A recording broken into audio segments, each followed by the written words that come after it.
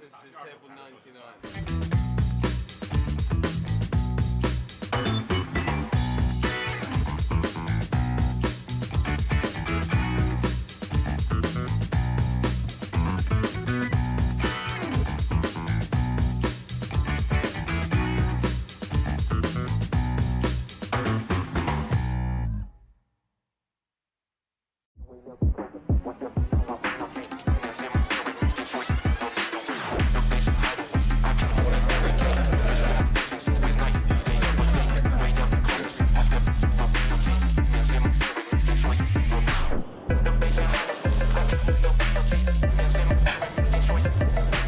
Now I don't want to see a jack or a 6. Oh! Jeez!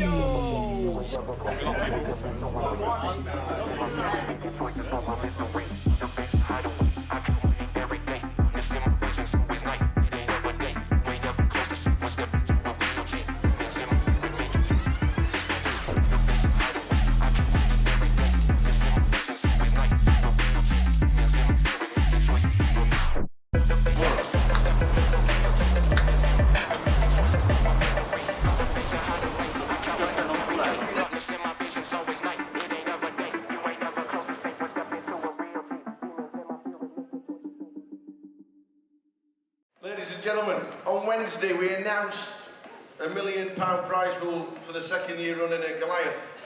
We can now announce that there are 10,585 runners currently, meaning it's the biggest tournament we have ever held in Great Britain and anywhere else outside of Las Vegas. Ladies and gentlemen, you are now part of history! The Goliath is the biggest it has ever been, and people are still buying it.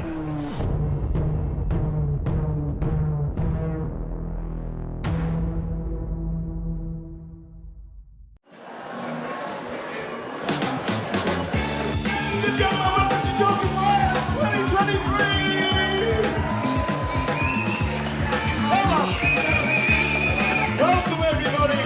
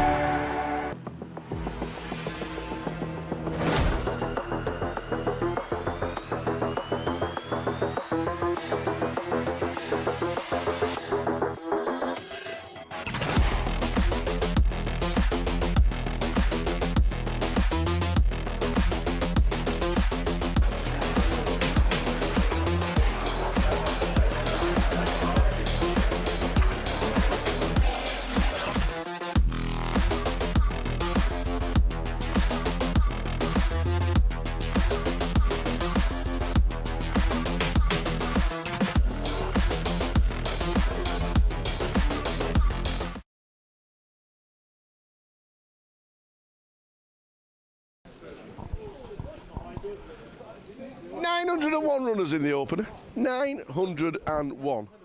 Please all players returning for day 2 of the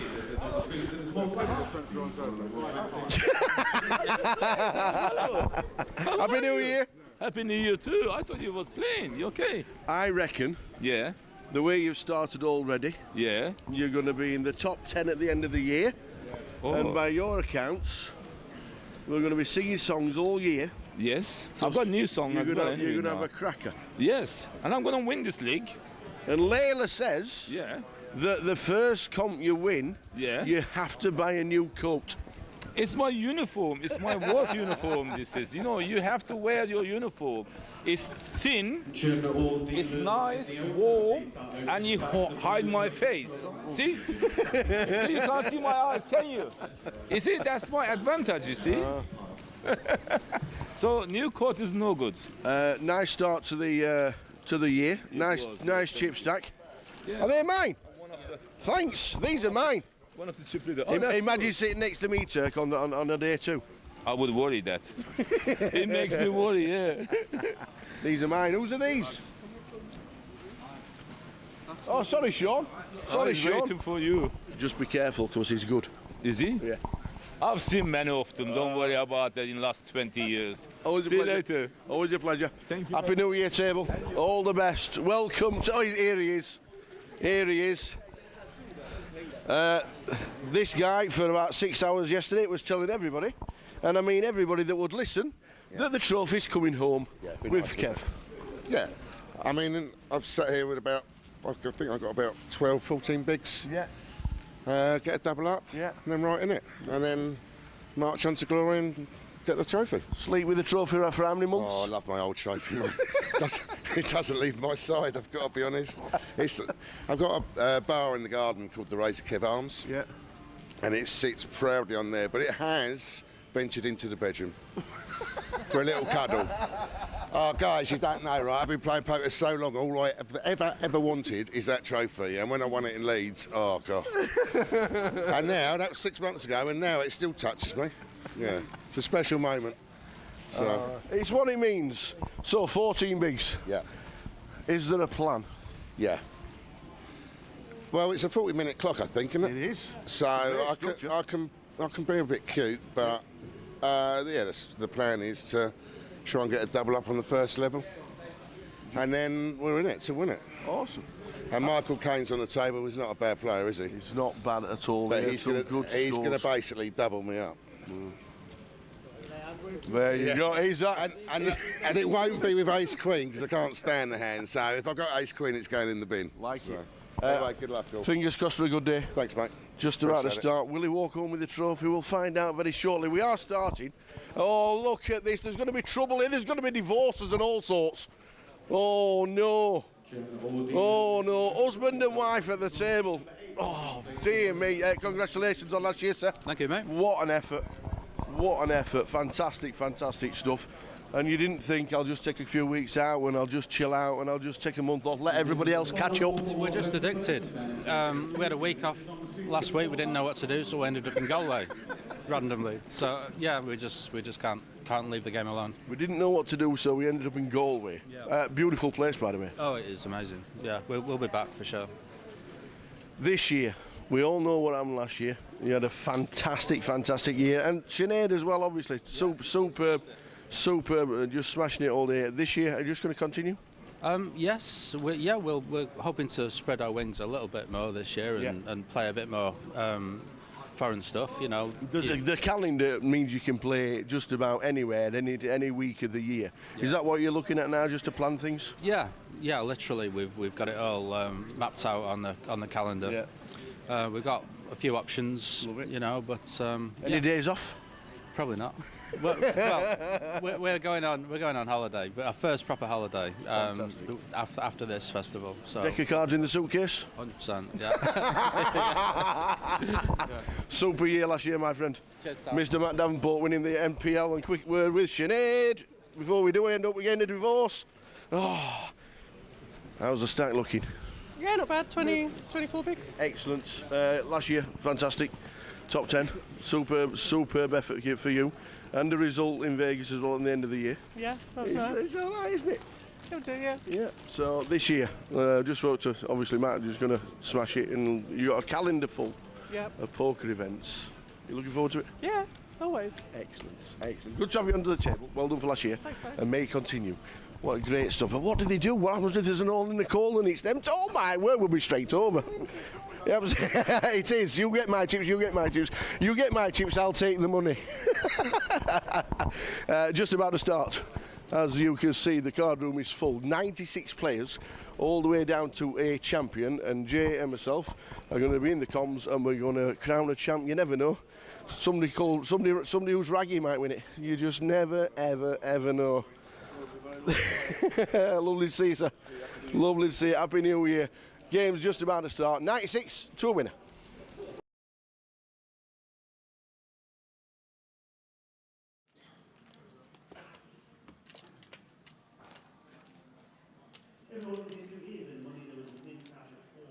Good afternoon, everybody, and welcome to the opener.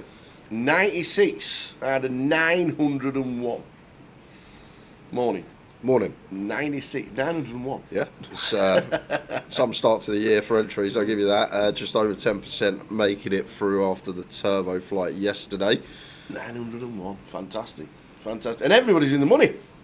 Everybody is in the money, so there is actually no bubble. No bubble.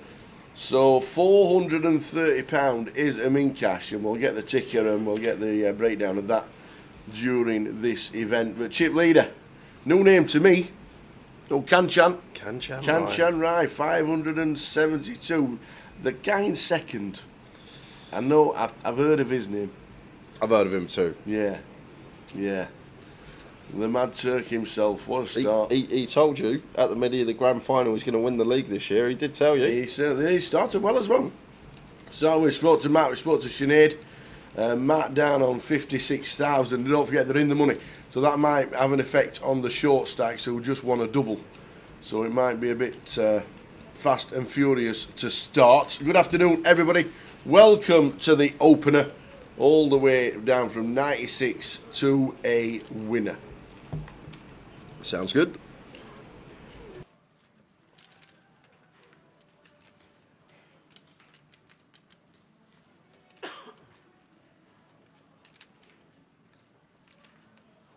Afternoon, Apocalypse. Afternoon, Mr. Mike Leonard, and everybody else who's tuned in the background. Yeah, it should be a fun first session, as Tara said, just looking down the stacks. Yeah. Have we got a free roll tonight? Yes, we do. I think we have. I haven't had an email, I don't think. Oh, that's the problem from Tom. I remember he put in the chat. That might be the first quiz. Guess the password. Yeah. We'll start the giveaways during next week. I'm sure the team will have plenty for us this year yet again. So many thousands of pounds given away last year on stream. And I'm sure we'll be doing it again this year. Thanks to all the online teams. Plenty going on as well with the online team. They're taking an army to the Irish Open. Are they? Yes. There's plenty of satellites going on for that. Apocalypse says, are you happy for the spoilers in the Spurs game? I didn't even know they were playing. Yeah, we're in the FA Cup. We got Tamworth. Who? Tamworth. You know that very good team from somewhere in the UK. Tamworth. Yeah, we're early kick-off today. We're on telly, obviously, because we're commentating. But Tamworth. Yeah, we're at Tamworth. Do you know where Tamworth is? It sounds. No, I don't know where it is. I have no idea where it is. It's. I'm pretty sure it's the West Midlands. West Midlands. I think it's somewhere along. What, near me? Yeah. Honestly, it is. I've never seen a It's sign. somewhere near you, and I'm pretty sure. You know, if you go onto the new toll road, yeah, it's one of the junctions off there. Okay. I'm pretty sure that's where Tamworth is. But if you threw Spurs into your treble yesterday, yes, we could have added a little extra 1 to 25 of value onto it. 1 to 25. Yeah, we are. 1 to 25 against the mighty Tamworth. Has he put a full team out? Yes. It's not full, but nigh on full. I looked at the lineup when I got up this morning. It was fair squad. And the main danger for Tamworth? You got Creaney up top. but one thing I will say, we've got a fairly solid squad out Spurs, but Tamworth have a chance because one Timo Werner is playing striker for Tottenham today. Well, you're not scoring them. Exactly, so it could be a 0-0 Tamworth. I actually think half-time might be 0-0. Okay. If you've got Werner up front. Yeah, exactly that, Tower. So we'll see how it goes. We'll keep an eye on the football, concentrating on the action. There we go. Just northeast of Birmingham. Apparently Drayton Manor's there. So there you go.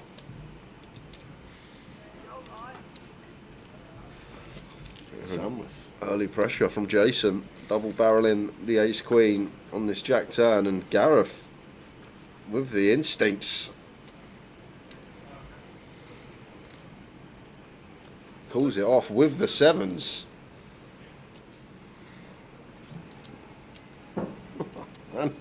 And is in front. Yes, some call from Gareth. Very nice, Gareth. Pair jacks. Oh, and a little bit insurance on the river. Healthy amount of Jason stack heads to Gareth. Nice call from the lad there. 2 overcards to contend with. And still was happy to stick it in with the sevens.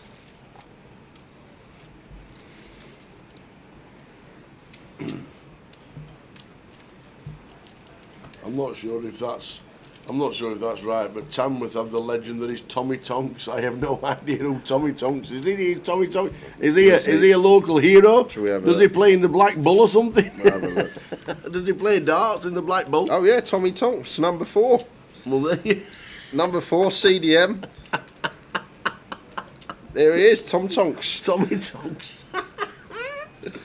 Oh, Tamworth's just off the M42 in between Derby and Birmingham. There you go. It was round there. How are they doing this season? What league are they even in? National League. They are. Drum roll. Probably 14th. Never seen them. They're not even in it. They're 16th. 16th. So our game we got today, the Spurs. It's a shame now, though. There's no replays. If they get a draw at their own ground, they don't get to come to our stadium and play us there. And brilliant. And the best news about Tommy Tonks is that he owns a local sandwich shop, and he can throw the ball from the halfway line to the 18-yard box. This is all good stuff from Tamworth. So we must be only half an hour from Coventry. Yeah, we could go. We could probably go. Yeah.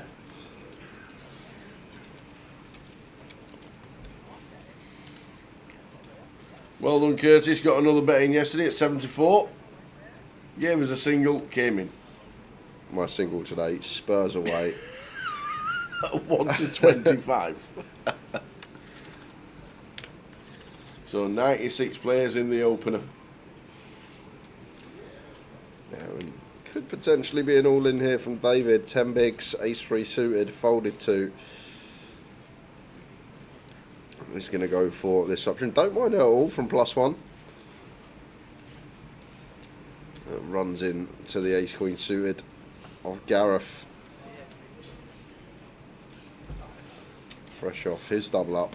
In with call. Could have gone for 3-bet here as Gareth, potentially. Like a little click. Try and get this heads up with David for his effective 10 bigs.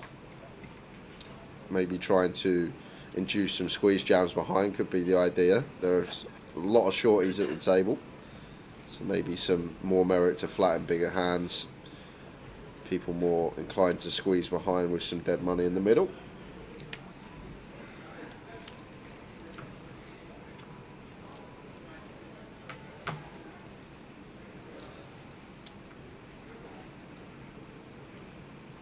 Out of the way, Jason with the jack 4. So 3-way to the flop. £150,000 in the prize.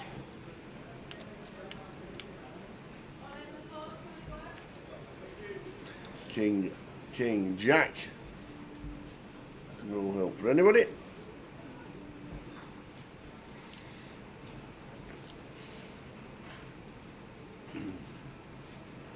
David Johnson. I was just going to say, it might be Gareth that's going to be leading on this one. Yeah, I'm surprised David's gone for this out of position to Gareth 3-way, but it is probably going to be working.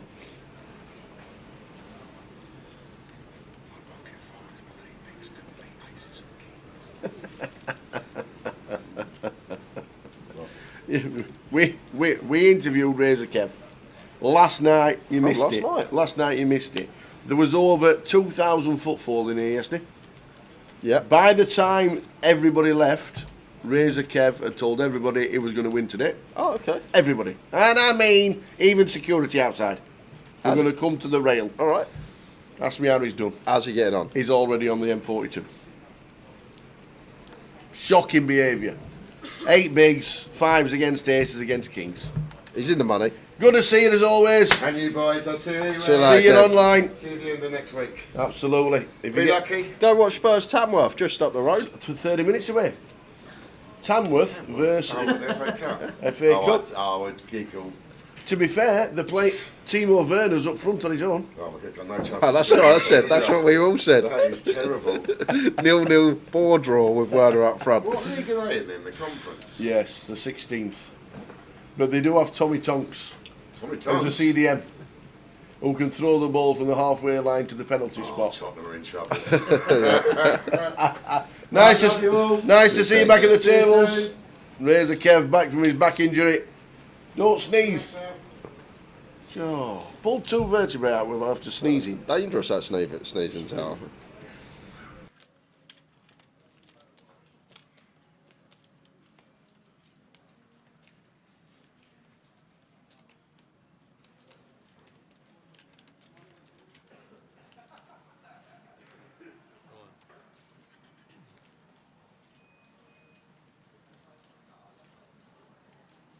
Oh, carnage ensuing. Kings against Jacks against Ace 10. The Ace 10 should get out of the way from Andrew.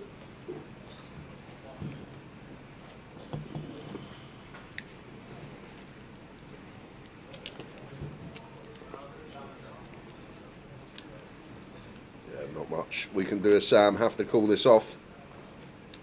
No questions asked. Ace 10 out of the way.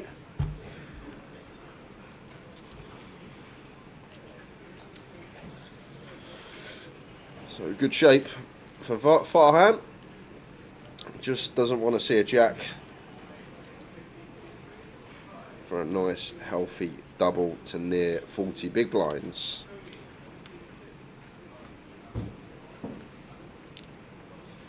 Well, it's an okay start. Small sweat there with the 10 and 9 of clubs on board. Some runners. Oh, just ping it. Forget about the runners. Yeah. How about directly on the turn?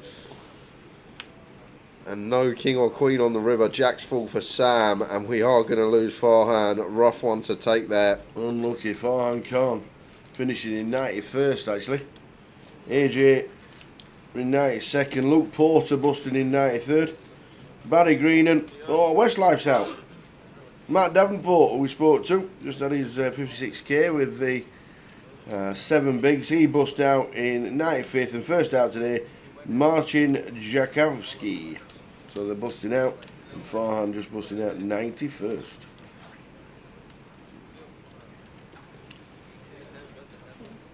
Surely that can't be a good bet, Curtis. Corners, Tamworth +3. So Tamworth to get 3 more corners. Us to get 3 more corners than Tamworth. That's the handicap. 6-4. Oh. So if they get 3 and we get 6, bets in. All right, okay.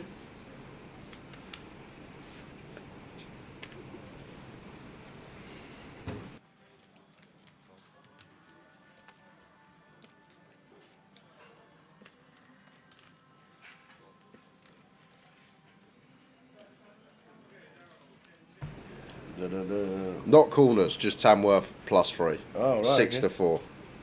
So basically, Tottenham have got to win 4-0 to lose. Yeah. What happens if it's 3-0? Is it a push? Yeah. No, I think it's bet lost. I think bet lost, right, yeah. okay.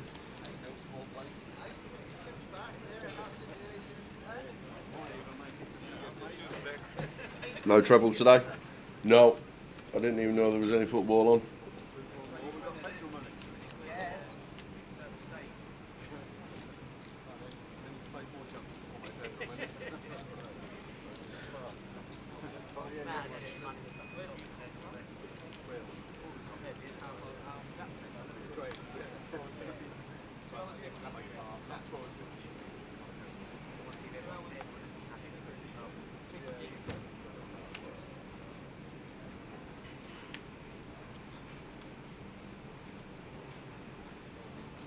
So blinds 4,000, 8,000.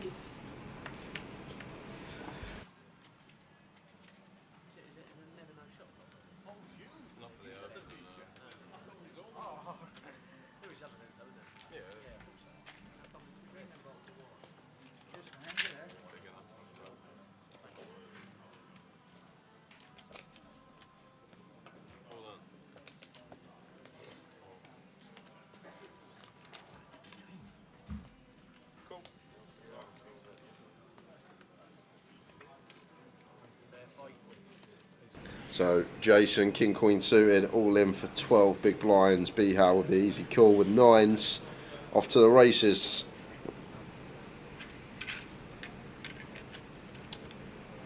Fast and Furious action to start the opener. We just lost Farhan with Kings.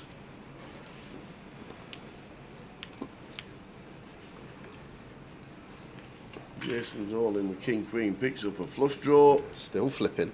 Yeah. Kings, Queens, Diamonds, boom. That one to seal the deal. Very nice. B-House down to 15k. They were just fixing the nets as Apocalypse. I love it. Taping the net up. Proper football.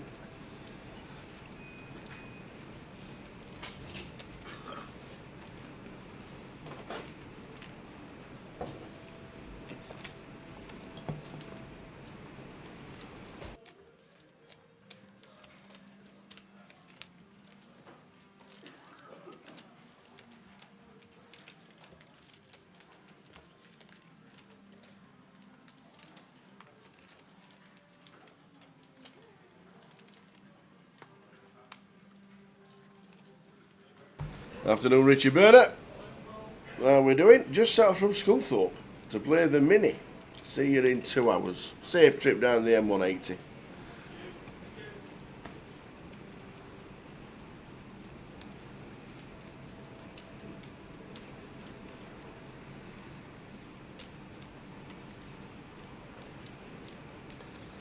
That was a cold night out as well, Tuesday night, Scunthorpe United. Ooh. I can imagine. That was fresh. Just sounds cold. Yeah. Just off Junction 3 on M180. That was cold. Safe journey over. It's got a lot warmer outside, I must admit.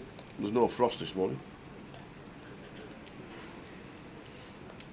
Be out with his 15,000 and 2 bigs.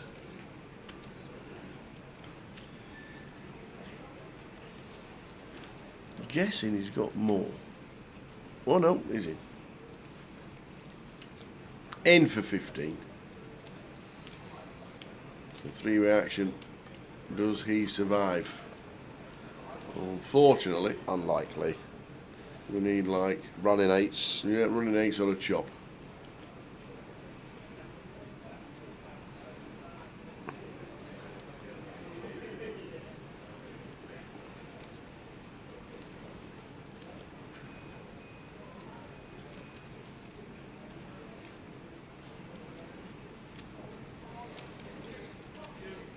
So drawing pretty thin. Looks like we are going to be losing Mr. B. How Wang. And indeed we are. Out in 86th, 87th, Joe McKenna.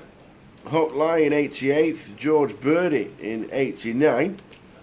Eamon Foley in 90. So just like that, 85 left.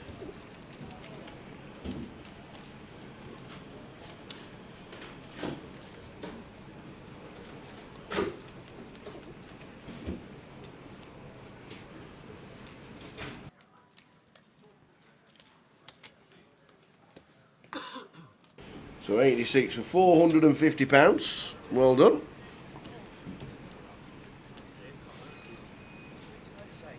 It's a sweltering 4.5 degrees in Edinburgh. Nice one, Piano Cat. How are we doing, Cat? All things are well.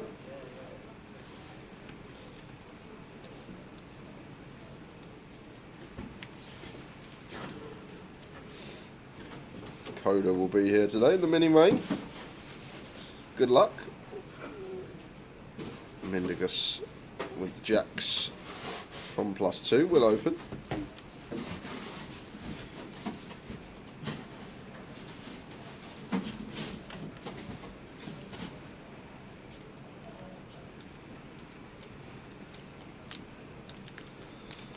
Raise and take from Mendigus.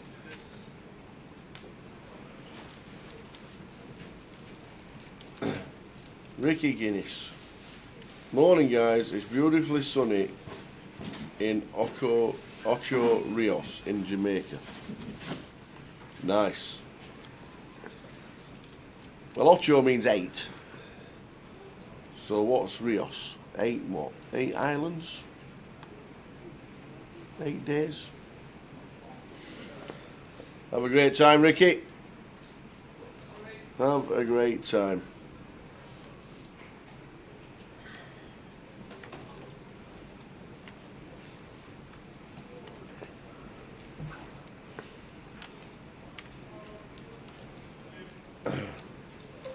Mindigus with the 7s. Just under 40. Opens to 17.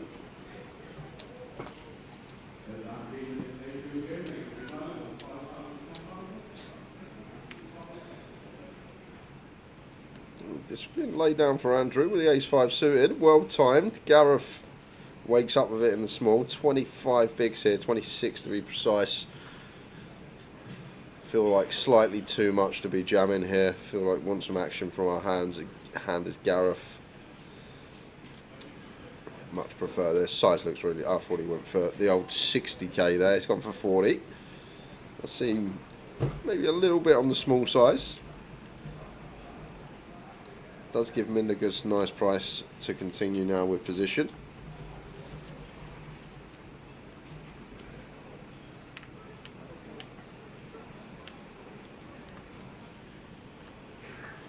King high flop, king 8 deuce.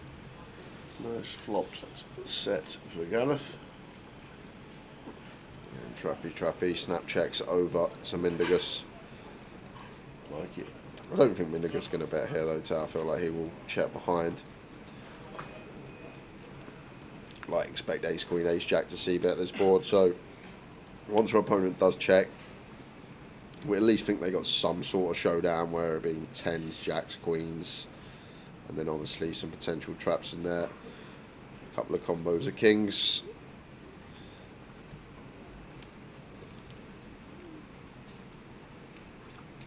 Gareth feels like needs to build a pot.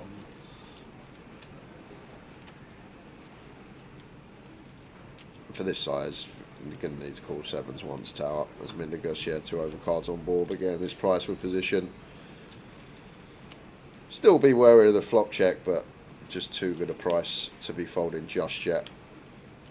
Jack of clubs with it, makes no difference to Gareth.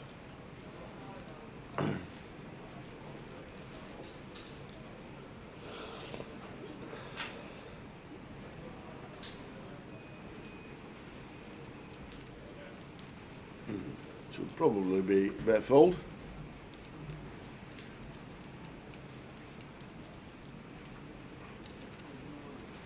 As I say, flop like key component in these on these king high boards you expect to be c-bet heavily.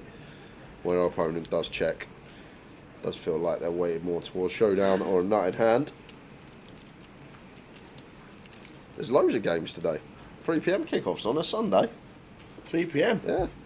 Is that the Arsenal? I'm guessing all FA Cup.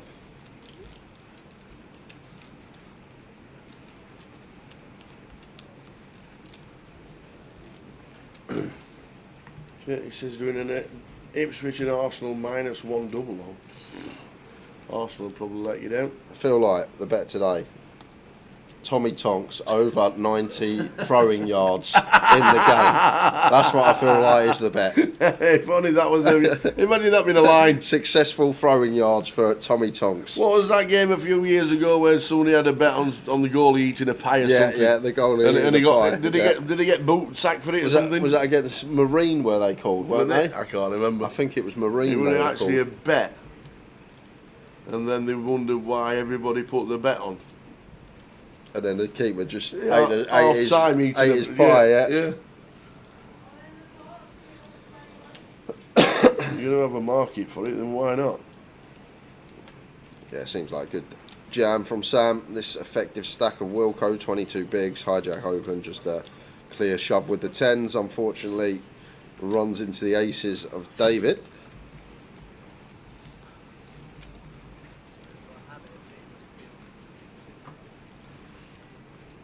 David set for a double in C number 6.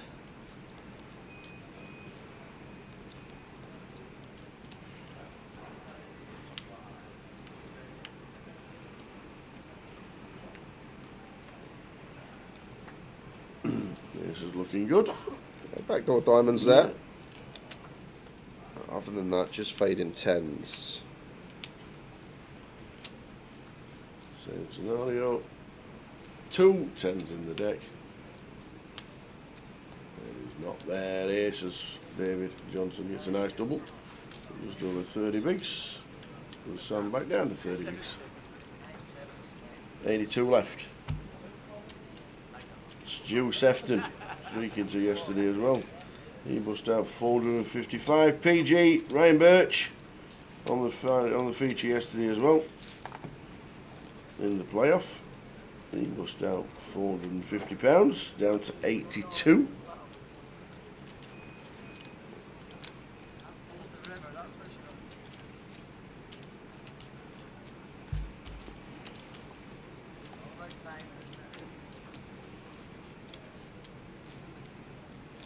Day 2 in the money, Curtis. There was no bubble for this one.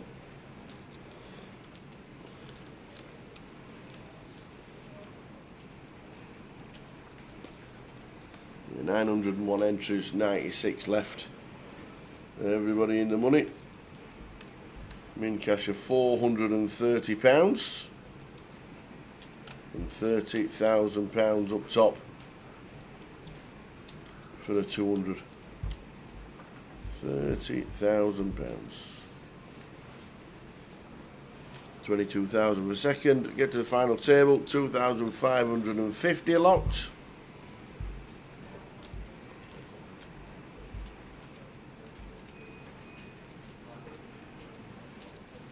First look at Wilco today. First time he's been involved. And aces in the small blind, making it 16k. Really trying to get some action from Indigus with the min click out of position, and 7/8 of clubs always coming along for this size.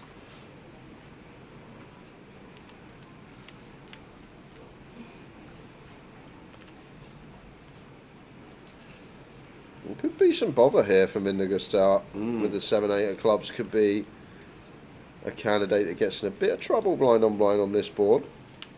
It does go for the check behind. Nice card to see. For the Wilco. Does he check again? He does indeed.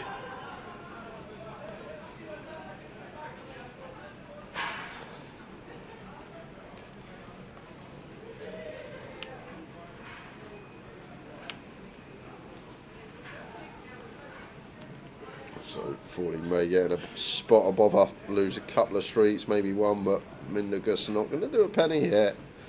Wilco setting the trap twice out of position, not getting a bite from Mindigus handover.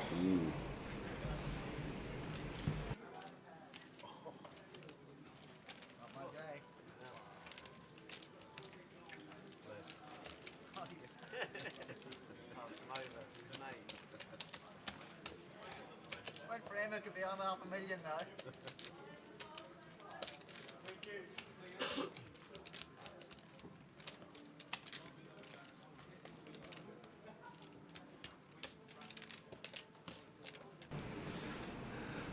Tommy Tonks just hit the post from a throw-in.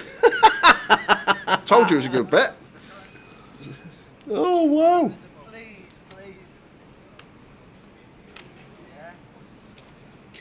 Can you actually throw it in direct? No, that's a shame. Indirect free kick, I believe. But we covered this yesterday. But if you throw, it's meant to be a corner. It's one of them archaic rules. If you throw the ball into your own net and no one touches it, it's a corner to the other team. Yeah.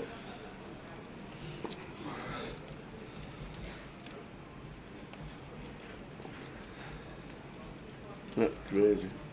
Roy Cyphers just had to check the app because he thought 901 was a typo. 901 runners, Roy, for the opener. Not bad, eh?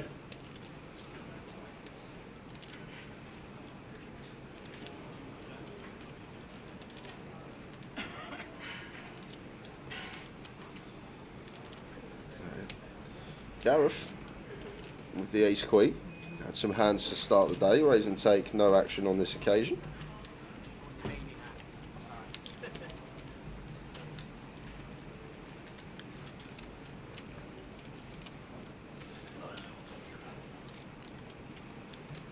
there's an interview span with Tony Pulis about Rory Delap. So when he was at Stoke, he was never done throw-ins or anything like that. And the Stoke lads were mucking about in training one day, seeing who could throw the ball the furthest. And obviously Delap stepped up and he's thrown it a mile. And then Pulis has obviously changed his tactics, started putting him on throw-ins, and that's how Rory Delap started on the throws. Wow. All it was the lads mucking about in training. Saw some bloke that could throw the ball 40 yards. Get him on throws. 40 yards.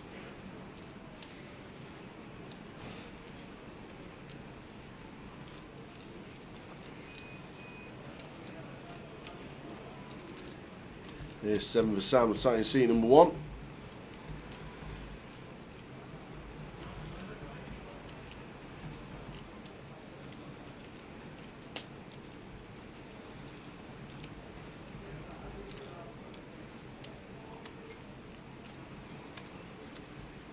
There's us to 20. Just in 4. Out of the small, gets out of the way 2. As usual, you want to see a flop. Yeah, I see this one being defended.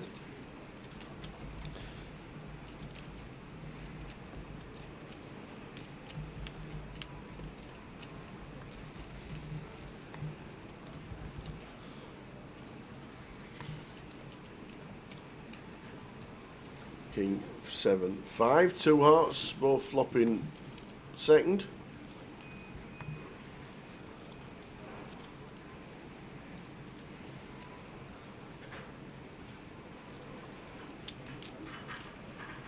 Check call from Usia. Sam makes it 20. There's the 5.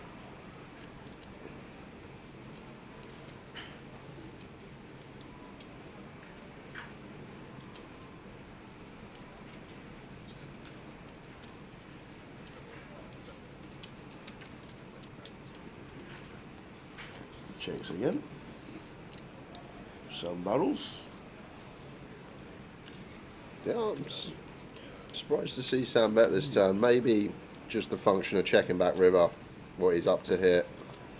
And he's actually gone tiny as well. So maybe a little block turn to get a free showdown. Could be what's going on in his head.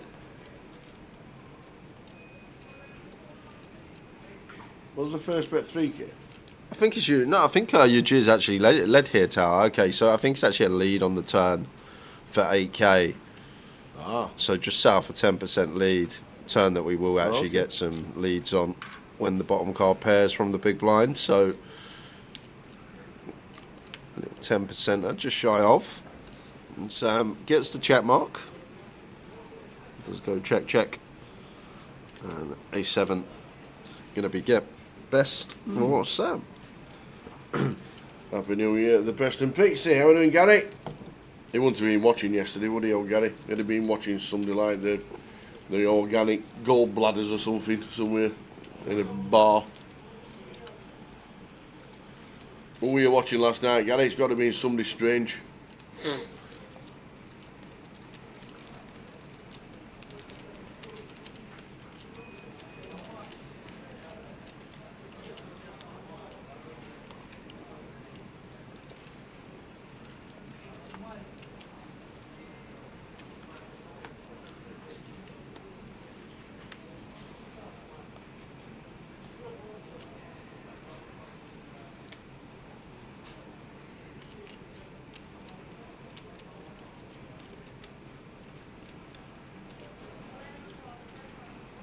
Thank you, Andrew. So Sam bet before Ugio acted, so Ugio went for a little 8K lead.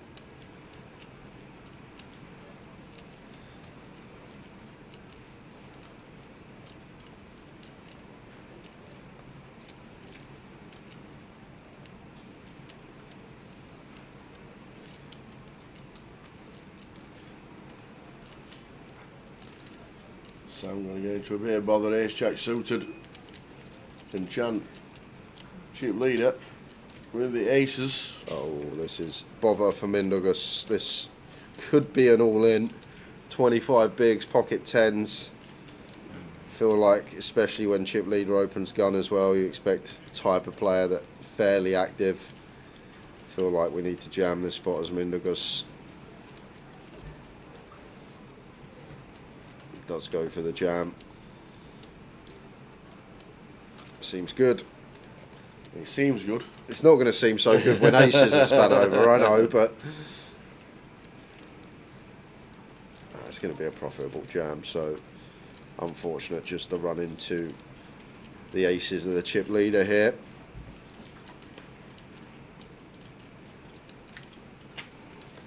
We know Sam's folding as soon as Kanchan says I'm all in as well.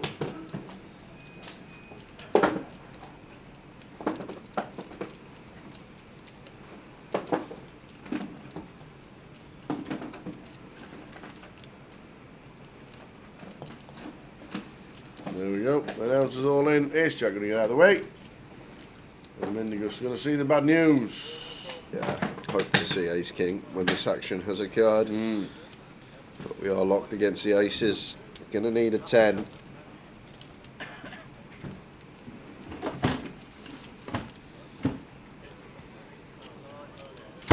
Is he going to start this year where he left off last year? I recall this man flopping set after set after set on a final table here in Coventry. That's not it. 2, 6, 8. Yeah, diamond's covered, so needs a 10 or running 9-7. Down to the case 10 for Mindaugas. Does he find it? He does not. Mindaugas busting out. Where did he finish? 75th. For Mindaugas and 470. That's it. Ho 76th. Rob Edgar 77th. Victor Dudnikov. Eminem. Is that Malcolm? 79th. Giorgio Clubataro in 80th. And Michael Caine 81st. Kev Smith, Kev Jackson, Razor Kev in 82nd. And as we saw, Stu Sefton busting out as well. So, down to 74. With Mindaugas busting out in 75th. 470. And there's a slight pay jump of 20 quid. Starting now.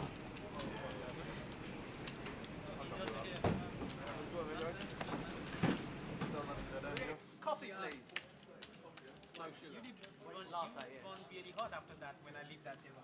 Yeah, last 2 hands.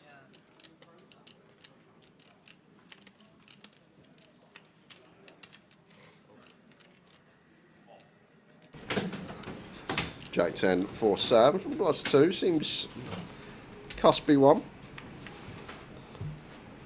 Depends on the table. I feel like in this comp with the stack depths at the moment, maybe these ones just want to lean more towards fold because there's loads of reshove stacks at the table. Wilco could shove, Jason could shove, Yuchia could shove.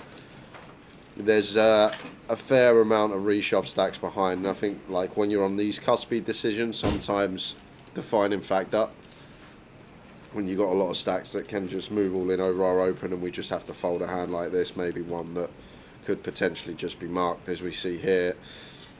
Yuchia taking the spot. Now Sam just going to have to get out of the way.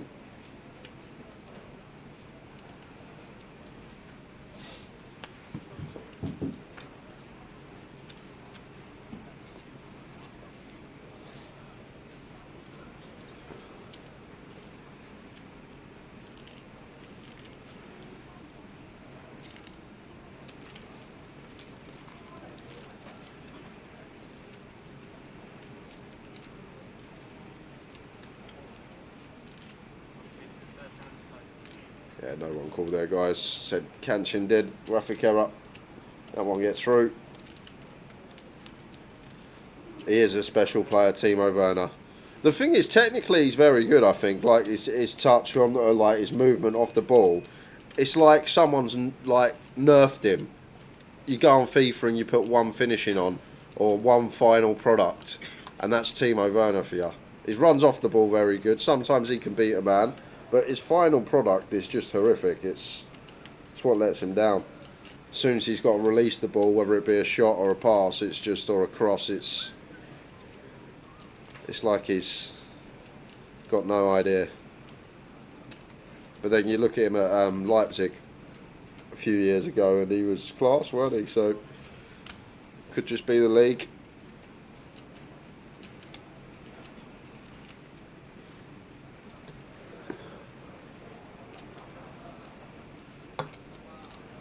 Ace in the calf for you, Gio.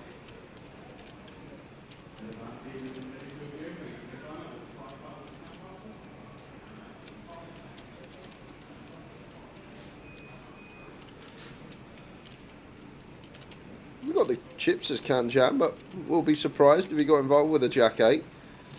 He's looking down.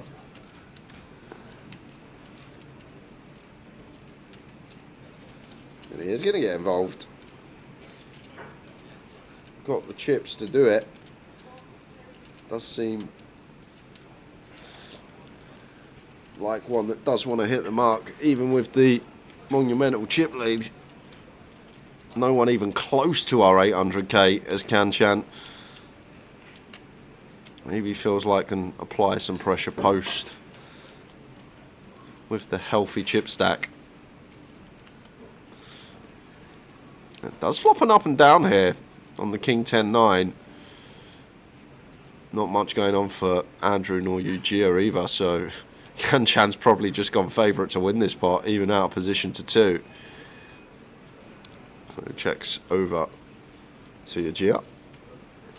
Kind of awkward freeway here, the King 10-9. Actually like the check back from him. Heads up, more inclined potentially to just have a one and done c-bet. Chooses against it to the King of Clubs turn. And is this where Kanchan is going to take off from the small? We'll have like some suited King X, some King Queen King Jack that doesn't elect a free bet. Queen Jack in there as well. So going to fire for 25k, and Kanchan on the move.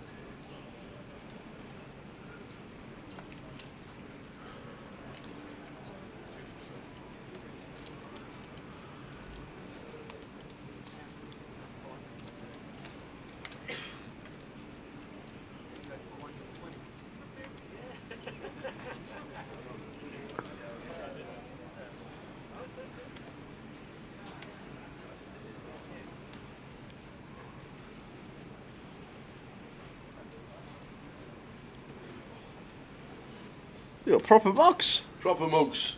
None of them cups. None of them paper cups for us today. None of them.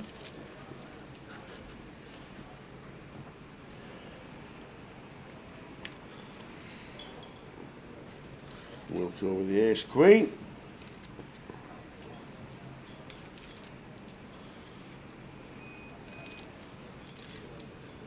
And this is a fruitful one for Kanchan. Going to go for the free bet call here with the sixes, facing EP. It's kind of awkward when we get jammed on. We have to call off now. We kind of hate it, but mixing it up here. Don't think theoretically we get too many free bets, if any, with this hand against +1 at 25 effective to start the hand. But Kanchan has mounted this stack in his own way, going to continue playing his game, and just sets Wilco in now on the 10-8 deuce. Nearly sets him in 100k into 140, and Wilco going to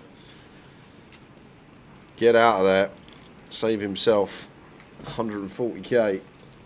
Up to nearly a mil, the old Kanchan. If anybody can.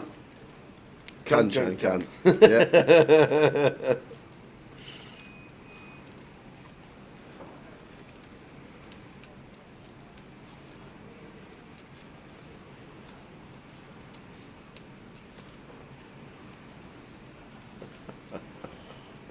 Said it was going to be 0-0 at half time. I don't even know what price it was. It must have been big. With Spurs being 1-50.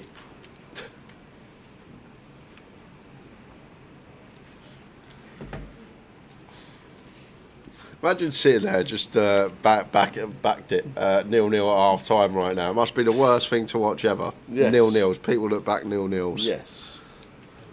Anti-railing football Yeah. is just like pointless. Might as well go and turn it over and watch reruns of EastEnders or something. That's always like, I don't like the under bets, under 3.5, under 4.5, because they can be over at half time. But I don't mind doing over 8.5 goals because you're always still in with a shout. Oh, you nearly got it with Man City yesterday. What was the score in the City game? 8-0. 8-0. I think 8-0 was 14s or something like that. Oh, well, Kanchan just threw a 25k chip in, no announcement. I think the problem is the yellow chips are now 25k's in this event, in the side event, whereas normally they're a 5k, aren't they? So if you're playing a GUKPT, they're normally a 5k. So if you play GUKPTs on a regular basis, just be wary that the yellow chips are 25s. And Andrew, he thinks he's jumped on the opportune moment that Kanchan chucked in the wrong chips by moving all in, but he's got the goods. Yeah, this should be a call for Kanchan. Cut off versus button here. I know we've got that little dynamic that we've just essentially misclicked and called rather than opening. But I still feel ace 10 off here is more than good enough to call. Cut off versus button, just sub 15. But maybe Kanchan feels like his opponent's going to be weighted more towards the top end because they know that we were about to open for 25k. So the fact that Andrew still wants to send it into the middle here, maybe showing more strength than normal. And he's done a job if he can get away from it. Oh, Kanchan. Basically, this limp, which should have gone as a raise, is going to save him, Tao. Because if he makes that 25k, he's not folding for 117. And Kanchan gets away with one. When things are going well, they go well in all different aspects. A little bit of run good there.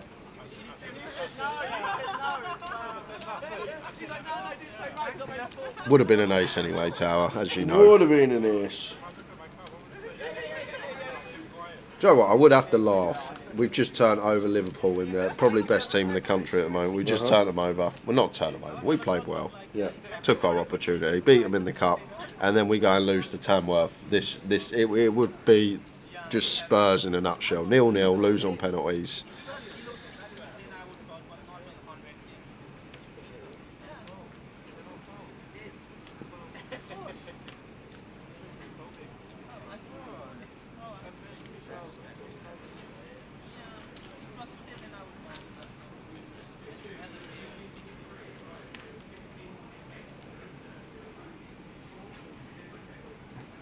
David, Jack 9 of diamonds, 22k, and Kanchan going to be at it again. He's king on this occasion. Incoming 3-bet you expect. Goes for 60k, seems nice, right on the money, I'd say. When David starts the hand at 25 effective.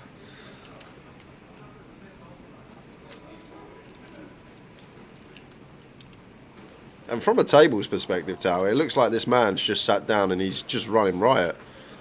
He's actually had hands, from what we can see. He's had legitimate hands to 3-bet or raise and hasn't been getting out of line, but shows them all the ace-king this time. Before I saw that ace-king, if I was sat at the table, I'd think, who is this man? He's just getting after it here today with all the chips. Look at the difference between first and second in chips, separated by 60 big blinds.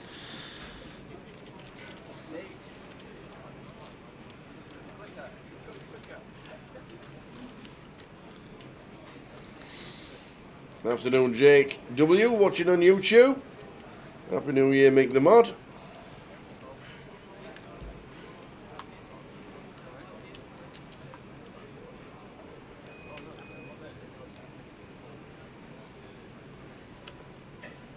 Hope everybody's good. The logs has tuned in.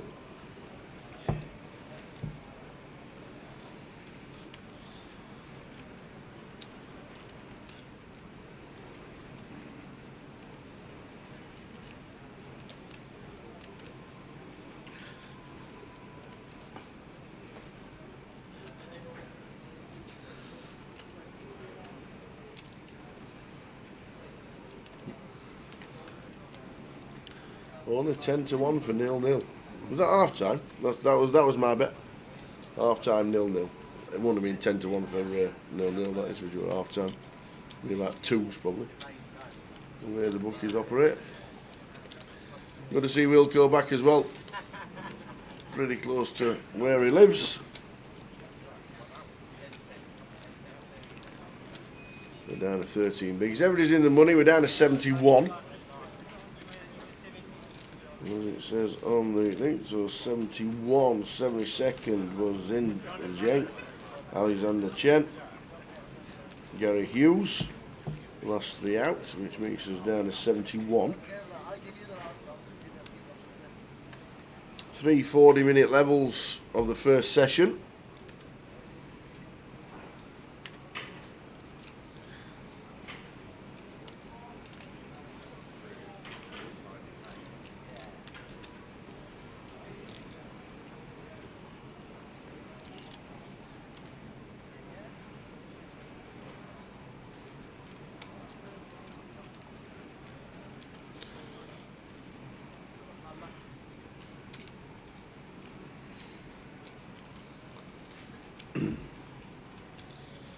Sam raising to 20 in the cutoff. Yeah. The old Queen 4. A little bit loose tower, bit of a mistake, reflop. Especially, I say again, reshove stacks, important factor here as well. We got 3 reshove stacks behind. All 3 of these opponents can just move in over the top of us. Like the Queen, kind of a blocker. Block ace, Queen, King, Queen, Queens, but only a few select combos. Works on that occasion for Sam, but one of those that feel like slightly too loose. We're opening that, like, and people are aware we're dipping that low down for opening range from cut off. Like, they can just shove any ace, any suited king behind profitably over our opens.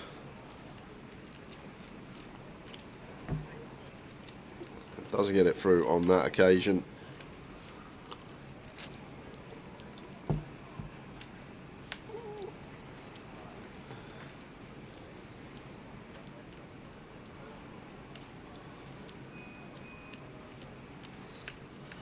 Level 2 of the day. Started the day with 96 and we're down to 70, as you can see on the screen.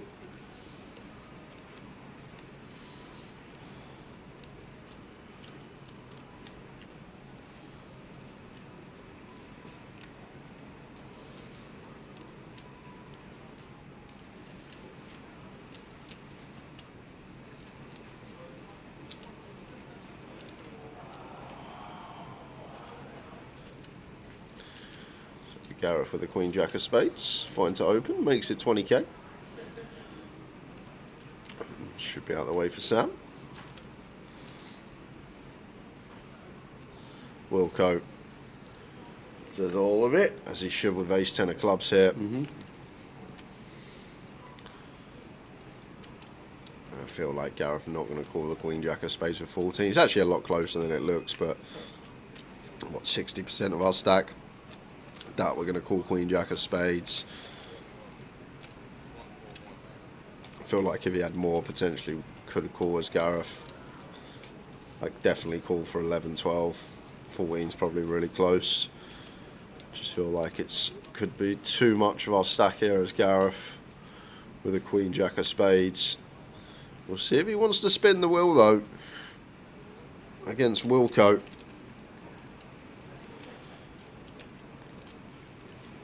He does not.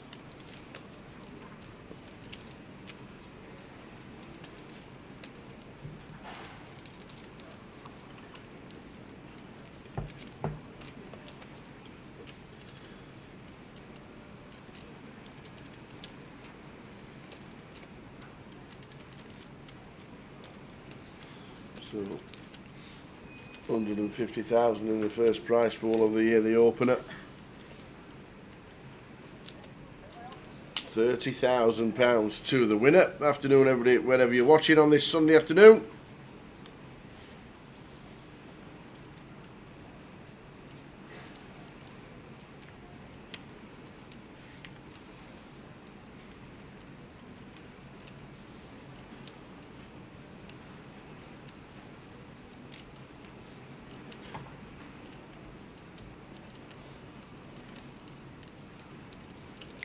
Ace 9 for Sam.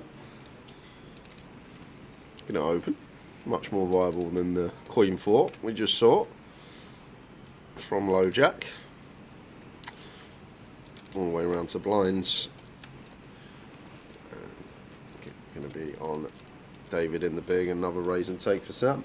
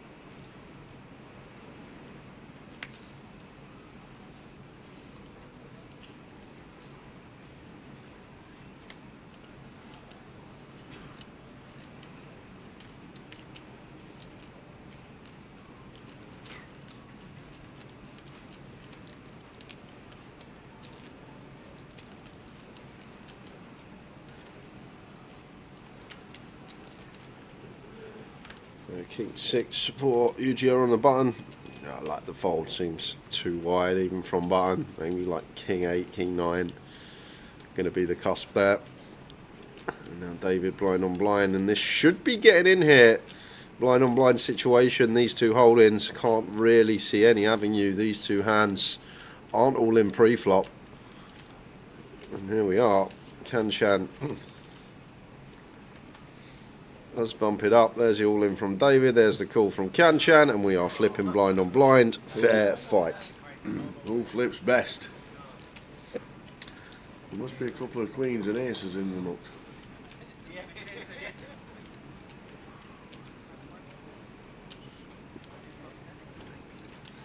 Kanchan, chip leader, just shy of a milli. And 100 big blinds. Fair start for the tens. It is. Running clubs, I think.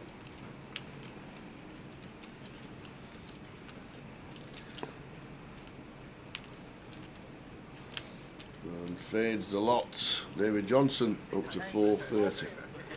Kanchan back down to 750. Still plenty. Yep.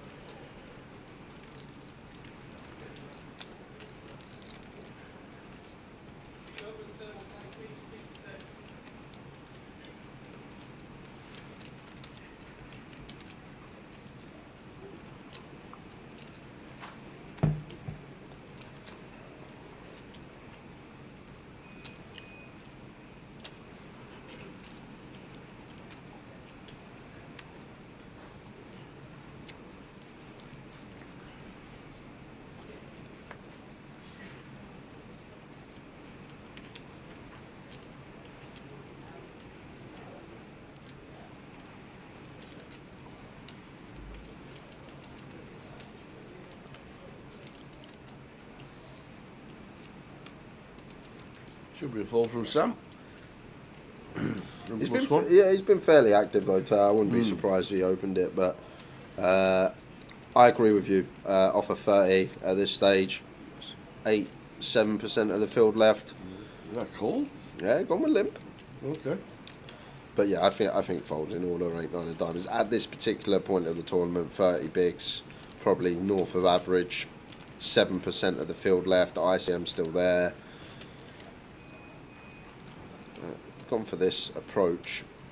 And as well, there's just shove stacks everywhere in this comp. Absolutely everywhere. Look around the table, almost everyone other than Kanchan can, well, David as well now, who's just double, can just reshove over our open.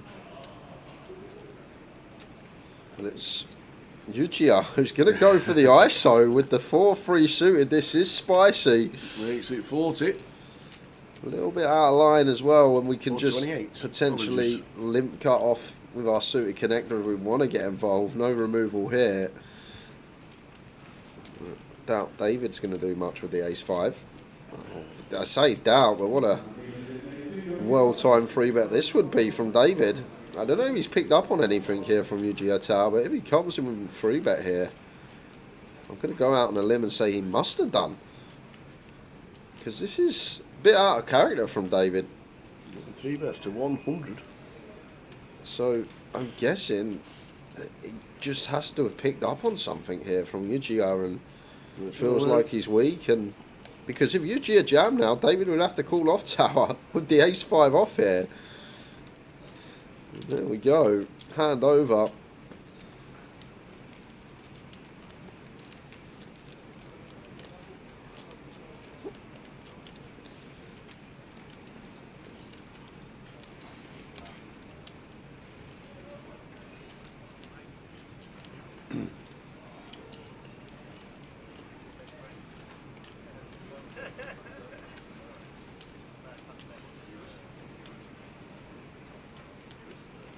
So down at 65, as we get a deal of change.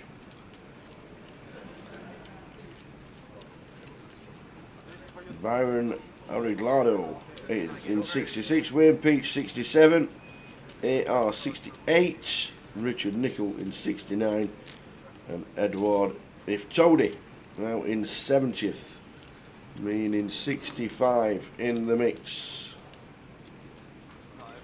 0-0 half time. I'll tell you, it's going to happen. Boom! Beat Liverpool in the week. The bet's coming. Lose to Tamworth. I don't even know what price it was. And I said 0-0 half time. I reckon it'd have been 3s. What, 0-0 half time? 3-1. Well, Tottenham were 1 to 50. I guess. Which means they should be scoring. We should be, but who's up front, Tower? Who's up front? Some road sweeper from Tamworth.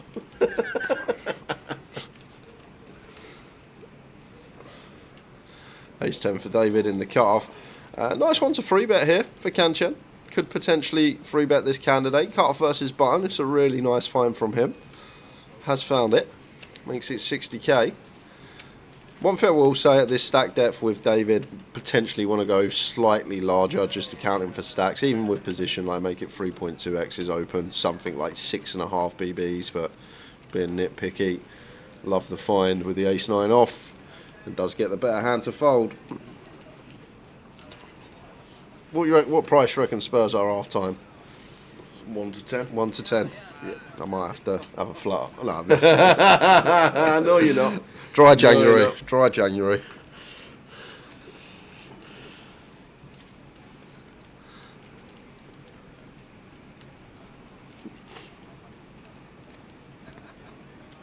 I'll tell you who I've not seen on the list. Who's that? The man in the background there. That was short to start the day. He was second out. Matt Davenport. Matt Davenport, yeah. Yeah, I read his name out. We did read his name out earlier.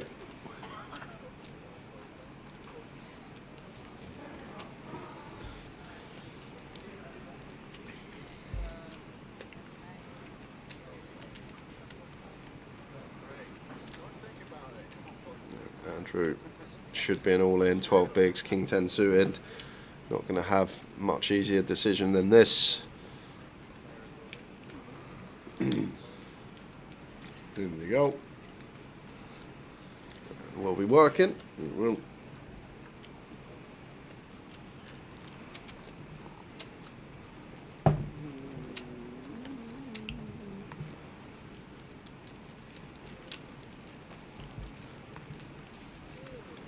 There we are. We're on the Sunday the 12th. Anything in play? It's just a bit small. I was just having a little. It is a little bit, yeah. Yeah, Sunday the 12th, mini main starting at 3 o'clock, 100,000 guaranteed tournament in that out, cash out satellites going on. Monday and Tuesday, the boys are not in town. Monday continues the mini main and the satellites. Tuesday continues the mini main and the mini main day 2. The PLO 4, 5, and 6. You playing that? Or are you nipping home? I've got to go home, but I might be able to wangle it because it's 6 p.m. on the Tuesday. Yeah. Yeah. Yeah, I might be able to wangle it Tuesday night. High roller, cash out, satellite, and then the rest of the week. We're back on the Wednesday for the final of the mini main. We'll be then concentrating on the high roller day 2 on the Thursday for the champion of that. The 1650 buying for the high roller. Friday, Saturday and Sunday concentrating on GUKPT leg 1 of season whatever it is. What is it? 19 is it? Season 19. And then concentrating on the main event Friday, Saturday, Sunday as we crown a champ of the new GUKPT season. Spurs are only 1 to 5 now. Man, worth lumping on that. Yeah. 1 to 5 's not bad. 1 to 5, yeah. 6-5, yeah. Timo Werner up front, yeah. They might get changed at half time.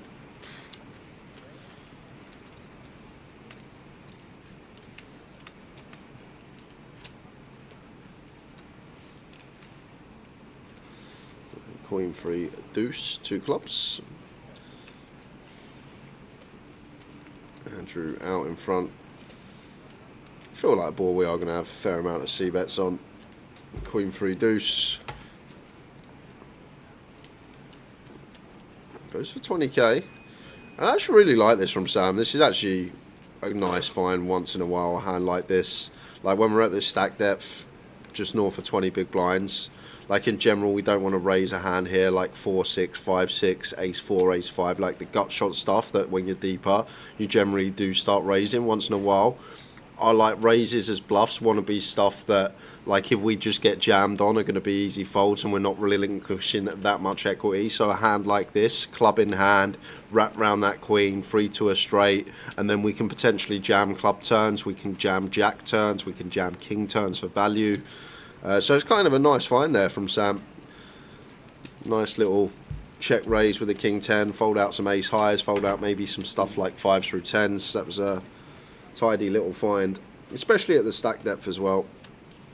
Maybe recognising that these candidates are better choices than say gut shots or up and downs. Is Paul Noble still in, guys? Yes, he is, Troy. He is still in with 63 players left.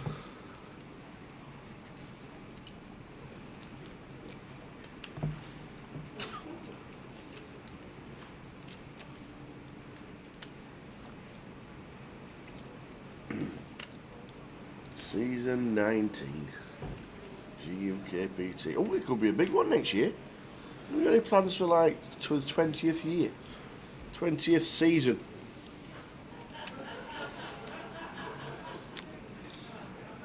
I know the year after. 2027. No, 2027 would be year 20, right? That's 20th year, yeah. Yep, 2007. February 2007 when it all started. Maybe they could go to Bolton in February 2027 for a 20-year I see. That'd be good. Rather than have a result at Bolton and suddenly you want to go there all of a sudden. Bolton, leg 1, 2007, 2027. That'd be good. Back at Bolton. I don't even know if he's big enough to host a GUKPT anymore, with the numbers that all the side events get. 901 in this. 901. They'd be in the Reebok. Yeah.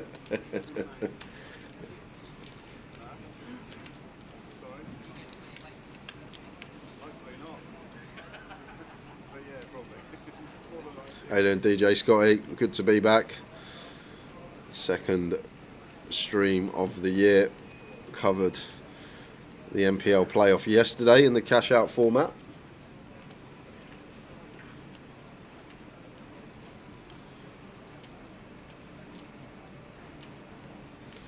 Nice looking flop for Gareth. Top pair, decent kicker. After Kanchan opened.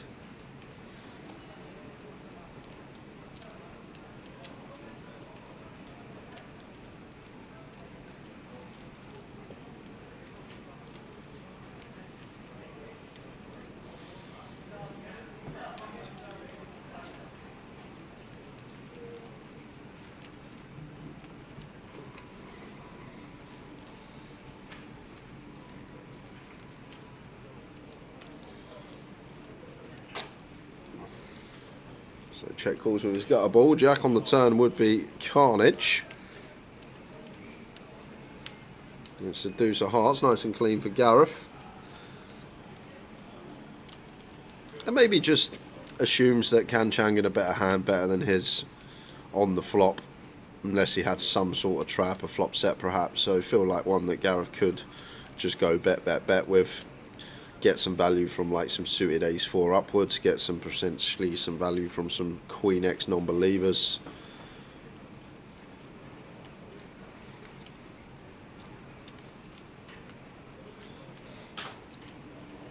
However, the King 10 of Kanchan, one that not going to be able to withstand the heat of a second barrel. Do expect this to be mucked and on to the next hand.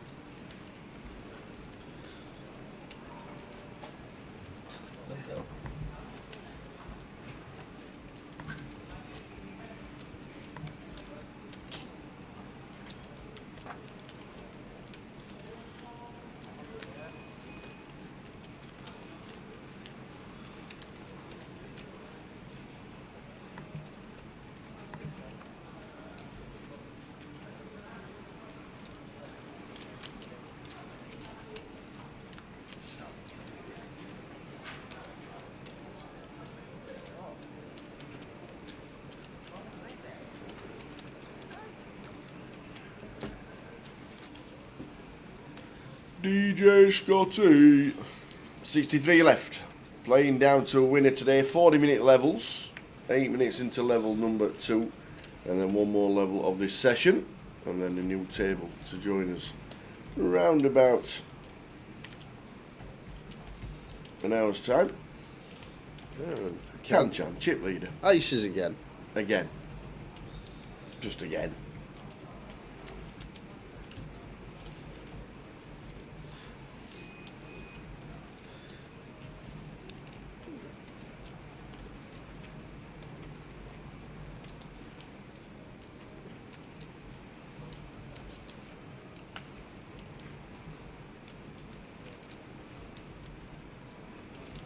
Whoa. So he's what a cooler.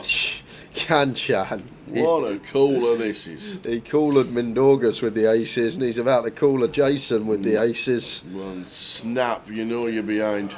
Unbelievable. Shake of the head from Jace. Shake of the head.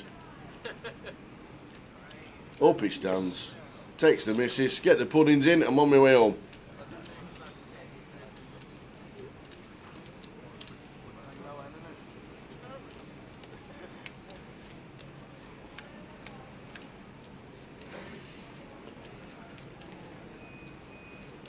Seven, 8, 9, no running spades. Running chops. Yeah. 10 or 6 would be fun. Oh! Oh, put the puddings on hold, love. I'll be home for supper. Oh, beautiful. There we go. Beautiful. The two out are on the river. Kings versus aces. King on the turn for Jason.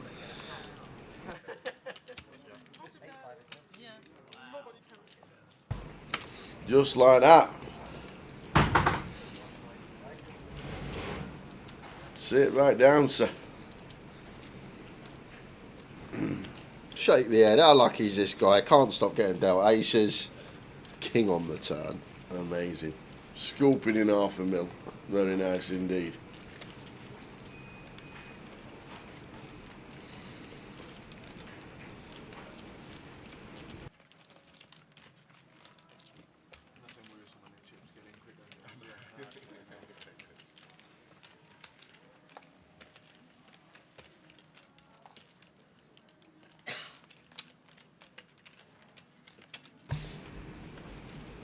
Right, 5 minutes. Blinds going up to 12k big. Already lost a third of the field today. 62 remaining.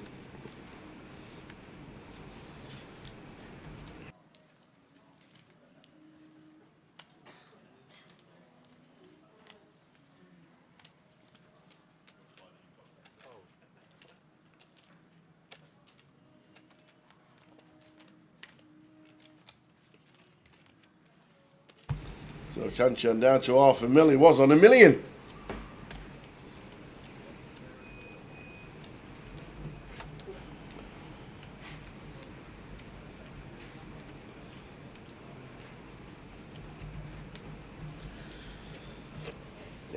Going to have an awkward one here. Ace 8 off after opening from +1. Send for 10 bigs for Andrew.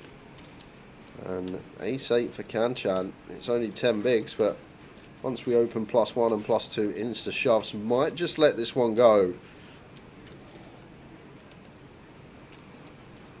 Does he feel like he needs to instantly try and get these chips back? He's just lost. I feel like Ace 8 off. Just going to miss the cut.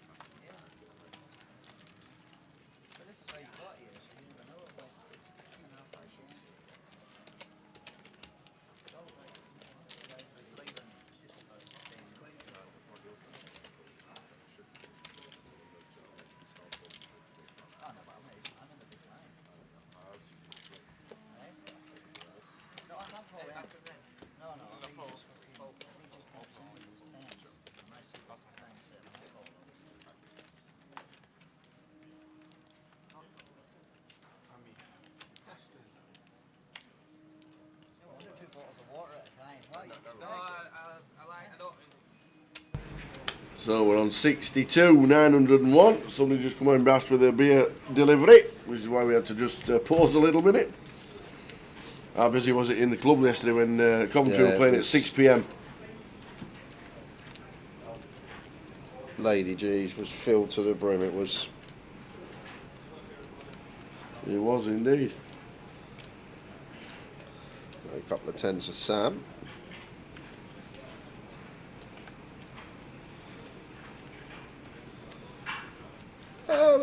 Interesting. Goes for 3x now. Been opening 2x and suddenly adds on an additional BB.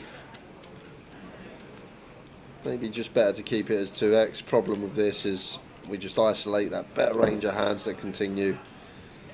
We're not going to get defends from the big from like 8-6 off, 9-6 off, something like 8-4 suited. Like we want all these card hands in with 2 undercards, so maybe just 2 bigs.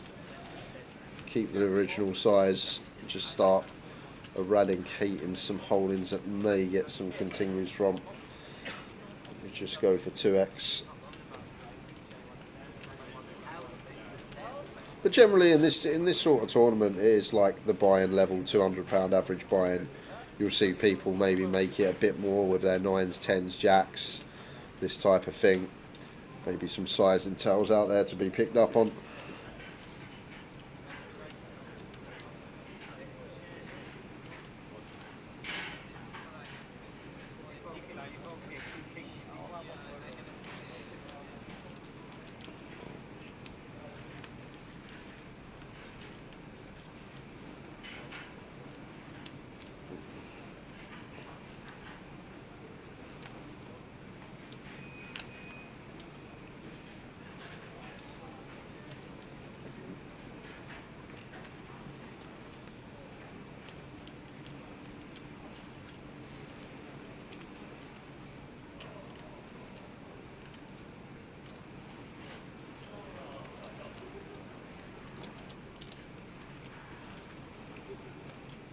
Complete from David in the small. Kanchan going to bump it up with the 10s, makes it 45k. I doubt David's going to go anywhere here, blind on blind, but this is a hefty old size from Kanchan. 4.5 BBs with position. Does actually flush the Queen Jack out of there.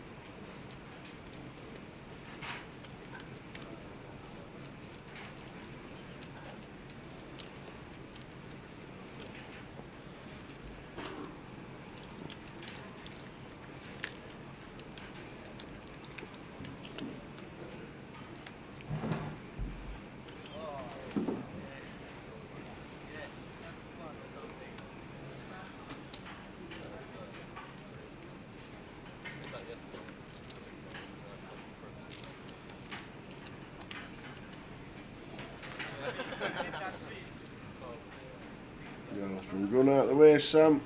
Should be doing the same, but we know Sam can do some things.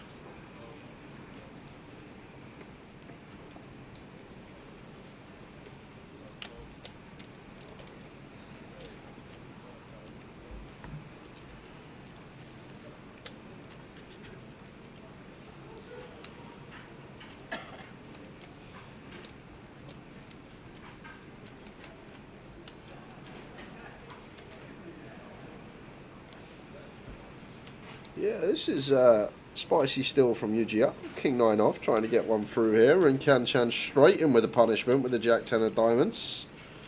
Could have just ripped over the top of it, but went for the 3-bet call. Wouldn't have been able to fold if UGR put it in the middle.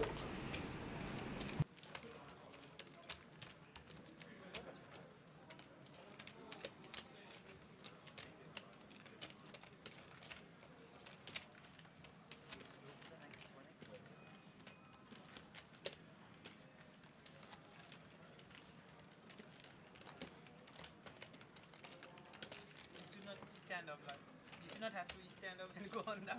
10%. You did that. You got seized that. Always stand up. Yeah, I stand in. No, only not standing. Just went up. Yeah, after the flop. Stand over there. How dare you, Sally? It's Jay watching Tottenham. It's 0-0. We've had updates. I said it was going to be 0-0 at half time, and it is. Nailed that one. Afternoon, Johnny Scott. Afternoon, Sally. So. Hope we had a good Christmas and New Year. Looking forward to another year of great streaming. Maybe even get myself in the mix at some point. 3 times in Scotland this year.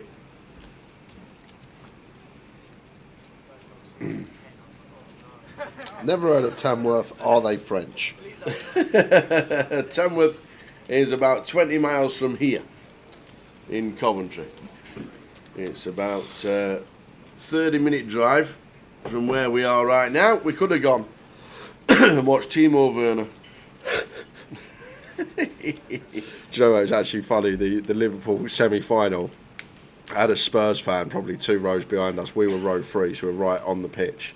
And on the second half, Timo was down the left-hand side. Every time he was on the sideline, there was a fan at the side going, Timo! Timo, why can't you score, Timo? Just like constantly hounding him all game. Like, but he was actually quite funny. He weren't horrible with it. He was actually just quite funny with it. It was, and you forget that with the players when they got all the fans shouting at them. You can obviously hear them and what they're saying.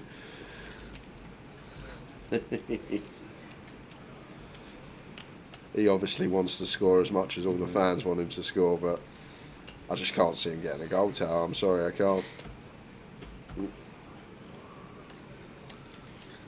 The Pesky's just read for the mini-main and had a good chat with PK.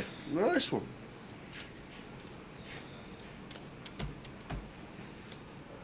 Good to have you in the building, Pesky. Playing the mini. Sam defends with the pocket 3s.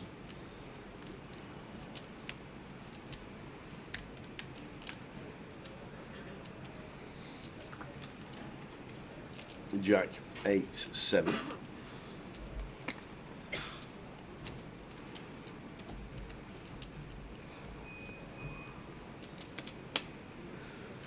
Wilco with a continue.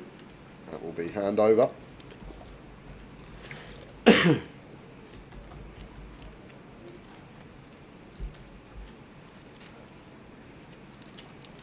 To be fair, Sally, if I could have gone, I still probably wouldn't. I've seen Tamworth's ground. It don't look like there's much wind reduction. It's like you're in a field. You wouldn't catch me standing there. Whoa, we've gone to a turn. Sam's taken one off here, out of position against Gunn. And just leads on this 5 turn. What is going on? Look at Wilco. Straight up to him there. You have that in your face, Sam. Have that in your clock. You've got to be out of the way now. Yeah, I can't see how freeze. I can't. Continue. Making it as big.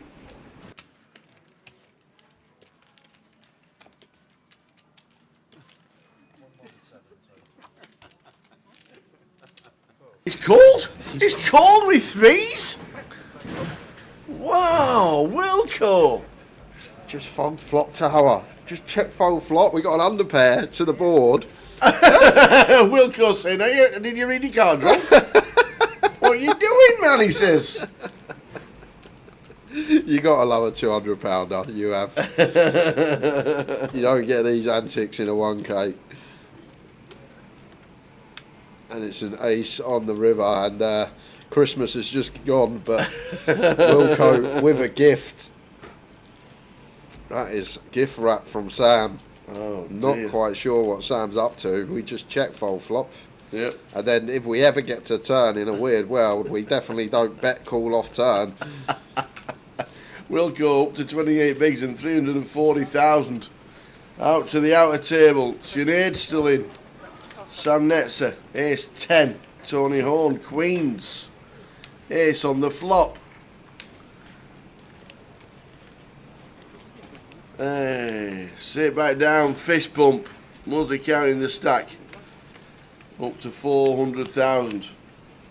Sam Netzer with the ace 10 and flopping it to get a nice double.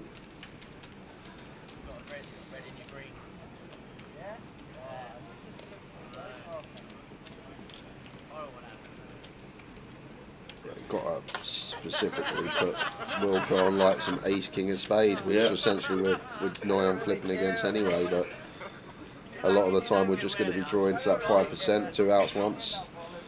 But just check fold flop. Yeah, we sometimes get bluffed off our hand by ace king, ace queen. That hand's still going to have 35%, 2 cards to come, and then just drawing to 10%, 2 cards to come.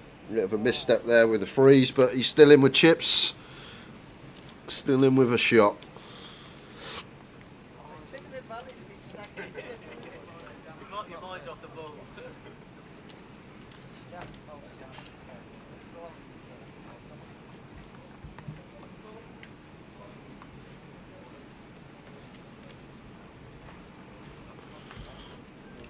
Nice shot from Andrew here. King Queen takes it for 10, and still with some fold equity too. And,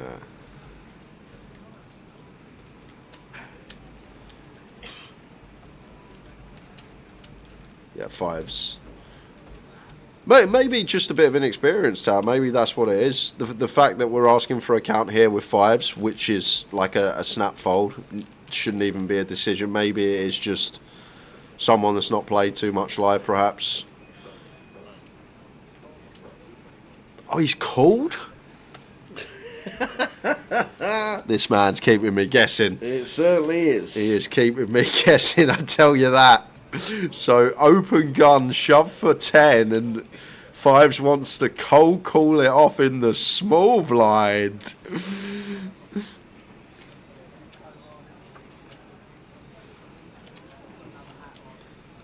He may not be playing too fundamentally sound, but I'm enjoying watching him, because we now have a flip situation, and all in a call we probably wouldn't have had on many other tables. The fives wants to spin. Well, the five's still in front, but picks up extra outs for Andrew with the jacks. Any paint, please, dealer.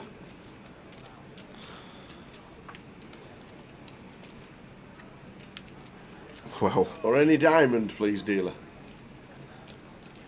Any more outs?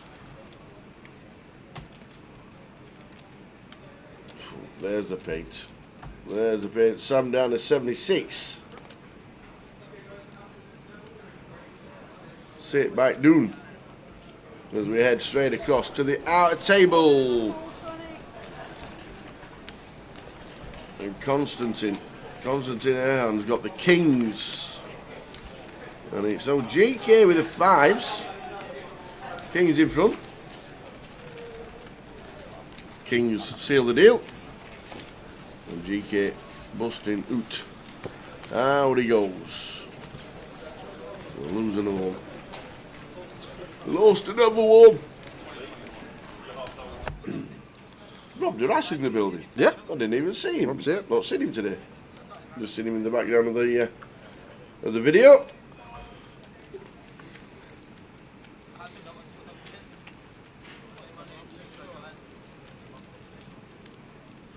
30 minutes to go until first break of the day. Yep, breaking half an hour. Smiter, that clock strikes down to 28 minutes. We are on a break.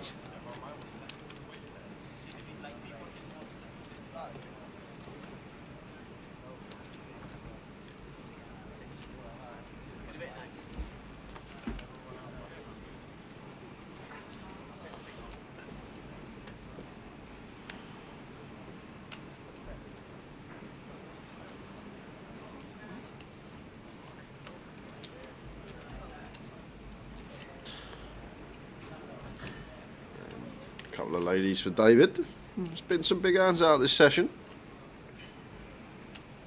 Aidan Smiter going on break in 27 minutes. Clock counting down the final level of the session. I said there's been some big hands out this session. Aces again. It's cold deck galore on the feature table. Aces into queens this time. And it's Gareth that is likely to be the beneficiary. At 25 effective, can't really see how this doesn't get him pre-flop. I feel like just got to be a jam here from David. No room to 4-bet, not all in really. I feel like jam is in order.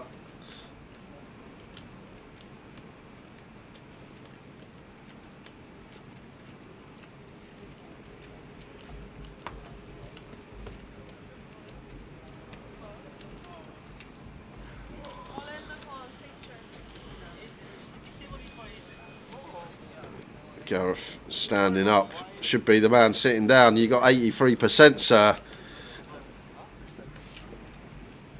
It's a big old pot. 50 plus bigs in the middle. No help for the queens.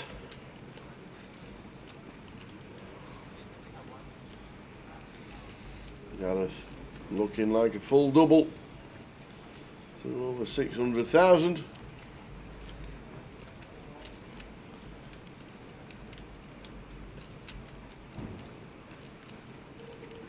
And does. I'm looking for David. Queens into aces.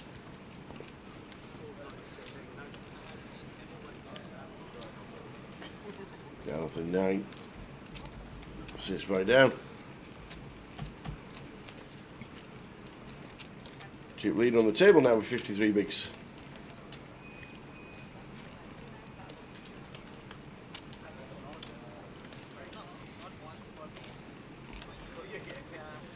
On 56 as GK was the last out, as we saw on the vid.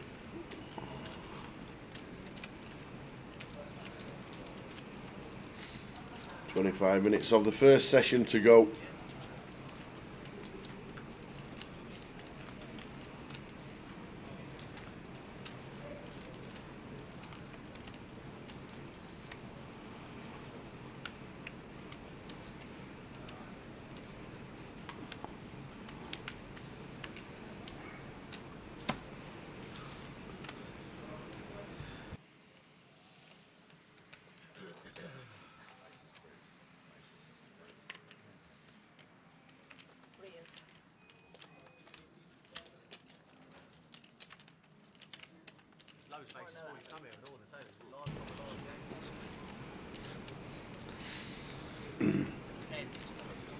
It's a shame. It's a shame Tamworth can't go to a replay. Yeah, that's what I said earlier. It's unfair. Should be able to come to that Spurs stadium, play there. It's the worst thing the FA has done. Is get rid of replays for Tamworth into a 70,000 multi-billion-pound stadium. Not allowed to because FA want to protect the top 20 clubs. It's embarrassing. And a payday for all these smaller clubs. Yeah. Why do you not want to help the smaller clubs out? Just keep the money in the top 10. Shocking.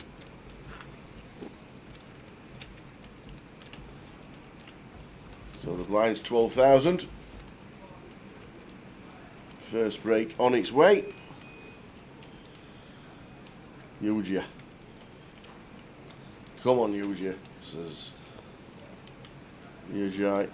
Yeah, I feel like versus gun, this is a fold for Jason, suited ace-3.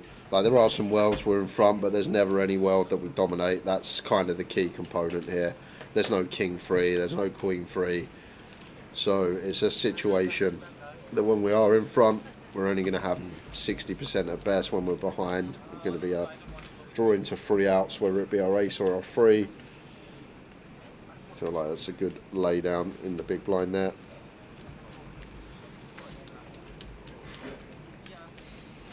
$30,000 to the winner for a 200. Scrolling across the bottom.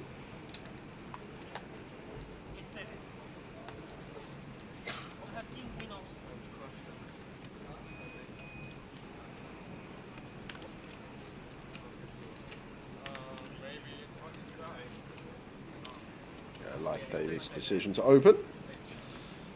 Then we have 11 bigs from gun, full ring. Feel like one that a lot of people miss. They just play a lot of jams or fold. There is actually room to open though from this specific position at this short stack depth. 28 size of choice.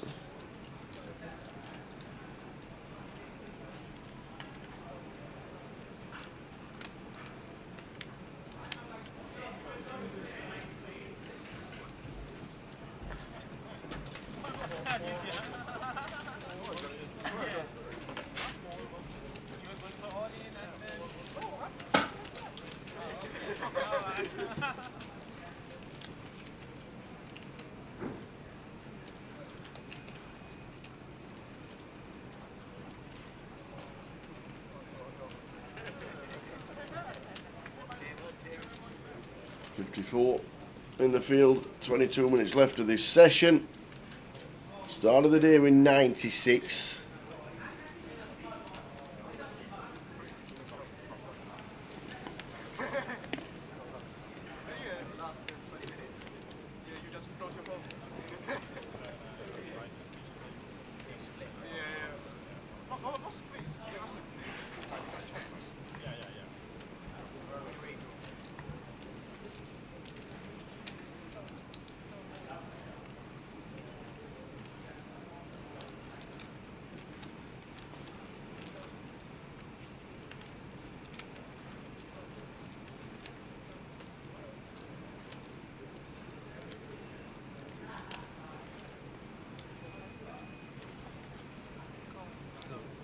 Standard as can be for Yu-Gi-Oh!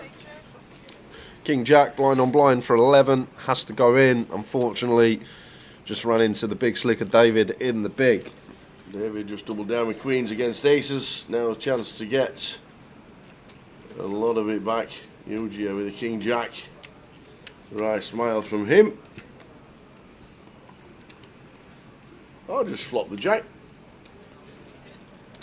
This could leave David down to like 3 bigs.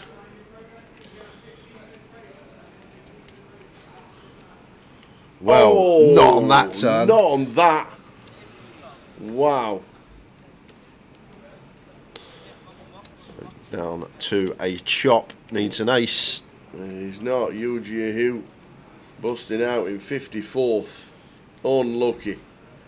David Johnson back up to 300. Roller coaster ride for him today.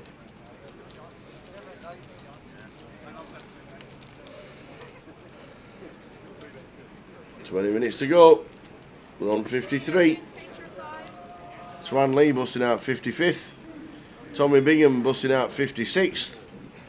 And Yu-Gi-Oh! Busting out in 54th.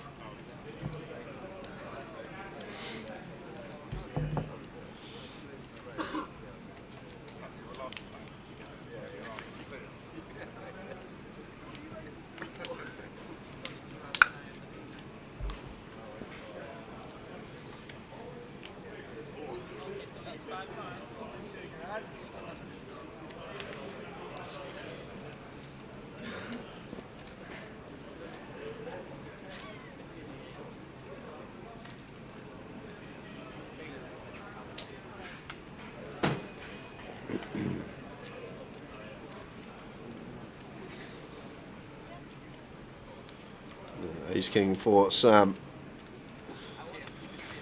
entertained us for a mad sort of 5 minutes he had. Yeah. Had a healthy stack. If the pocket freeze hand potentially just folded flop, could have still been sitting there with a healthy amount of chips. He's going to get some action from Jason on this occasion. Just 6 big blind shots. So Jason wants to have a look with the ace-4 suited. Over to Ranchan. And Kanchan with the 10-5 into the muck. So Sam with a chance to start the spin up.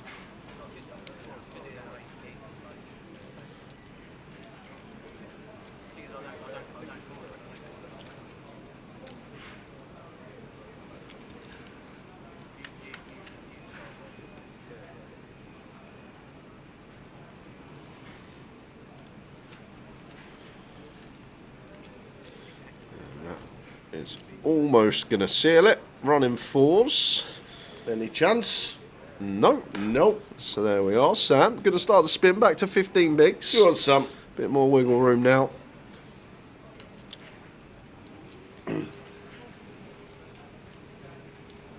Yes, a spin on the go, back up to 180 and 15.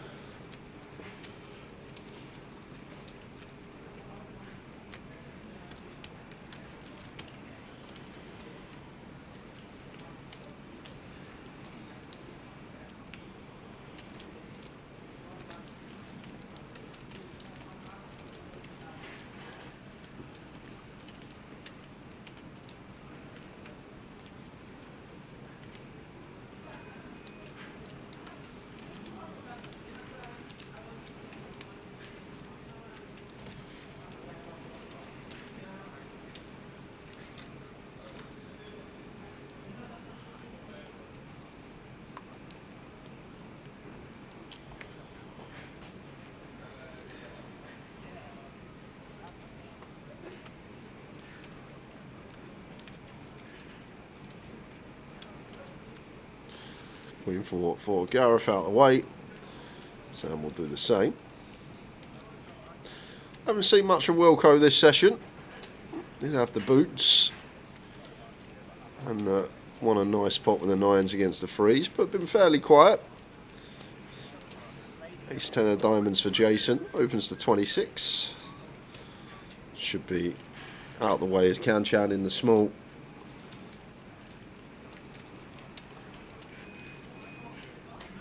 I say should, but Kanchan, Jack 7 off. In with the pill. And King 3 off for Andrew. He's not going to defend this one freeway. Not much playability. The King 3. Here's King 8 flop. Jason flopping. Flopping best, always in front. Kanchan decides to lead out the small. The best 35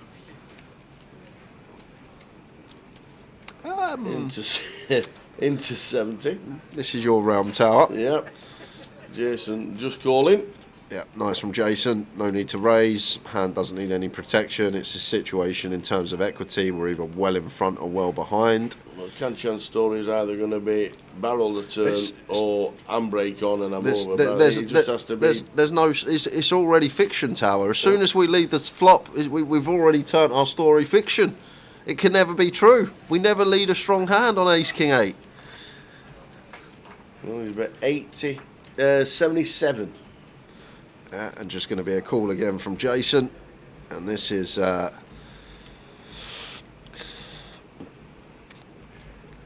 crazy from Kanchan. Like, just fold pre and then just check fold flop if we ever do get here. But the thing is, like, we just never have any leads on this board, and we never have any leads that are strong as well. Like, if we've got a set of 8s, if we've got ace 8, why would we ever lead on a board that our opponent is going to heavily c-bet? So it's just nonsense, the story that we're telling. And Jason, probably well aware of that, So Queen of Diamonds on the river. Is he going to shut it down now as Kanchan just half pot left behind effective of Jason, or is he going to go put him to the test? And it looks like it's the latter. Now the Jason, is he getting a full double here? Yeah, no, we're not folding here, Tower. As I say, this line's just, it's nonsense. Like, he might have Jack 10. He might have rivered Jack 10, 12 combos. But other than that, we're not folding as Jason. We're just not. Ace 8 doesn't lead flop. Pocket 8 doesn't lead flop. If he's somehow got Ace 4, good luck to him. Ace Queen, 3 bets pre. This is just going to be an easy court. Well, not easy. It's for our tournament life, but it's just a nonsense line from Kanchan. Doesn't make any sense. We don't lead any strong hands on this board. The only thing that may make some sense is Jack 10 that's just rivered a gut shot. Other than that, Tower, I can't see a world in which there's any other hands that we lose to as Jason. As I say, maybe Ace 4, but once again, that shouldn't lead flop, shouldn't lead anything on the flop here as Kanchan. And I feel like... Can we find a call, sir? It's hard for our tournament life, but I feel like once you just deduct this spot, Tower, we just call, and if we're beat, we're beat. Like Ace King 8 board, like what is our opponent supposed to have? Why would they ever lead a set of 8s or Ace 8 on the flop, or even King 8 suited? They're just going to check raise because we're going to see bet this board heavily. So I feel like with the lead flop, lead turn line, it's just so weighted towards bluffs that maybe the Queen gets there, but he's going to fold. He's folded the Ace.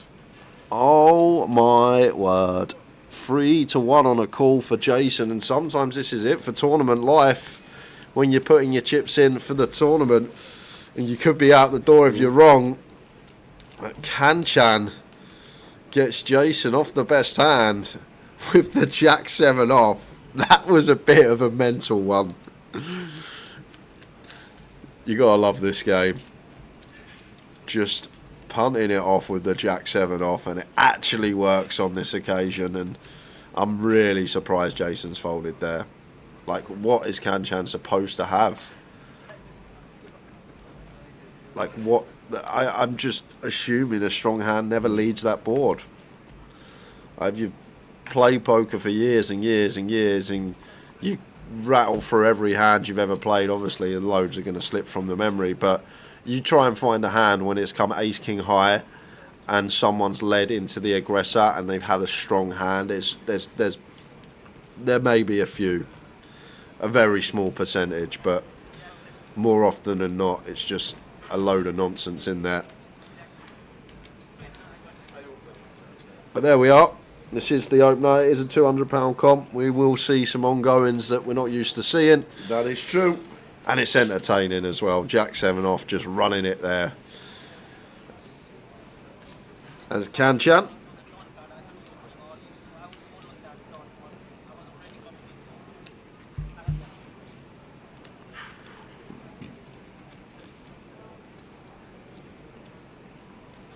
The thing is, Jason, if we're folding Ace 10, what are we calling? So if we're folding Ace 10, it's essentially the same hand value as Ace Jack. They're identical in that spot. Block the Jack 10. Kicker is second nuts or nuts, and maybe we expect our opponent, if they've got Ace Jack, to 3-bet pre. But like Ace Jack and Ace 10 are almost identical. So these are the nut one pair hands. So if we're not calling Ace 10 or Ace Jack, that means we're only calling 2 pair plus. And when we're only calling 2 pair plus, it just means we're calling way too tight. On that particular board there, when there's no flush, there's only one possible straight. If we deduct that we're just going to call our 2 pairs and better, then our opponent can just exploit the hell out of us, and they can potentially go bet, and just flush us off of all of the ace-X. Because it's hard to make 2 pair or better in this game. It's very difficult. I'm really shocked that Jason didn't flick the chip in. It's easier for us here. We can see the cards, but it's true. When you look at the spot and deduct the situation, what on earth is Kanchan supposed to have there that we lose to?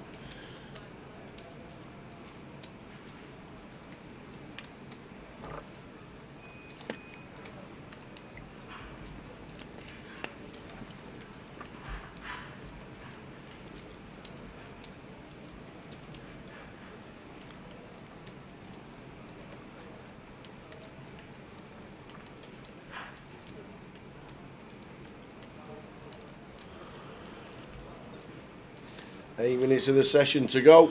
Down to 51.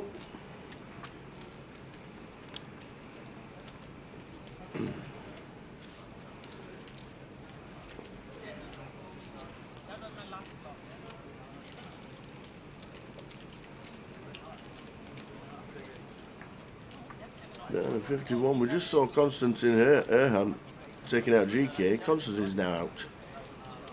Morgani is out. As we saw on our table, UJ Hugh busting out. Down to 51.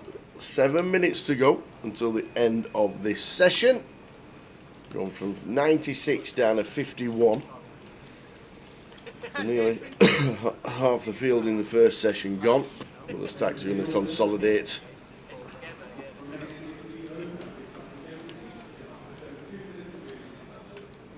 Everybody in the money. Playing down to a winner today.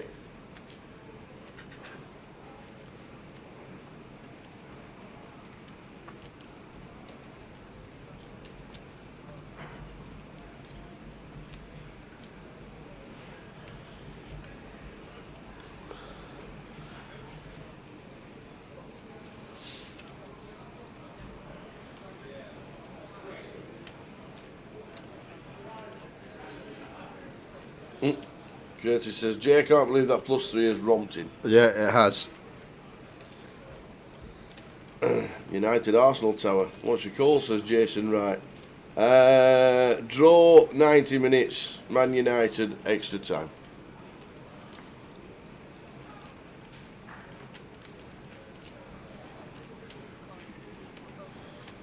We're back 0-0 at 10-1 in the Spurs game.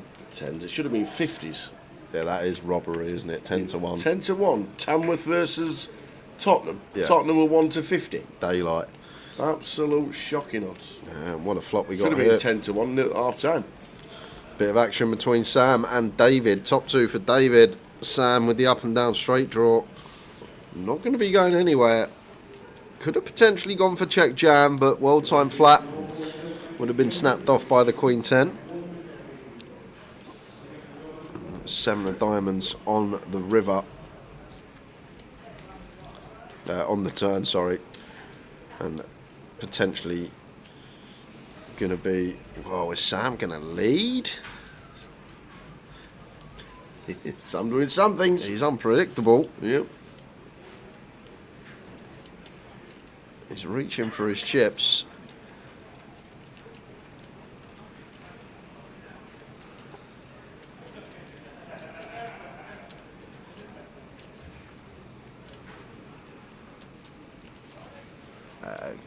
Does check it over to Dave, who's probably just going to set Sam in here now. Got like 3/4 pot back. Just north of closer to 80%, so expect David to just potentially set Sam in here now that it does come two-tone. Well, goes for the not all-in size in, 55k, 40%er. And does give Sam an attractive price here with the King Jack. Does want to have a look. He does indeed. Reaches for chips and makes the call. 8 of diamonds. That's a scary river.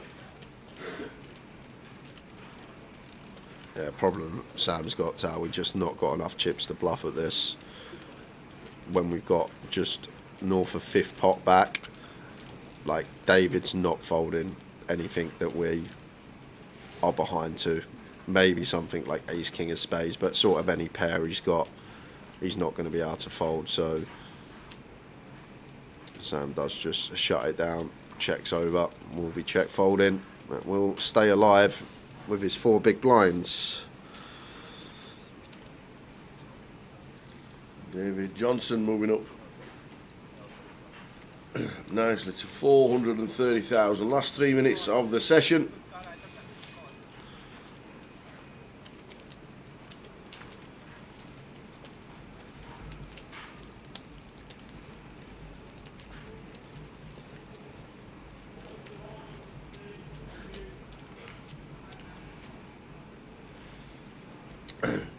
Is Wendy Watson still in, says Paul Smith. No, Wendy didn't make day 2.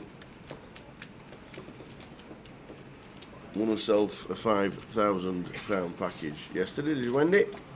For 2025. Yeah, full time going to be during the break. I'll catch the last knock-ins of the Spurs.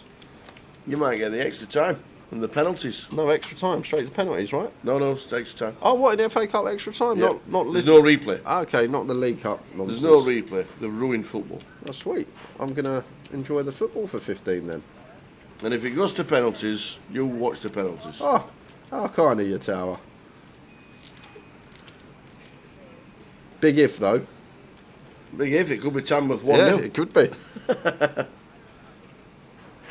Yeah, we know no replays are due to the extra European games, looking after the top 6 clubs in the country, forgetting about the other 700,000 clubs that there are.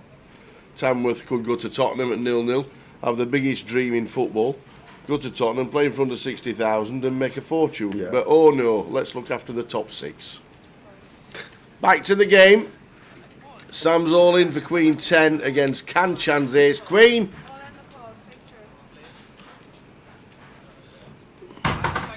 Sam stands up. Sam holding. He's not holding on to them chips very much. He's all in.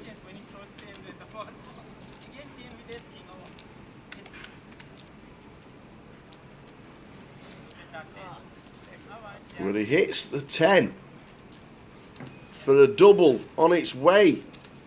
Fading jacks and aces. Oh, no! What have you done, dealer? Just a jack on the turn, so we're going to need to see an ace to save Sam. And it's a deuce as far away as you can get, man. Sam busting out.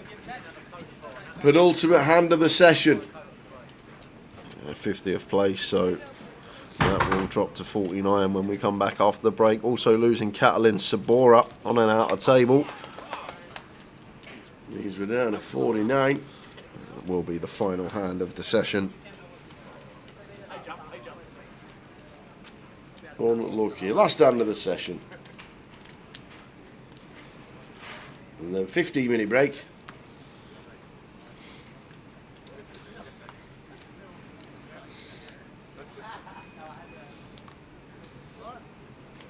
No, what will happen? We go out there.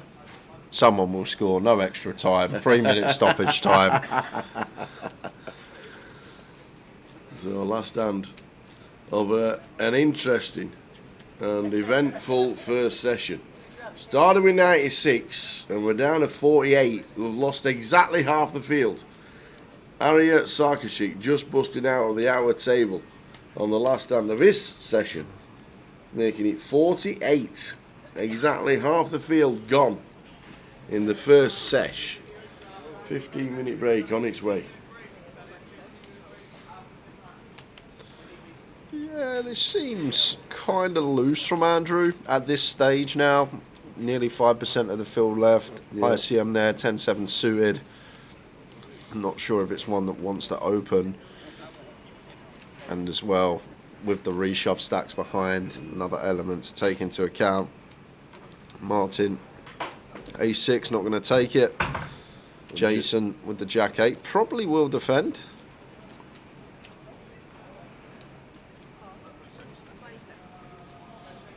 So last action.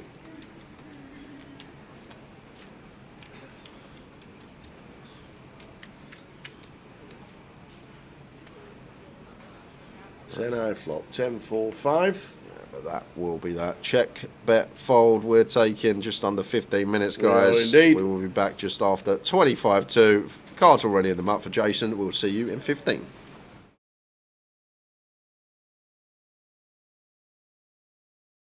It's amazing how you see in a card room when you're wandering round with a microphone. But Wendy Watson's wandering round. There's Wendy, why are you not sat down? Because I've won the seat. Yes, the second birthday, fantastic, well done. How was it? You got 60,000. You started with 20. Yeah, but How was the game? Come on. How did you get there? Come on, tell me. Well, I got moved, and I'd got 30,000. Yeah. And I got moved, and I hit a flush, and Keith went all in. Oh, well, if I'd have realised Keith was at your table. And that was it. And I've got the second nut flush, I got the king flush. Very nice. So that was it. I can't believe I've actually got. Did you count your stack and think, well, there's more than 60 here? No, I had no idea. It got more than 60. How to win a 5k package and not realise what your stack is? The thing was, what's amazing is that I won my main event seat last night in the cash out. Like it. And so I was thinking, well, I've got the consolation prize at least, and now I've got the 5k package. I'm going to cry. And you've now got an early finish. I'm What on earth are you going to do with yourself? Turbo. There you go, straight in. Straight into the turbo. Away we go. 5k package. Well done, Miss Wendy Watson. I can't believe it. I'm crying a bit now.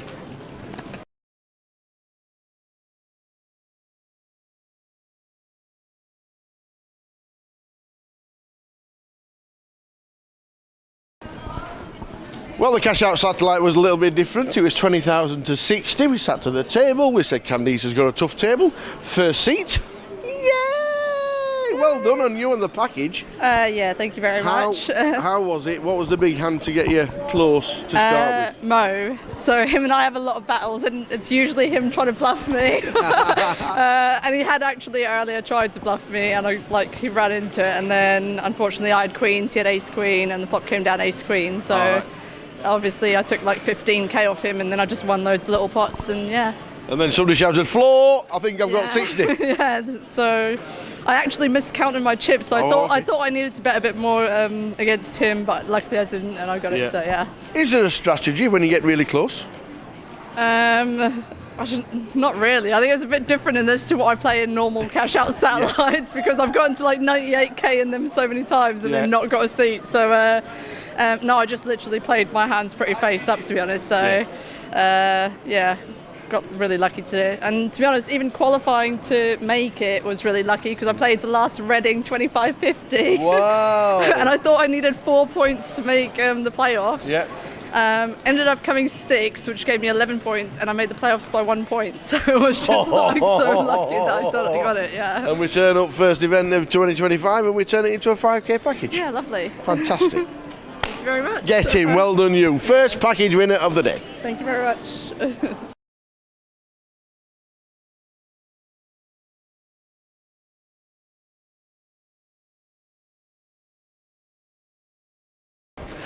Can I start the interview sounding like Ricky? No. Well done, sir. Thank you. Oh, how was last year? Not the best. Way it is. Yeah, we got yourself into the playoff. Yeah. Was it comfortable? I didn't look at the. I've seen the league for like all year, but where did we finish? Probably around 30 mark. Yeah. No, I didn't play a lot. Was it above Will McMurray? I think I won behind him. So today, level playing field, 20k to 60. Cash out satellite this year rather than the hanging around like we did last year. A lot better. A lot better, yeah. You know, it stops all this dwelling up and pissing around. Yeah, we know there'd be a lot last year, but obviously we didn't realise it'd be from first hand. But it was, so they changed it for the better. Yeah, definitely. Today, how did we? What was the biggie? We got to like 37k at first break, going swimmingly, and then first hand after break, defend big blind with Queen 9, flop Queen 9-4, check, he bets, I call, turn brings a flush, check, he bets, I call, river. No change. I check, he bets again. I call, he's got a set of 4s and back that starting stack. I thought, here we go. And then, to be fair, I got lucky. I opened ace king, got called in 2 places. Flop came 10-high, 2 spades. I didn't look back down at my cards. I knew I had a black ace and a black king, and they were off suit. So I know one of them. I know one of them's a spade. Yeah. Anyway, I call. Turn comes ace of spades. No, you've not got the ace of spades in your hand. I know I've got the. Anyway, I check. He bets. I jam. he thinks for ages, gives it a bit of, are you bluffing, Riggy? And I'm like, well, I don't think so, but I might be. Yeah. You know. Anyway, after 5 minutes, he makes a call with ace 10, top 2.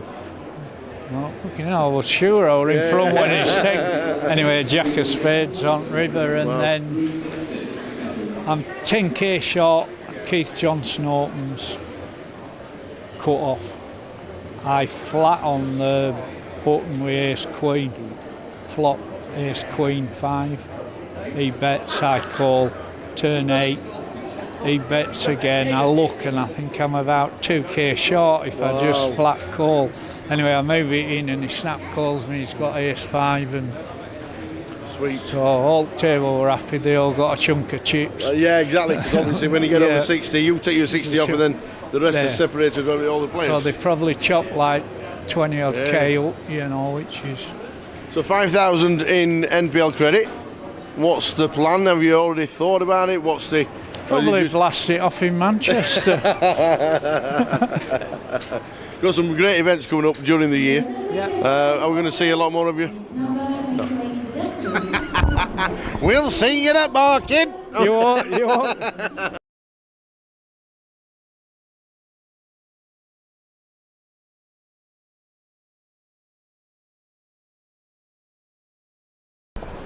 Well, this mantle of TJ is just turning up. Dad doesn't turn up.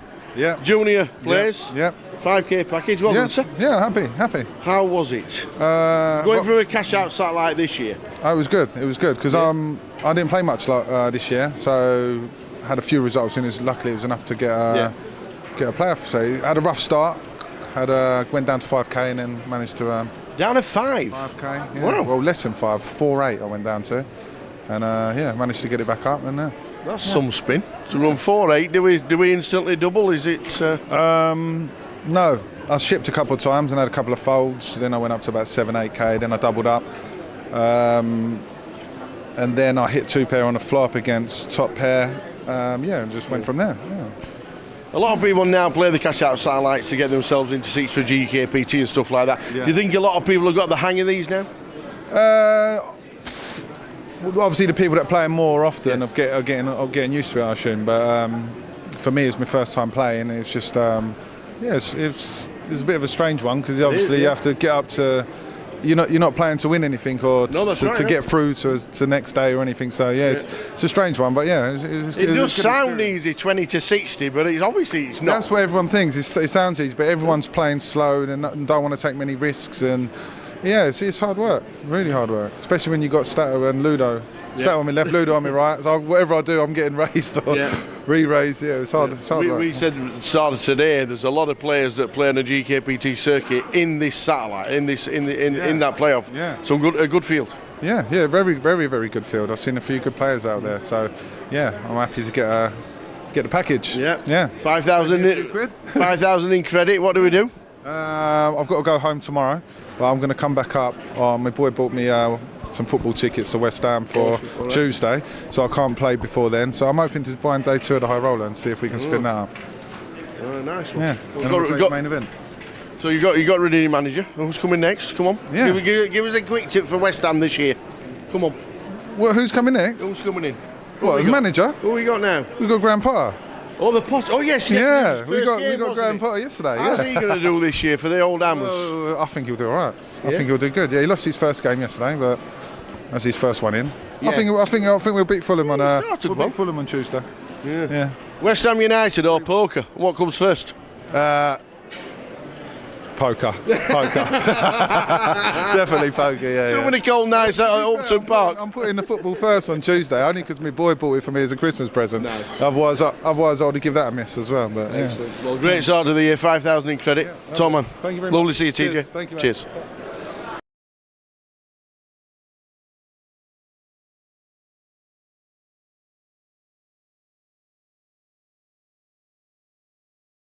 It's amazing how you see in a card room when you're wandering around with a microphone, but Wendy Watson's wandering round. Wendy, why are you not sat down? Because I've won a seat. Yes, the second birthday, fantastic, well done. How was it? You got 60,000, you started with 20. Yeah, How was the game? Well, Come on. How did you get there? Come on, tell me. Well, I got moved, and I'd got 30,000. Yeah. And I got moved, and I hit a flush, and Keith went all in. Oh, well, if I'd have realised Keith was at your table. And that was it. And I'd got the second nut flush, I got the king flush. Very nice. So that was it. I can't believe I've actually got. Did you count your stack and think, well, there's more than 60 here? No, I had no idea. It got more than 60. How to win a 5k package and not realise what your stack is? The thing was, what's amazing is that I won my main event seat last night in the cash out. Like it. And so I was thinking, well, I've got the consolation prize at least, and now I've got the 5k package. I'm going to cry. And you've now got an early finish. I'm What gonna on do the earth turbo. are you going to do with yourself? Turbo. There you go, straight in. Straight into the turbo. Away we go. 5k package. Well done, Miss Wendy Watson. I can't believe it. I'm crying a bit now.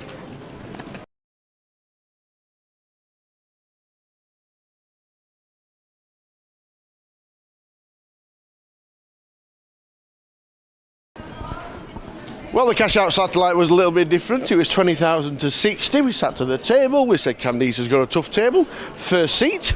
Yay! Well done on you and the package. Yeah, thank you very much. How was it? What was the big hand to get you close to start with? Mo. So him and I have a lot of battles, and it's usually him trying to bluff me. And he had actually earlier tried to bluff me, and he ran into it. And then unfortunately I had queens, he had ace queen, and the flop came down ace queen. So obviously I took like 15k off him, and then I just won those little pots, and yeah.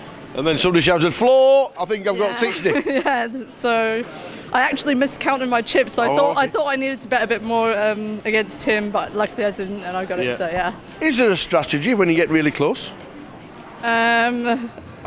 Not really. I think it's a bit different in this to what I play in normal cash out satellites because I've gotten to like 98k in them so many times and then not got a seat. So no, I just literally played my hands pretty face up, to be honest. So yeah, got really lucky today. And to be honest, even qualifying to make it was really lucky because I played the last Reading 25-50. Wow! And I thought I needed 4 points to make the playoffs. Yeah.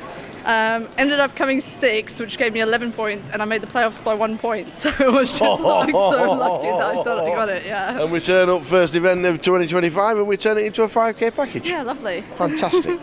Thank you very much. Get in, well done you. First package winner of the day. Thank you very much.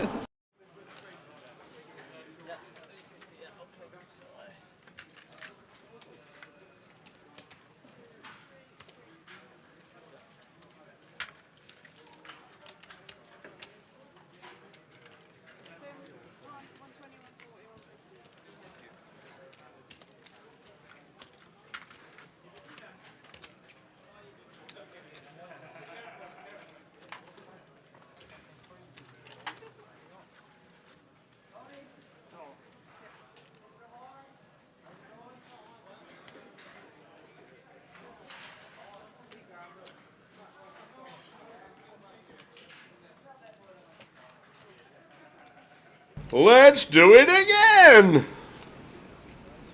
Tottenham 0, Tamworth 0. Well done the FA for ruining Tamworth's fortunes for the next 10 years. Can anybody tell me the free roll password for Red Tooth Tavern? I have an account with Grosvenor and Red Tooth but can't find the password. Chris, you'd have to contact the Red Tooth Tavern. We don't ever get passwords. If anybody's watching on YouTube or on the social medias, and Facebook or Twitch, watching the live stream that can help you out, but we never get any passwords given out.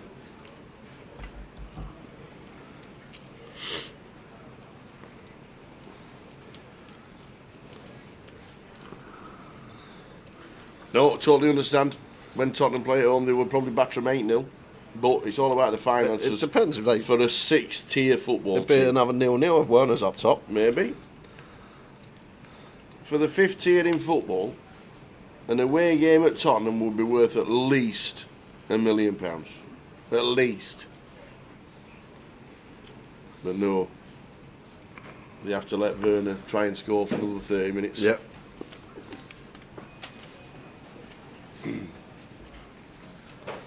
So Chris Wilkins, if you need password, please, then let us.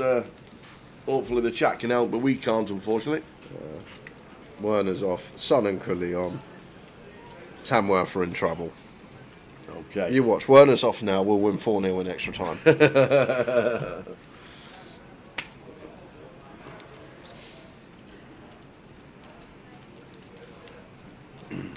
When it goes to penalties, you can go and watch it live. Thank you.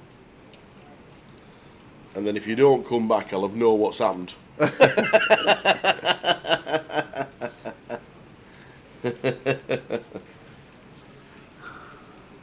So feature table with us for this one. Keith Littlewood sat in seat number 1. Tim Chung with the glasses. Great player, Tim. Great player is Tim. We've got Jing Zheng sat in seat 4. Pete Sharples in 5. Tai Huang in 6. Kai, is that Poet? In 7. 8 is Daryl Lowry, and 8 Mahias Serge Vebs. Afternoon, Asifo. Happy New Year to you. All the best. When your first trip abroad? When are you going on your jollies, Asifo?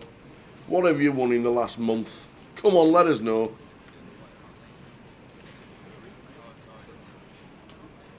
It's nearly samosa time for us. Only a few weeks now. We're in Manchester. It is. It'll be samosa time. He's off on Wednesday. What's happening on Wednesday? I don't know. Where would you be? Where would you go? Marrakesh? 888 Madrid, I reckon. On Friday. Oh, wait, you're in Madrid on Friday. Madrid in February? Or in January? Cool, that'd be cool. Did they get snow like we do? In Madrid? So Peter, he's do suited, puts it in, so he has to cool off. Only a 6 big blind shove.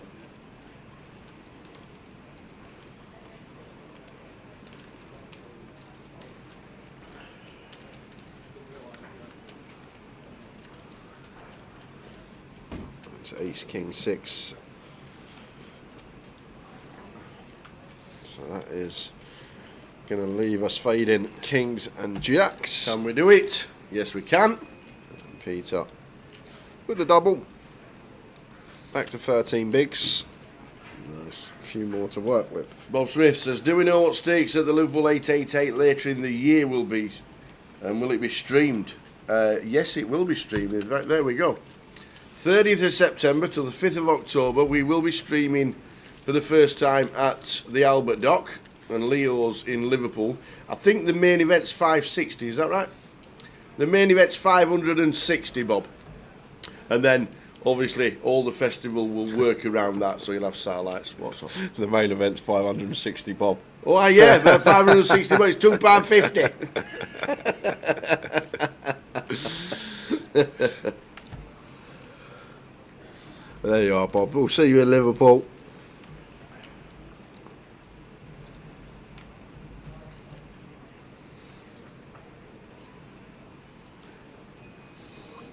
There we go. The full schedule's there, Bob. Nice one. Straight in there, thank you very much.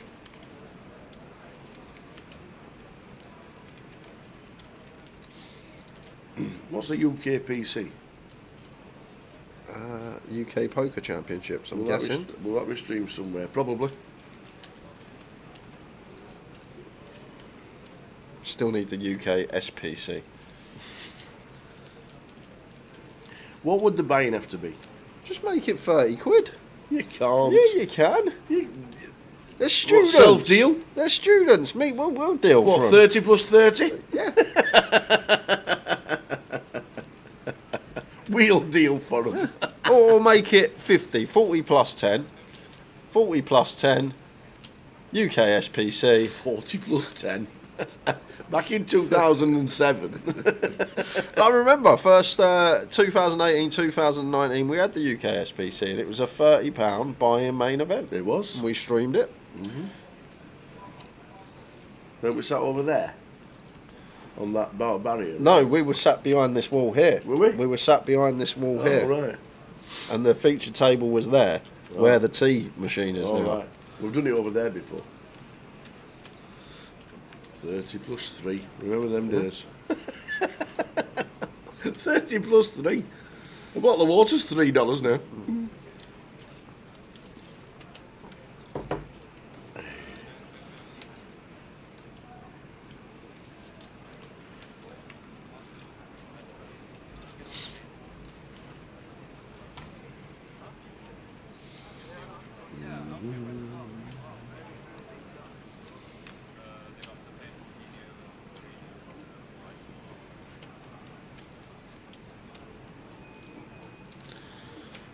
Tying the small. Gonna raise things up, makes it 40k.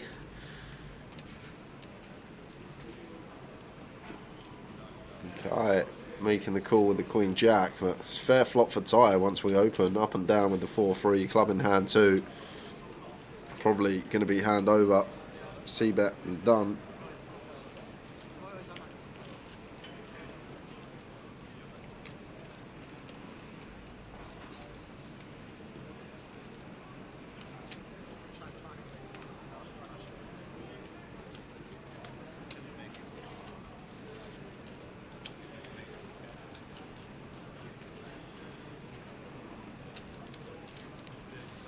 I've just clicked on the link that was sent in the chat to find out what was going on during the festival. It's a good festival. 50k guarantee on the voyage, the first event. 10k guarantee on the PLO, that you should be playing. Okay. 50k guarantee. Where are we going? Voyage day 2, 50k guarantee. 100,000 guaranteed on the main event. Yep. I roll a 50,000 guarantee. Like it. There's guarantees on everything. Senior's got a 5k guarantee for 130 buying. And the big shot at the end of the week on the Sunday night. Wow. Oh, the 888 Poker Rumble. The Knockout Rumble. On the Saturday. There you go. That link there is for all things related to the UKPL 888 wise. Yeah, I'm sure we'll get familiar with the schedules as the year goes on. Apocalypse says 1-0 Spurs. Are you cheering? Yeah, why not? Are you cheering? Not really. Solanke. Wow.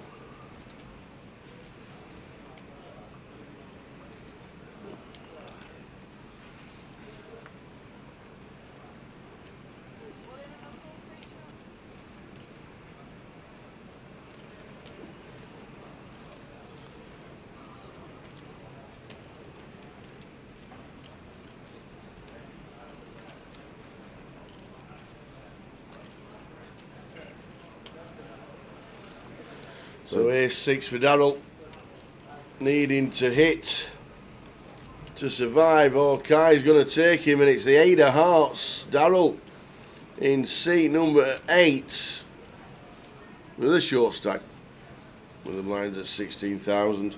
Departs in 44th for £580. Michael London in 45th. Junyai Louis in 46th. Sam Netzer, who we saw on the outer table when he fist pumped when he doubled up, busting out in 47th. AM busting out in PM in 48th. When Aria Sokishi will bust out just before the break.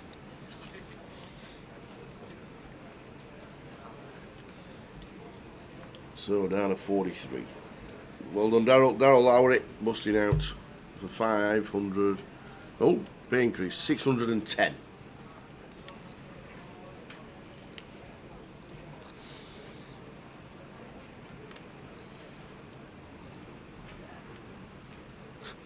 The ref is a Spurs player now. Penalty to Tamworth turned down. Did they bring him on for Werner? He'd played better. Yeah, exactly. He'd played better than Werner. I'd rather the ref up top.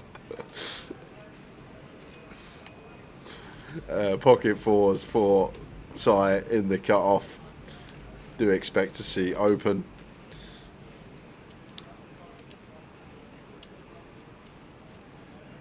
Makes it 35k.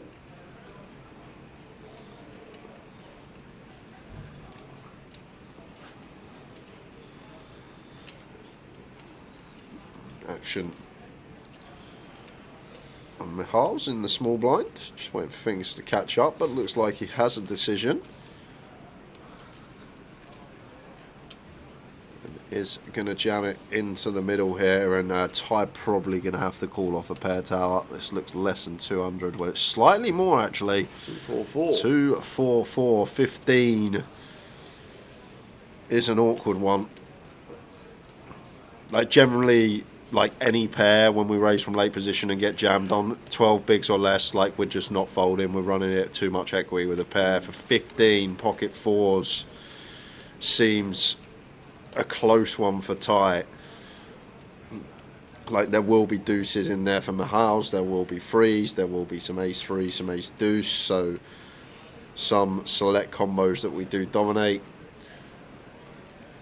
Obviously we flip against most of the range, and looks like fours Ty believes are good enough to run it here. Cut off versus big blind. Here we go.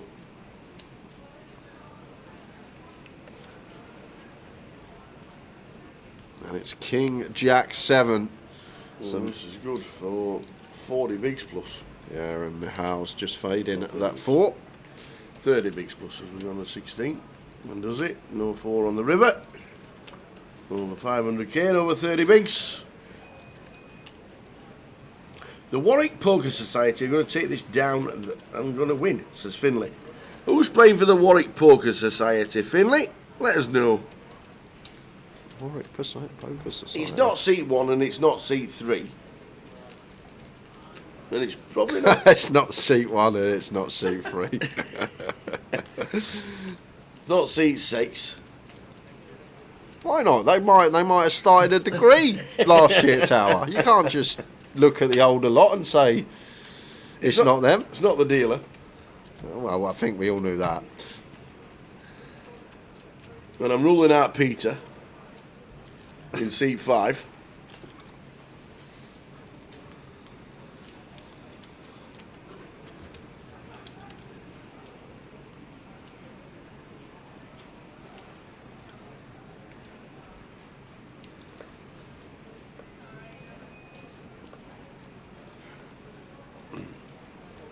I don't think it's Gorkle. It's got to be K, hasn't it? So it's seat 7. Carrefour. Yeah. It's all kit.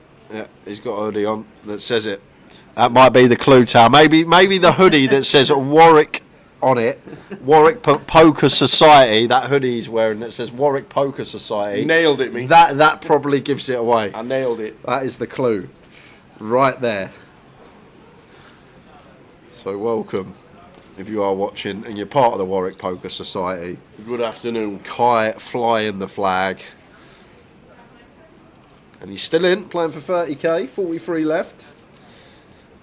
10-9 suited for Mihal's. Completes in the small blind. Keith checks option with the 10-3.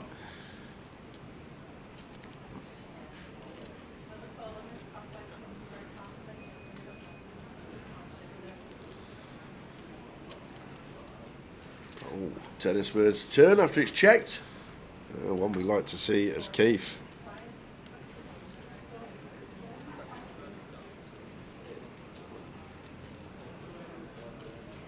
So it does now fire for 30k. And Mihal's going to have a tough time not paying off 2 streets here.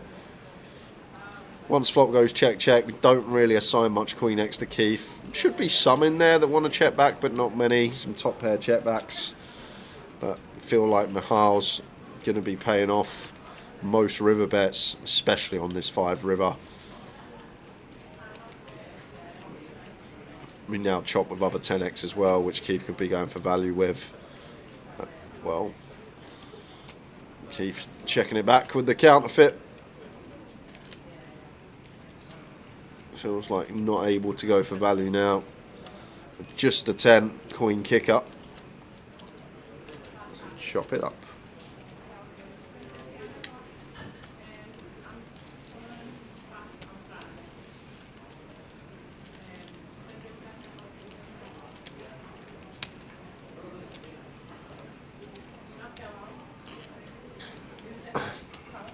Jim says, never rule out Peter in seat 5. We weren't ruling him out of No, the no. tournament. We were ruling him out of the student. Yes. That's what we were doing. So.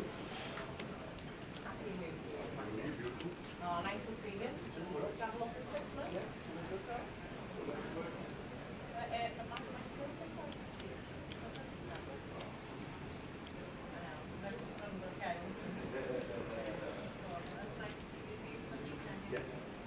See you later.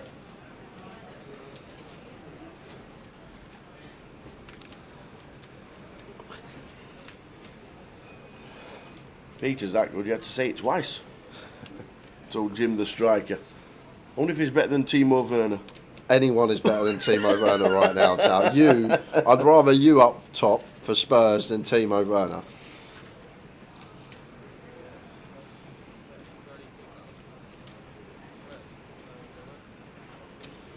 A7 opens on the button from Mihails, and Keith with very nice jab. 25 bigs here. Ace Jack, small blind versus button. Nice little move from Keith. Maybe one we can 3-bet call some of the time, but I feel like most of the time off at 25 out of position we are just going to send it into the middle. Keith picks that one up.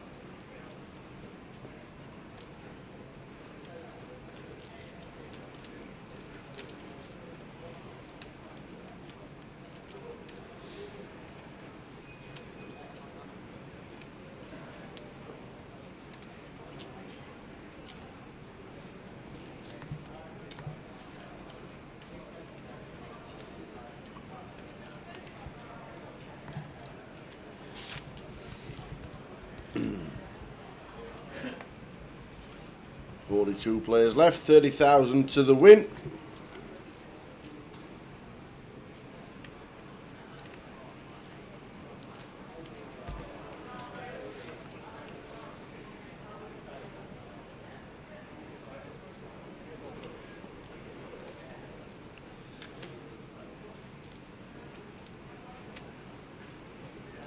Yeah. 2-0. What did I tell you? Now that Werner's off, yeah, it'll be 4-0 in extra time. Yeah. And for Big Ange to keep his job, he needs to realise that and get rid of that Werner and send him out to Cardiff City or somebody. Oh no, he wouldn't get him. He'd do well to get him Rotherham at the moment, Werner. Well, that's true. So go call here. Going to go for the 2.5x out of position. Feel like against Tim, maybe you want to put on a little bit extra juice out of position. Like at least 3x even at this stack depth. Start the hand at like 28 effective. And Tim with a 6-4 of spades. This is one that's not going to be folded, especially against this size. And it's double gutty for Tim on the 8-5 deuce rainbow. Double gutty. Not much going on for go call here, but one that's going to want to check call if met with a bet.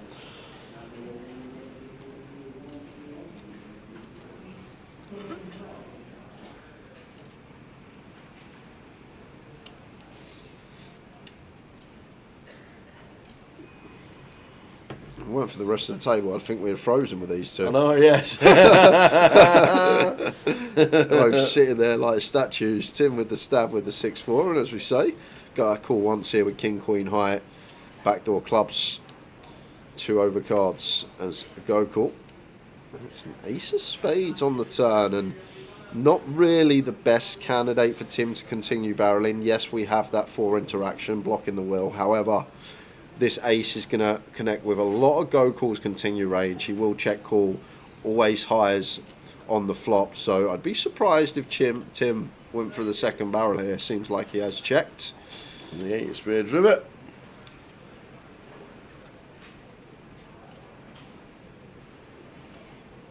And now this is going to be an interesting river for Tim, because like on the flop when we bet, like for value we will have some 8x here. We're not even going to get that opportunity. Very surprised to see this from Gokul Tower. Goes for the lead on the end, and this is surprising because he could potentially open the door up for Tim. The way this is played, Tim just with the advantage of trips here, once this 8 runs off on the river, just going to have a lot of 8x that bet flop, check back turn, now river trips. So is there a little door open for Tim here?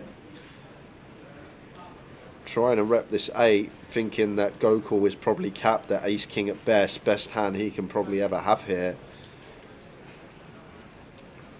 Not going to take it.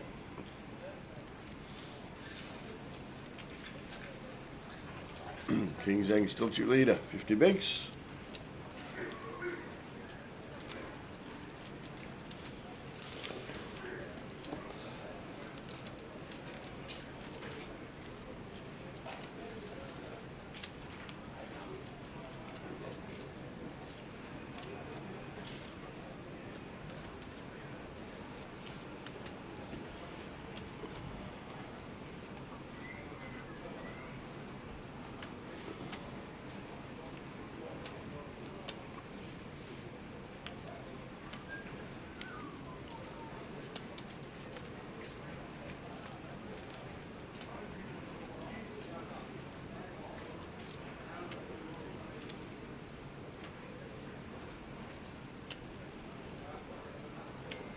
Peter with the ace-8 suited from gun. Get out of the way.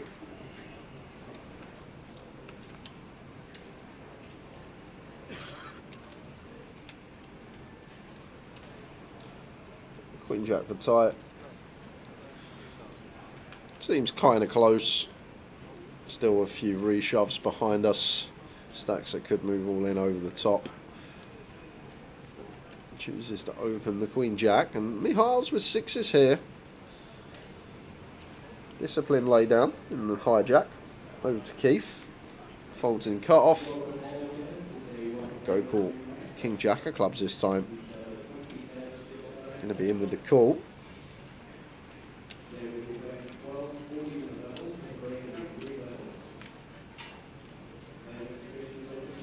And King not going anywhere. King 9 of spades will be defended.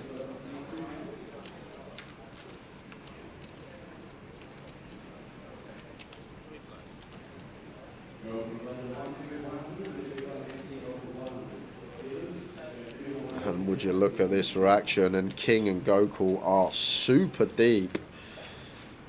And it's tight, who was the original pre-flop opener. Well-timed check, not choosing to continue. And Gokul goes for the check back of his own here with the top pair and some backdoors to go alongside. So potential check that's going to save him some money. King checking again, and could see delay here from Ty, even three-way once it's checked to him twice. Obviously we can see it would be all-timed. But some ace highs out there to fold out for sure. Hands like 7s through 3s as well we can target to get to fold. So 55k on the turn.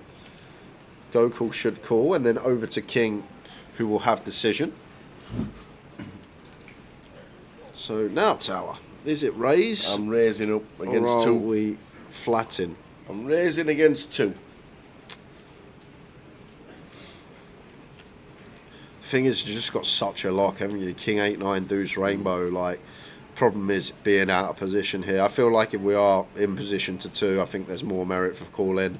Out of position, I like Towers having you going for the value right off the bat. There still can be some King X out there to get paid from. Like, Ty will check over to the in position player a fair amount of range, so he can still have some King Queen, King Jack, Ace King. That is chunky.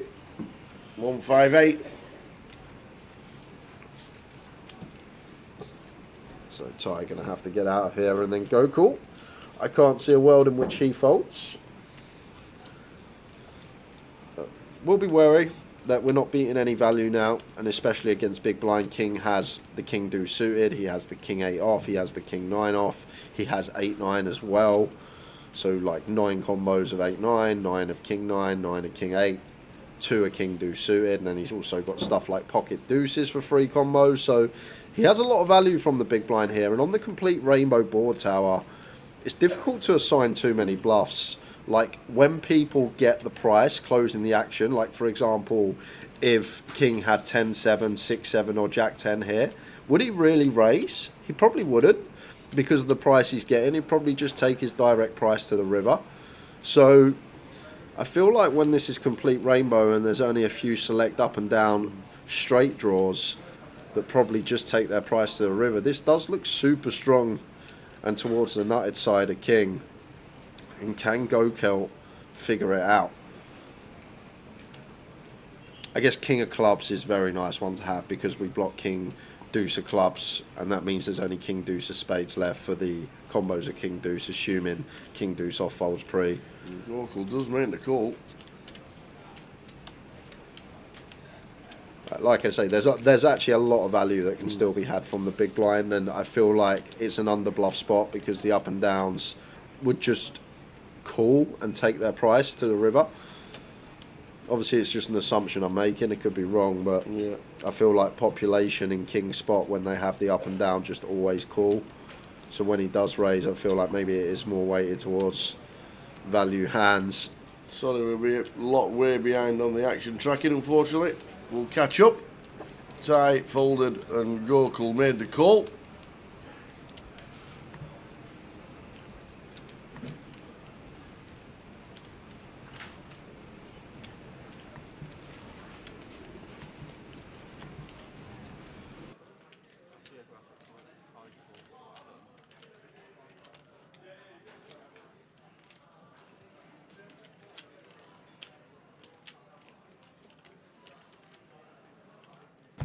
The action tracker just catching up.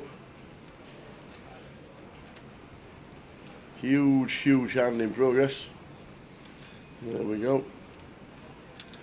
And like, if we are going to assign bluffs, like this 7, not a good river to see. Like the clear one, the clearest day is obviously Jack 10. I'm going to make the assumption that Jack 10 just calls freeway and takes price to river. But if we are going to ever have to assign bluffs, like that's probably the one you see straight away that has actually completed now as well. And then 10-7, 6-7 may just check on the 7 river, although they shouldn't really have showdown once the turn line goes how it went. But good fold on the end from GUKPT in the end, gets away from it. Big pot, King's Eng over the milli. Scooping in the chips, over $1 million. First, I'm guessing first person in the room, over $1 million. We'll get full chip counts. Maybe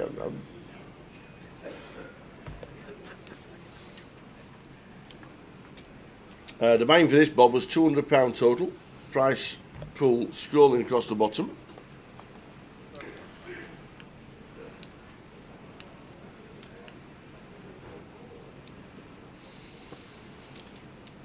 Lines 8-16 for another 10 minutes. On 37. Richard Lazarus 38, Adam Neighbour was 39th, and the MD was 40th. Andy Hugh 41st, Dan Silverman 42nd, and Zicheng Miao 43rd. So that's why we are down to 37 as it says on the screen on the TV.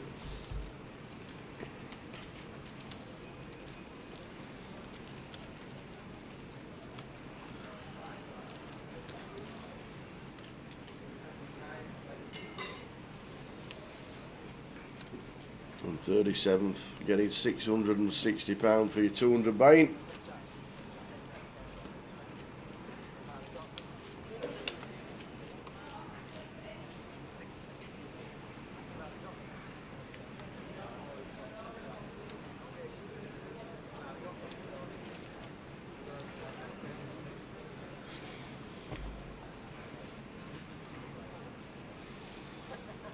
I'm surprised at that from Kaito. That is snug as can be. Ace-8 suited.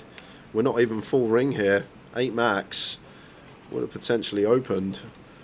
Chooses to get out of the way. Tim starts the hand just shy of 25. Feel like Jack 10 off. He will open from cut off.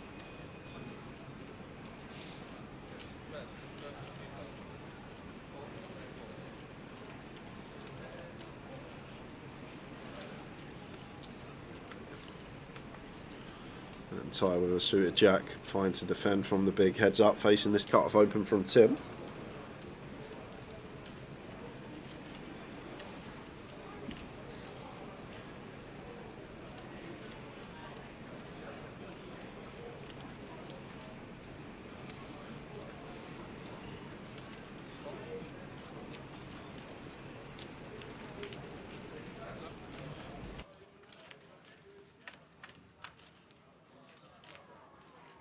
Queen high flop, Queen 7 deuce. Whiffing both. Yeah, I feel like just check bet fold. Can fold out some like king high stuff as Tim. Maybe even some ace high stuff.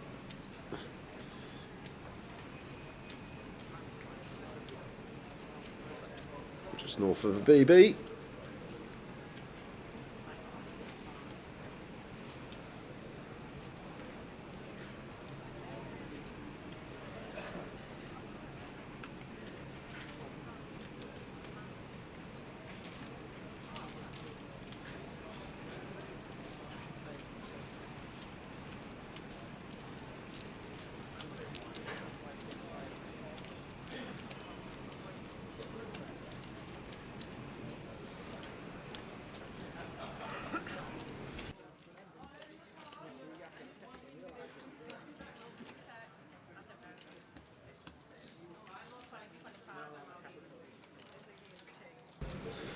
Apocalypse with the update that Newcastle United 0, whoever they're playing, Bromley 1.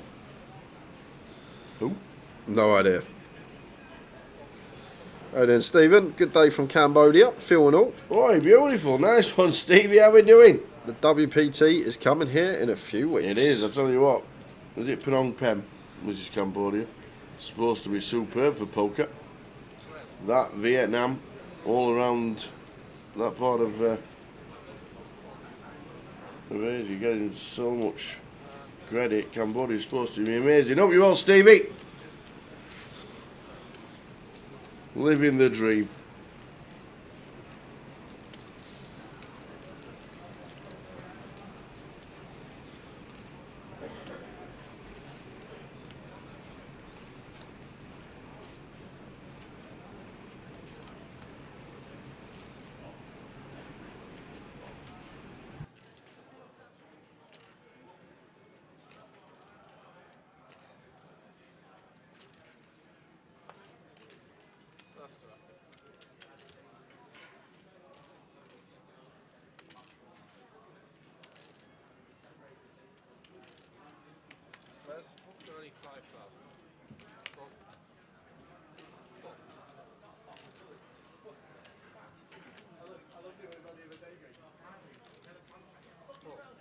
Keith with the 7s raises to 35.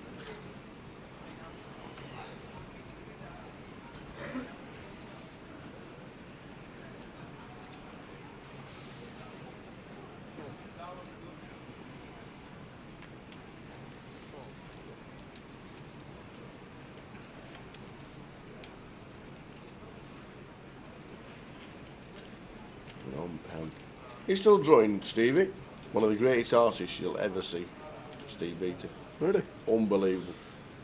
He is so good.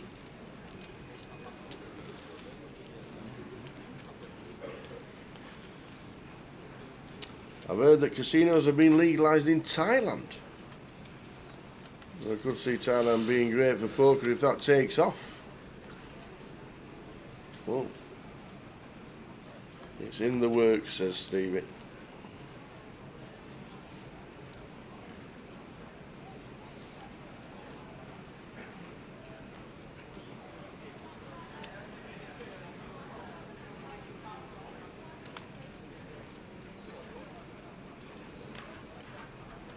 So we're on 37.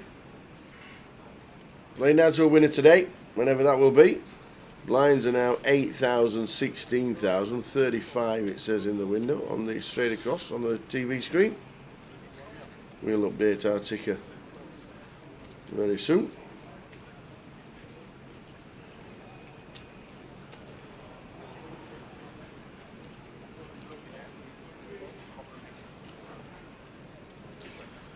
In the house with the call.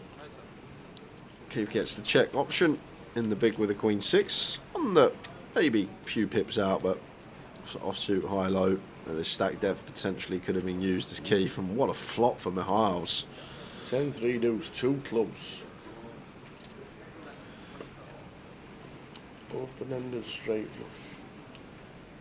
Yeah, we may just go for the check raise off the bat here, Tal. When we got 5 high, it's a nice one to use. We're always folding out better hands. We've got a catalogue of equity. And there is the raise the 50k, and we will fold out the queen high of Keith.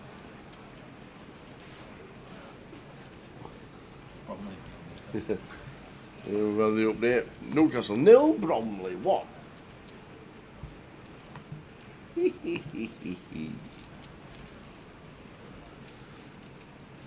2027, they're due to open a Wynn Hotel and Casino in Dubai. Never been to Dubai. Or Cambodia.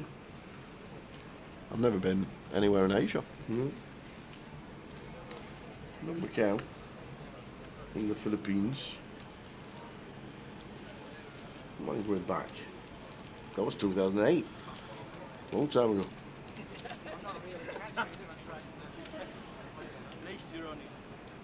The Resorts World in Manila was a cracker.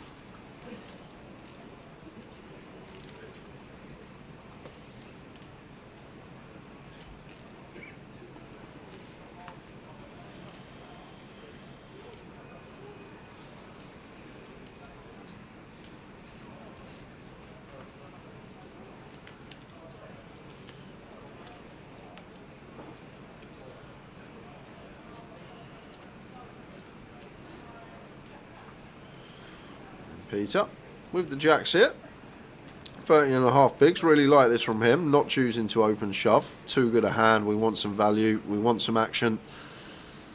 And there we go. We're going to get it potentially. We could see Ty move all in now with the sixes tower. If Peter opens shove time, I have maybe hero folded these, but may now have the opportunity to get the reshove from him, but he's going to make the lay down anyway. Maybe just the race confused him a little. Bit of strength from early. To be fair, first time I've seen Peter get involved this session, which is something you need to take account of at the tables. Yeah. And go cool here, tower, just has to go all in. I feel like sevens in the big, even facing +2. Like we're just going to be met with boards where we get bluffed off our hand too like often. When he got like the ace high, the king high, and we're met by overcards and not getting to realise equity to the river. But save some chips, does Gokul. I feel like a lot of players may have doubled Peter up. Fully there for 10.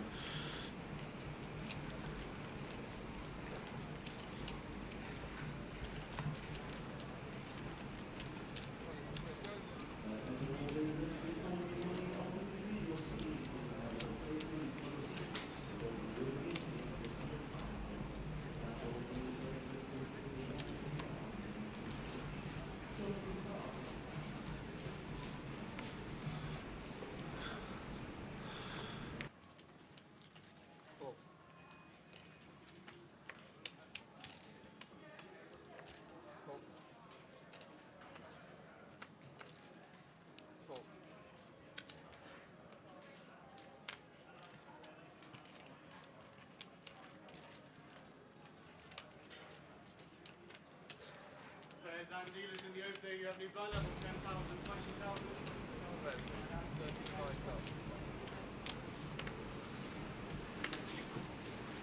Steve Beach, you remember playing against China 25-25 in Birmingham years ago. Very good player. He is indeed.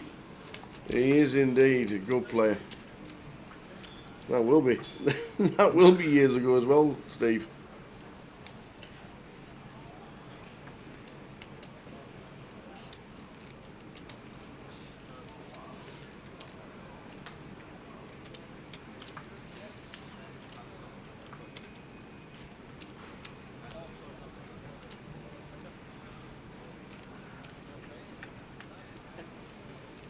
Yeah, flop king 7-4.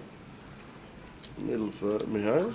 Yeah, this is a pretty crazy open. Okay. Mihail's not in the pot. It's Kai in the pot with cards. So Mihail's not in the hand. That's true. And Kai is in the hand. So we'll be sweating with Keith. Indeed it. She'll get worked out by the action tracker. So it's a better 28k from Kai. Keith making the call. floating the 8-9 suited, turns at 9. We don't actually know what Kai's working with. No. Wrong person in the pot, unfortunately.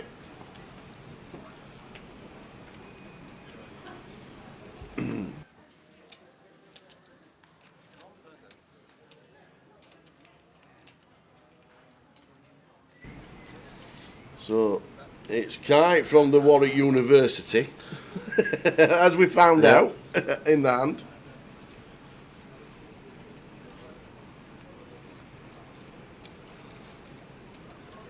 He's got aces. Yeah. Yeah. Because we just said that he folded aces, but he didn't fold aces because he's in the hand and not Mihail's with a 7-5. Yeah, and we got a non-believer in Keith Littlewood, going to float the 8-9 of clubs and then call on the 9 of spades turn. And he's got the ace of spades. Cheers, Evan. Well, that's just top set then. Surely one that will be end of hand. I can't see how Keith would ever pay this off. I'm surprised he floated flop.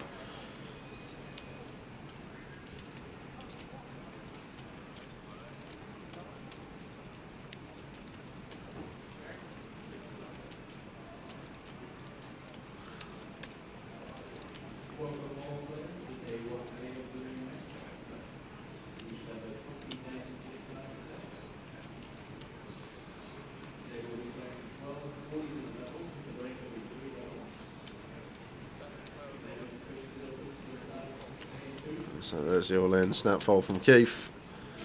So Kai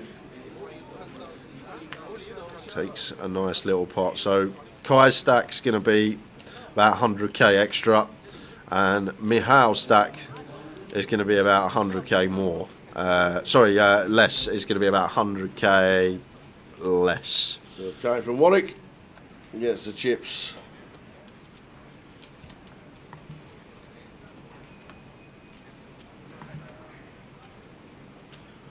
Curtis is already on the mark.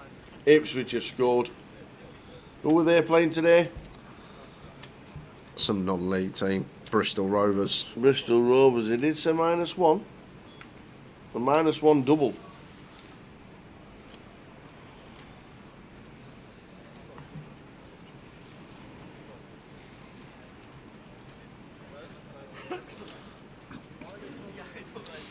Blinds now up, so 15 bigs for Keith. Feels like just open sending the ace-jack.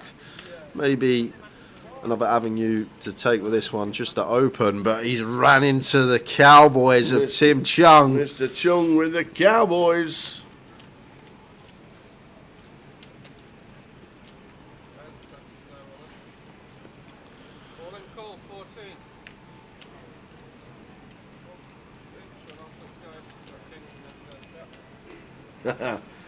How we doing, Keith? Us Keiths love a float on the flop. How are you, Keith? All the best for the new year. 3 times we're up in Scotland this year, and when we go to Glasgow, Jay wants to do something Scottish in Scotland. Yeah, something Scottish. On the Monday. Oh.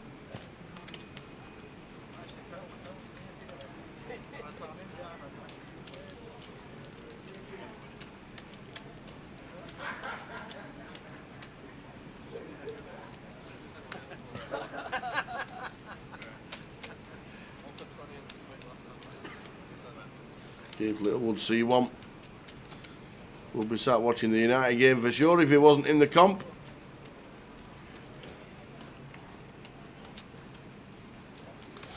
He'll have a United shirt underneath just in case we have a winners interview. Yep, he will. Oh, well, we're all good our side, Sabria. I'll have a little check. What's happening? Saying stream is skipping a bit. Oh. The main screen that we watch the coverage on has been fine. On YouTube, Silver Butchers. Oh, yes. That was a big skip. All right, okay. They didn't get to see the full run out. Ah. Facebook went off. Says Magical Jarrett. Something. Keith says something Scottish. Golf it is then. I'll just get PK to check it all. But it looks like it's back on. It might have just been a temporarily blip like the internet does every now and again. Coming ace on the flop, ace on the turn. Keith doubled up. Yep, Keith doubling up in seat number 1. This was magic from Crash. I know Crash is a quick dealer, Tower. Very just, quick. Just quickly watch this hand back. This is how quick he is. Ready? Yep. So we go to the flop. Hands done. Oh, wow!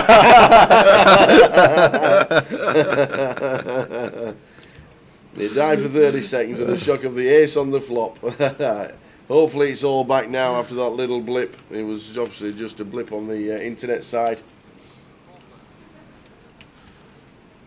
But Keith surviving with ace-jack, ace on the flop, ace on the turn, as Jay says. Lovely flop for Gokul. Bottom set on the 984. Has position as well, so we'll get to bet when check 2. Doubt we're going to see any betting from anyone else here. As say, you do want to tend down the C-bet frequency when you start going 3-way, 4-way, 5-way, whatever it may be. But looks like Ty is still going to continue here. Does have this 8. Maybe feels like needs to flush out some equity of overs. Still can potentially get some value from worse. Always just need to be wary when you're in these multi-way situations. In a way, hand strength reduces because there's a lot more out there for opponents to have. And a go call here with the 4s. Just going to call in position. Love this from him.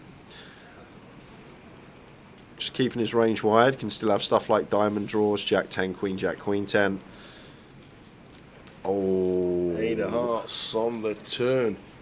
Now then, Ty.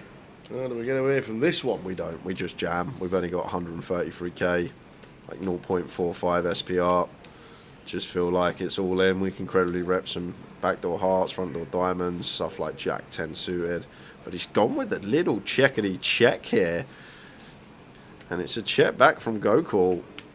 And it comes a king on the river. Wow. Are you feeling all right, Ty? Run out. How has he wiggled his way out of this one? How has he not jammed the turn? Yeah. To the, wow. I guess he thinks he's trapping and trying to induce from some like Jack 10, Queen 10.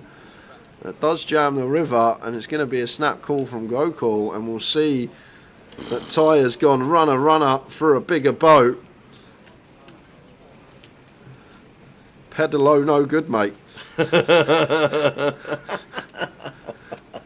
That's a boat over there. Wow. What a run out for Ty.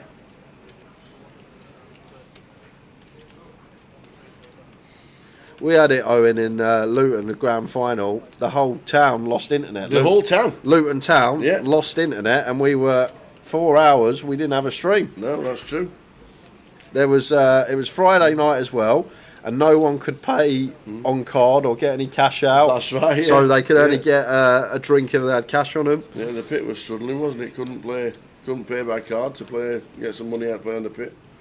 Weird one. But we are actually under the football pitch here in Coventry. It's a great layout, great setup. But we are actually underneath. But the internet obviously does have dedicated lines, and we have a hugely dedicated wire, and it's 100 up, 100 down, to be fair. But if it blips, it blips. It's just one of those. Try a refresh, Bob. Try a refresh on YouTube.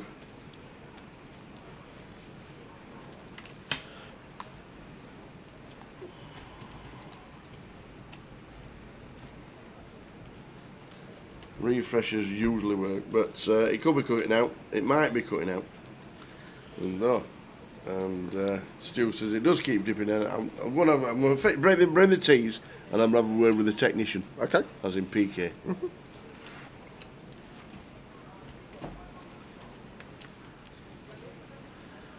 Pocket queens for Tim in the cuff. Just going to get to jam. South of 6. No messing about. And King with 3s here. May fancy looking Tim up. Opportunity to bust a good opponent. I think you got the flip side of that. You don't really want to double him up either and let him back in this. But will jam deuces Tim. Will jam king deuce suited. Will jam ace deuce. Will jam ace 3. Will jam king 3 suited. But still with a couple of players behind, King thinks better of it. Is this going to be getting through for Tim? Or will Ty wake up with anything in the big blind? Queen 7 off. For 6 big blinds. Well, it's hard to be in worse shape than this. Just 5% equity pre. I feel like Ty may just call this one off still. It's just south of 6 big blind shove. We've already got a big in there for our big, and there we go. And we'll see he is in the worst shape imaginable here.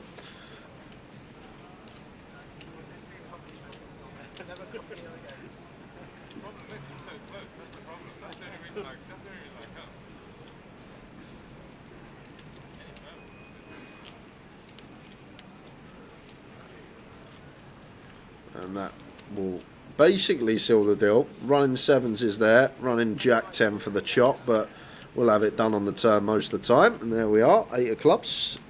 Tim back in it, up to 260, good for 13 big blinds.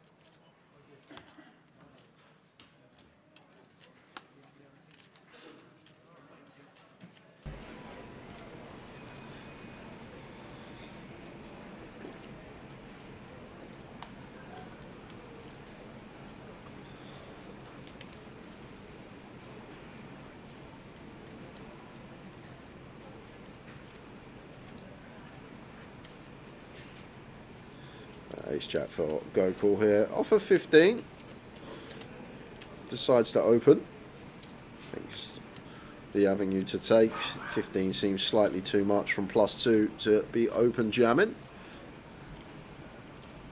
And this is one of the benefits. We may now get a jam from Peter, and here we go, and we just get to call this off. If we open jam here as go call, we never get this action from Peter. One of the benefits of just making it 2 bigs rather than open jamming for 15. We induce some stuff from worse hands that would never call off the open jam, and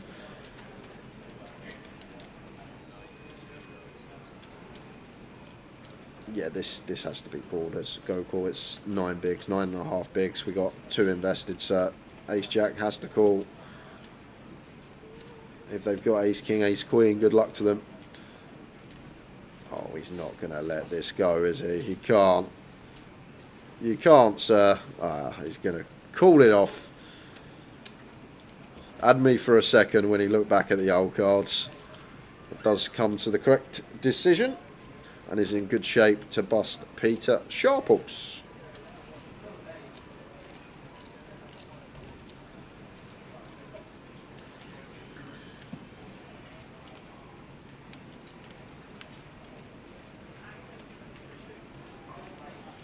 And is now in great shape to bust Peter. Running clubs.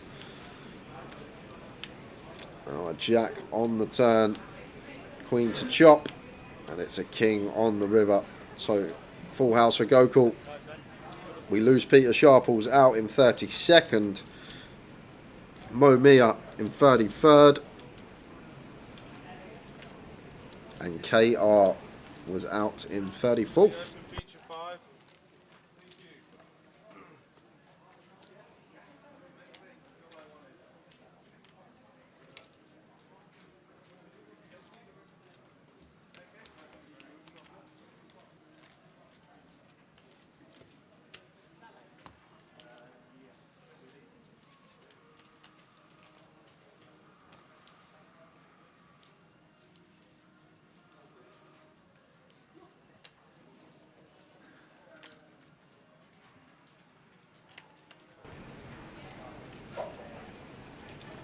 Back to it.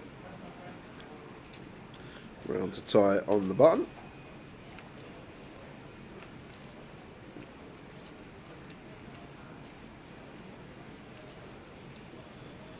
H7 of spades.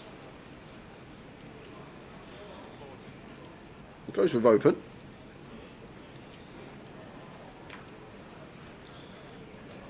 Kai out of the way with the A6 in the small.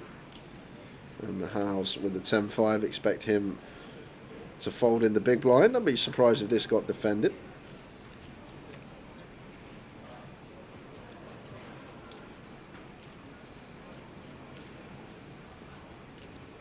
Well, we got 3% of the field left now. Like the ICM's still there. 3 tables approaching. Although as covering stack, 10-5 off. Still too wide to think about getting involved. Might start at like 10-7 plus to get in the mix.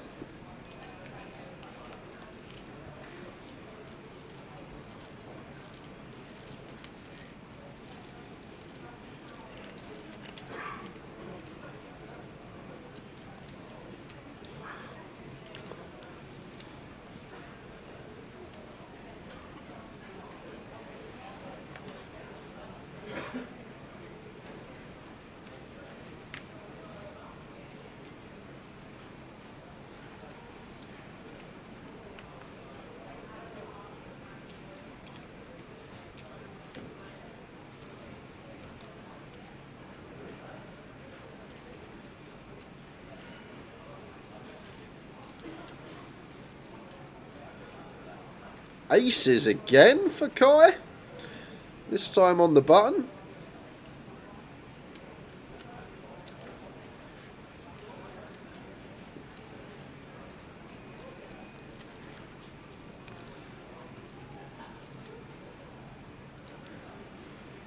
That goes for 48k here. Would have just personally gone for the min click. We lose our customers, just make it 2 big blinds. Keith might have defended the king 6, 10-8 of hearts might have called in the small. A little bit of extra juice on that open size there, maybe to do with the hand he had, but we want action with the boots. 2 bigs would have been more than enough, but the 2.8x gets both blinds out of the way.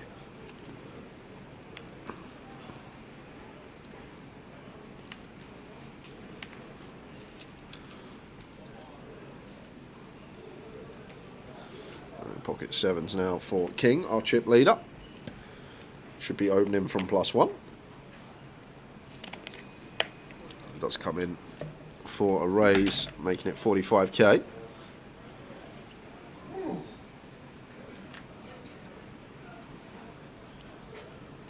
It's fresh out here, I tell you, today. No, it's been like T-boys here. Oh.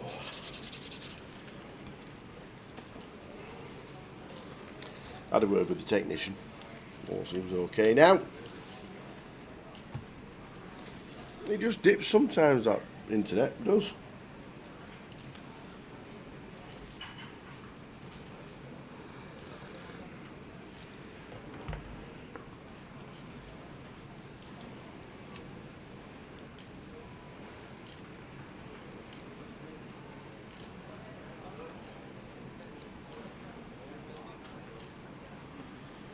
That's a flop set for King. Things going well for him. Making some nice hands with the chips. Keith not going to get sticky with the 4s out the way.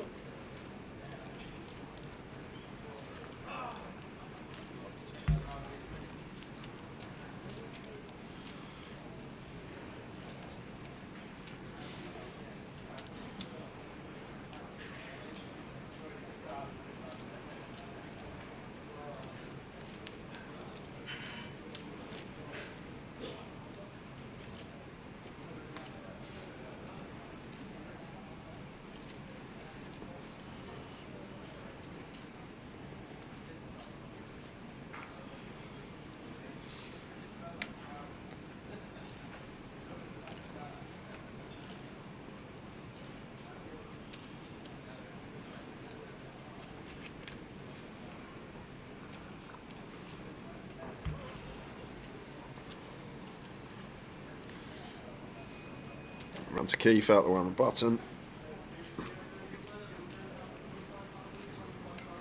It's a walk for Tim.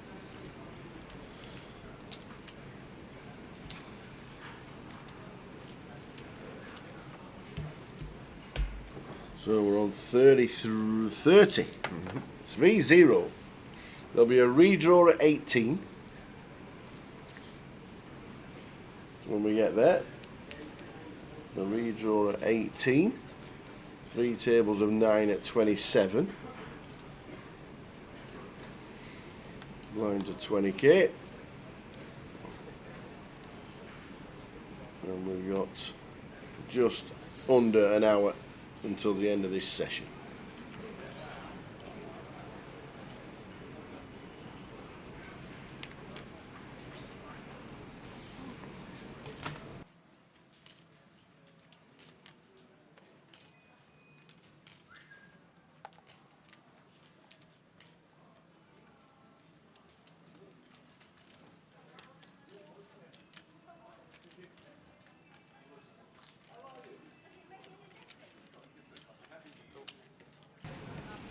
It's in with the 9-5 and the small. Just calling.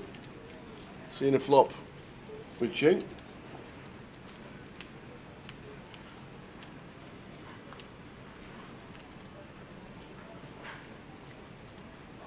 Queen 6.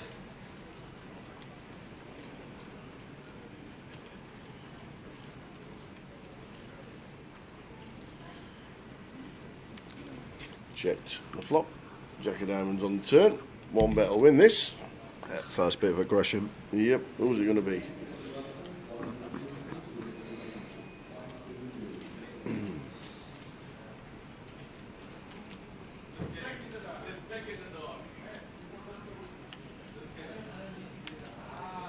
On the Ace River.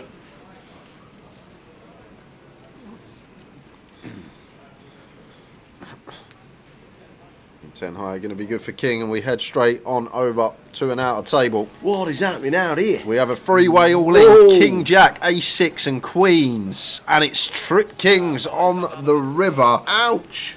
Kish had the Queens, Arpad had the Ace-6. Who has the King, Jack? Frankie. It's Frankie. Frankie Green. So Frankie with the big old treble up there, up to 500k. Very nice. Very nice. And Arpad will stay alive.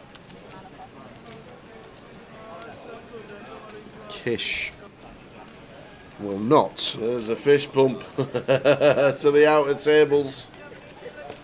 A huge treble up for Frankie Green. Very nice indeed. Big one.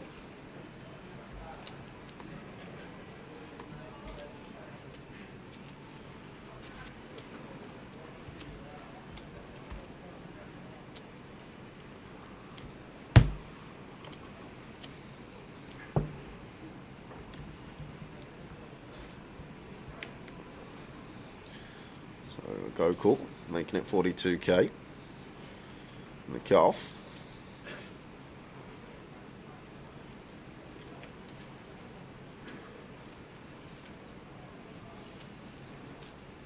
Ace-9 of diamonds here for Ty. This could be going into the middle. Depends how he perceives Goku. We're up against an opponent that will open a lot when folded to in late position. I feel like it's a nice spot to just move in for 21 bigs. But we are the last 3% of the field. It's getting a bit more cagey. 30k up top for a £200 buy-in. I feel like Ace-9 suited here, tower 21 facing the button open. There we go. Ty does find it.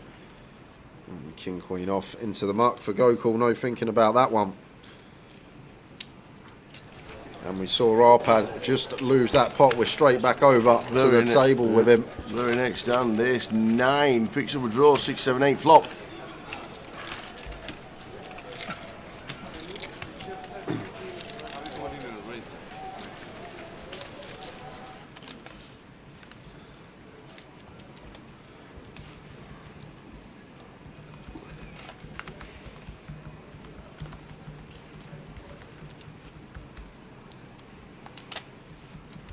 So,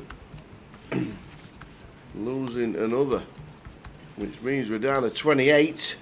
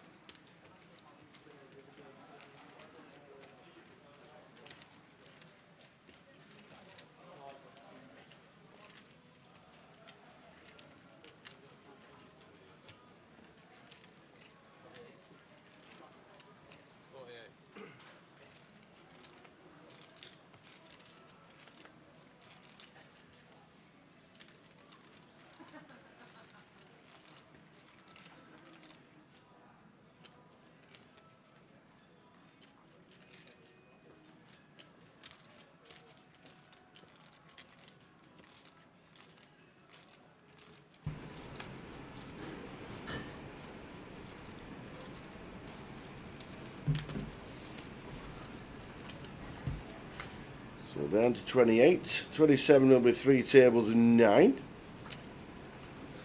And then a redraw at 18 with 2 tables left.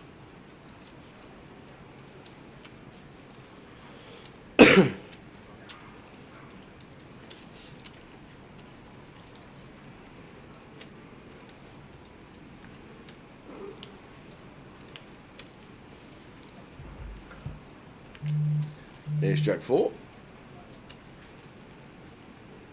2 diamonds. Kind of flopping flush draw. King with the second pair goes check check.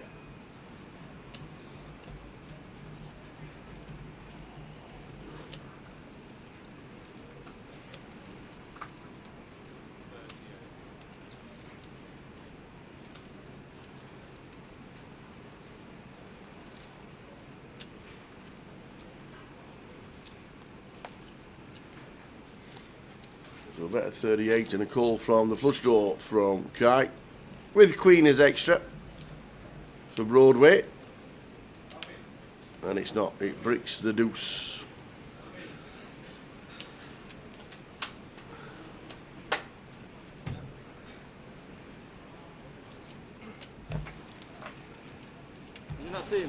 There's Mo Mia.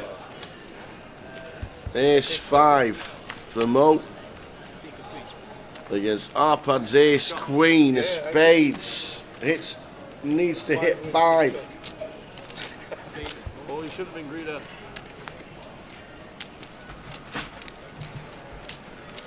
Still a 5. Can he find it? Well, one of the lads on tour, Mr. Momi, and unfortunately bust out. Played a lot last year, saw him on tour. Always plays with a smile on his face, always loves the game. Just unlucky running into Ace Queen.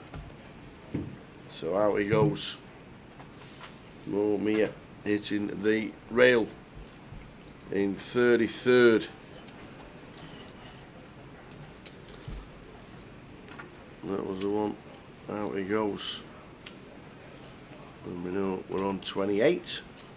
But that was Mo busting out for £660.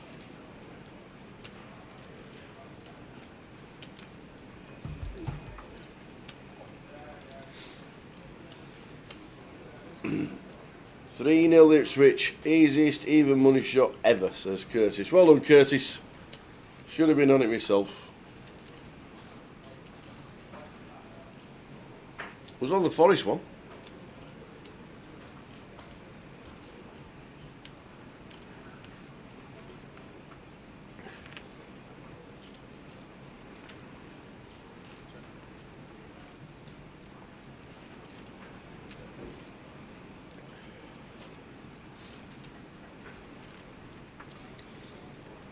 Tens from the Hales, 8-6-3.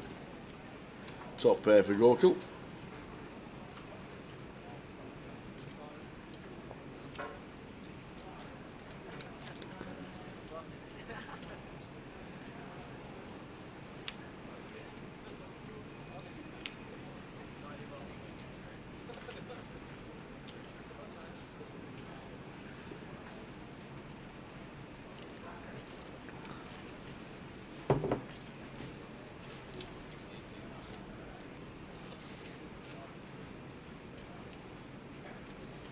Don't forget my Hales' chip stack is still about 140, 150k wrong from the last, and I don't think he's got $500,000. He did a call out of his stack. Just looking down at his stack, looks like about 3.5. So it's not 80 out of 500, it's 80 out of 3.5.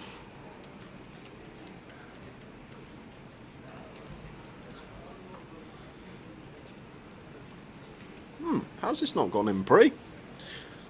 For my house, open go call +1. I'm surprised that Mahals hasn't just set him in to start the hand at what looks like would have been 20 effective. Now, in a bit of a spot out of position, but not going anywhere, you expect. I actually really like this from Gokul. Second street of ace-8. Shouldn't be much jack-X in Mahal's range. Shouldn't be any 9s plus in Mahal's range. So ace-8 just likely to be the best hand here on the turn. There are some jack-X of diamonds, some jack-8, some jack-6 suited, potentially that jump in front of us, but just going to have the best of it enough for the time. River's the king of clubs.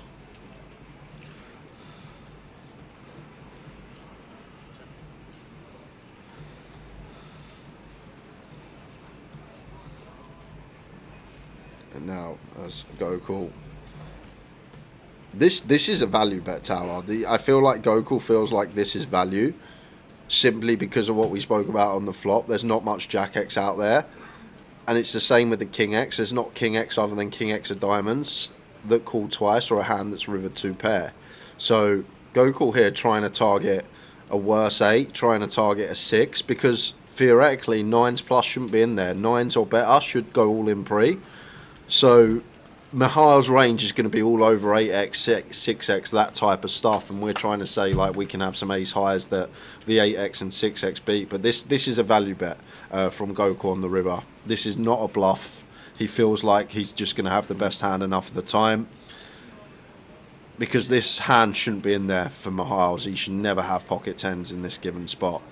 Because you're expecting him to raise Yeah, pre. it should just be in pre, and there we go. The 10's out the way, but Gokul, when he watches that back, he'll see how fortunate he was. Went for some cutthroat value and getting better to fold.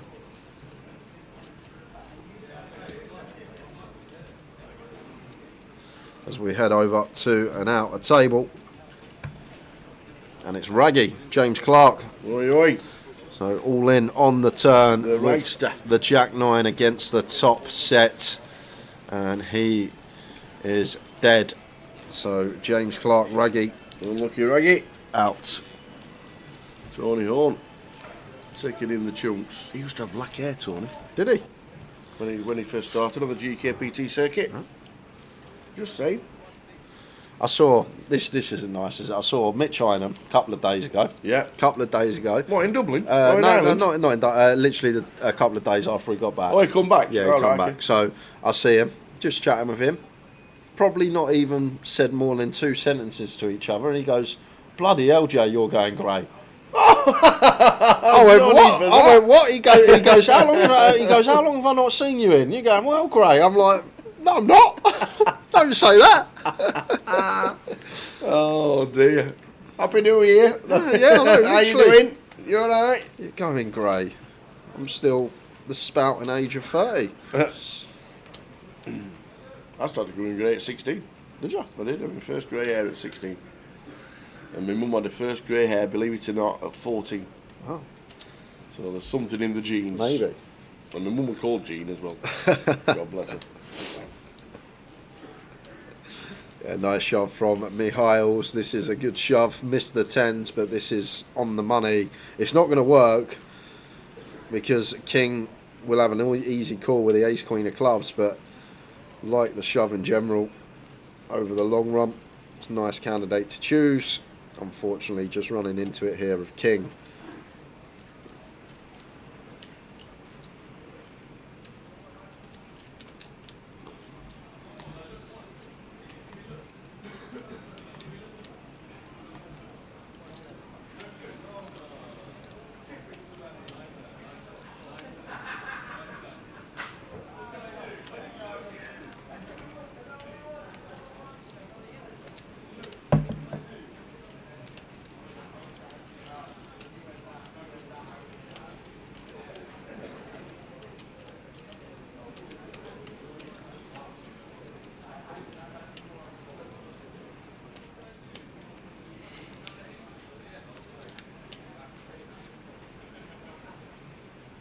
Well, there's a queen. Doesn't do anything. Mahal's needing a king. No runners in sight. So down to the case cowboy. Can he find it? Like, can he? Unfortunately not. So we lose Miles from the tournament and we head straight on over, and it's Wilco, Adam Wilkinson, who is all in. Queen 9 of hearts against the ace 6 of Gareth Wright. 6, 7, deuce. No help. We need a queen or a 9 or Wilco's oot. It's a 5. Adam Wilkinson, another deep run, another good run. Sat next to the Turk, the mad one himself. Yeah, over $1 million for the Mads out there. 2 columns of 25Ks, plus a little bit more. And Gareth Wright stacking up as well. He has got heaps of chips. He has indeed, oh Gareth. So Adam finishing in 29th. And Mihail's 28th. Means we're down to 27. There'll be players coming over now with the players on 27. There's a redraw at 18. So Adam 29th, Mihail's 28th. 750 the mean cash now.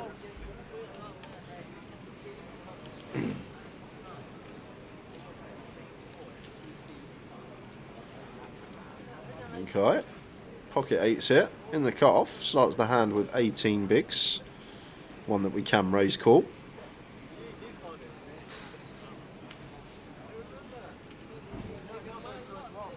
Won't get that opportunity, just raise and take. Picking up blinds and ante.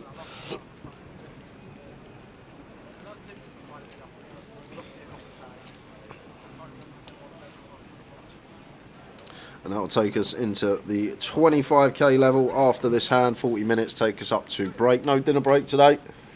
No, not in the 200, okay. No.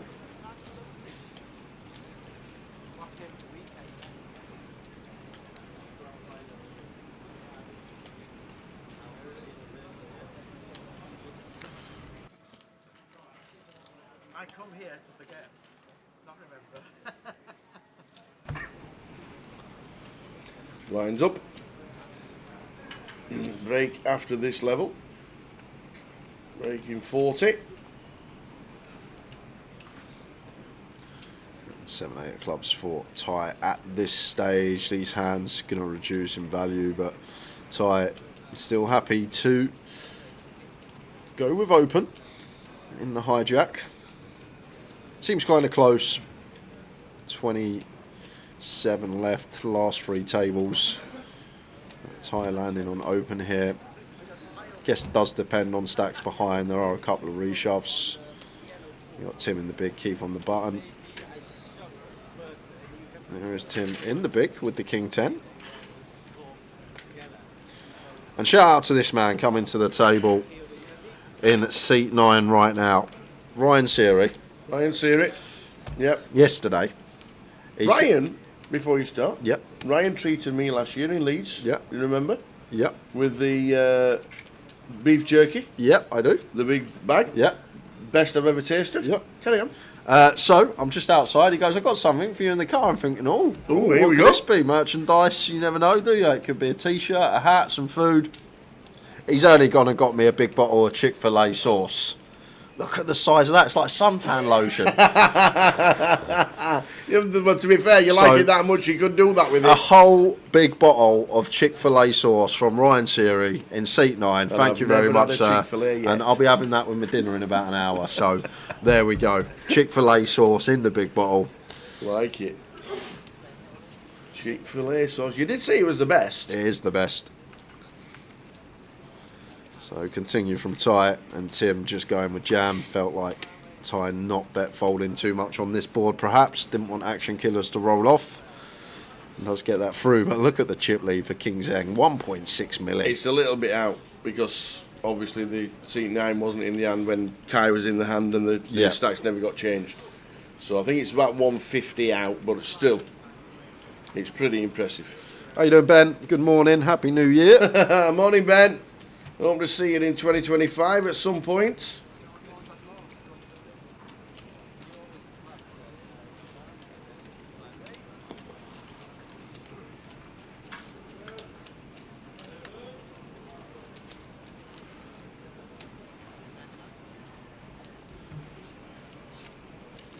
160 calories in a tablespoon. Is that a lot? In a tablespoon? Yeah. Yes, that's a lot. Quite a lot? Yeah. Okay. Don't be having the whole bottle then. Let's just have a look at the. I'll just read out. Is 14 grams of fat a lot? Yeah. Yeah? Yeah. Don't worry about it.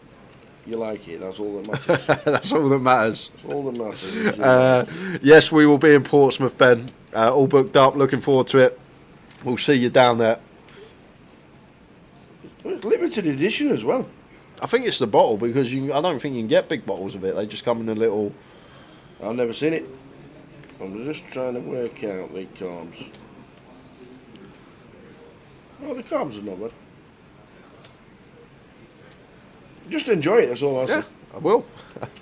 Amount per serving, so it's not per teaspoon.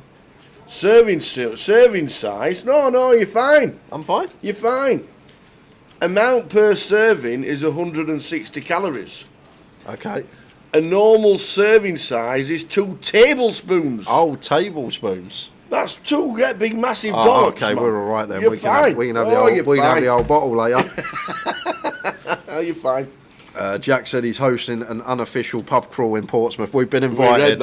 We read that on Facebook yesterday. We have the invite. We read that. Unfortunately, we're still in Coventry until the Monday. And Portsmouth starts on the Wednesday. And I've got to wash my smalls. Does it start on a Wednesday? Yeah. What, so we finish this? Yeah. Not this, obviously not next week. Next Sunday. Finish this next Sunday, Monday, Tuesday, off down to Portsmouth Wednesday. Yep. Okay. That's exactly what we do. Look forward to it. And then a couple of weeks off before Manchester.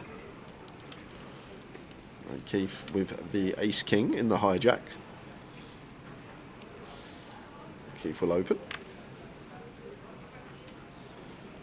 How you doing, Kev? Razor Kev's back home after his cash. Good luck to all remaining. Great to catch up with everyone again. Absolutely loved it. Good man. And happy to cash. Well done, sir.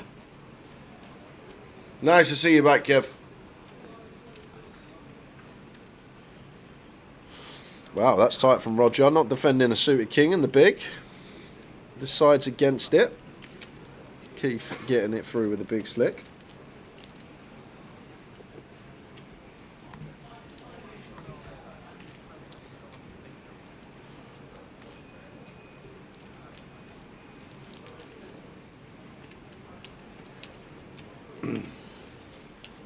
No, 160 calories is not a lot in a tablespoon. And it's 2 tablespoons per serving. And that's what it says on the bottle. Afternoon, Stevie. Stevie Key, hope things are well.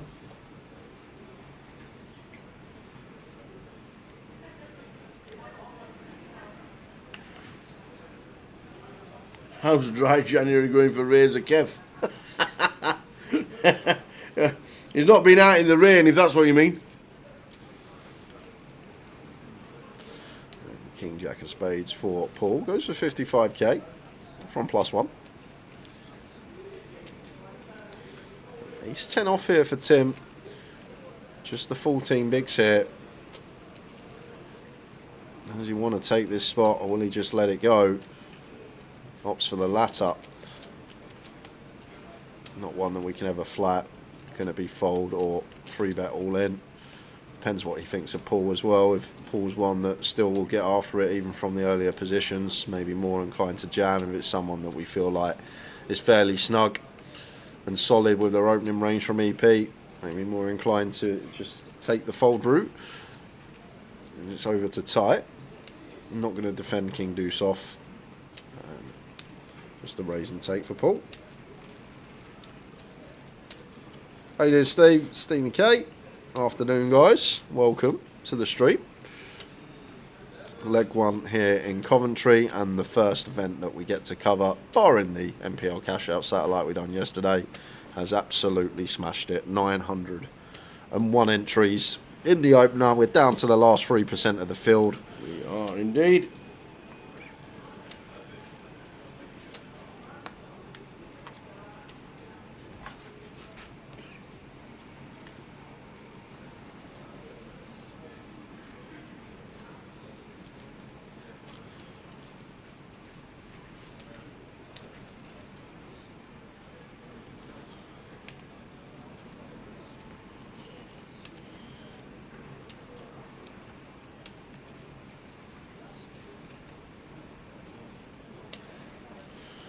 Roger. Jack 9 of clubs on the button. Raises to 25, and tie should be a clear as day jam here. A suited ace against a button open when we only have 13, 14 bigs. Have to take this spot.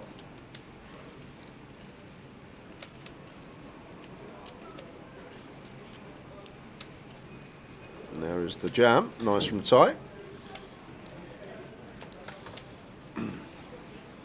Oh, wasn't actually an open from Roger. Roger has limped the button, even still. Not much we can do as tie, but move all in.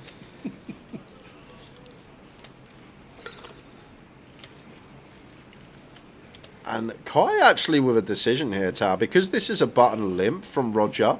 Like, Kai may expect Ty to shove some King Jack, King 10, King 9 suited, King 8 suited, Queen Jack, Queen 10.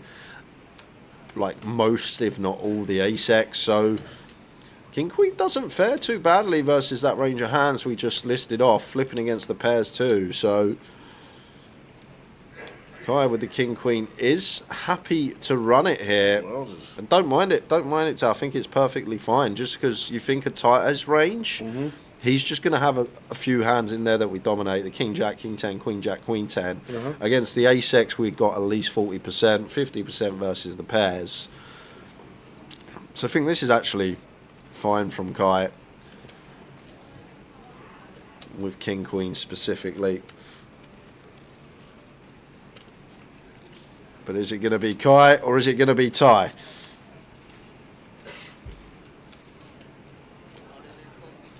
Here we go.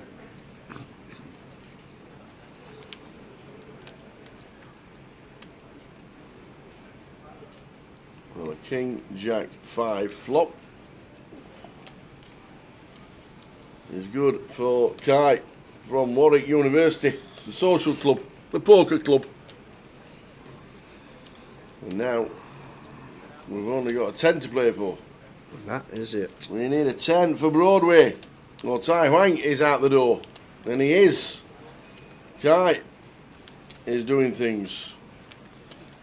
His stack's a little wrong because obviously... He's got about 150k more, so yeah, close to a milli, Kai. Yep. Kai poor. Nearly a million. Stevie Key. He's all good. He's busy doing Scottish things. Well, this is it. This is. What do you want me to say? Honestly, I'm not going to say, "Oh, can we go up there a day early so we can do some things?" I've got to at least come on. It was funny. It was good. I'll make sure we do Scottish things.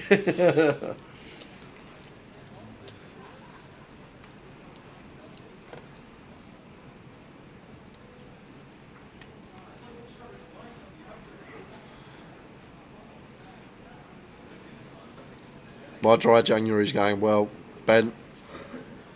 12 days in now.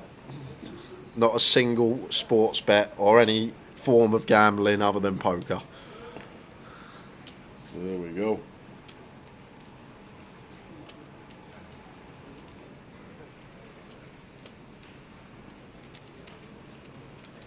Now Roger with the boots, and he goes for the 3x. Does he not want some action from his aces? Probably wouldn't have got it anyway, pulling 9-4 off in the big blind. Nope, didn't do any of Towers tips today. I'm not doing any tips this month. There was no treble yesterday. Yeah. All the football was postponed and there were just the FA Cup games. So we didn't have a Towers treble. Yep, no Towers treble for me this month, so it's likely to come in next weekend. But if you weren't with us yesterday, you will know that we've signed a 3-year contract with Cardroom Direct and Grosvenor Poker. All things Grosvenor related, we will be streaming for the next 3 years, which means we've got 3 years of Towers trebles. 2% of the time, it comes in every time. Do you know what I love about this top as well? They've even got the love handles on the silhouette.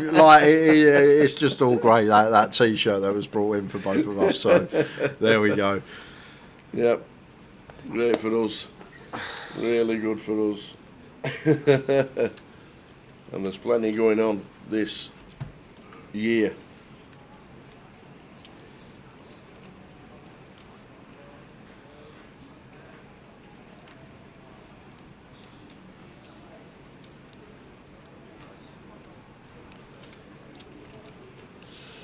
Harry says, best of luck to Gokul, the best doctor in the country and a great man in general. Oh, we got a doc at the table.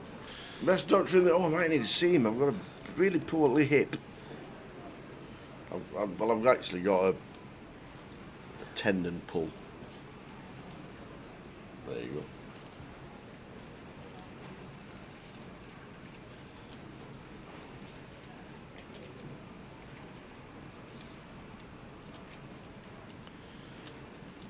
Raise and take for Keith.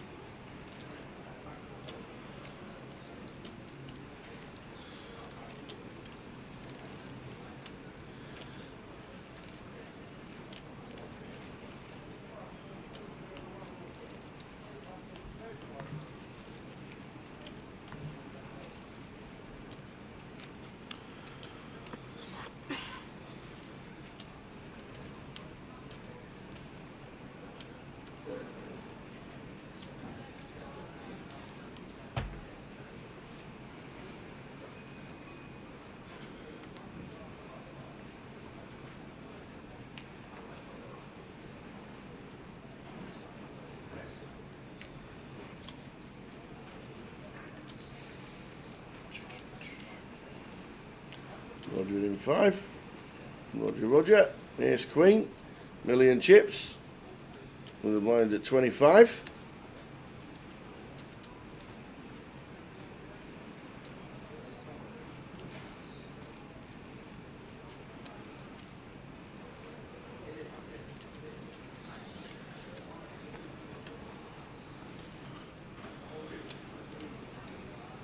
Keith not defending. The king not in there. Kind of tight from Keith. Thought that would get involved from the big.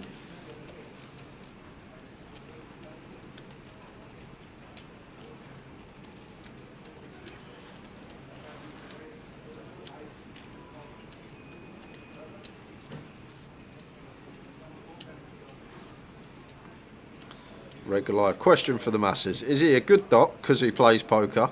Or is he a great poker player because he's a doc?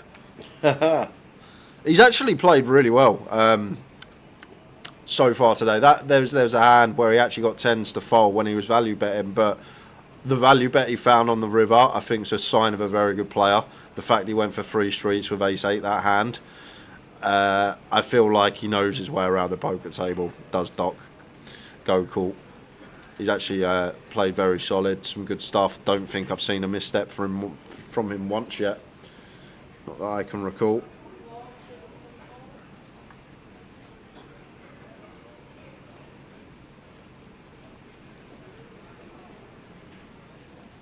He's played some good stuff. He has. Seen him 2 or 3 times on the feature. Sometimes you just see one hand that someone plays and you're like, okay, this guy can play, this guy knows his way around the poker table, he's thinking correctly about the hand, and that ace-8 hand was one of those. It's just a sign of a good player when he went for 3 streets there. Back to this hand as cut-off open from Paul with a king-10, Ryan in with a 3-bet with the jacks on the button, 3-bet into call if we are getting jammed on. I doubt we're going to see much happen. Paul with a king-10 into the muck. 1-0 United. There you go. Said the upset would be United. Who said -1 Arsenal? Who was that man?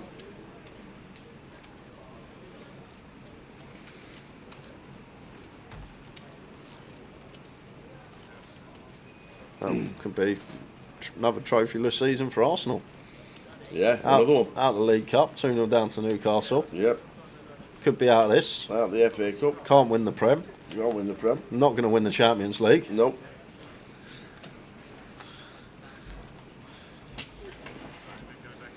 There we go.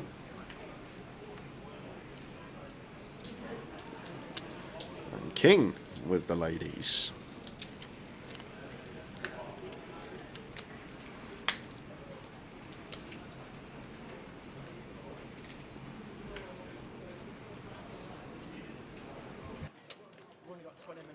1 minute left on this table, so we're alright. Unless we get redrawn back on it.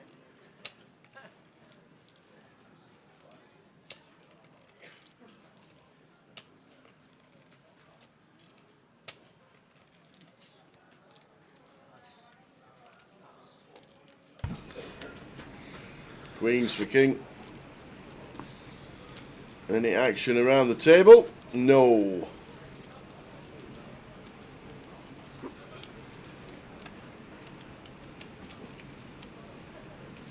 No action from around the table.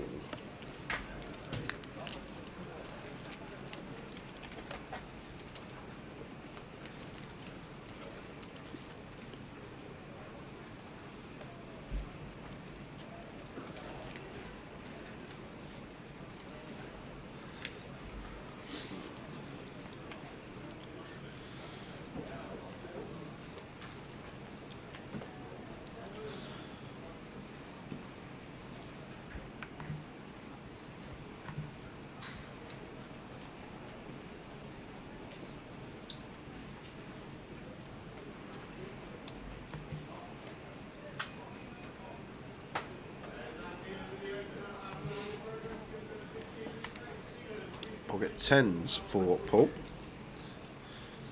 Pocket 10s. King, I think, comes along for the ride with his chip stack. Agreed. Jack 9 off.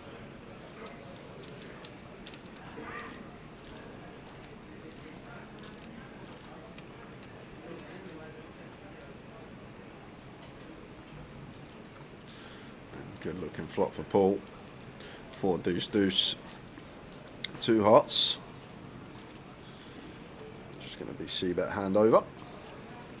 It certainly is. 20 minutes to go until the end of this session. Full chip count on its way at this moment with 24 players. 25th was Paul Noble for £790.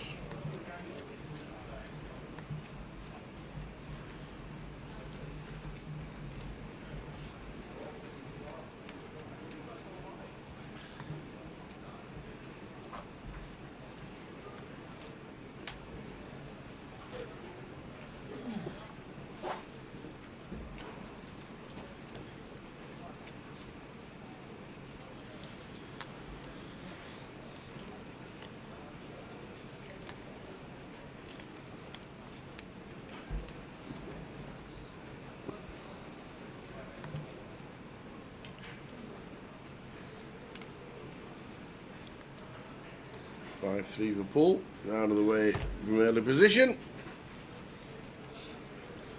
Mr. Chung, C3.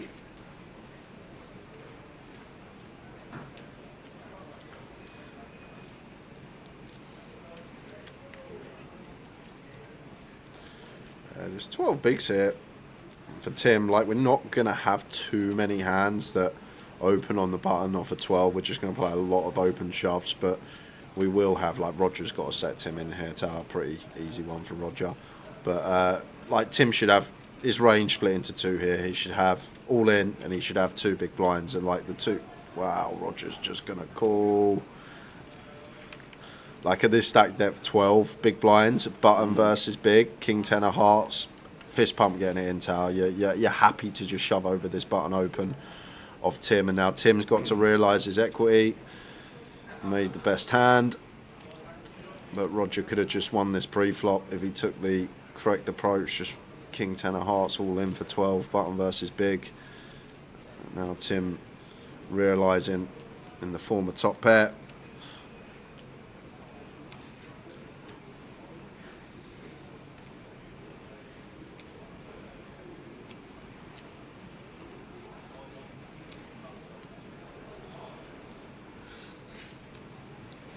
And against 40%, 2 overcards, 3 to straight, 3 to flush. Awkward one for Roger now. He's going to choose to let it go. A potential spot miss pre-flop. Yep. Exactly. 15 minutes to go of this session. Tim Chung fighting on. Keith Little with 23 bigs.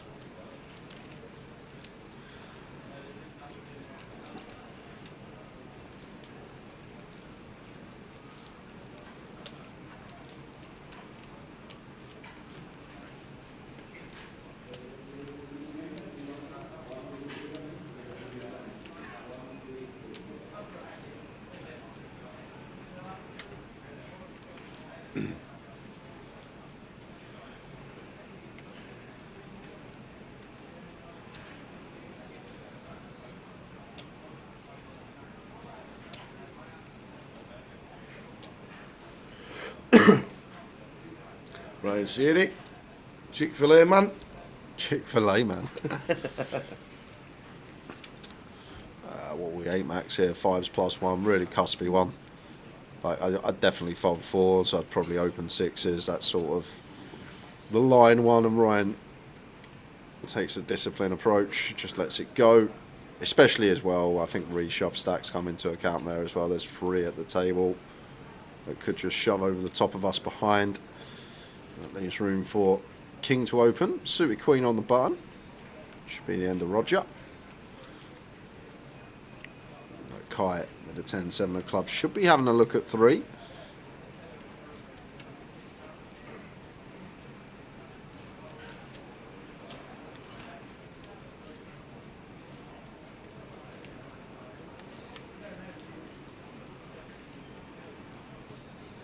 Here's king 4 flop, 2 hearts, king flopping flush draw. Yep, check. Small bet, handover. Indeedy, indeedy. And off we go to the out of the door. The Turk with the coat on. The hood's up. Can't see his eyes, as he told me this morning. Ace 8 against 2 pair for the Turk. It's David Johnson needing an ace. Oh, the old 7 to pair. Flipping heck. Well, David Johnson unfortunately busted out. The Mad Turk building his stack up. What's he got there, the old 2? 1 million plus? Look at this. He has got chumps. Very nice indeed. So we're down to 23. David Johnson busting out £790. It's the Chelsea curse, Apocalypse says, starting to wonder if Havertz and Werner are related. Whenever there's a hot prospect that goes to Chelsea, they just turn into... You look, Werner, Havertz, Mateo Kesman. Who? You remember Mateo Kesman? He was meant to be a world beater when he come there. Not at all. They're just Fernando Torres. You remember Fernando Torres at Chelsea? Yeah. Mo Salah. What I do remember that. Like, is it January? It's just Chelsea. It must be Chelsea. Kevin De Bruyne. Have another one. Have another big name.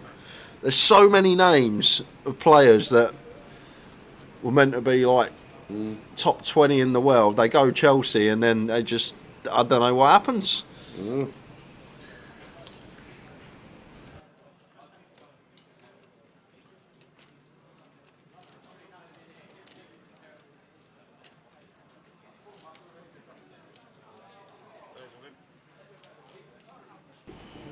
So jacks for Tim.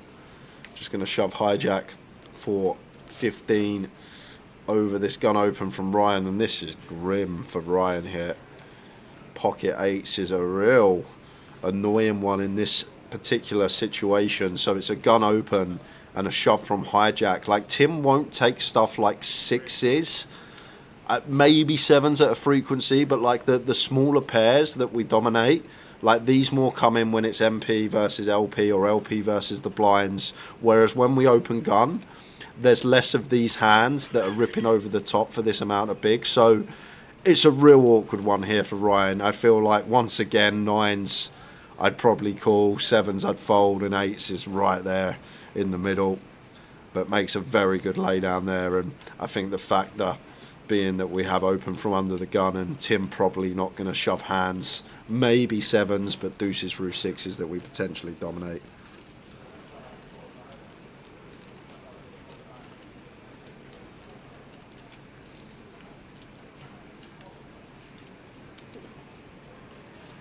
The ref has been Arsenal's best player by a mile.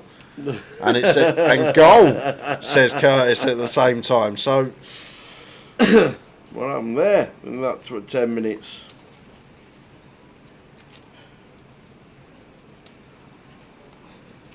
Well, we'll go catch the last 15 of it in 11 minutes time.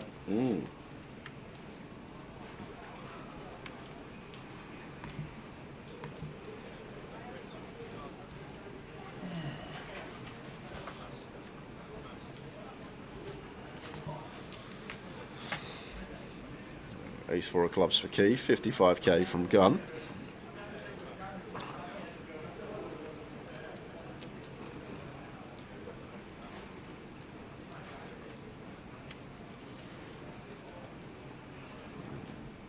to just be raise and take it.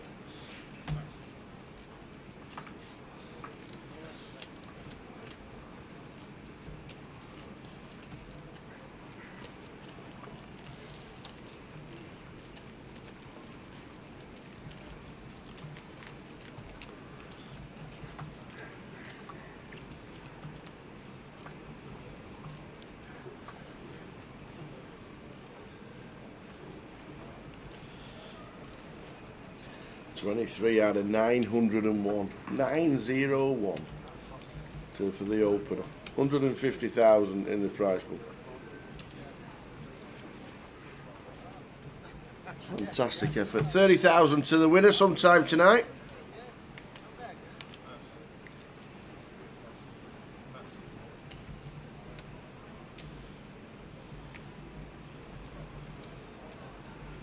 King 10 for Roger. I think we'll open in hijack once folded too. Well, goes for a limp, and straight away, like Roger, he's only been at the table, what, 40 minutes or so, but he 3x'd it with aces. I think it was ace jack, maybe ace queen he had. He just more than 2x'd it. He's limp jack 9 suited, and now he's limp king 10 off. So a lot of plays that sort of going towards his hand. So when he's got a middle in hand, he limps. When he's got a okay hand, above average, he'll raise 2x. When he's got a super strong hand, he's making it 3x. And if people are aware of that and picking up on it, they can just attack every limp and then just overfold against every bigger size in. So you need to be careful, especially when you're playing against good players, because they'll pick up on this. Like, he's only been sat there for like 40 minutes, maybe just less, and we can see it already from here. So if you've been playing with him for longer than that, I'm sure a few people would have picked up on it. Ryan thinking about the 3-bet bluff there with the ace-5 suited, and that one just going Paul's way. 1.4 mil, chip leader. Roger Thomason second in chips.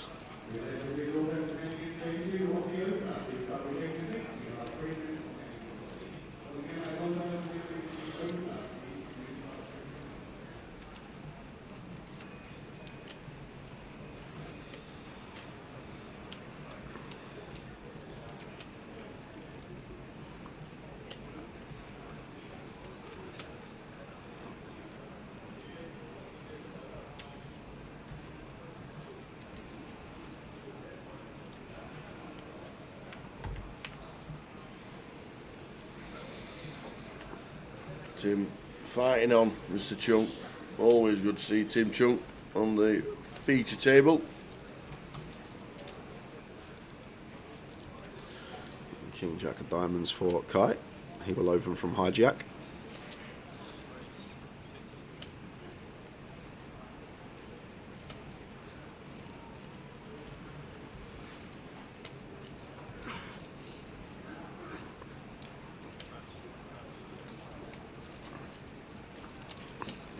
Go cool.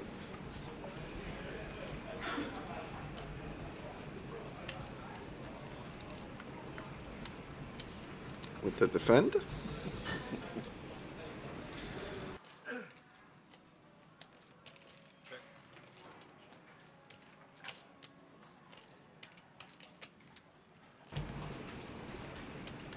King Jack for Kai. Sees a king high flop. King 10-6. Good battle between these two.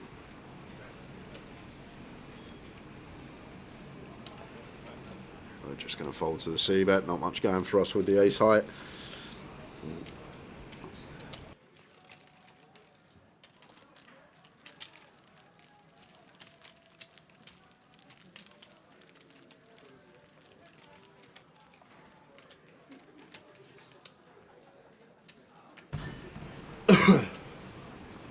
Well, pen in capital letters, says Curtis, and as an Arsenal fan, I'm guessing which way that's going. Has he got a new Bic for Christmas? Yeah. Is that what it is? Yep.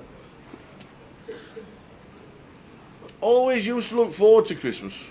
You always used to get a pen and pencil set off somebody.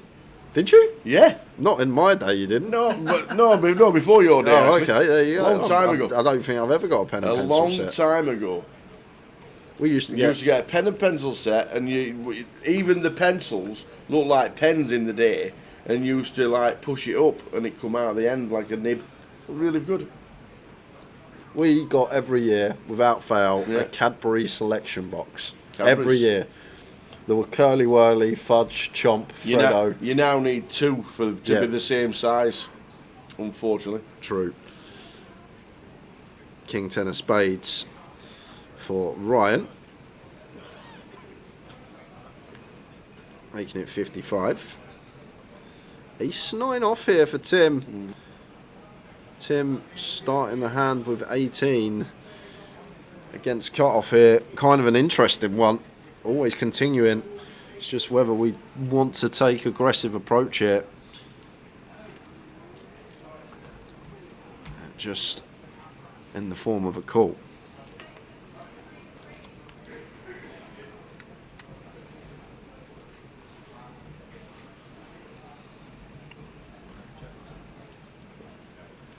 Eight, 5, 5, flop.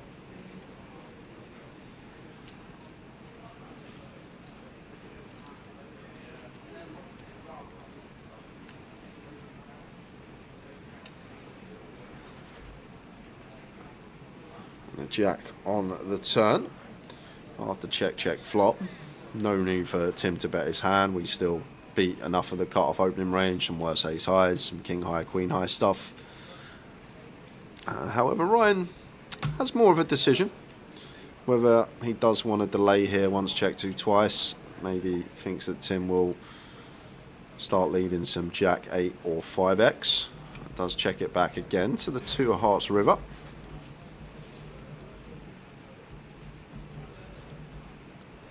In with the check mark.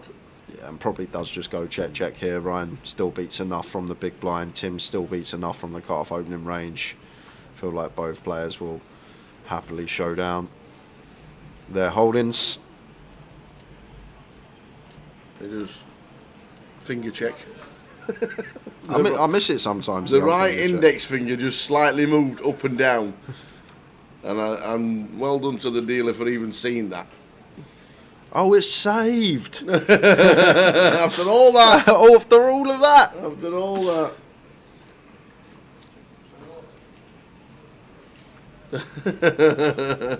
So Tim and Ryan do check it down. Last couple of hands of the session. Yeah, Odegaard's really poor. Why do they give it him for a penalty? Have we got nobody else better? It's like you need Timo Werner. It really is. It's BBC. Ian Wright will be on punditry. They could have brought him on, surely. He was a good pen taker. Saka's out.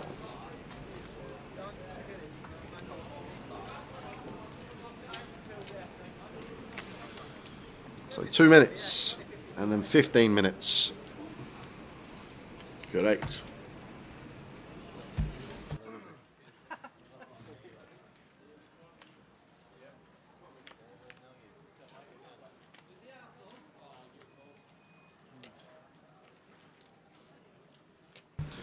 So, probably the last time before the end of the session. Full chip count on its way, with 23 players left.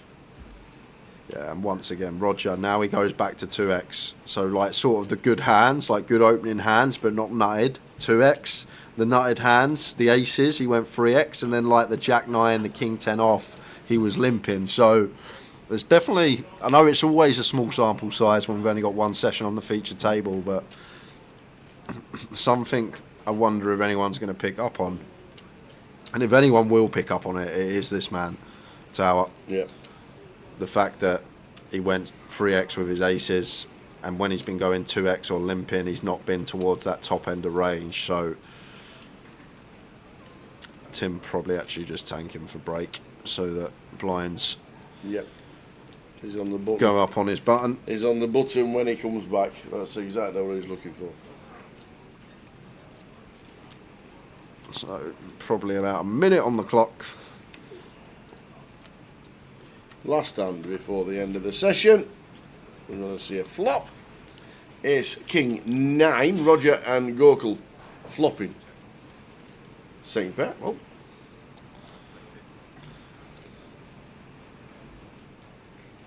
Yeah, and going to continue here as Roger. Seems like a nice hand to check, but we are going to bet this board relentlessly in terms of range, and we actually get the King 10 out of there. There we go. So, and that is it. We will see you back here in 15 minutes. Enjoy yourselves. See you back here in 15.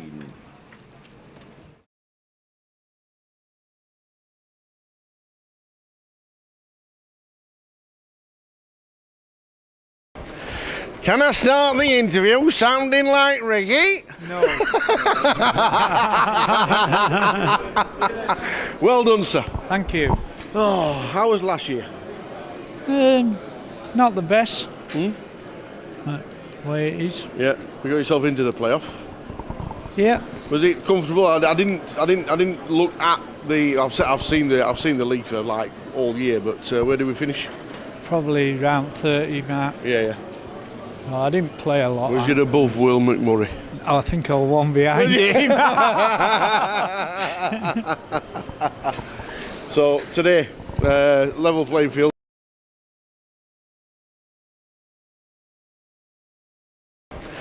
Can I start the interview sounding? All right.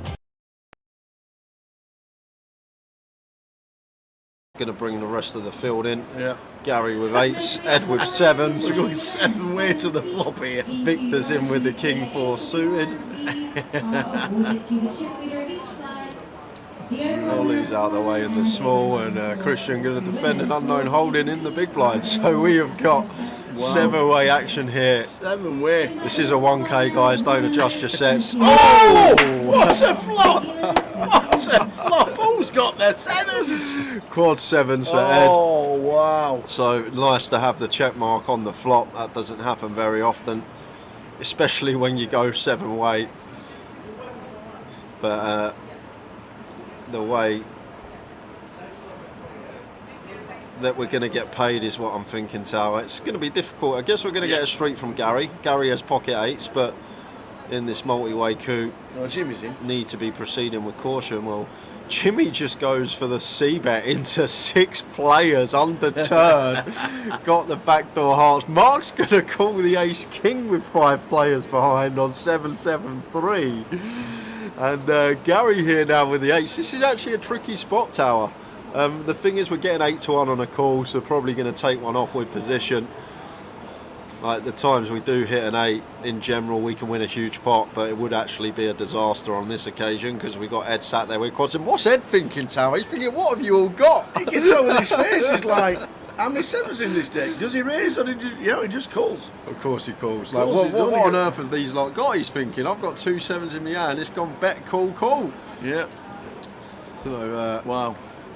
See the turn. Oh, sent Gary 8 Bush on the Gary turn. Bush, Tata. Wow, ill for Gary. And it's going to be a nice clean double up for Ed.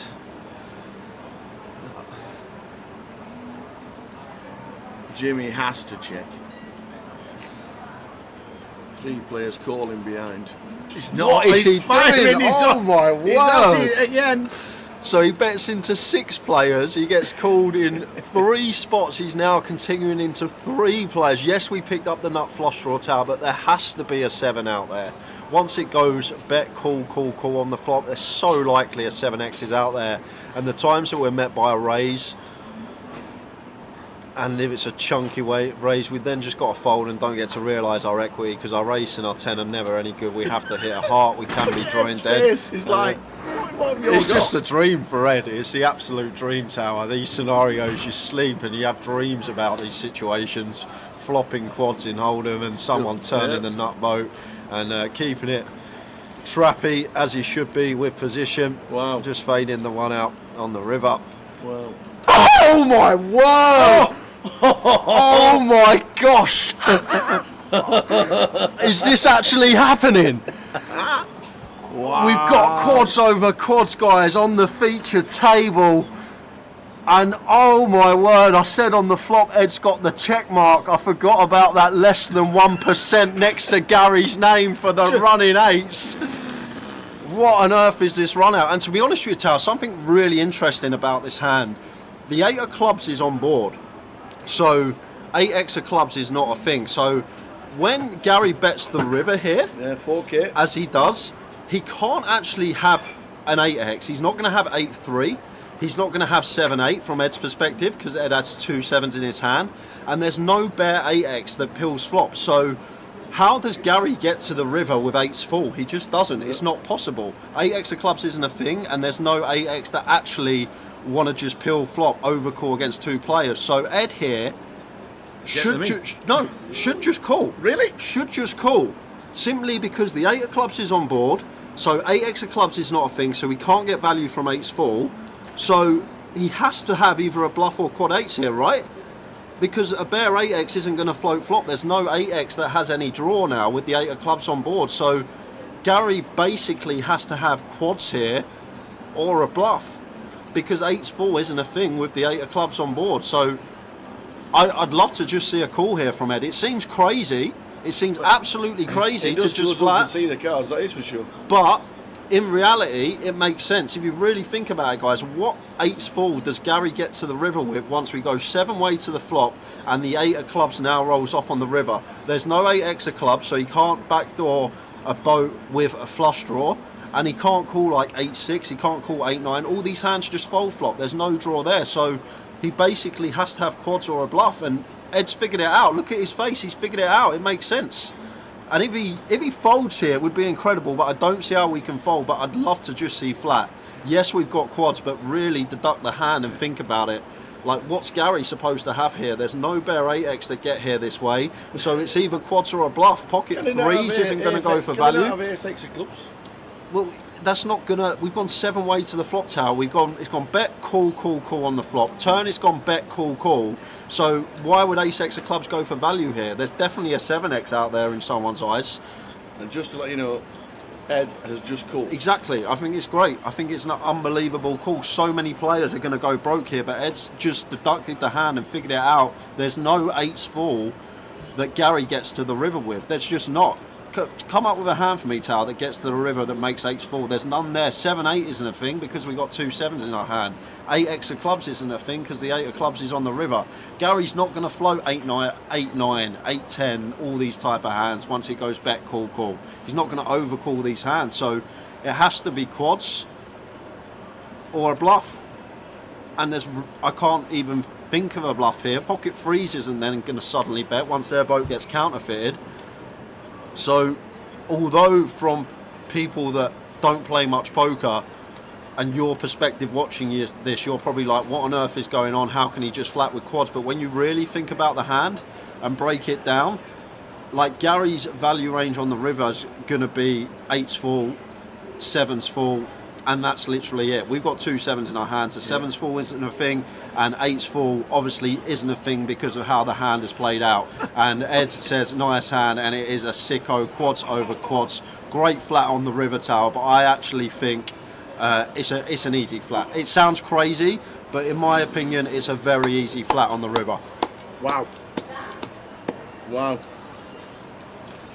And Ed just says, I'm just so good.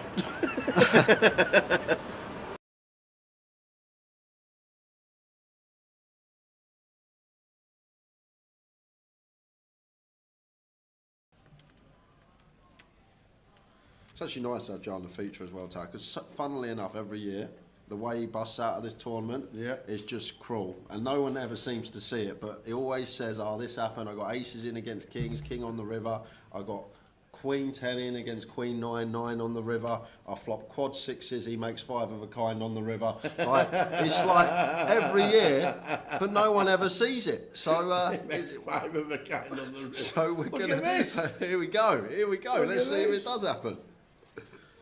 Couple of kings, making it 800.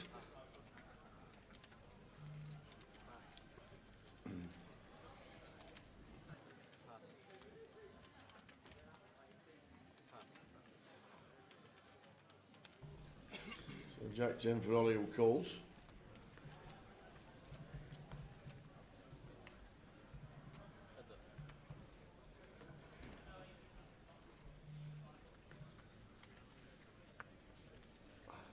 So The 9-7 boost. Imagine the 8 ping. Oh, do you know what? I'd give it the biggest boom ever, Tav. If the 8 rolls off here, there will be a boom coming from the comms booth. I'll tell you that right now.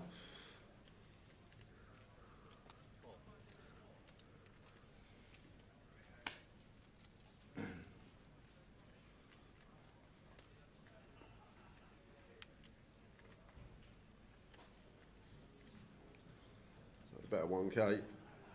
Oh, so a queen on the turn. Can I root for the king of clubs? Is that allowed? Am I allowed to root for the king of clubs? Of course you can. At 1.9 into 4.3. Around 60%, just north off. Sorry, 40%. Put the king of clubs there, dealer, one time.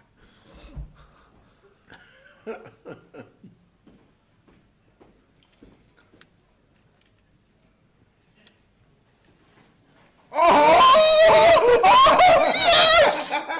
Yes! Come on! See you later, Saunders. What's that, 2 hands? Have you managed that?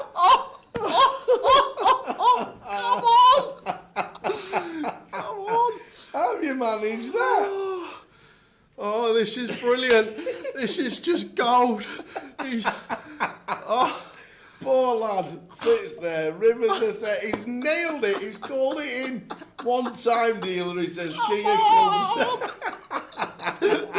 Oh my word! Oh dear. It goes for the raise, the all in. You got Jack 10. Yes, he has. What else has he got? He's free bet the river. Of course he's got Jack 10. You got Jack 10. Oh yes, of course he's got Jack 10.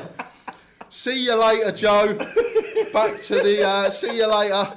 2 hands he lasted, and believe it or not, that's actually his record run in the Goliath Tower. Level 3 for Saunders. Well played, sir. We will see you on your second bullet. You owe that dealer.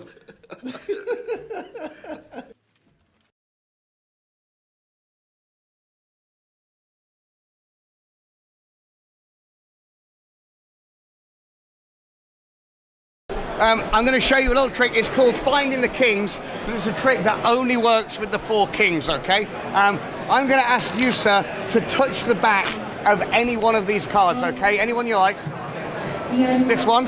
Now, I'm going to try and find the 3 cards that match that one. For example, if he picked a queen, I'll find the 3 other queens. But remember, the trick only works with the kings, okay? I think that should be king number 1 just there. I'm not looking, but is it? Did I get it right? King number 1, king number 2 just round about here. King number 3 should happen just like this, if I'm lucky. It's like an acrobat look, the king of clubs. That's spades, diamonds, clubs, and hearts. Now, I'm going to do the trick 2 more times, but each time we do it, it's going to get more and more impossible. This time, once you've picked the card, you can change your mind as many times as you like. Can you touch the back of 1 card for me, please? Anyone you like? This one? Now, do you want to stay with it or do you want to change it? Your choice. Stay with it. Remember, the trick only works with the kings. You remember I was telling you that? It only works with the 4 kings. And stay with it or change it? You don't. You're sure you want to stay with it? Because I hate to think I was cheating. But you can change it if you want. No? You can change it. Do you want to stay with that one? Perfect. That's king number 2. King number 3, I hope, should be round about here. And that's diamonds, clubs, hearts, and spades. I watch that card all the time. I do not take my eyes off that card. I said we're going to do it 3 times. This time, you can change your mind as many times as you like, and we're not going to look at any of the cards until the very end of the trick. Remember, it only works with the 4 kings. So just touch the back of anyone for me. Which one? This one? Do you want to stay with it or do you want to change it? You sure? You can look at it. Don't show anybody else, but you can see whether it's right or not. In fact, I didn't even know there's a king or not. He doesn't. In fact, you can lie or tell the truth. It's up to you. So lie if you want. What is the name of that card? Change it. Jack of diamonds. The Jack of diamonds. I mean, I'm definitely I'm calling on that one. I'm definitely calling on that. All right. Remember, the trick only works with the kings. Do you want to stay with it or change it? Stay. Perfect.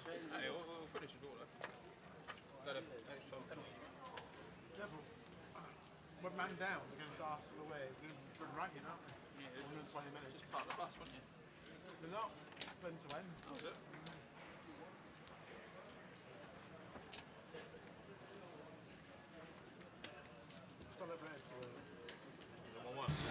And we are back, guys. No change of featured table because we are going to a 2-table redraw at 18. Correct. So we will keep this table until then. We will indeed. Oh, I thought there were chip counts. I thought there was as well. We better text the man. I will. We'll text the man. That's what we'll do. Chip counts on the way. We do have them.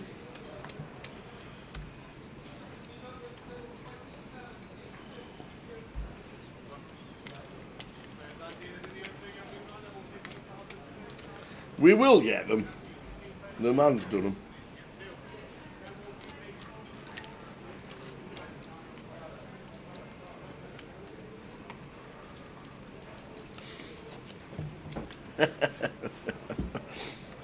Did you order? Yeah, I've ordered. Have you ordered anything to go with some kind of Chick-fil-A sauce? Just a burger. Burger and chips. Thought as Ryan's at the table, I better get my food order in.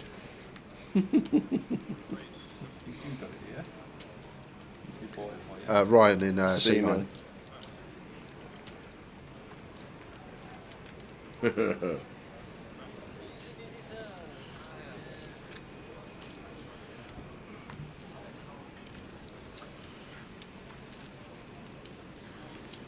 King with the first hand, raise and take. Oh yeah, clock's not. Oh, there you go.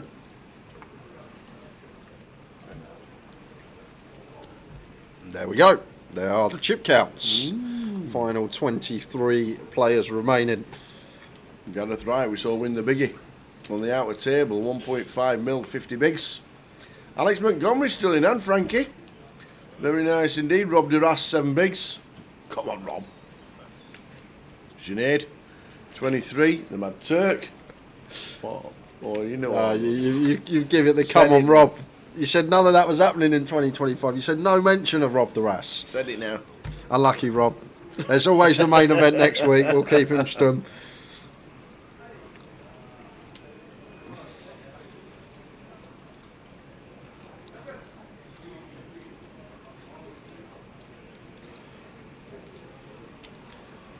Roger on the button, and once again to our limp here, Roger should be really easy to play against for the people that are recognising what's going on with him. Limping the sort of average or worse hands, making it 2x with the average to good hands, and making it bigger with his best hands. And Kai gonna bump this up with the deuces. Like usually against a button limp, against a balance button limp here, I'd probably complete as Kai, but if he has just recognised what we've recognised with Roger, I much prefer this. And is Paul going to have some ideas here with the King Deuce off? Yes, he is. Go on, Paul. Paul in with the moves. He's had his Weetabix on the break. King Deuce off here, making it 280. And now Kai with the deuces, surely got to go into the muck. Like, once Paul makes it this size as well, I'm just going to assume that he's not doing much folding. He's putting over a third of his stack here.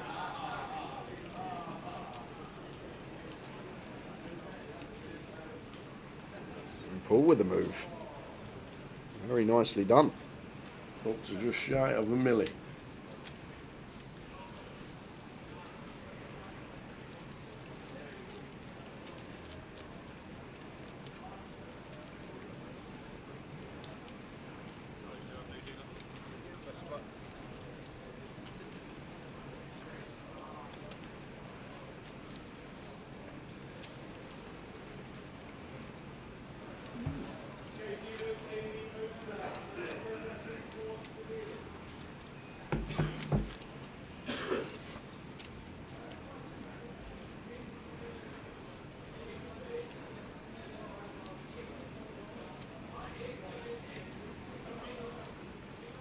There we do, Mark. Good afternoon.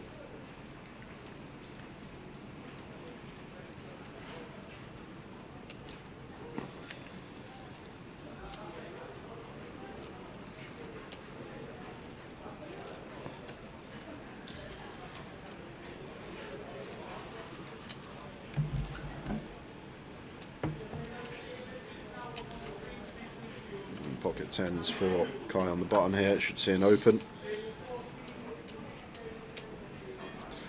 Open he does. 75k. And Paul, King 5 of clubs, not going to take this one.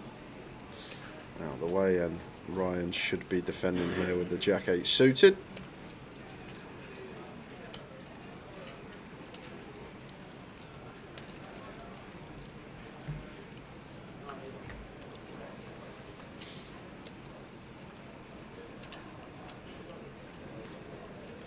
It's a 2.5x open, but I feel like this hand's still too good to be folding, as Ryan does flick in the call eventually. Could be some bother. Could be bother, mate. Queen 8 deuce. Here's the flop. Queen 8 deuce. Middle pair for Ryan. Okay, with the tens.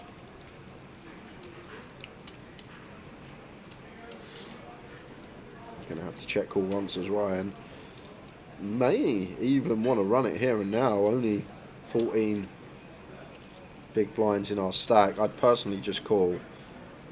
Like if we had like 10 or less, then yeah, just check jam. Feel like slightly too much. Ryan agrees. Comes with call. 9 of clubs turn. Quick check, check. 7 of clubs on the river. And probably one that does go check, check.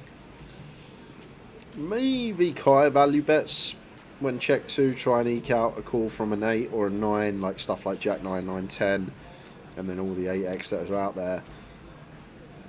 We will see what Kai comes with. Does check it back, and the 10's going to be best. Just shy of a milli. And the blind's now at 30,000.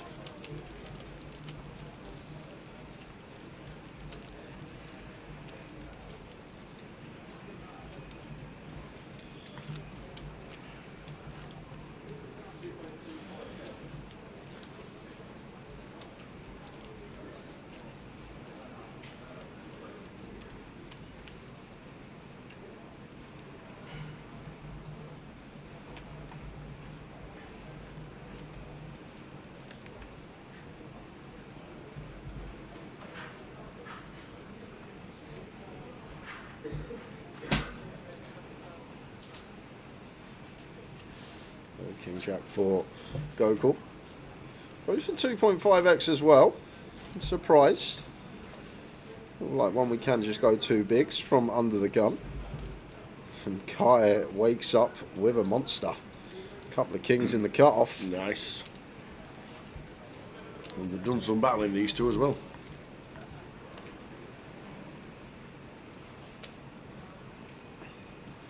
Really small here tower. Like we should really go like 150, like essentially click it, just because Gokul was opened here off of 13, 14 bigs, so our free bet size needs to be smaller for that reason, but has gone for 2.5x here.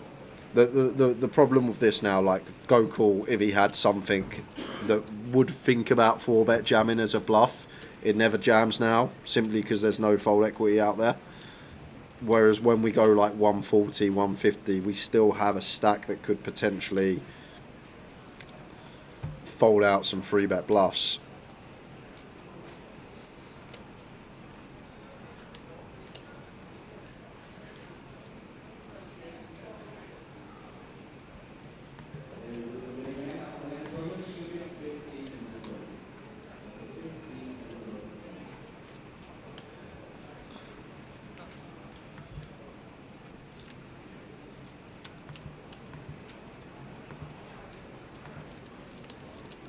Paula Fremson tucking into a nice meat feast pizza from the guys in the back doing the pizzas. If you were at Goliath last year, you'll know who they were.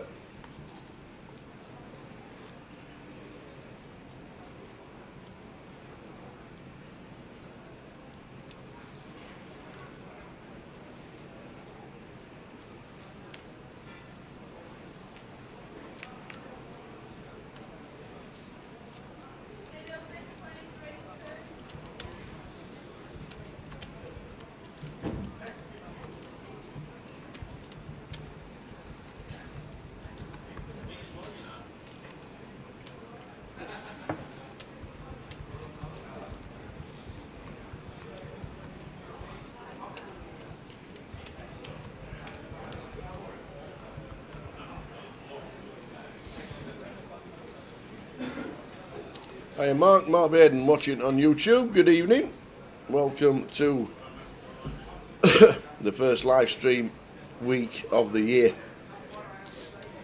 We had the NPL playoff yesterday. That was excellent, really was. And we've got the opener. We're crowning a champion today. Monday, Tuesday, no stream, and then Wednesday, Thursday, Friday, Saturday, Sunday next week for the final of the mini, the final of the high roller, and the main event of the GUKPT. That's what he's on.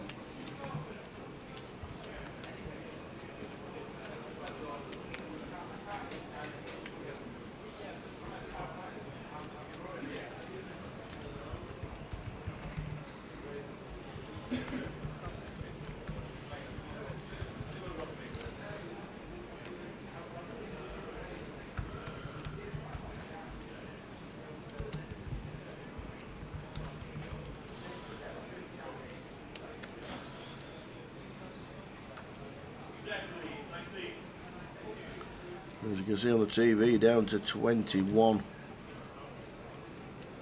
Ryan Plant.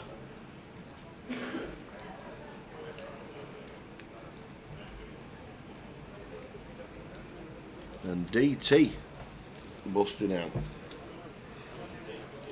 So we're on 21. Gokul on 11 bigs, Ryan Seary on 11 bigs, Keith Littlewood on 16. Bottom 4 stacks on our table.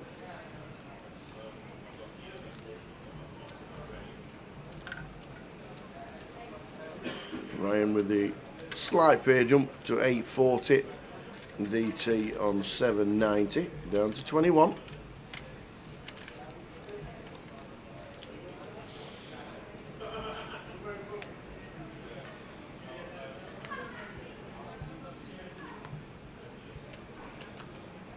I watched a little bit of the soccer ball on the break. What's Arsenal kit about? White shirts, white numbers, no names. I don't know. What is that about? What does that even mean? No idea. Why are they doing that? Can't even see the number on the back. Spurs' colours. White shirt with white numbers. I don't understand it. And no names. Which you don't have. What was that?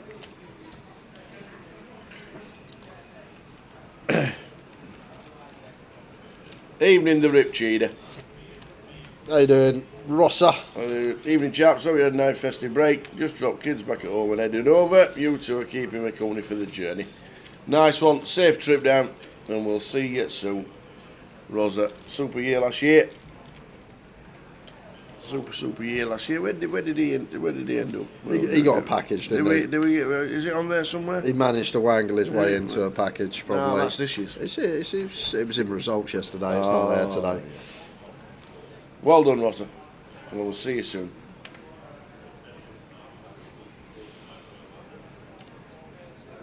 Shortly, if you've got a... we'll come back to that, because there we go. Michael Rossman, 18th. Well done.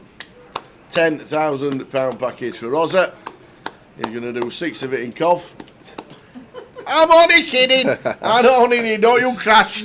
Don't you crash on the way down. Yeah, well, we're going to have an all-in and a call here. Keith not folding ace-queen, flipping versus the 5s of Gokul. And we are actually down to 21, just losing Ryan Plant on outer table. And DT, that's all we got. We got them. So Gokul with the 5s, Keith Littlewood with the ace-queen. Ace on the flop. So pocket 5s now needing to hit one of the 2 5s in the deck.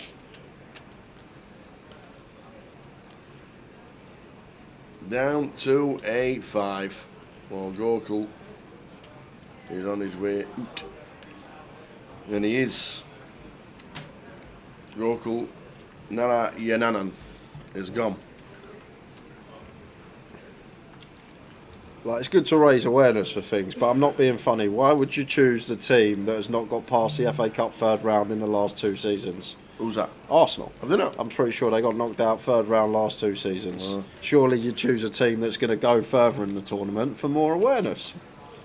So, true. It makes sense, right? If you're trying Maybe to raise it's- awareness, you maybe- don't want the team that's going to be knocked out third round every Maybe year. it's just this one day, one kit.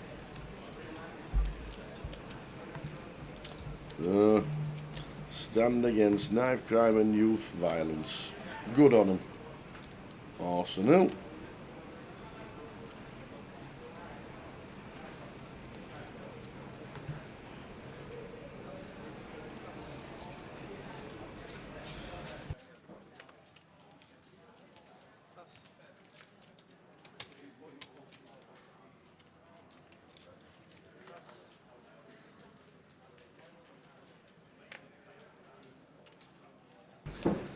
So Gokul busting out, meaning there's 20 left.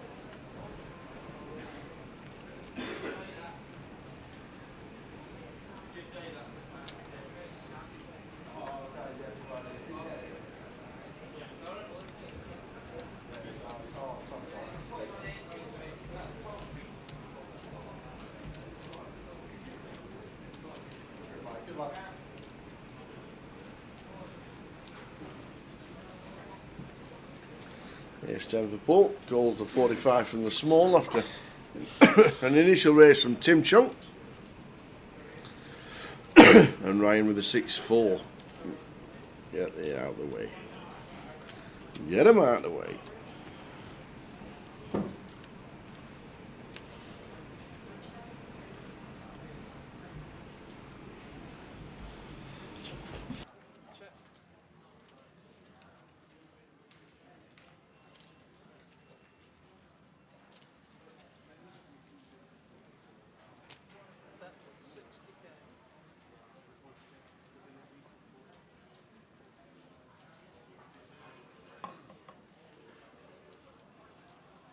Jack 9-3 flop.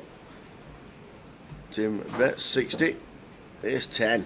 Tough to call, even though you got a milli. But he's counting out the chips is Mr. Fremson.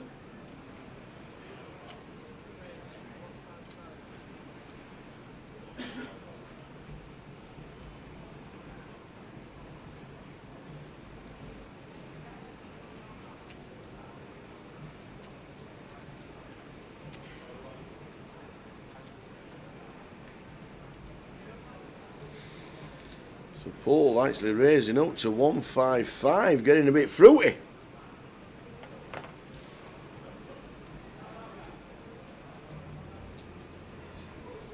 Tim says, yeah, I'm calling. Is this a call to jam the turn? 6 of diamonds on the turn.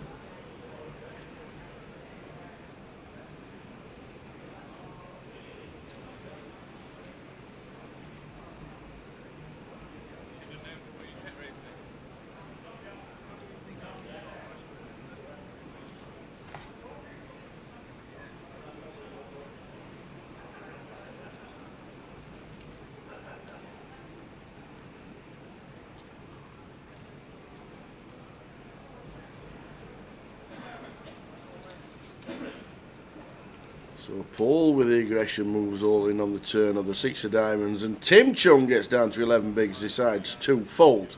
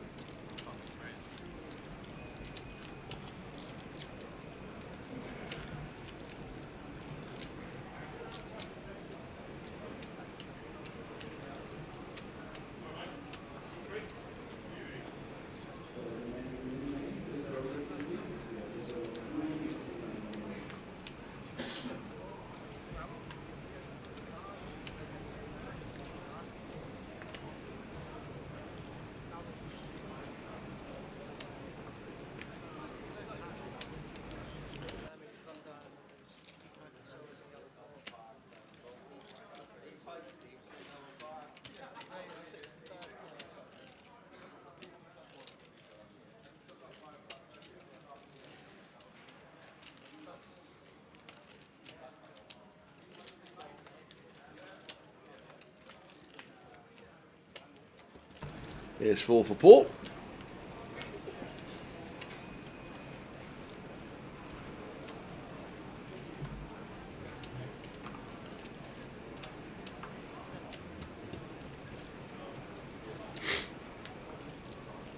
Eight, Queen, 10 flop. Checked Keith and Paul. 9 on the turn, still hard for Keith to be betting. But now, got the absolute lock on it, unfortunately not getting paid, of Paula Fremson.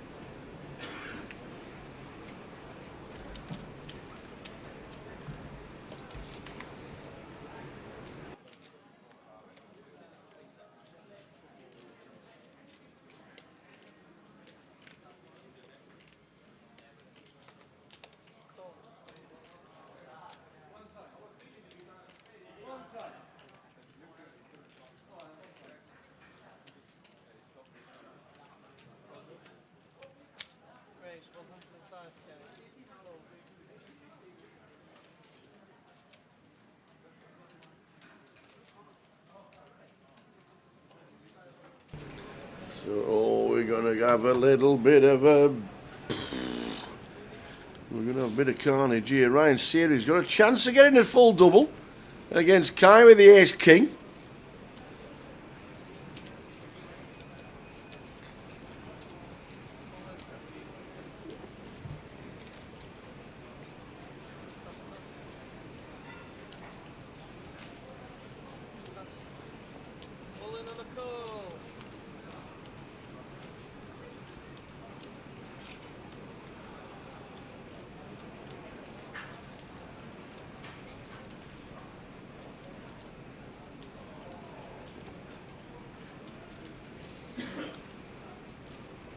So here we go. Best race in the house. A jack-eye flop. It's the best of the best. Queens for Ryan. Chance to double. Still not over.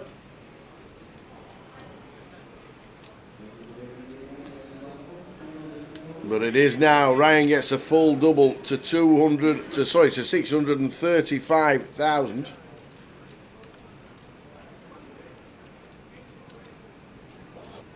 And quickly shoot over because Turk, I was thinking if you got a spade, with the king, queen of spades, turns the flush. And the ace of spades was playing.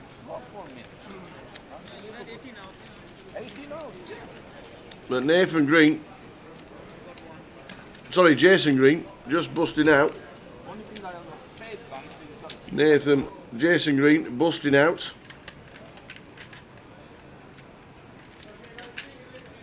The Turk scoops in more chips.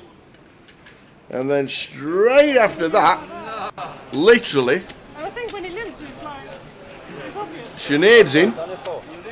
Kings against pocket aces of Ben. Oh, Sinead with the cowboy. The grenade has bombed it.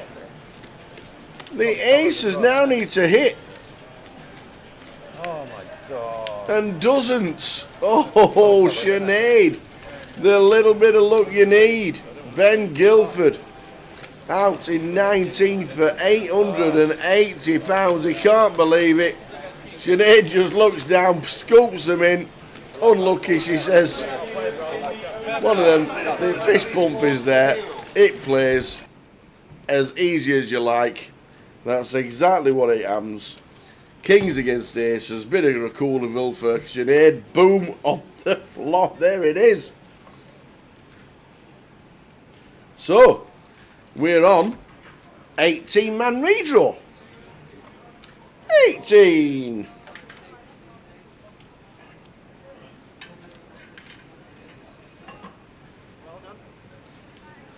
Keith Littlewood. Oh no, he's still got a United shirt on.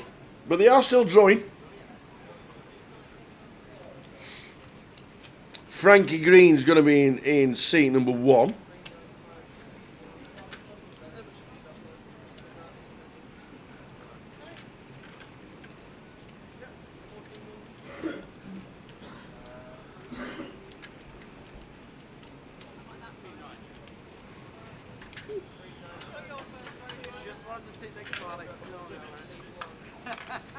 Oh, no we're not.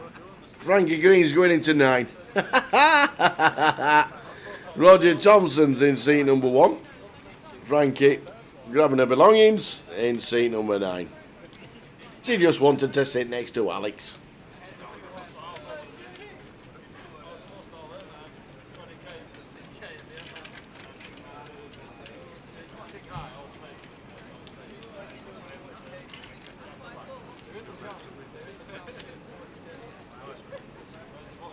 Alex Montgomery in 2, Sinead Davenport in 3, Ryan Seary in 4, Keith Littlewood, Tony Horn, Kanchan Wright, back in the seat 7 again.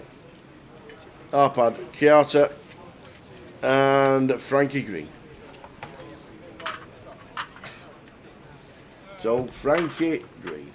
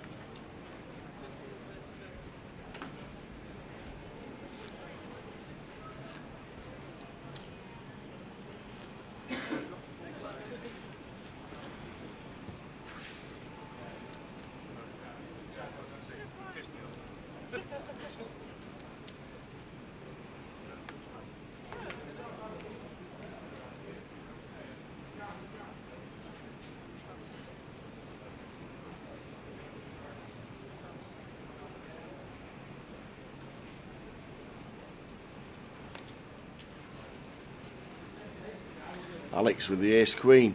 With a blind at 30, he's got 13. And in they go.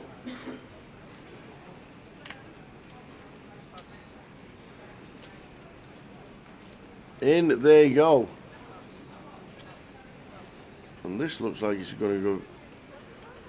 This should do it. Just Arpad Curter to get through because Kanchan's not calling with a small. With 1.2 mil. And 10-8 is not going to be doing anything either. So Alex going to add to his stack. Very nice.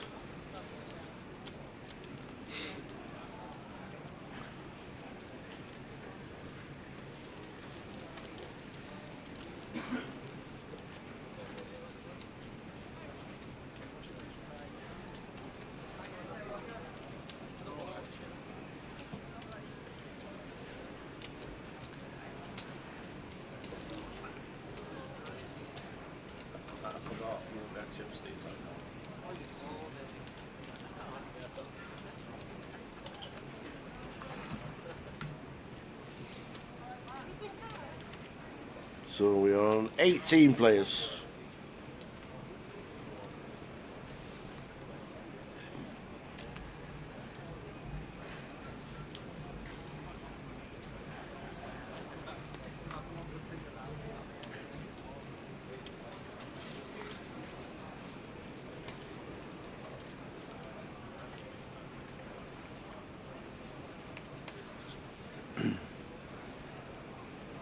Ace 8. Probably this one's probably a fold from Alex, which he duly does.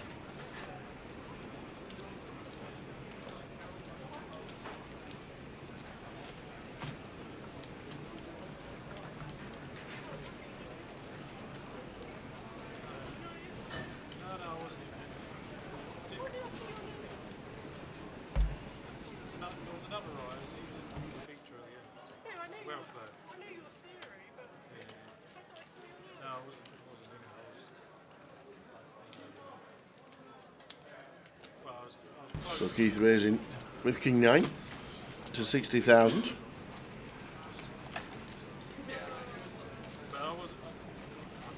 Curry and Pompey I come back to. Korma, plain naan, poppadom, mango chutney, cobra. I am in. Get me involved. How are we doing, Jack? See you in a couple of weeks' time.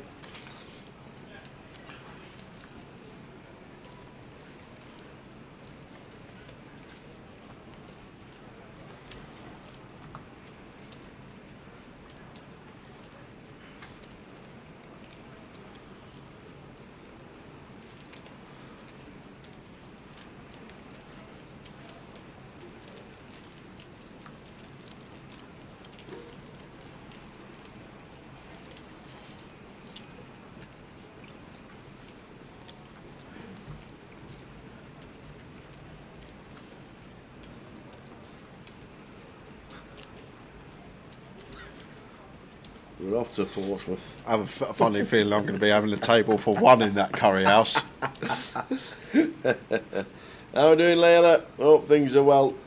Look forward to seeing Jack Hardcastle down in Coventry, down in Portsmouth, sorry.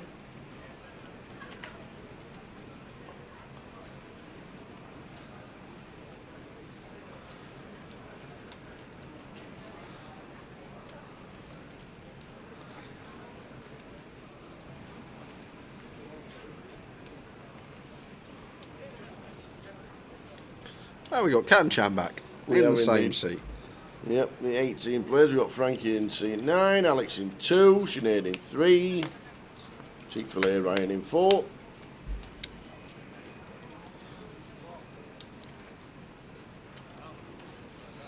We are on 18.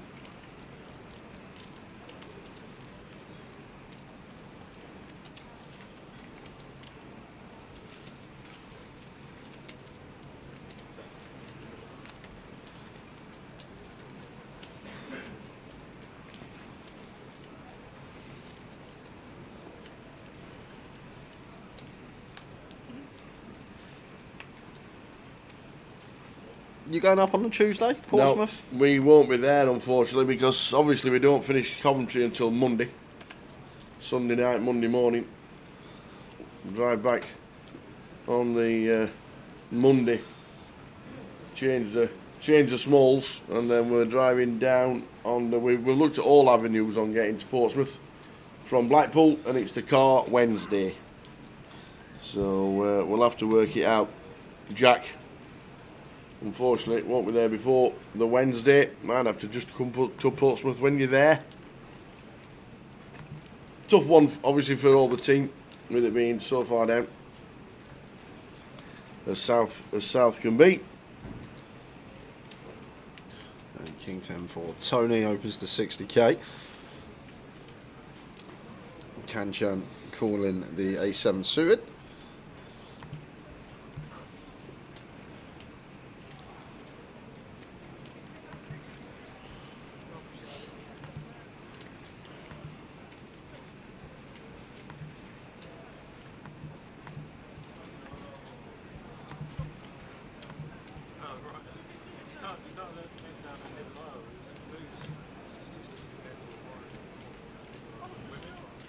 Pad. Lovely sight to look down at. A couple of ladies. We squeeze in position, and Alex wakes up with Ace King. We're going to have it again. Queen's against the Ace King. For the second time in about 10 minutes. Just has to go for Alex. Knows he's got no fold equity, but there's going to be some Ace Queen, some Ace Jack, some King Queen. Stuff we dominate. Going to be in rough shape with a King and an Ace going into the muck.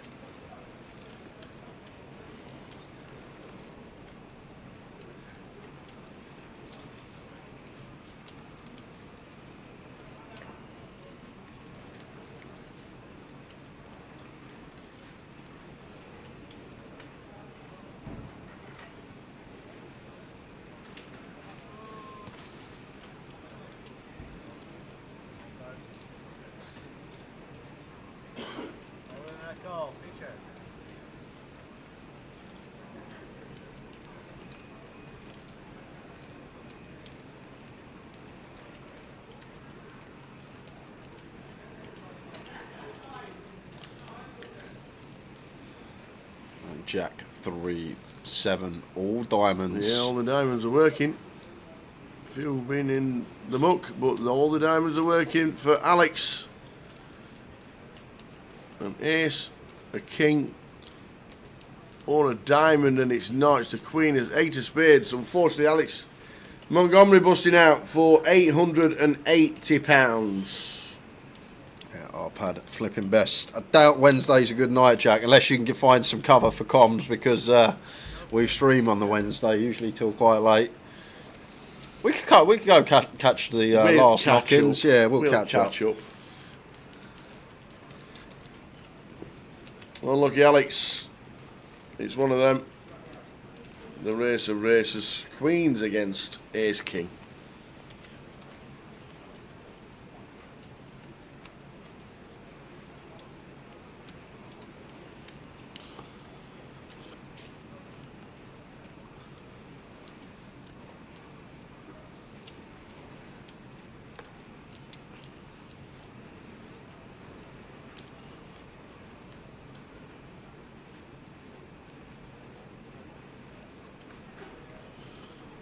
It will probably be... Oh, what is on the Wednesday? I don't know. I don't know. Usually whatever's running, we get set up and stick something on the Wednesday evening. I bet a lot more people would tune into live footage of the pub crawl, you with a GoPro on your head. We can get that streamed to the platform. I think and you trying a nice new curry. Yeah, no, I wouldn't stick with korma.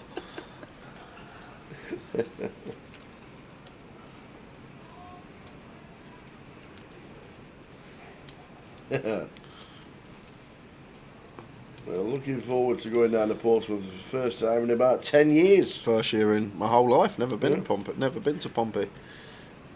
Ever.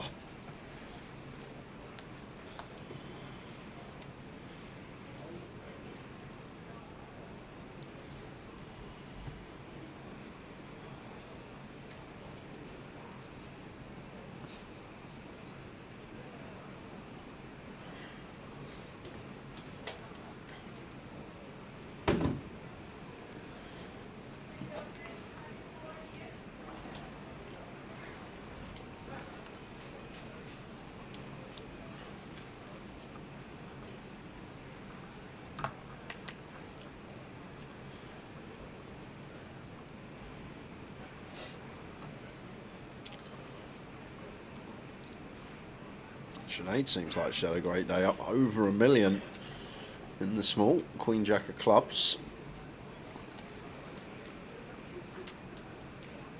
Yeah, just had kings against aces and hit the king. Oh, that helps. To knock out Ben Guilford, which put us on the 18-person redraw. Top pair checked over to Roger, who once again limped with a average hand. Makes it 55k. So now with top pair not going anywhere.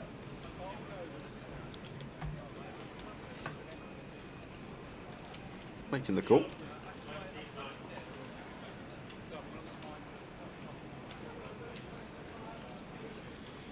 Jack on the turn, Jack on the flop, Jack on the turn.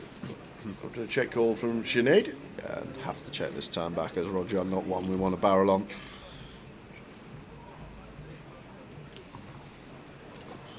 Spade on the river, bringing in some kind of flushes and straightening draws.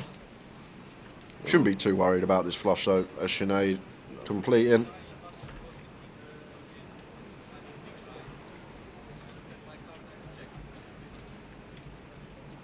This man is not bluff jamming this hand, Jack. Don't get your hopes up. Roger has been on the feature last couple of hours, and he is not the man that will turn this into a bluff.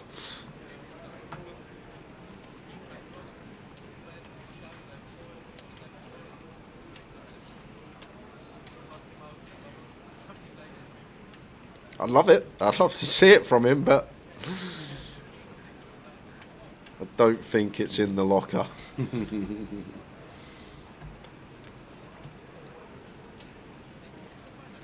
It looks like Call might be in the locker.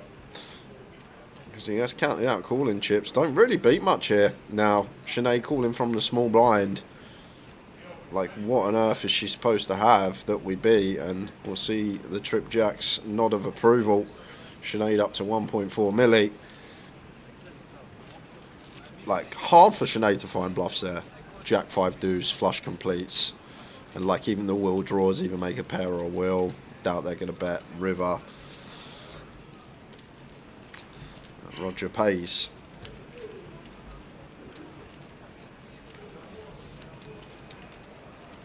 I don't mind sitting at the kids' table as long as I get my korma. That's all that matters. As long as you let me join the adults in the bar after, at the pub.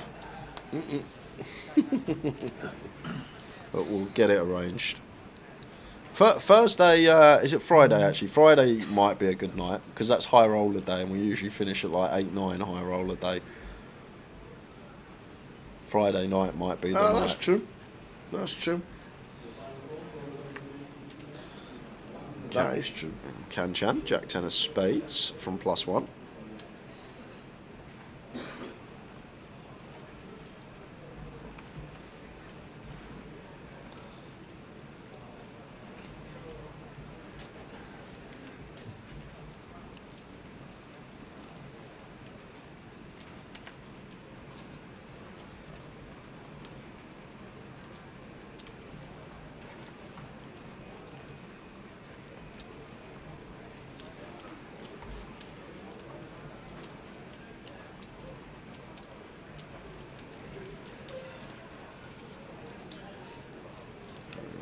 Keith with a defence, 8-5 of diamonds, in with the call, 9-7-5.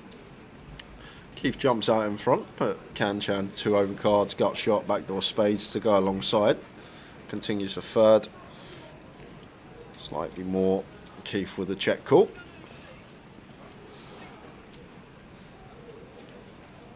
A lovely little turn here, and snap check from Keith. Would have liked for him to think a bit there, rather than snap checking it over to Kanchan, a turn we could potentially started leading on here once this bottom card pairs from the big. But maybe he knows his opponent. We saw Kanchan run it in a couple of spots earlier. Got a huge bluff through early on in the day. So if Keith is aware that we are up against a bit of a firecracker, maybe check is the avenue to take. Just waiting to call, obviously. River's a 4.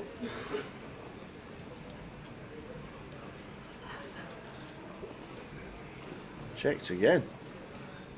And this man don't like waving the white flag, Tower. He does not. We saw earlier. And he's counting here. Quick call from Keith. Yep. Keith will see that the trip 5s are good, and a massive pot going Keith Littlewood's way up to 1.6 milli. Very nice indeed.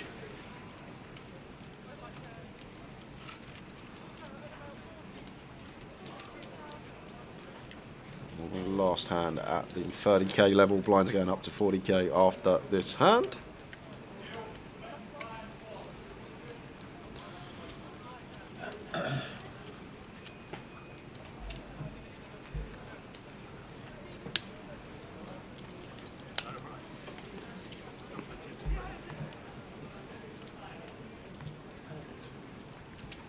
So Alex out in 18th, Alex Montgomery.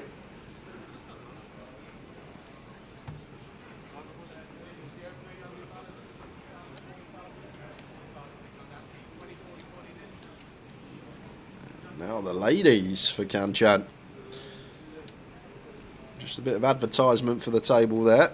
Shows he's more than capable. Will he get any action with 2 red queens?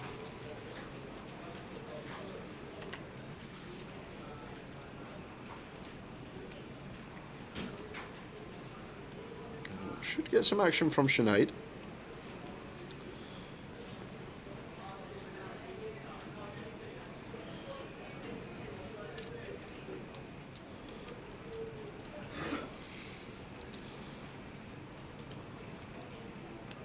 Next to call with the ace jack, right out of the way. Keith also doing the same, and Tony will follow. Yeah, don't like. Well, to be fair, Tower, he's got both players covered with 2 tables out now, but this one defending free weight, likely to be in a dominated spot. I like the fold. Heads up between Kanchan and Sinead. Queen I flop, Queen 10-4. Flop set, Kanchan. Back doors for Sinead. It's kind of an interesting flop because Sinead with a power combo of the Ace Jack, Spade Diamond in position here. Decides to check back. I might have not been able to help myself, Tower, this hand and just start betting of Sinead. Lots of turns we get to barrel on as a bluff. Potentially can make best hand on some turn cards as well. That is not the best turn to see. And a better 75 from Kanchan. I feel like Sinead always going to be paying river, Tower, on most rivers, just after what we saw from Kanchan. Like literally the hand before, he's just rifled it off with Jack High.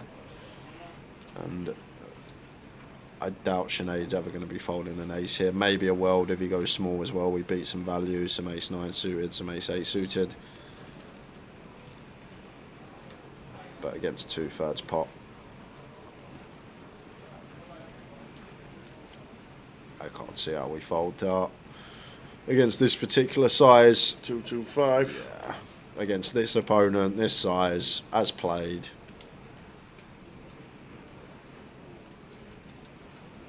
She's thinking about it. Credit to Sinead.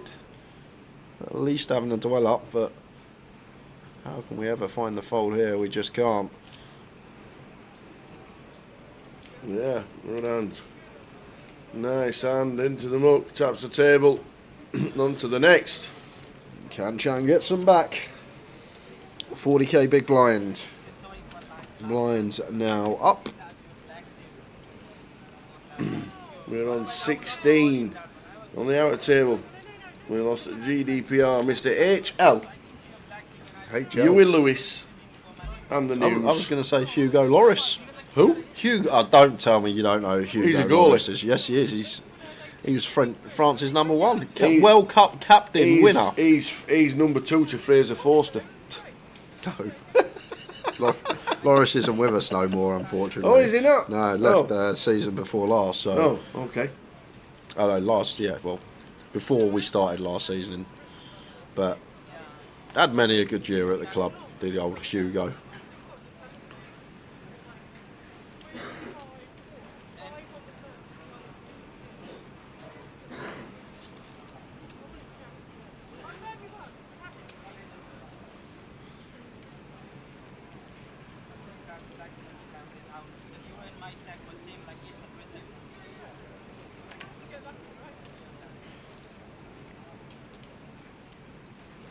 Pocket 10s for Ryan's been patient. From cut off here, off of 14, I'd personally open. Want to try and get something like deuces, 3s, 4s to shove from the big. Feel like open shove for 14 may just be a waste of such a strong hand when it's folded to us in cut off. That looks like Ryan is going to run it. Puts in over half his stack from the looks of things.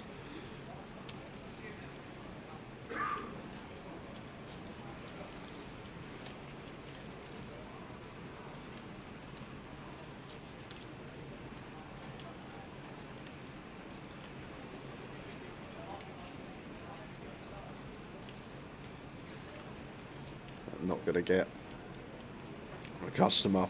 But even there, Tav, we min click. Kanchan, I bet he probably would defend 9-3 of clubs, and then we get to go pose with position with a hand that's going to have like 15% equity against us. Can be scary to play 10s post, can be met by overcards, but I feel like could have taken the other option as Ryan, but does take blinds and ante. Supposed to raise call down to 7-7 here, says Jack, to like 7-7.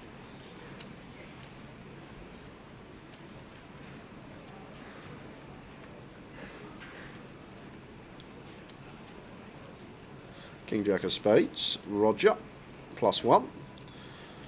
In he comes.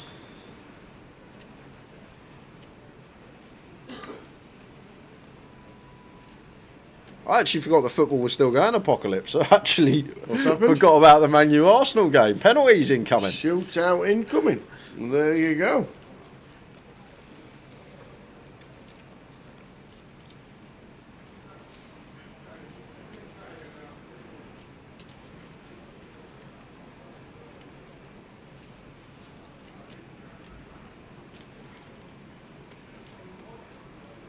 Queen 8 of diamonds for Arpad should be defended. Even facing this 2.5x would be getting involved here from the big blind.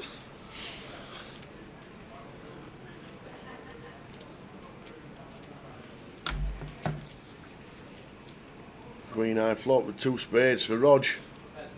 Roger, that he says. Yeah, and it's action.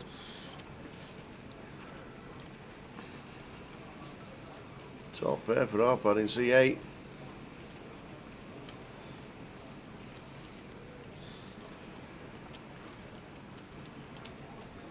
Top pair turn trips on the Queen of Hearts turn.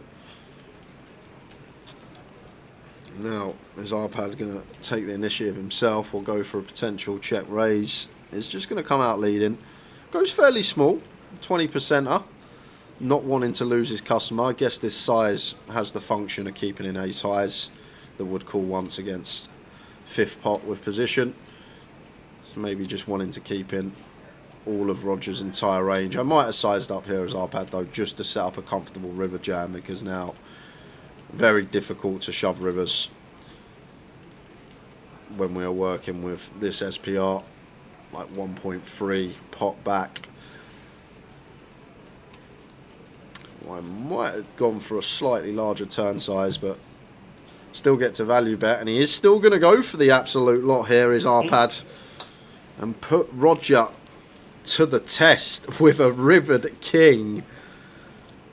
So 130% on the end with his trip queens. And it's kind of tough for Roger as well, because he may feel like he's getting exploited here. He's checked back flop, and maybe he just thinks that his opponent thinks that he's never got a queen and just trying to exploit that fact. And we have rivered a king here, but only really beating bluffs for 130% pot. A lot of potential missed draws out there. 7-8, 7-4 suited, 4-3 suited, even stuff like gutters with the in-betweeners to the queen and the 6, 7-8, 8-9, 9-7. Potentially these holdings out there as bluffs. And then you got the front door spade draws. But then for value, obviously every suited queen, queen deuce suited upwards, and then some offsuit that also defend. But it's a very good laydown on the end there for Roger. Nice fold from him. Difficult to improve to top pair and let that go. Roger stays alive.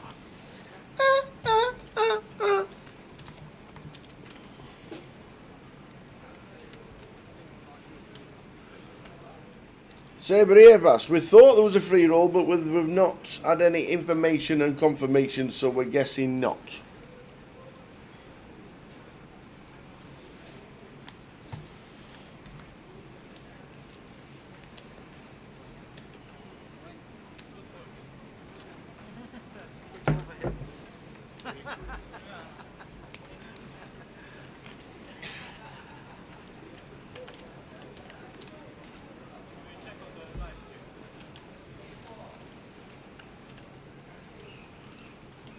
All aboard the limp train. Roger ducks under the gun, comes with limp off of 12.5 BBs.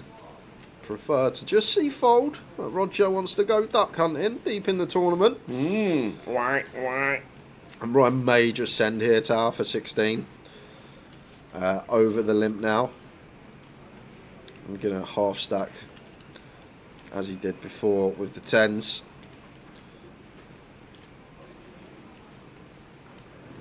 Assume it's going to be in the hand unless someone wakes up with it behind, and Tony looks like he's in a bit of a predicament there in seat 6. Real head scratcher. We're just waiting for action to catch up.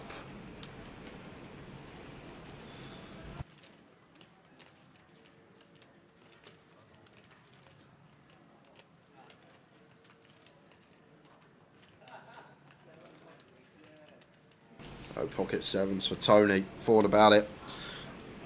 Lets them go. Kanchan should be following suit on the button.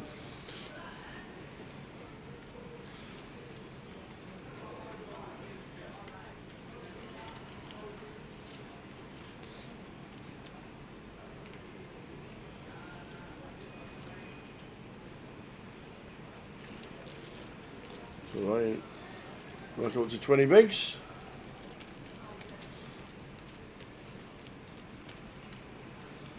Oh, we got the commentator in the chat. Odegaard scores, Ahmad scores. That's it, 2-1 United.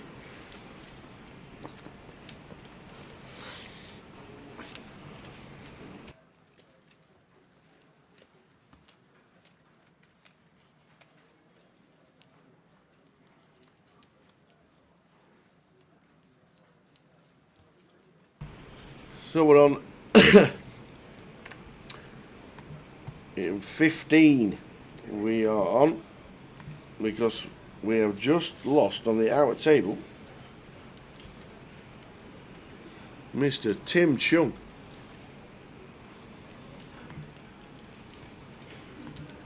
So we're down to 15.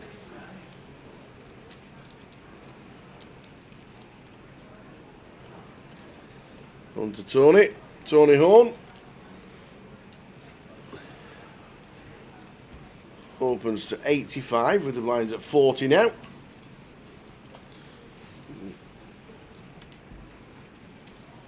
I'd like to see fold here from Kanchan. It's a pretty looking hand, but at this stage, yeah, just drastically and decrease. now obviously a million chips, which he started. First session he had a million chips, but now obviously the blinds at 40. He's only got 25 bigs. An R-pad here. Both options available. Start the hand 45 effective, so it could go either way here with the king queen suited. 3-bet I feel like it's fine. Call definitely fine. We'll keep in some hands we dominate. It does go with call on this occasion.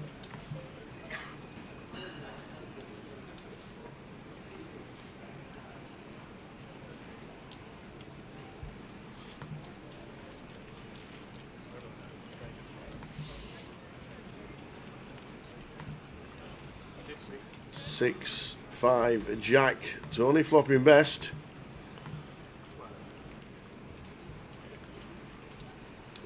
I think he will play a fair amount of checks here though. Hijack versus button. Like in general is a spot that he's LP versus LP. When we are out of position we tend to do a lot more checking than what you would think. But even if he does bet tower, I expect R-pad to continue. Can't be folding king queen of diamonds just yet, unless we're met with some big sizing. But just north of third, and with position here, 2 overs, 3 to a straight flush, hijack versus button, I would be continuing here as R-pad for sure. Like, it's not the fact that like we're just calling with king high tower. There's a lot of good things that can happen. We got clean over cards that can come for top pair. We got some backdoor equity, and not only that, the times that it comes a brick turn and we're check 2, we have the opportunity to bluff some of the time. So we'll see what R-pad does. Just had a head in hands moment, and that usually indicates that the hand is over. Well, there is the float. Indeed it is. Like it. Like you said, there's got many cards to connect with on the turn. And the ace not being one of them brings Tony 2 pair. R-pad just with good shot to Broadway. Lovely looking turn card for Tony. Disguised 2 pair here. And there will still be some ace-X that want to call with position. That potentially could have turned top pair of their own. Even hands like Queen Jack, King Jack, Jack 10 suited potentially can stick around for another street.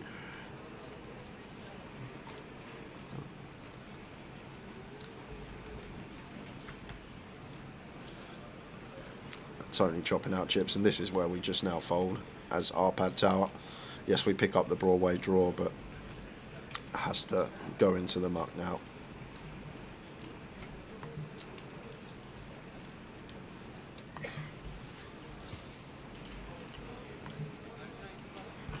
Odegaard scores, Ahmed scores, Havertz misses.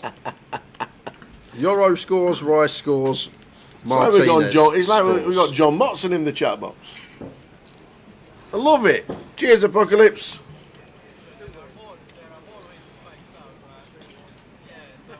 Oh, Pad doesn't want to. He really wants to see a river card, doesn't he? Really wants to see the river. No, without pain. 175.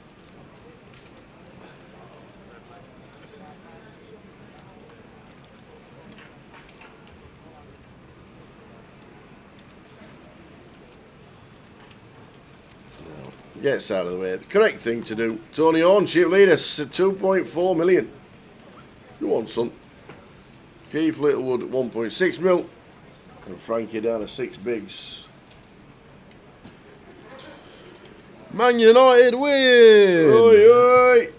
Man United! Didn't they have 10 men for 45 minutes? No, not as long as that, but a long time. A long time? Yeah. When did he get sent off then? I don't know. About 60 minutes. Oh, so they had it for 60 minutes? No, half an hour. No, an extra time, Tower. Oh, you forget about you forget about the extra time. An extra time. That is true. Yeah, you're right. And the extra time. So they're a man for an hour. An hour with 10 men. Arsenal on the ropes.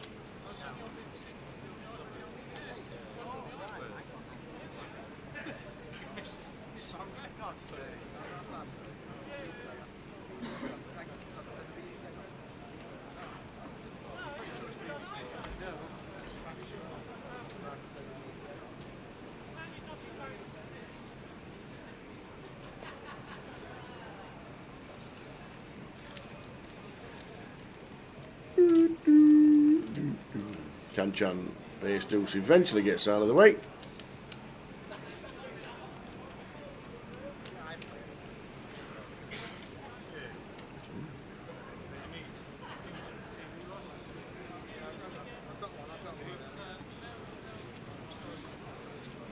Pocket sixes for Arpad, opening in the cut-off. Oh, bad. Oh, bad. Frankie with the eights. Like it. Been patient, Yes. gets her reward. 6 big blinds going to be getting called by Arpad, and will be in great shape. Whoa. Uh-oh. I'd ISO here as Sinead, probably. Can we not fold? Well, it's only 6 bigs of Frankie. It's cut off open from Arpad. 6 bigs of Frankie. Like Arpad can open any ace. He can open suited king, suited queen, and like Frankie could shove worse pairs. Like, but yeah, Sinead does get out the way. Yeah. But to be fair, Frankie's been really snug since she's got to the feature. I think this is the first time since I got back that she's V-pipped. Maybe a lot closer than it seems, the sevens. But here we are. Can we fade the sixes as Frankie? Well, that's a fantastic start. Certainly is. Good luck losing this one. If this comes 6-6, I'm out. Well, we got the chop outs, but we cannot bust. Don't want to see a 10. And it's not. So full duel. So 15 big blinds.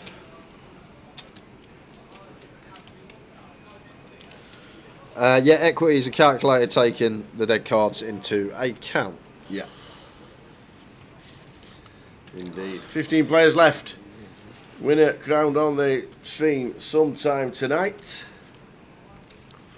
Yeah, it's a top-notch fold from Sinead there, Tower. I do 6 big blinds. Probably just ISO. 6 is fold. We lose the all into 8s. Nice little save from Sinead.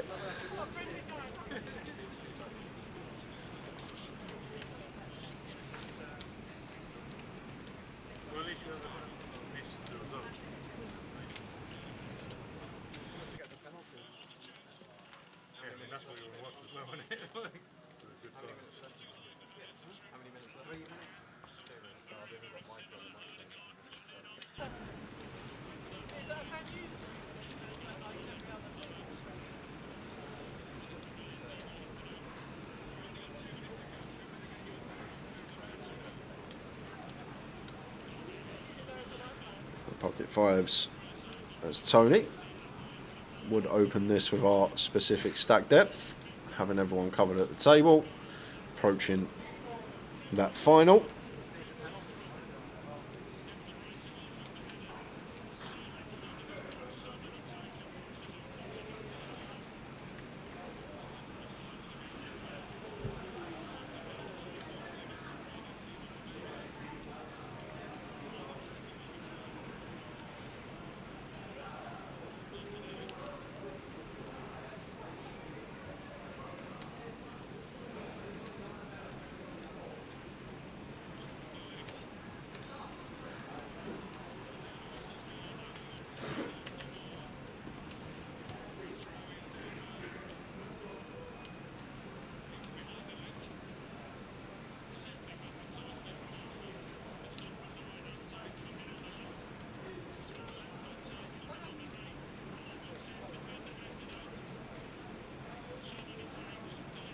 Ryan King 7 off here in the big blind off of 18 against the EP Open. Don't mind either or. He's just going to fold. Draw time. What draw? FA Cup draw. FA Cup draw. See who Tottenham get. Tottenham versus Tottenham are going to get drawn against. Tottenham will get drawn against Coventry City. Newcastle. We'll get Newcastle. I'm going for Coventry City.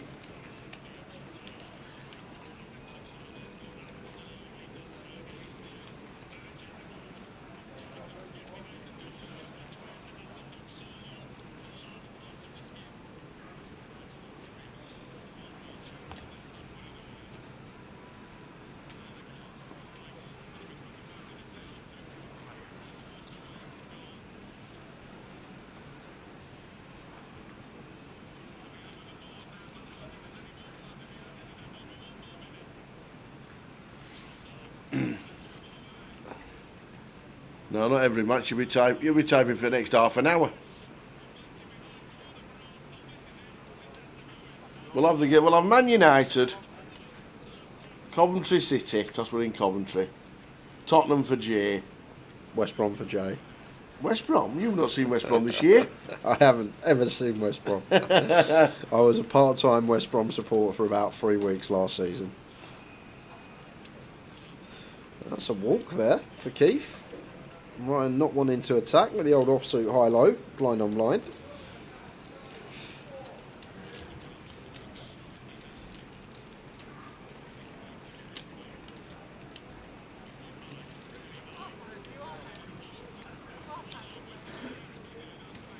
So 15 players left, £30,000 to the winner. Scrolling across the bottom, payouts for the final 15. Not for everybody, but the final 15.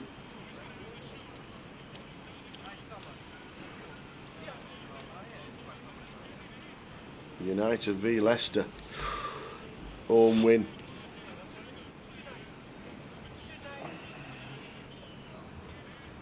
We got Leicester coming up, Spurs. Home win.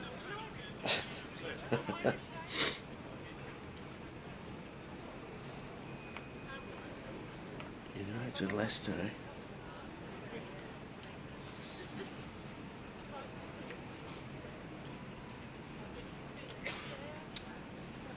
Still on 15.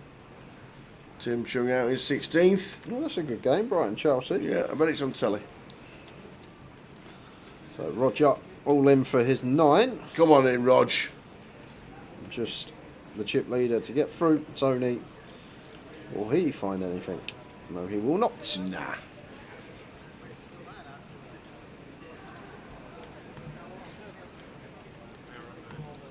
Liverpool will get somebody in the Premier League, I think.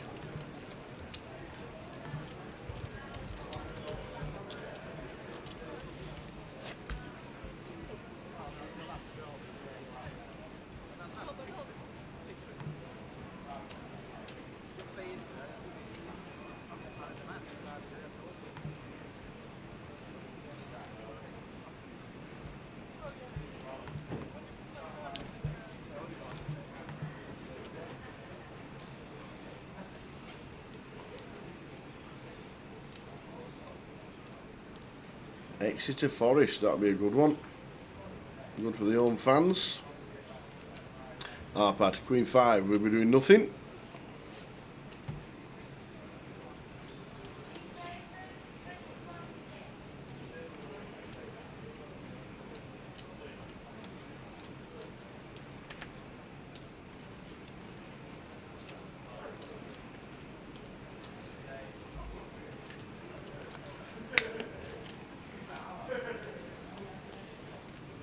Bills or Broncos tonight? I'd love the Broncos to beat the Bills.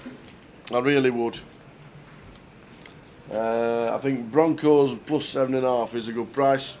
But the Bills are at home and it's -4. Should be an home win. What's -4 have to do with anything? Freezing cold. What, and they're used to them temperatures? Yeah. Oh, okay. They've played in -20 before, the Bills. Okay. I know it's cold in Colorado now and again, but for Denver. Should be called the Chills, not the Bills. Right.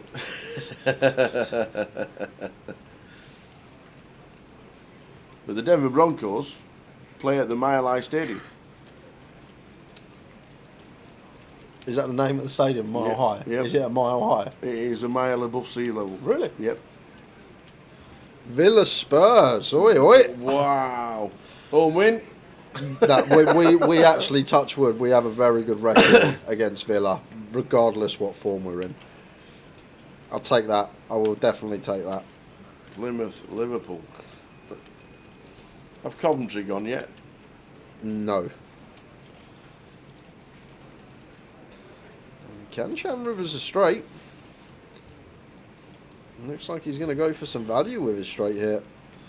After his check down the whole way, makes sense if Keith's got a pocket pair or a queen. We expect to hear about that. If not flop, then turn.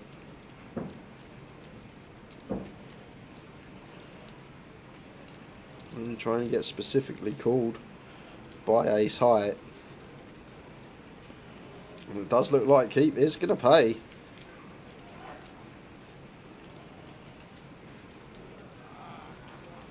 Yep, nods and smiles and says, I had ace high. Coventry, Ipswich. Coventry at home. Coventry at home. Oh, when's that? We've got the UK Open on its way. Oh, that will be quarter-final. When's the UK like Open? No chance. Oh, and don't forget, by the way, just advertised, the UK Open, only £1 million guarantee. Woo woo! 7th to 10th of Feb is the next round. We might, to be fair, UK Open, that would probably be the last 16. So if Coventry get through again, yeah. UK Open, last 16, Coventry at home, potential. There you go, $1 million guarantee on the UK Open.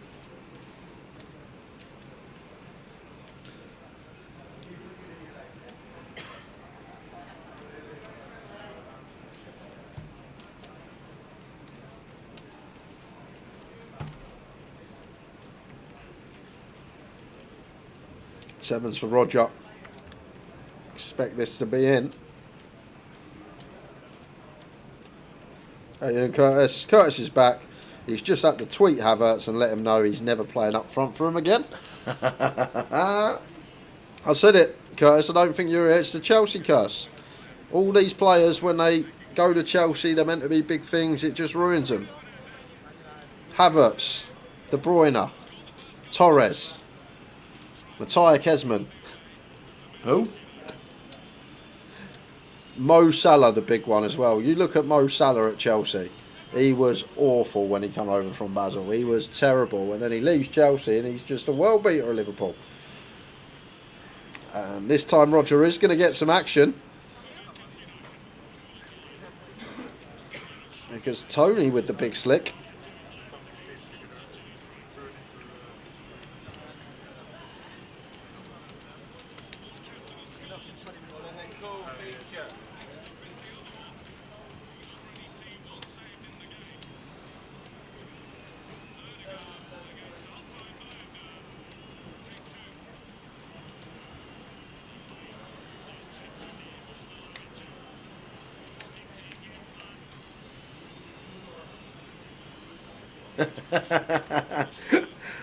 Alton Poker says, tell C5 to turn it up a bit. Back to the table because the 7s of Roger are in. I'm going to need one fast. He is indeed, or he's going out the door in 15th. And it's an ace. Tony, chip leader.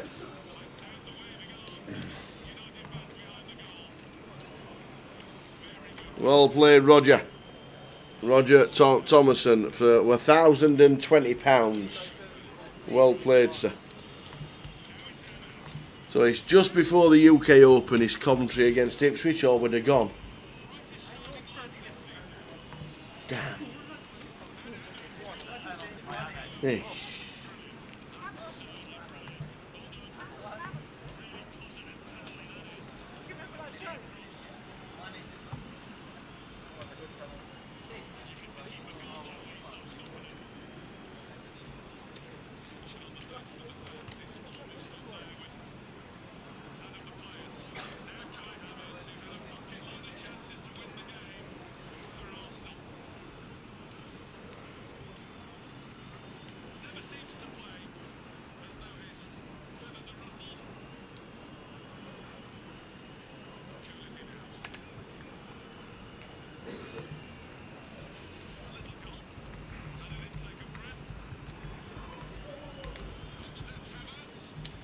What a save in the corner as well.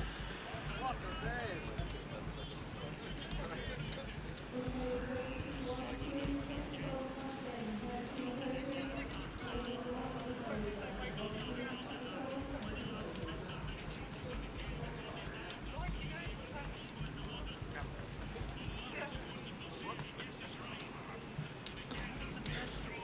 Yeah. What a Keith gives a mighty great big roll when United. There he goes, the shirt's out.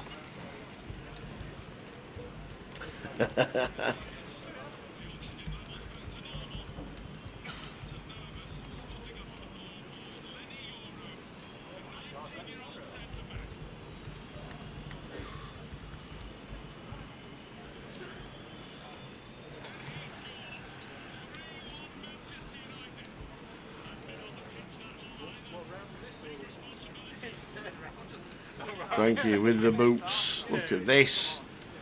Chance to get another one. Tony initially raising to 125, 3x. I think theory-wise, 14 bigs here. This raise call, I think ace 10 probably just gets in. Was 3x a bit big? What to open for Tony? Yeah. Yeah. We should have just gone smaller, but now that we've gone 3 BBs and Frankie's shoved for 14, I'd be surprised if he folds.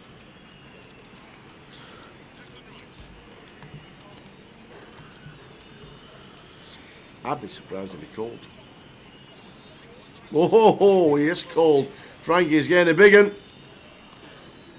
This could be 1.2 million and 30 big blinds for Frankie Green.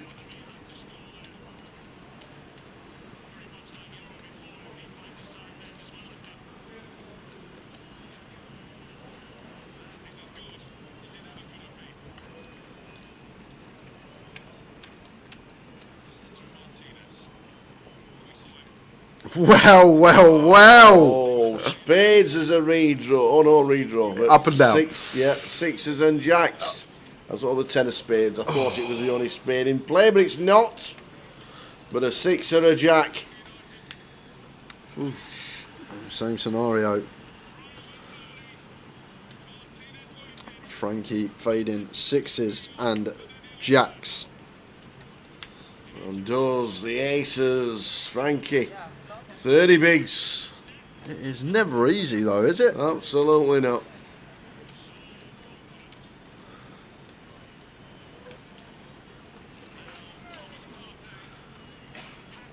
Blinds going up in 3 minutes. Take us to the final level of this session.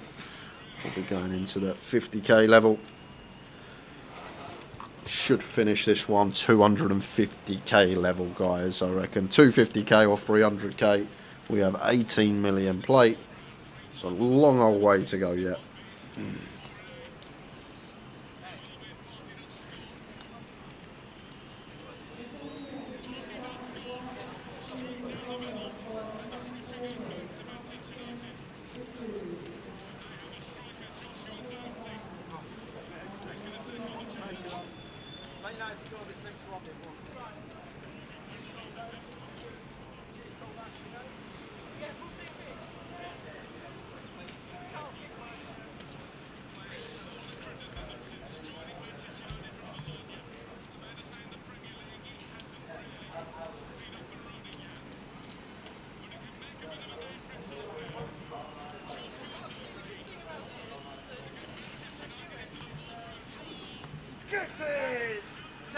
Jacks are right, under the gun.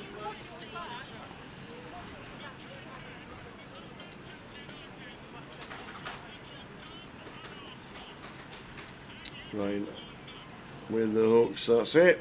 Keeps happy. They've just won on penalties. Oh, have they? We should have backed it. Was that 20 minutes ago? Oh, we should have backed it, man. 20 minutes, that flew by, that 20 minutes. We should have backed it. God. Well, here we go. He's celebrating. Yeah. By sticking him in.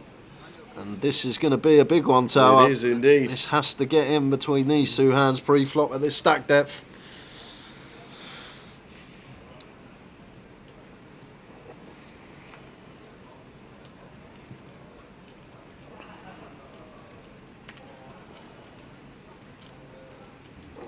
And there you go.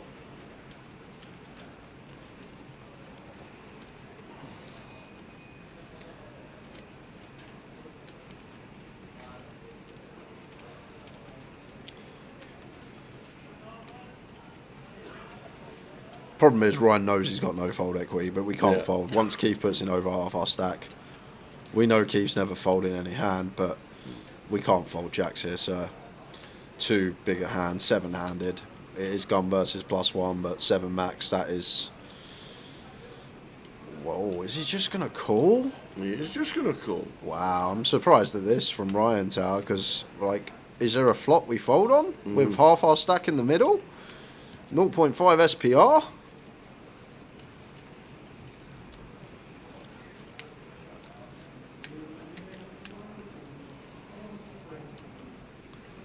Oh, Keith with the king on the flop. Here's Ryan. Well, there you go, Tower. So Ryan just maybe said in his head, I think Keith's got either a big pair or ace, king, ace, queen, and just snap folded on the king high board. Lives to fight another day. Absolutely. Most are out. It's GG for most. Ryan, unorthodox, has saved his tournament. So blinds up 25-50. Like Jay says, most of us are out, including me. Is that getting for you? Is it not queens plus you start opening under the gun? No, jacks I'm in No, there. Once Keith's raised, he could have ace, king, ace, queen suited. He could have tens. I'm in with the jacks, I must admit. I'm in.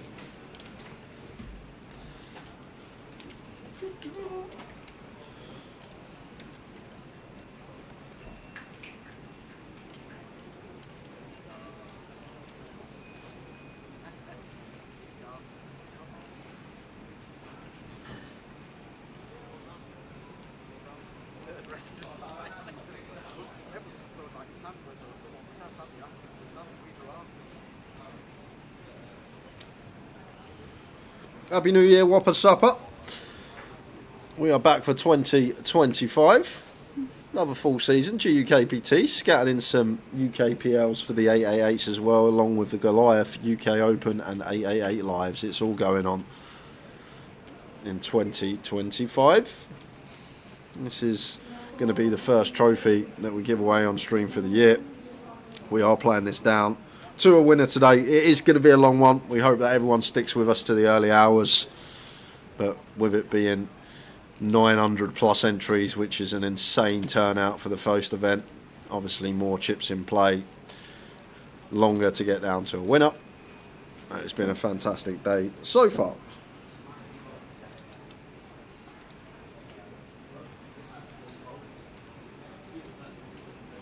Do you think Keith could be doing some check-in after the flat pre? Potentially. It depends what he thinks of the flat, because I feel like once Ryan Flat's there, a lot of people are just going to assume he's putting half his stack. He's not folding on any flop. Maybe ace king with a spade. Maybe that one. We could go for the little check behind.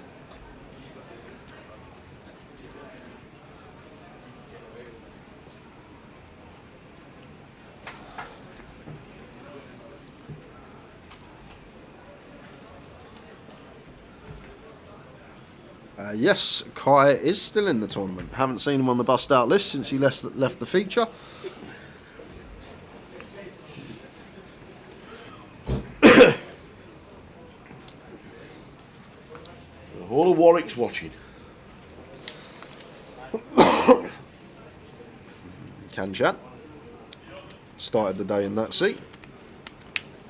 Opens to 110.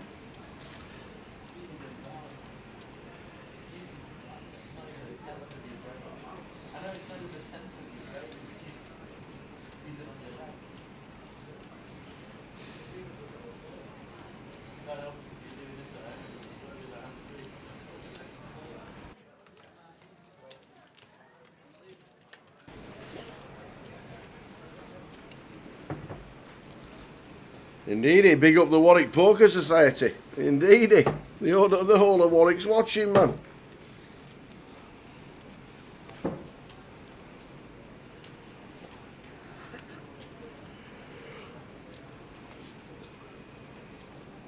Break after this level. Only 15-minute breaks all the way through. There's no dinner break in the 200.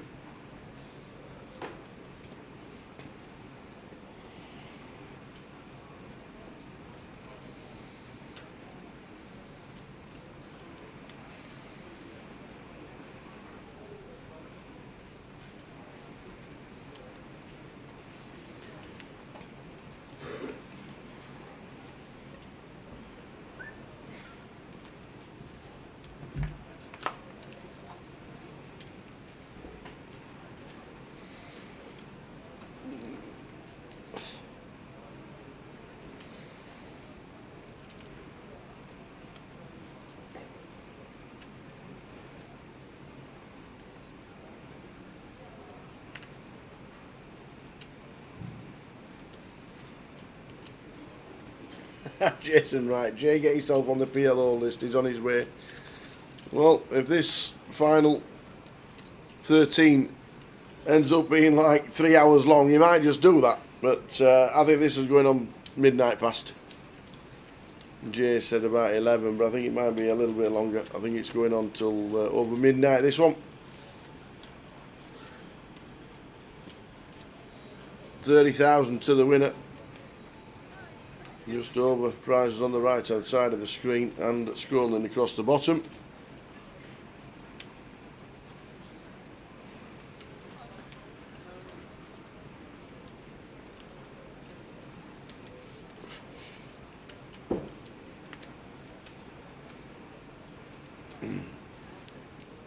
Anyone see the day 2 chip leader?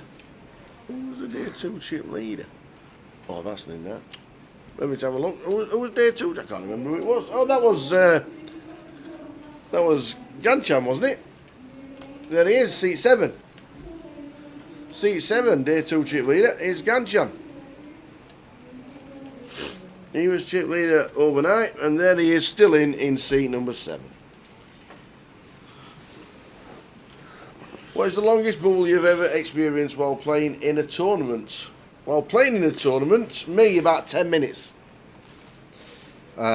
Walsall 2016. Was it? It was me.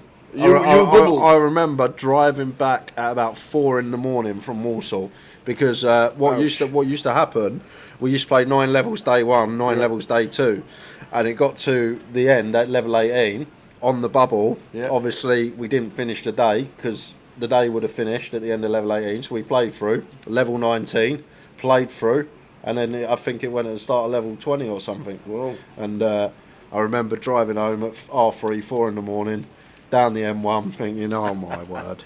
I think one of the longest bubbles I had was in Vegas for the mini. Because obviously there's 90 tables, so it just takes forever, doesn't it? Yeah. 90 tables to all play at the same time, please deal another hand, stop this and block. So that was a good, even though we only played 3 hands total, I think it was about 45 minutes.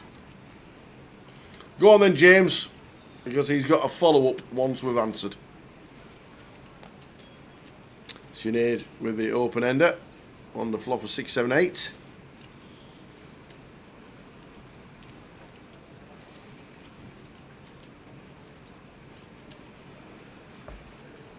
Goes check, check, 2 pair on the turn for Kanchan. So I think he's going to bet.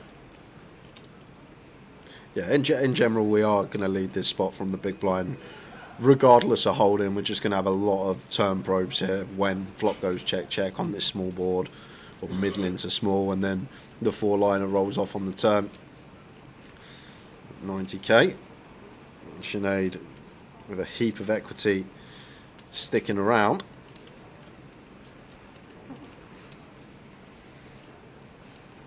The check mark for Kanchan as Sinead misses.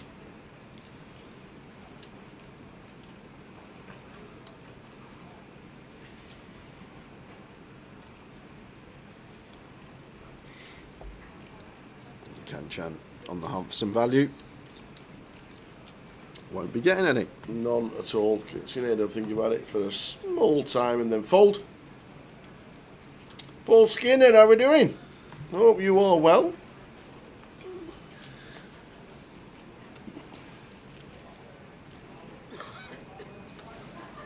James played a comp at Reading last night, £120 buy-in. He got to the final table at 12:30, 9-handed, 8 paid, and they got to the money at 4 AM.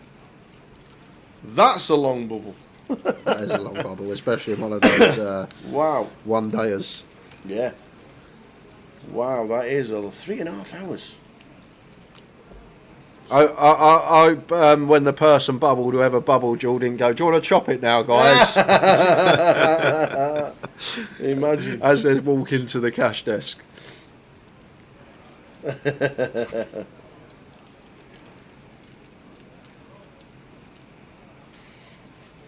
Wow. Did nobody say, shall we pay the bubble?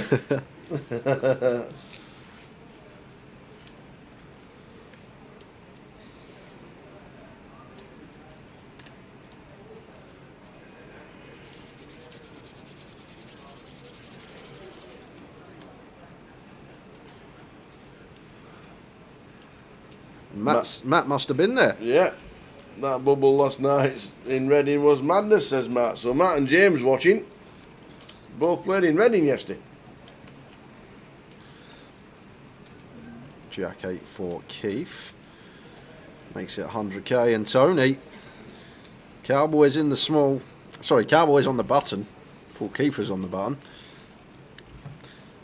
Going to be 3-bet here. Surprised that Keith has opened this one. Seems fairly loose.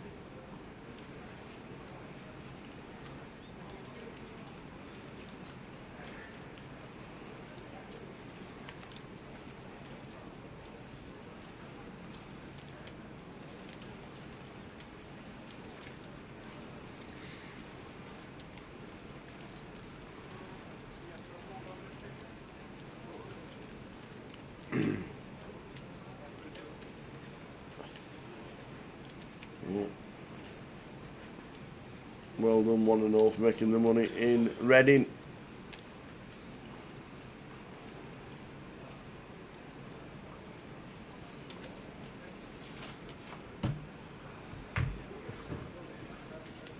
Gareth Wright.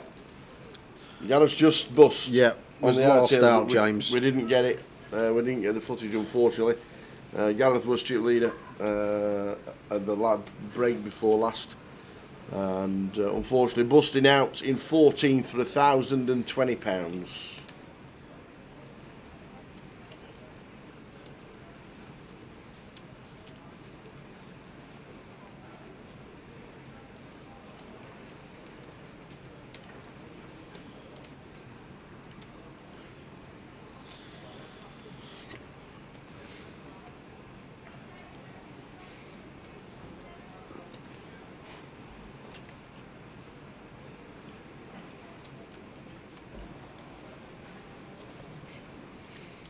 Kanchan here, 7 suited on the button.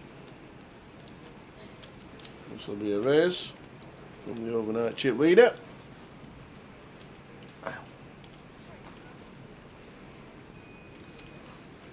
Going stack back up to 1.7 milli. This has to be a free bet from Arpad if he's taking it. Is he called? Ace 3 off in the small? Or is there a little... And 100k's on him. Oh no, they are in play because Tony's got some on his. Yeah, makes a go. Ace 3. Oh, this is strange. Different. Arpad wants to see a flop. See what? Yeah, flop an ace now. What? Well, it's not even that. It's just small blind tower here. It's just the worst position. Like it's worst position to be in. Acting first on each street. You're also in that sandwich position. Big blind can squeeze. Sandwich flops when you're freeway with a big blind. You check in. To the C-better bet, still got big blind to worry about behind us. And then we've chose a hand which is just trash in terms of playability and likely can be dominated by the opening range as well. So only going to do 2 big blinds as Arpad here, but these little mistakes pre-flop tower can lead to bigger mistakes down the line. Like you say, it comes ace high, potential to lose more chips. No calls with ace 3. Yeah, Arpad's having a mad moment here. I'm not sure what on earth he is up to.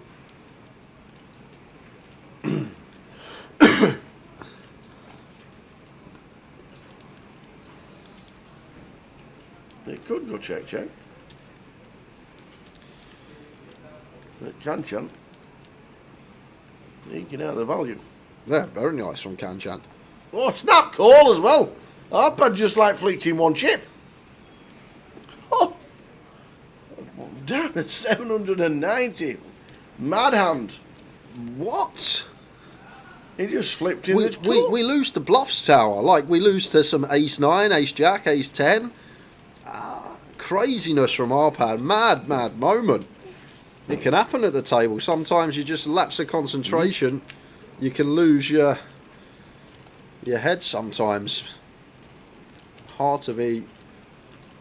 A little shake of the head from Arpad. Maybe just thinking, why did I call ace 3 off pre? If I muck pre, I save myself a lot of chips. Even the turn call, even the river call. Crazy stuff from Arpad. Maybe he misread his hand, I'm not sure. Maybe it was a misread. Because I can't see why ace, like, I can understand why you might think about heroing with ace high, but to snap call? Wasn't a misread, because he didn't look back at his cards when he folded. He just slid them in the muck. Okay. And flicked in the chip and then slipped them in the muck.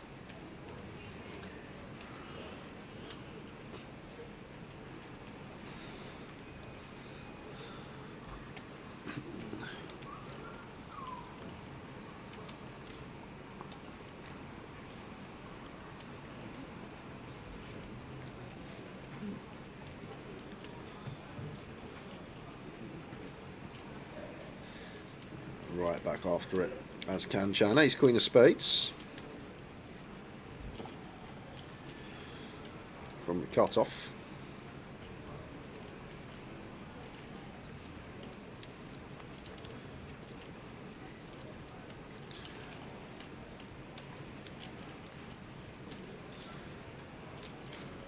Frankie just choosing to call with the ace-9 of diamonds.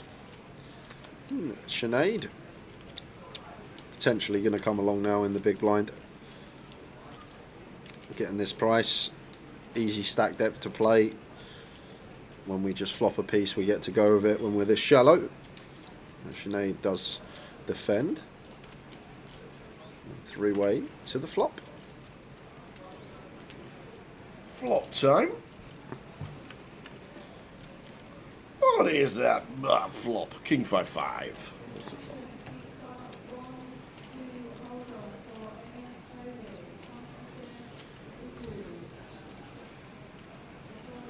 Sinead flopping best in the form of a king.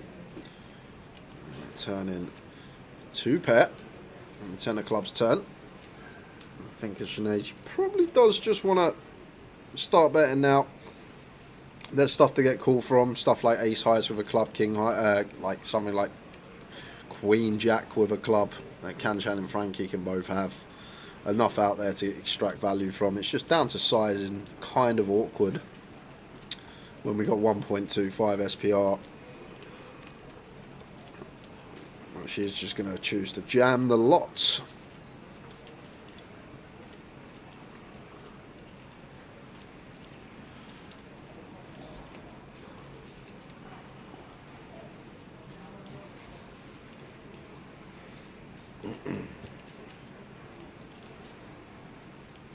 She pulls them back. 17 bigs.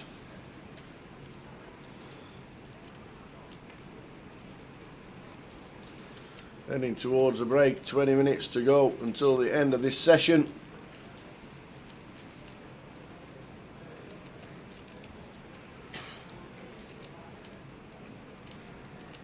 Probably get a full chip count if there's still 13 left, or even 12.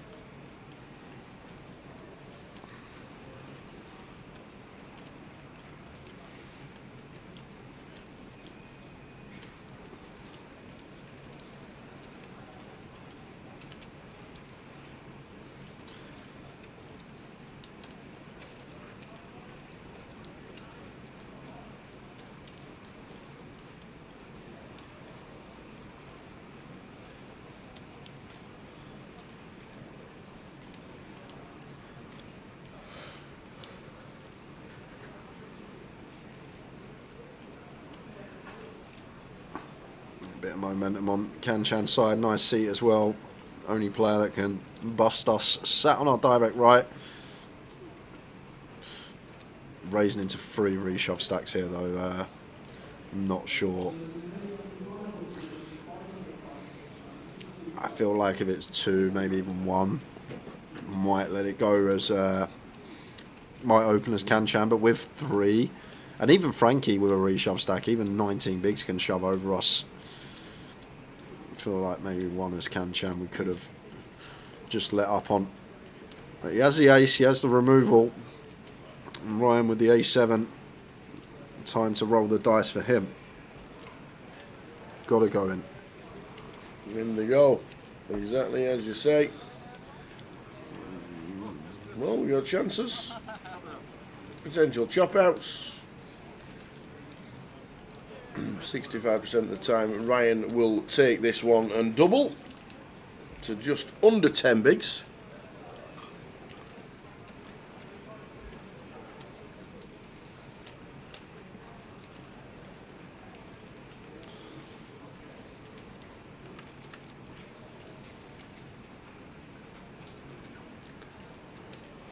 Oh, we just about win it on the flop.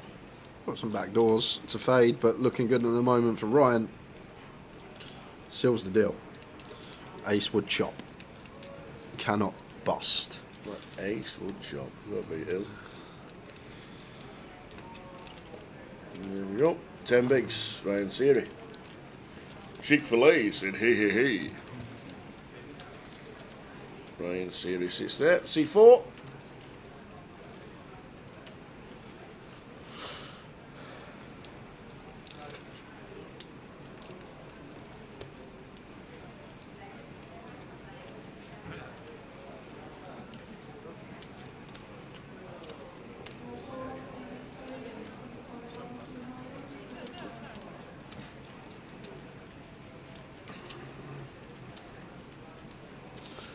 I was thinking as well, Tower. This has got to be our biggest day down to a winner ever, right? Have we ever had 96 down to a winner before? 96. I don't think we have.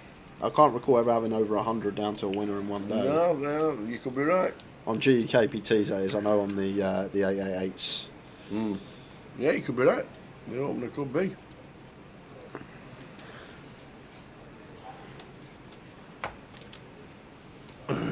Obviously don't normally do an opener, but because of the playoff yesterday, the schedule was worked out. So there was 2 days of streaming, Saturday and Sunday. Enjoyed the playoff. Yeah, it was great. Everybody said how good the concept was because it changed. So the cash out satellite worked out well.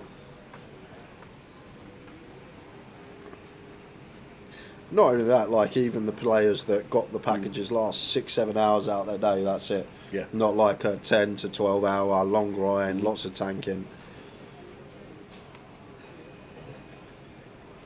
So our pad here, Queen 8 of Spades. Almost to 100. Yeah, once again, Tower. 3 reshove stacks behind. Yep. 2 tables out. ICM is there. Potentially just let this go as our pad. I don't know, maybe sometimes your head can go when you have a hand like he did.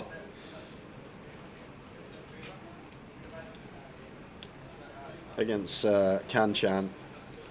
And Sinead with the ace-10 here. Is she going to take this for 16? I'd love to see it. Hijack versus button. 16 bigs, ace-10 off.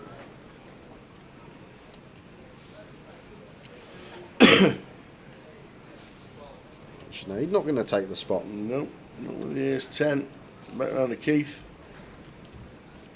In line with the Queen 9.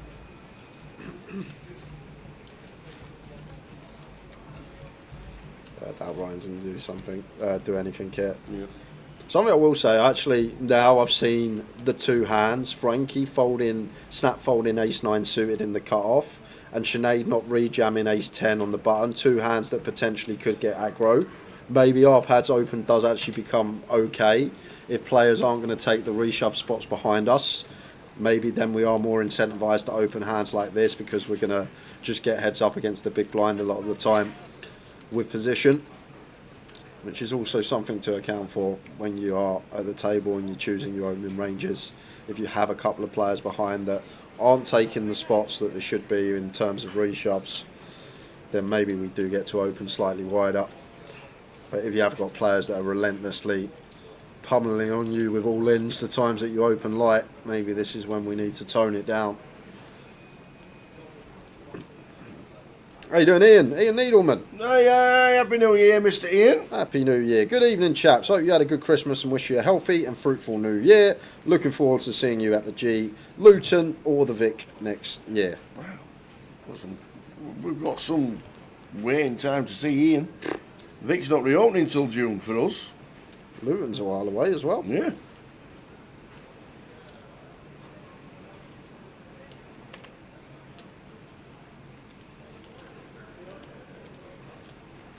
No free roll, unfortunately, Sean, man. No.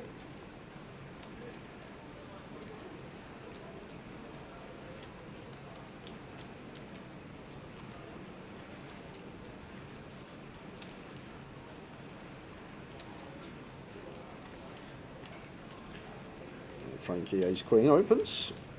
Doubt we're going to see a defence from Tony. He's been fairly snug from the blind so far.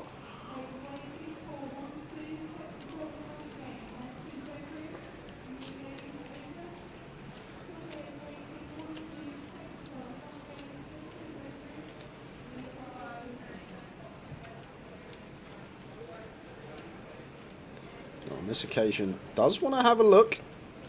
To be fair, at this stage, when we cover Frankie 3x, we do get to defend a lot wider. 13 left. However, it's just a nice looking flop for Frankie. Ace 3-4 rainbow, and probably going to be the end of it. Check bet fold, probably in order.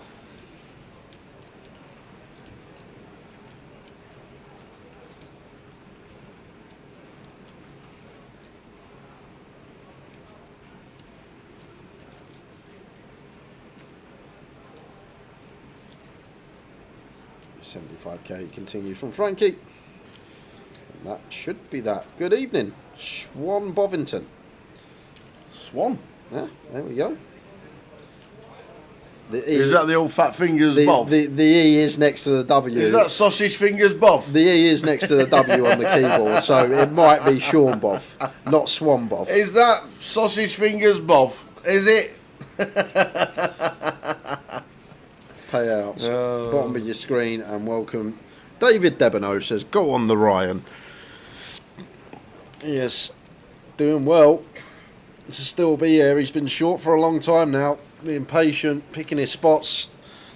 Had a situation where he should have potentially just got it in and gone broke, Jacks versus Ace King, but went a different avenue and it's kept him in the tournament. Still in the hunt for 30k and the trophy.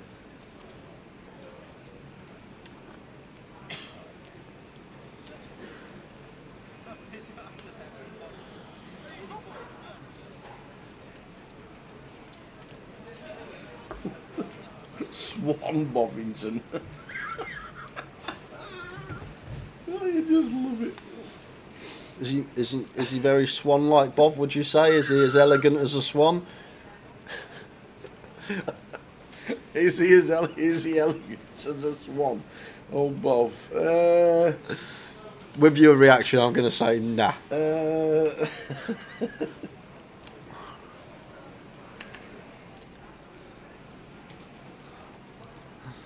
10-8 suited for R-pad.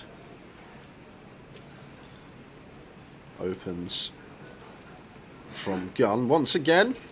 One that shouldn't be open theoretically, but if no one's taking any spots behind us and no one's free betting or doing much, then why not take the reins ourselves and start applying the pressure? And that could be what R-pad is up to here. How you doing, Danny? Good evening. Good luck to all, says Danny.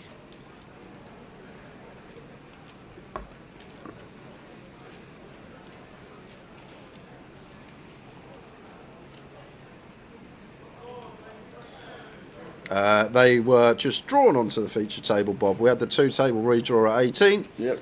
And these are the players that got drawn to the feature. Final 2 tables. You've got a big chance of getting on the mainstream table.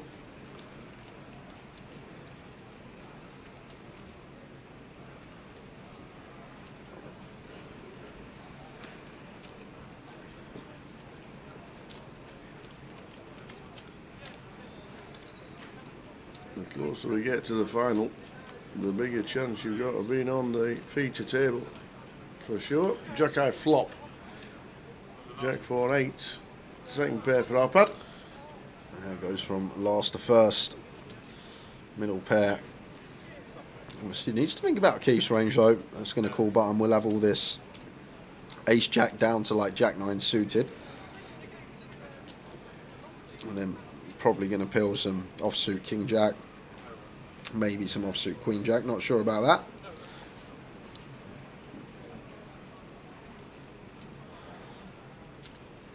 Oh wow, I thought Kanchan overcalled then. I saw chips coming in from that direction, but they were just the chips of R-pad. 4 of clubs on the turn, so 10-8 still best for R-pad here, and this is where we just have to start checking. Feel like flop could go either way, but turn bet just does not achieve anything here. Like what does this do? You need to ask yourself what does putting chips in the middle achieve here? Like, we don't get any value from stuff like 5s, 6s, 7s. We only get value from the Jack X or better. I guess we flush out some. Well, Keith's going to call ace high. No, he's going to raise. He's going to raise. Keith Littlewood with a fruity old move here, Tower. Has he made it big enough? Like the thing is for Keith, like what hand do we call flop and now raise turn? There's not many out there. Ace 4 suited. 2 combos of that. Pocket 8s. Jack's probably free bet. 10 Jack suited. Jack yeah, but why would we raise a Jack tower? Like, saying like what does raising a Jack achieve here? It doesn't really achieve much, right? We just fold out hands that are behind to us and we keep in all the better stuff. So I wonder if Arpad can sniff this out. Personally, I feel like this is a pretty butchered turn from both, but now that we get here, it's interesting how Arpad's going to proceed with just an 8. Here we go. And looks like he is going to make the call. And this is because Keith doesn't really rep much tower. Like, he should never raise a jack in position, or at least you don't think he would. And then it's only really ace-4 suited. And then maybe jack-8 suited, but then does that ever raise? Probably not. So maybe Arpad just assessing he's going to have a lot of club draws here. Stuff like Queen-10 of clubs, 10-9 of clubs, Queen-9 of clubs. Removal to all that type of stuff.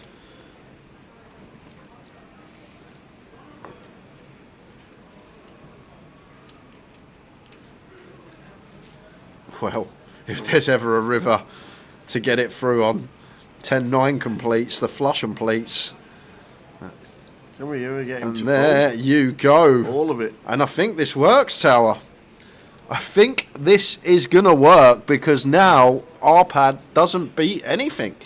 We deduct on the turn, keeps value, the ace-4 suited, if he's raised 8s, quads perhaps, that's already got us beat. And now his bluffs, the club draws, the 9-10, they now also complete. So we literally need Keith to float flop with an airball, raise turn with an airball, and then barrel river with an airball, Tower. And then what are the chances of that being the case? He's just done that. I know he's got. I know he's got an airball. I know he has an airball, but he shouldn't be doing that. But how often does he have just an absolute airball there? Almost never, right? You need him to have specifically that, just a whole load of nothing on the flop, whole load of nothing on the turn, and follow it through on the river. Keith Littlewood with the moves. Well played, sir. Absolutely. But Arpad caused the situation himself. If we just check turn, we win that pot. Turn goes check, check. River we may value bet.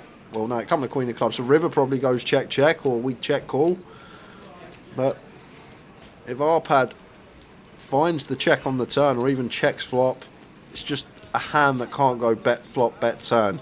If we bet flop, we have to check turn. If we check flop, then perhaps we can do some betting on the turn. But it's one that I don't think we'll ever get to go for bet out of position. Second pair there, no redraw. It was an interesting old line from Arpad.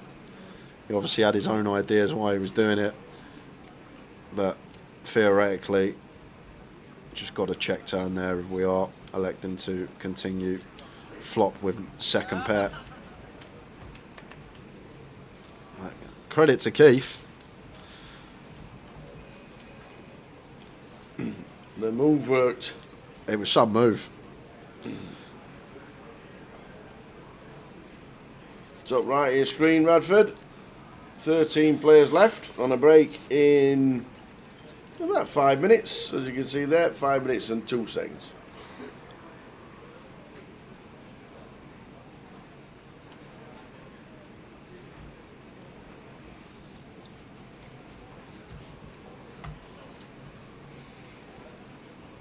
Full chip count on its way. 13 players left. 9 on the final table, playing down to a winner tonight. Yeah, Kanchan got a fold here now, pocket 8s. Never know with Kanchan, but once it goes open +1, 3-bet Tony as the chip leader and having us covered. I know we can see he's in terrific shape, but try and take the whole cards out of question. Don't think continuing 8s here is going to do us any favours in the long term. I really like that fold from Kanchan. Does get out of the way, and Sinead now with the 5s probably will do the same.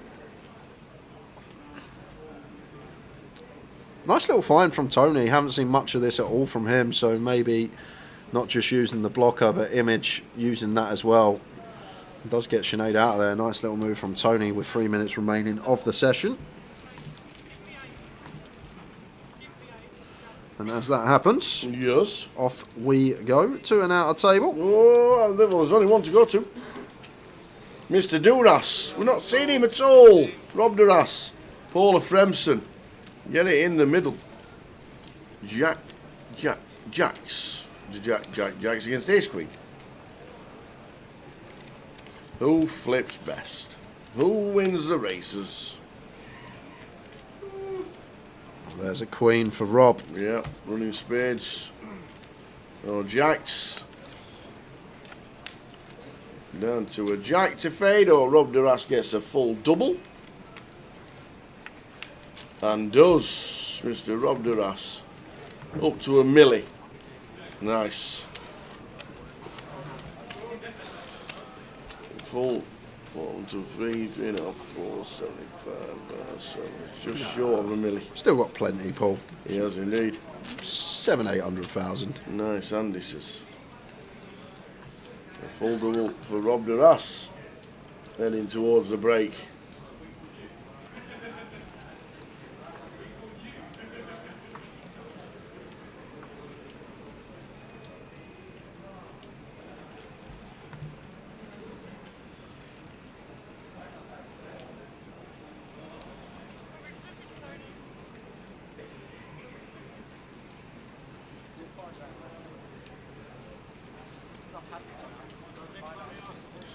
And now just the 4 big blinds, 4.5, 4-3 here for Frankie. Whoa, this is, we sort of know that we need to call almost close to deck here as Frankie at 4-3 off. Maybe one that we can potentially just let go, and she is going to save them few extra BBs. Can't fault her. Nope. It's only 4.5 bigs with 1 invested of our own, but 4-3 off. Last hand of the sesh. 15-minute break. You'll wet the whistle shortly. I think I might have my apple. Your apple?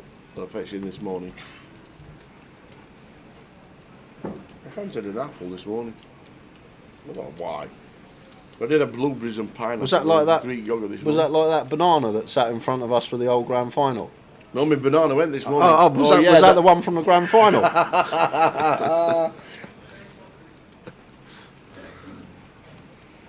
had the banana on the table for 3 days. Who was that? Oh, I can't remember. Jagger, James Jagger. James Jagger. James Jagger. James Jagger, he did. He was never ever eating the banana. Ever. It was in the cash game, wasn't it? Yep. And then we've had Ian Simpson with his banana case, which he pulled out on stream. Oh, we did, Where'd you get the banana case from?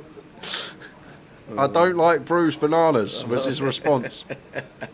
Last hand of the session. We are going to the break, and full 15 minutes for everybody to take, and that will do it, unless there's a bit of action from Kanchans. Never folding an ace, ever. Not from the cut-off. Not ever. He's going to make it 175. Giveaway Ben's in about 140 hours. See you then on Wednesday. And that will do it. We will see you in 15 minutes. Full chip count on its way. Unless Sinead wants to see a four, which she does. Off to that flop.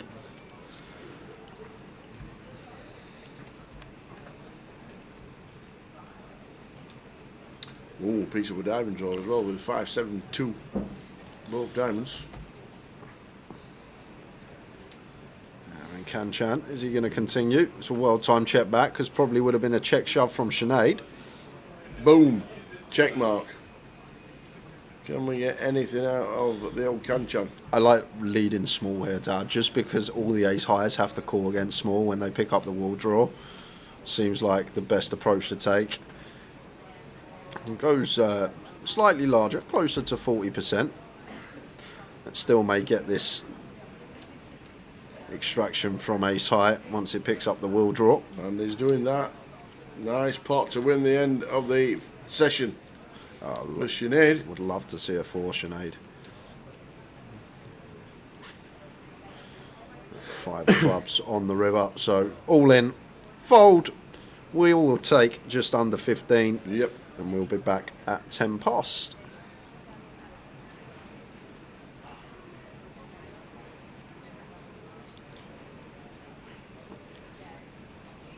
All in.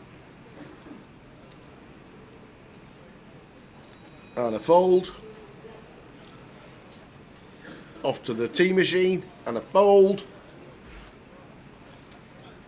Off to the tea machine.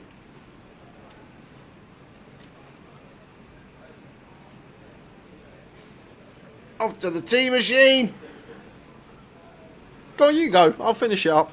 It doesn't look like he's folding anytime soon. He looks like a man that's going to have a good 3-4 minute tank towel. So go have your 15. Off for the tea machine. Go have your break. Kanchan, get him in the muck. It's going to be our third 10-minute break today. Unbelievable. These hands running into the break. Unbelievable. What are you even thinking about? Ever? Oh no, I'm folding this, are you? Oh no. He's thinking Sinead can have like an 8, like something like 8-9 with a diamond, 10-8 with a diamond. Interesting if he pays. King 4 perhaps, King 4 suited, Queen 4 suited. These type of things. No way is he paying with ace high. No way is he paying with ace high.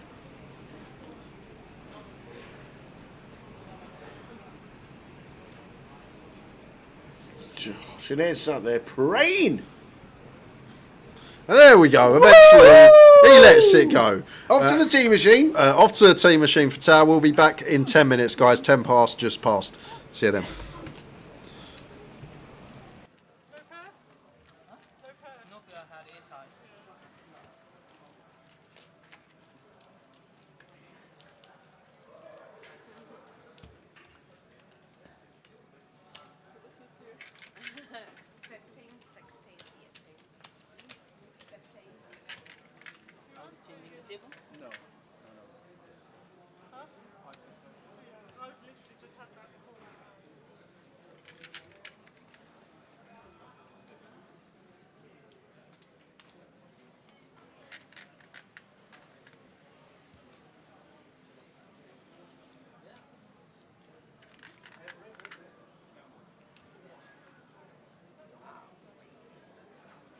I'm so glad these ones are the anti-glare ones, though. Sorry? Glasses? Yeah. Oh, yeah. For on here? Especially on here. Yeah, okay.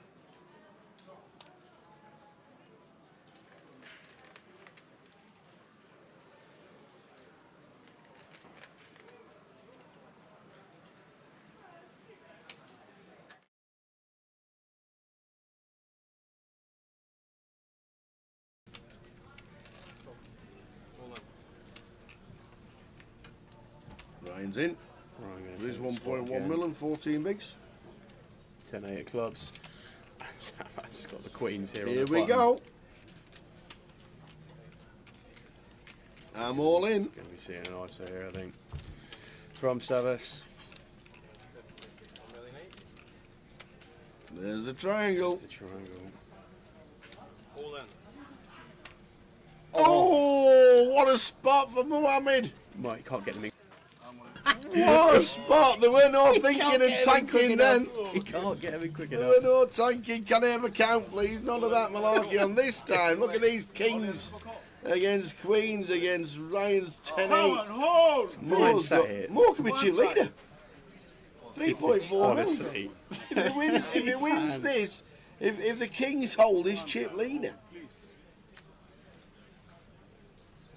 Wow. Savas is just sick here. Kings, queens. Here we go. Three-way action. Mo, 60% equity here. 3 ways. Kings versus queens versus 10-8. In 3.4 million chips in this pot. This is a huge moment for this final table.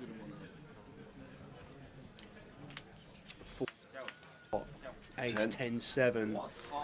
So some equity there for Ryan. There's always an ace on the flop, you know, when you've got kings. Just that nobody's got one this time.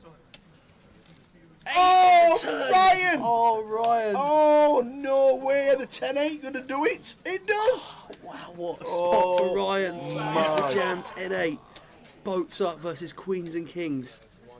And I think he had Mo covered. They're just going to double check the counts here because it was pretty close. But wow, that is some hand. 10 on the flop. 8 on the turn. 8 on the river. Are you kidding?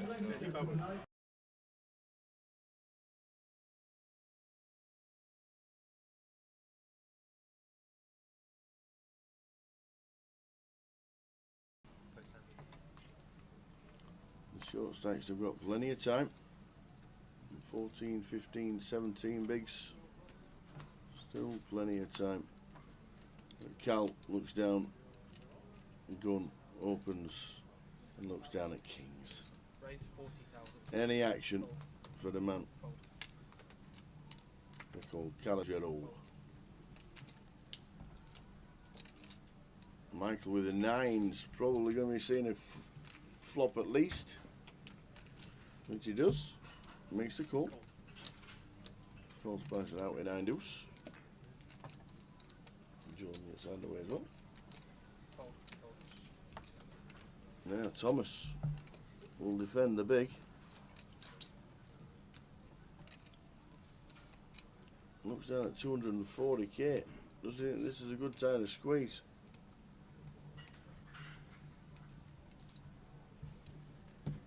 It's a sick one here. I mean, Tom's probably not getting away from this one tower, to be fair, but there's the raise. Does go 3-bet, not all in, and it's going to be really grim here when Cal goes 4, and then Michael's probably going to get out of the way, and we're back on Tom. We know we're behind at that point, but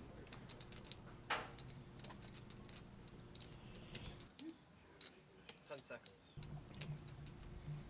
Goals, triangles in. First bit of action. Michael gets out of the way, and Tom obviously can't do anything at that point, but he's got some outs. And he's taking on the man of the moment in the first all-in confrontation of the final table. Does here it happen? at the high roller. So you know what always happens when you're up against kings and you're all in? There's always an ace on the floor. Honestly. It is. It happens more than it should do. Yeah, where's your ace there? Ah, there we go. Thomas Clack needing one of the 3 aces, running queens. 7 on the turn, so just 3 outs now for Tom going into the river, or the bubble will burst here. Oh, Barry! The from heaven. Oh, man. Out of nowhere, Ewan applauds. God. Oh, that is a savage one. That is grim.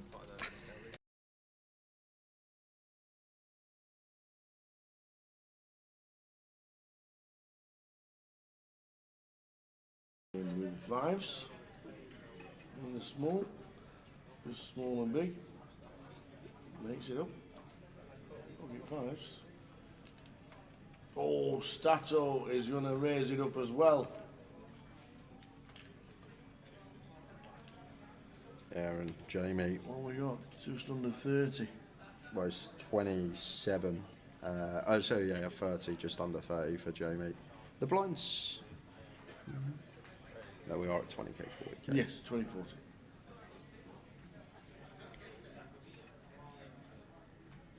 Stato makes it 140.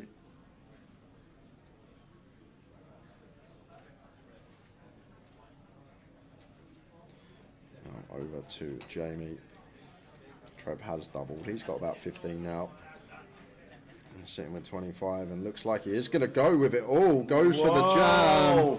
Gets snapped off by Stato, and Jamie with the 5s has ran right into it here.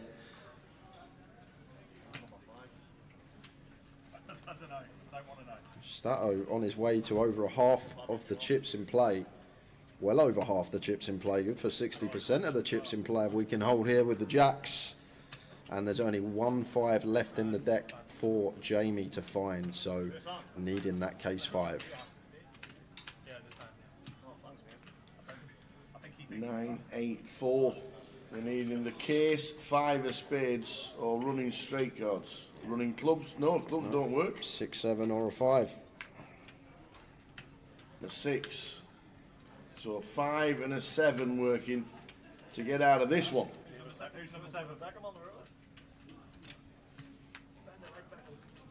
Whoa! Oh, and does with the 7. That is a grim river Wow! to take for Stato. That is a filthy one. Wow! Wow! Wow! One out for Jamie. Stato could have had 60% of the chips in play, but now Jamie is the chip leader and Stato down to 40 bigs. What a cruel run out. You see that flop and you think you're there with the clubs covered as Stato. The run in 6-7 comes in.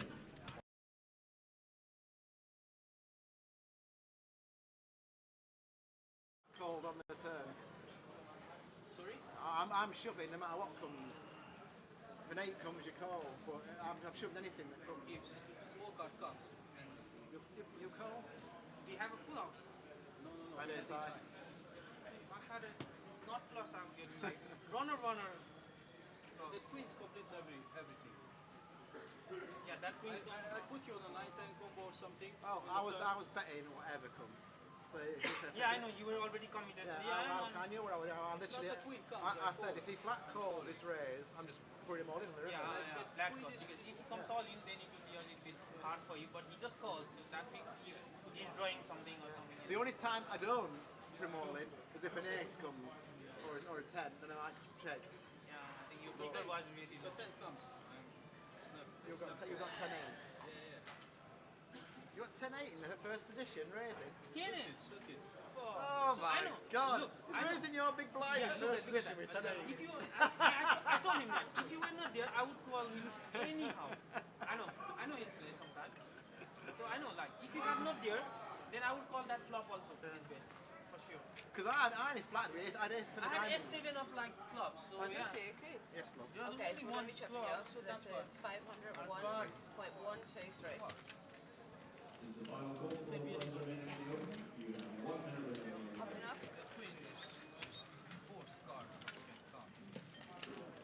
Just check this as well. 5, 6, 7, 8. No, I had a bet. 9. I had 8. Check 8, 4, turn 4. You either when I raise on the turn, you either have to fold or go all in. Or go all in, yeah. Two, you can't just flat call. Yeah, no, because the flat call is good. If nothing gets there, you just check and you continue bluffing. What happened? But the queen comes. You had a side blocking. It's 10 of diamonds. The queen completes. You see later when I had a 7 of clubs. Completes many things. And just Anyway, that's how I see it. I thought you were weak when you were right when you just called at 175. So I was just gonna bet. not the queen comes. Hello. King of diamonds or something.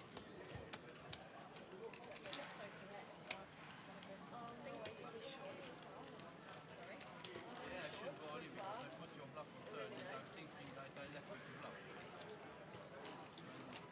Flush game. Chip leader. Queen Feng Zheng, 60 bigs. Tony Horn, 43 bigs. Keith Littlewood on banging seat number 5, 37 bigs. Arpad, 5 bigs. Ryan, Rob, Paula Fremson, Dale Wilson, all fighting on. Let's do it again. Here we go.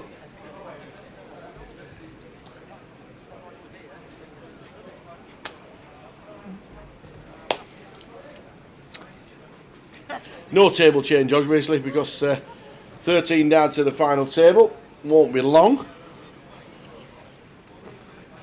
We reckon this session will get to the FT. Can-Chan with Ace Jack. We've just had that weird one with Sinead. Eventually folding. You on the cans of Diet Pepsi? Yeah. Good lad.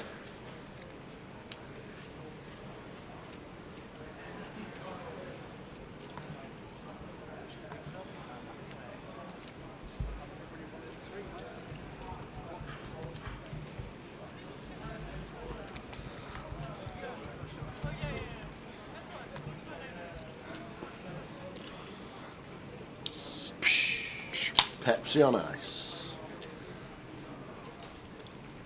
Ryan all in with his 390,000 and 6.5 bigs. Kanchan will be calling. No idea why he's not even called just yet for 6 big blinds. Does not do some weird and wonderful things on Kanchan. Ryan Series like, whoa, didn't think you were that strong. Well, it might have been like King 8 or King 9. But oh no, Ace Jack. Couple of napkins, the fact he was tanking. Any two got a call there for Kanchan. Yep, any two. 7, 8, 9 flop. 6 is playing, 5's playing. The Ryan Series.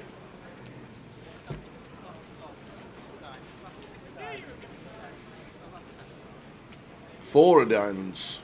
Robs us of a few outs. Yep. 5 out of 6 needed. And it's a 10 to give Kanchan the Jack high straight. So we lose Ryan Series. Well played, Ryan. Great effort. Yeah, Ryan actually getting 12th place because Paul Ephraimson was out at the same time on the outer table. 13th and 12th both getting 1150. So down to 11. Do you have any New Year's resolutions, Tower and Jay? Never done one, ever. I'm not betting this month. It's not a resolution, but I'm having a dry January. I don't drink alcohol anyway, so it's pointless. No. Like never done them. Never ever done them. I've got a January resolution. No betting, only poker. I don't really. I always tell myself I'm going to lose 3 stone this year, and I end up eating donuts on first leg. So that's me done. No resolutions for me. I'd just like to stay healthy, have a good year, stream with the best team in the world, and things are good.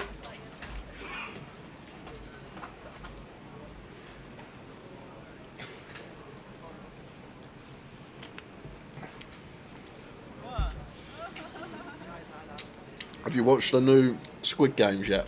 It's supposed to be good. I enjoyed it. I think you finished it already? I enjoyed it much more than the first one. Did you? Okay, better start watching it then. I watched the first one.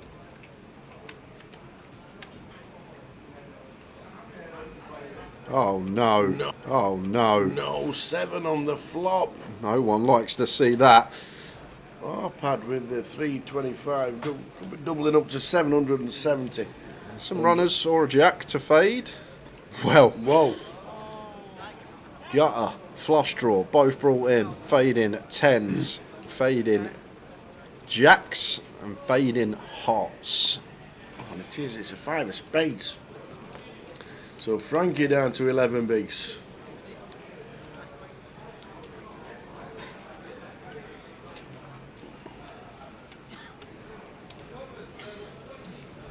Unlucky Frankie.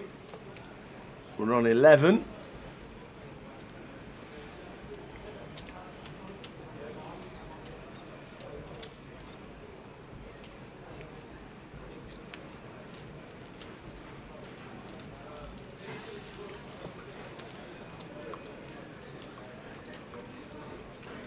The Grosvenor stream on any platform apart from Twitch. Yes, we do. YouTube and Facebook at the same time.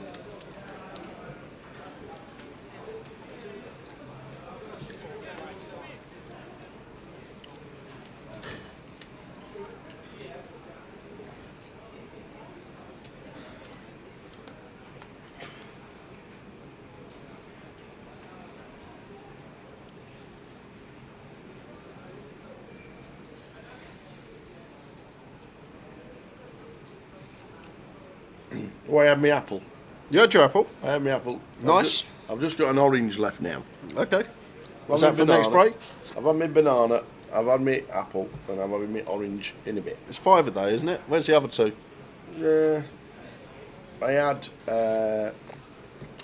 had beans this morning. Oh, okay. Is that 1 of 5 a day? I guess it counts, if they're Heinz. I ate eggs in the shape of an omelette. So Frankie's in with the 4s. Tony's going to look it up with the 6s. A rough couple of hands for Frankie. Got it in such good shape. Previous hand. But now she's going to need to find a 2 outer. Tony 10 bigs here has to call 6s surely. Frankie should shove deuces through 5. She should shove ace 5 through ace deuce suited. Maybe even some king x suited that we dominate.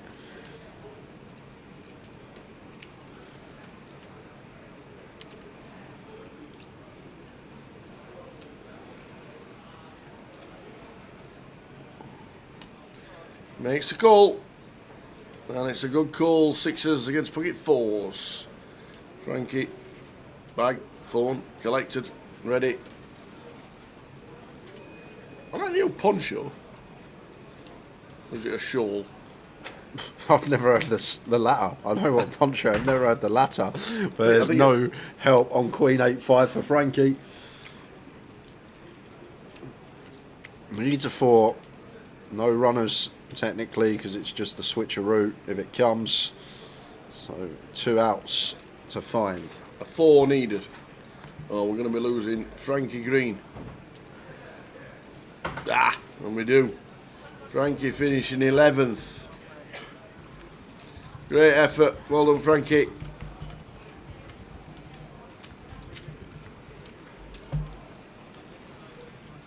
Finishing 11th for £1,580 for your £200 investment. Very nice indeed. Well done, Frankie. Dropping. We're on 10. We've lost Paul, Ryan and Frankie. Been back 9 minutes. In 7 minutes and 8 seconds. Go on. What are you looking at? I'm just thinking with this, like any sauce that this comes in. is some kind of tub of. Yeah, this is what I mean. Seen that. Any sauce that comes in like Chick-fil-A. a sun cream bottle, it can't be good for you, can it? It looks like sun cream. It does look like sun cream, doesn't it? It does. Like if I went like that, you'd think I'm putting my sun lotion on. But shout out to Ryan who just busted. Brought me a big bottle of my favourite 1 pint. Have you opened it yet? 1 pint of Chick-fil-A sauce. Yeah, I've opened it. Look, you can see it's in the light. I've had a little bit. Somewhere. It's a white, solid white bottle. You can't see the line. Yeah, you can see somewhere. God. But I opened it. I had it with my burger and chips. Terrific. Exactly the same as. Terrific. Exactly the same as the Chick-fil-A sauce in Vegas. The only difference is I'm not sweating here. Whereas in Vegas, when you eat it outside Planet Hollywood, gets a bit hot. You do that with Dave's hot chicken. It gets a bit hot. You go like that. Yeah. So Keith with the open on the button, ace 4 suited. This should be getting through.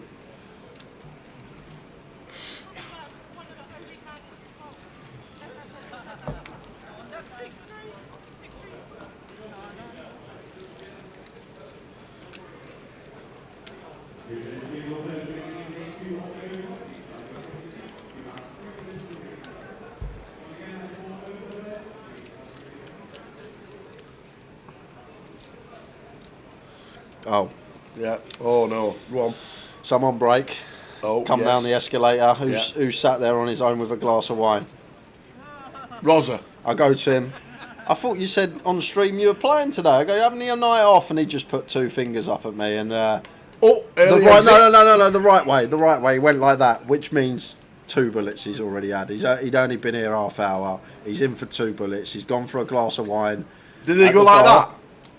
Not yet. Maybe when we get, that's glasses of wine. Yeah, maybe when we hit the FT and we walk out, he might do that. But you wished him luck. He's been here 30 minutes. He's already had 2 bullets in the mini. He's at the bar, drowning his sorrows. Fortunately for me, Rob Durasa's still in. He is still in. You can chant. Yes, Jules. All the best to you, sir. Oh, we had a good new Christmas and New Year. Yeah, it was good.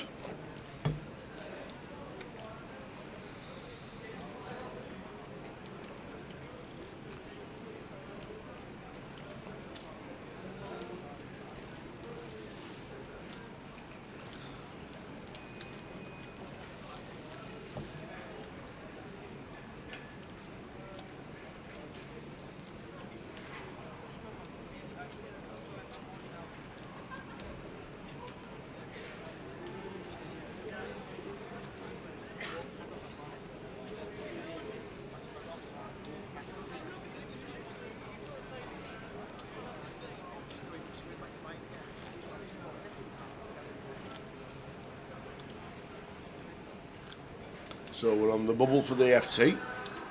Anything happens on the outer table, you will see it.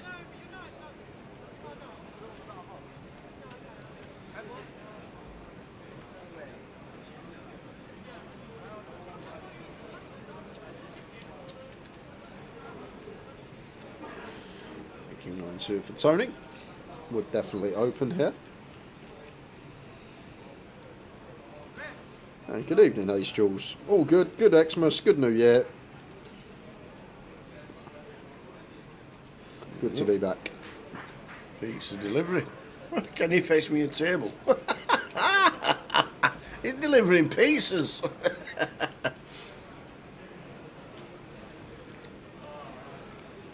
There's one behind there. Did you not look to your right?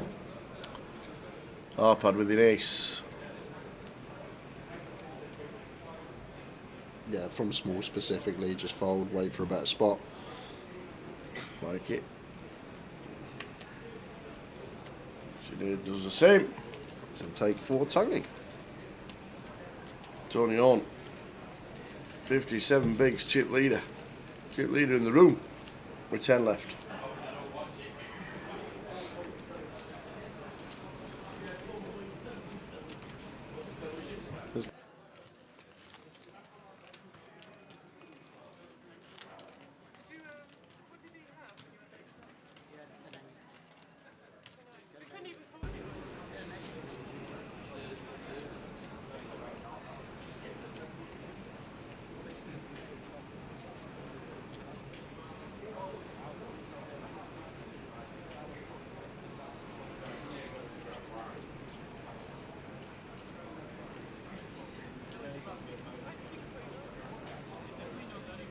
Arpad, what a delight to see in this given scenario. We've only got 10 bigs and somehow we find Ace King as hearts on the button.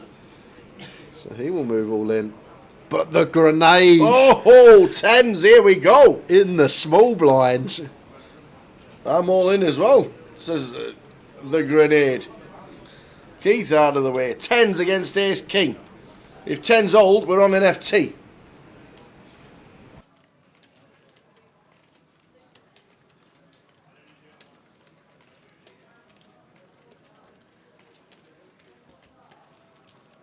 So here we go. The grenade with the tens and flops it as well. How do we get out of this one?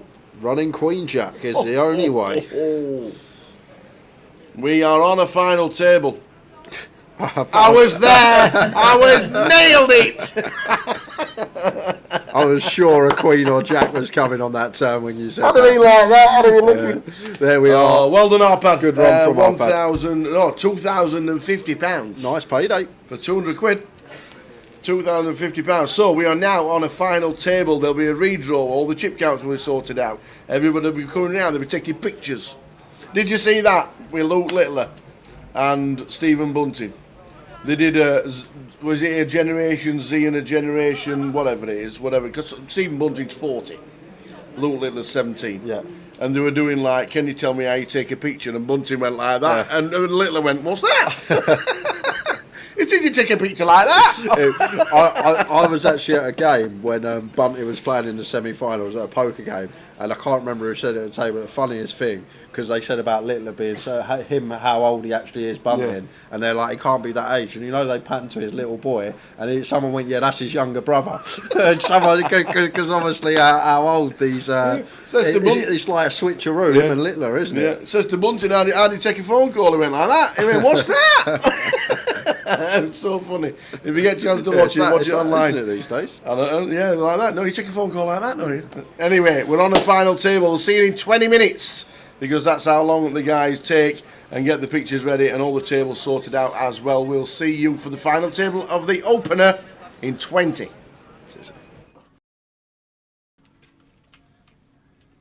The old ones.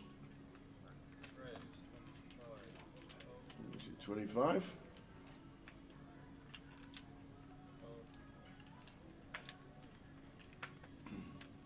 Could easily be a defend from Mitch. Yeah, it could be tower for sure. King Jack in the small here. Like, I don't think we're ever going to do any free betting. As Mitch here, what is it, 20 of Reese. Looks like Ewan's got about 25. think probably just call or fold here from Mitch Tower. But he is going to go for the jam. All of it. And the aces, perfect timing. See the good news.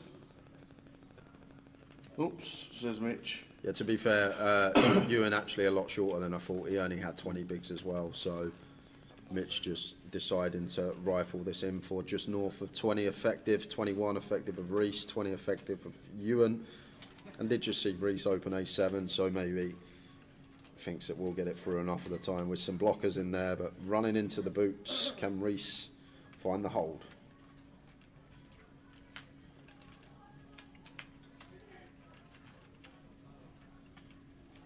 Oh, you can't! Wow, Jack 9 is the flop. That's not fair. That is grim. So Mitch potentially taking all of Reese's chips in two hands. No spade either. He needs one of the two live Barrys. Wow. Barry! One of them. There it is. Oh, Barry on the end for Reese. What a hand. What a run out. God, dear me, man.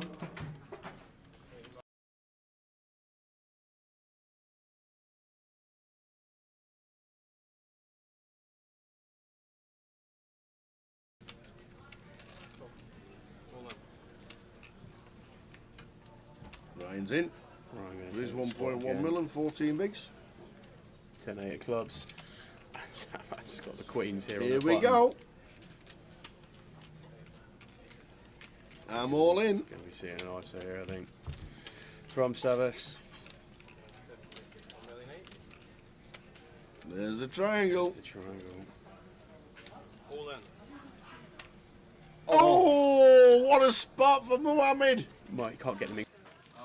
What a spot. There were no thinking and tanking then. He can't get him in quick There enough. were no tanking. Can I have a count, please? None of that malarkey on this time. Look at these kings against queens against Ryan's 10-8. More could be chip leader. 3.4 Honestly. If he wins this, if the kings hold his chip leader. Wow. Savas is just sick here. Kings, queens. Here we go. Three-way action. Mo with 60% equity here. Three ways. Kings versus queens versus 10-8. In 3.4 million chips in this pot. This is a huge moment for this final table.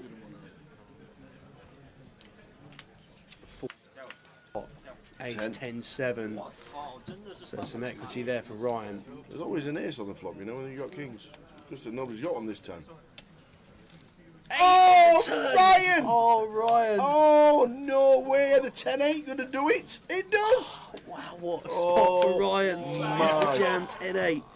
Boats up versus queens and kings. And I think he had Mo covered. They're just going to double check the counts here because it was pretty close. But wow, that is some hand. 10 on the flop. 8 on the turn. 8 on the river. Are you kidding?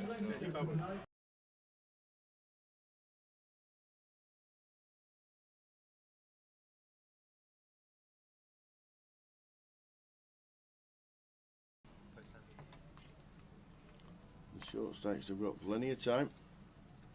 14, 15, 17 bigs. Still plenty of time. Cal looks down. Gun opens and looks down at kings. Any action for the man. They're called Calagero. Michael with the 9's probably going to be seeing a flop at least. Which he does. Makes the call. Calls passes out with 9 deuce. John gets underway as well. Now Thomas will defend the big. Looks down at 240k. Does he think this is a good time to squeeze?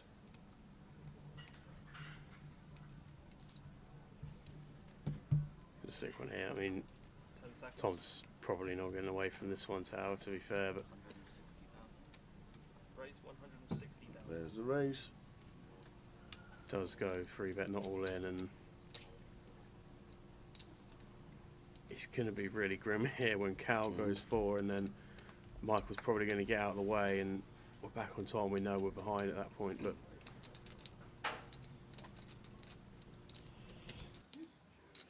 10 seconds. Goals, triangles in. First bit of action. Michael gets out of the way, and Tom obviously can't do anything at that point, but he's got some outs. And he's taking on the man of the moment in the first all-in confrontation of the final table. Does it here happen? at the high roller. So you know what always happens when you're up against kings and you're all in?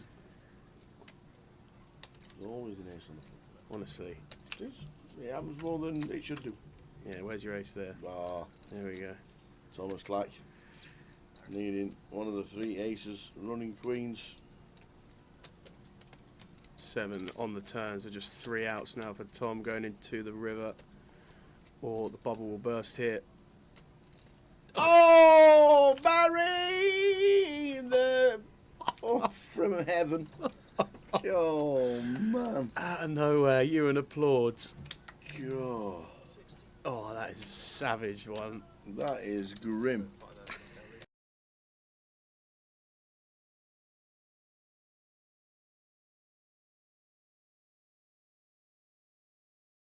In with 5s. And the small. Just small and big. Makes it up. Pocket 5s. Oh, Stato is going to raise it up as well. Aaron, Jamie. What we got? Just under 30. Well, it's 27. Oh, so yeah, 30, just under 30 for Jamie. The blinds. There we are at 20k, 40k. Yes, 2040.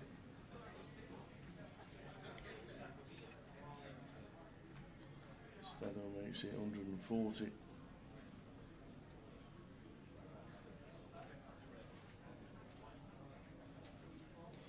Now over to Jamie. Trev has doubled. He's got about 15 now.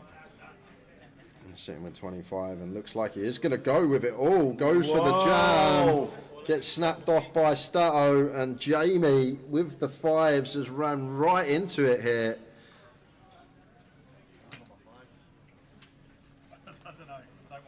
Stato on his way to over half of the chips in play. Well over half the chips in play. Good for 60% of the chips in play if we can hold here with the jacks. And there's only 1 5 left in the deck for Jamie to find, so needing that case 5. 9, 8, 4. We're needing the case, 5 of spades, or running straight cards. Running clubs? No, clubs don't work. 6, 7, or a 5. The 6. So a 5 and a 7 working to get out of this one. Who's number 7? Whoa! And does with the 7. That is a grim river Wow. to take for Stato. That is a filthy one. Wow, wow, wow. 1 out for Jamie. Stato could have had 60% of the chips in play, but now Jamie is the chip leader and Stato down to 40 bigs. What a cruel run out. You see that flop and you think you're there with the clubs covered as Stato. The run in 6, 7 comes in.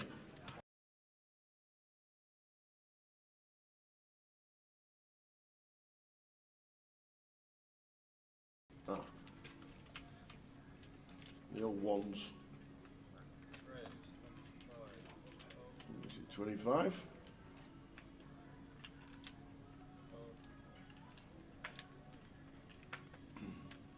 Could easily be a defend from Mitch. Yeah, it could be Tower for sure. King Jack in the small here. Like, I don't think we're ever going to do any free betting.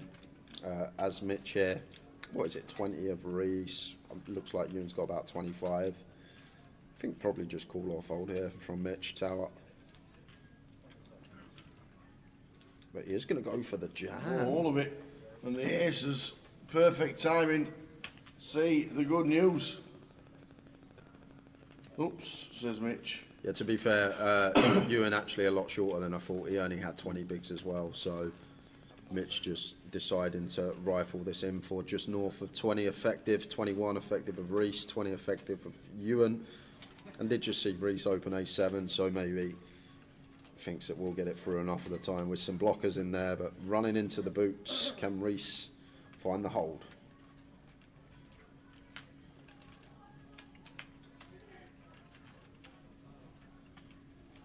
Oh, you can't! Wow, Jack 9 is the flop. That's not fair. That is grim. So Mitch potentially taking all of Reese's chips in two hands. No spade either. He needs one of the two live Barrys. Wow. Barry! One of them. There it is. Oh, Barry on the end for Reese. What a hand. What a run out. God, dear me, man.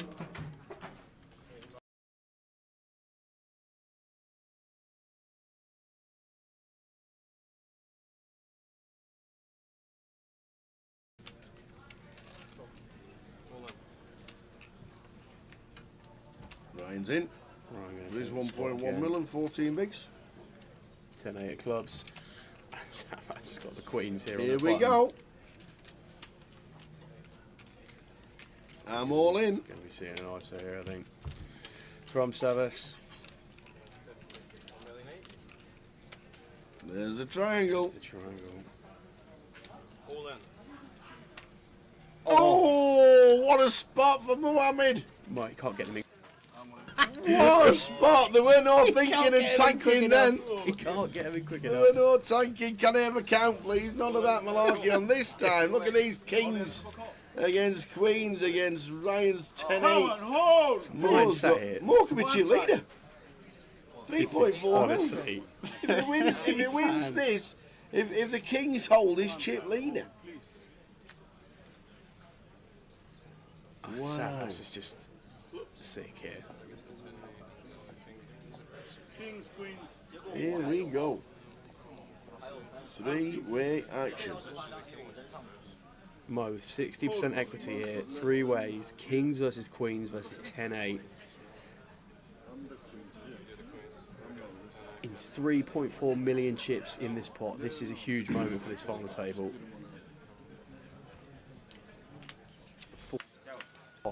Ace 10-7. So some equity there for Ryan. There's always an ace on the flop, you know, when you got kings. Just that nobody's got one this time. Oh, Ryan! Oh, Ryan! Oh, no way! Are the 10-8 going to do it? It does! Wow, what a spot for Ryan. It's the jam 10-8. Boats up versus queens and kings. And I think he had Mo covered. They're just going to double check the counts here because it was pretty close. But wow, that is some hand. 10 on the flop. 8 on the turn. 8 on the river. Are you kidding?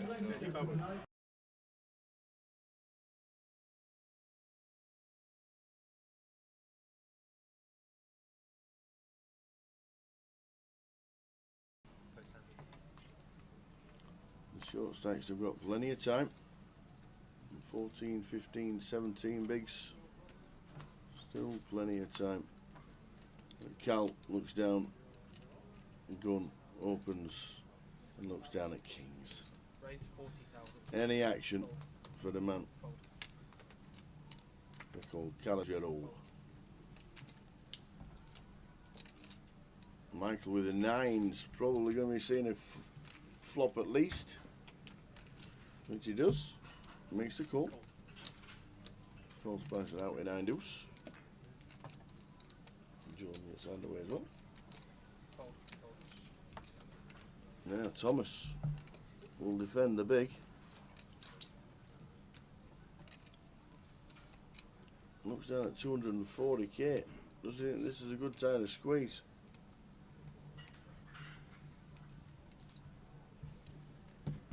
It's a sick one here. I mean, Tom's probably not getting away from this one, Tao, to be fair, but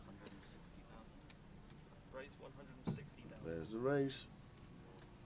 Does go 3-bet, not all in, and it's going to be really grim here when Cal goes 4, and then Michael's probably going to get out of the way, and we're back on time. We know we're behind at that point. Look.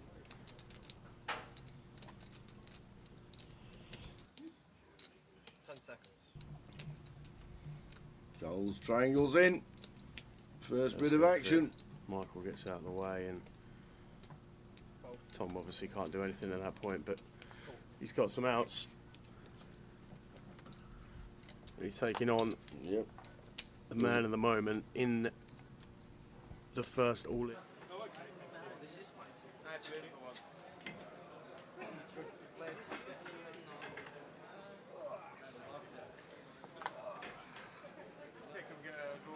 Yeah, you can. You need that and that. Everybody got one. Everybody got one. Easy, only. If you throw it in, you will be all in. Okay. You not want it? I don't want it. Is this very good? No, it is there now. Oh, you had it draw. I was thinking that's good for Rob, for the button to be there.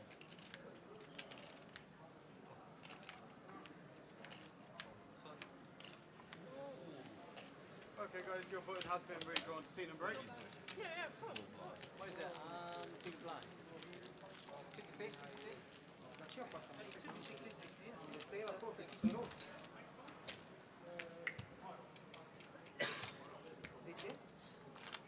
Final table.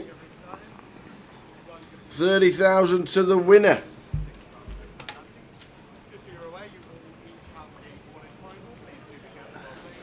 There we go.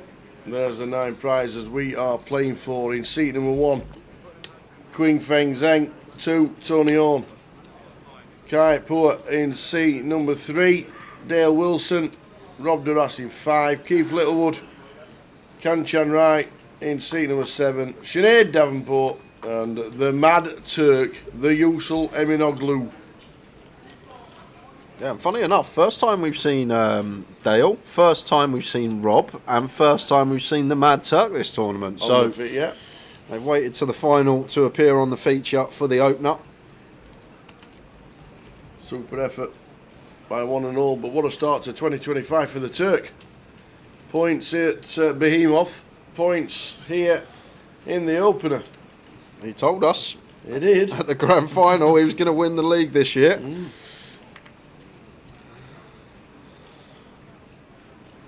now Sinead with the King Queen, kicking us off first hand of the final with an open.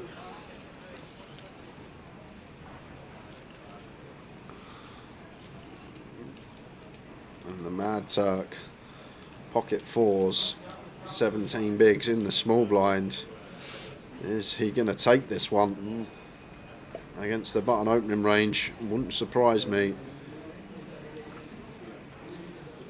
He's just going to land on call.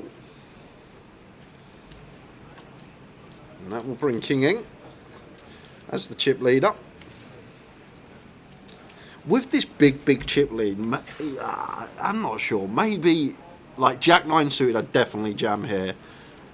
10-8 suited, probably. Like 7-8 suited, it may seem a little bit low down, but when we have this significant chip lead as King, and when the Mad Turk's never got any traps here, maybe this suited connector, I could be wrong, I may be a few pips out, but is one that could potentially apply maximum pressure here. Like, I know Jack 9 suited would potentially be in there. I feel like 7-8 suited is too far low down, but just something to think about when you got the big chip lead and stacks that want to outlast other stacks. Mad Turk's never got a hand that would be able to call off, so it's just Sinead we got to get through. And the good thing about hands like this, like I said, the Jack 9 suited, like when we are called, a lot of the time we're live. Like we're up against Ace King, Ace Queen, Ace Jack, and as long as we're not up against them big pocket pairs, we're going to have 2 live cards. Back to this action on the flop, and that will be that. Just top pair for Sinead. Continues hand over. Hand over indeed.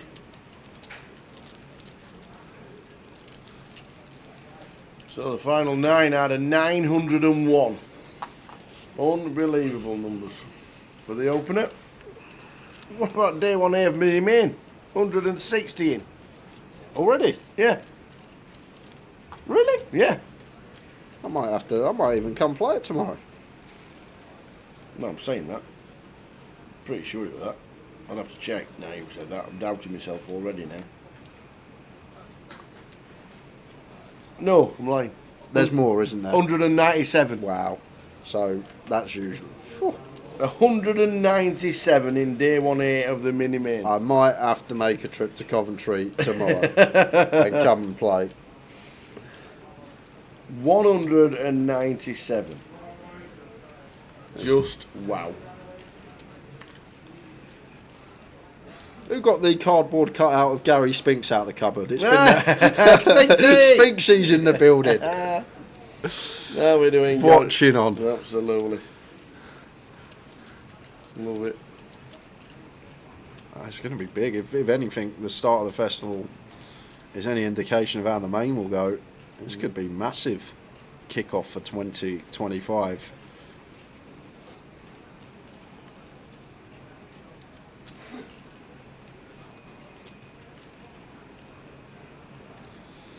Sinead with the cut-off open. Tony in the big blind. Defence.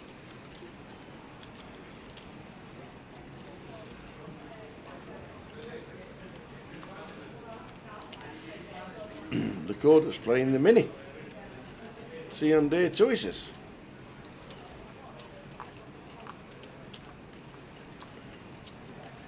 How many runners prediction for the main? Could be 500. Yeah, I was going to go 475. Was you really? I was slightly under. Even though I said 500 Just even like that, like the cash out satellite. There's one running tonight. There'll be satellites running all week next week. Just the satellite qualifiers that will jump in as well. First big tournament of the year in the UK.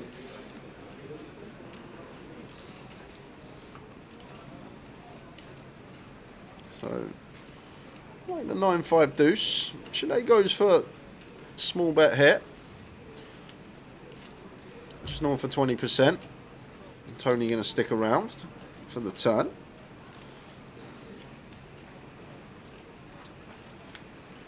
Which is the Queen of Diamonds.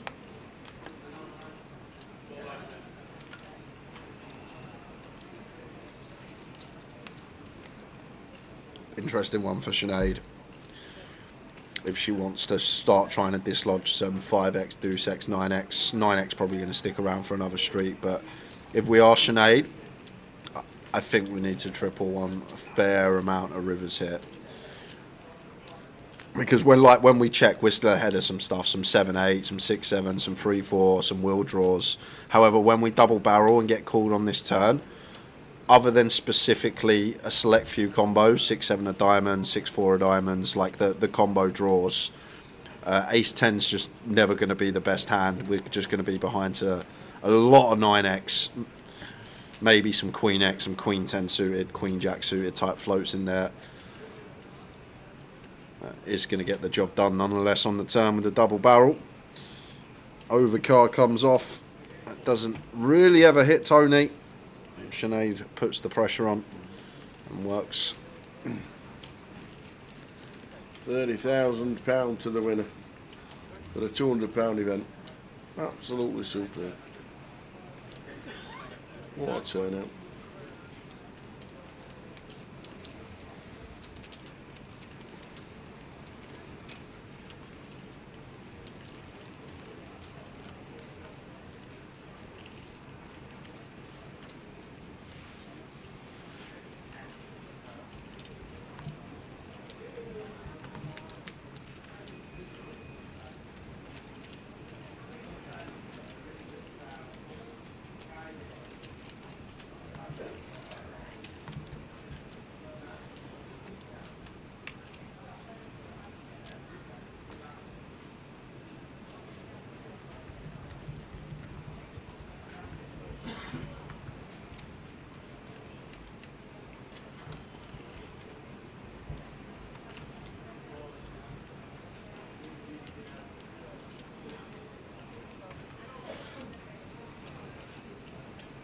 Kanchan's just been in that seat all day.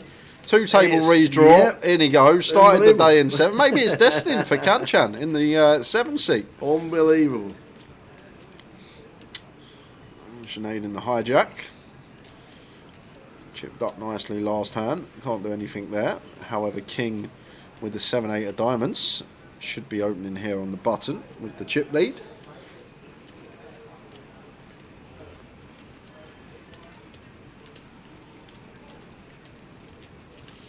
Is this the 1-2-5? And has Tony got any thoughts here about the King Jack? Well, no. King as the chip leader, probably going to open like 50% thereabouts on the button, so potentially may take this one as Tony.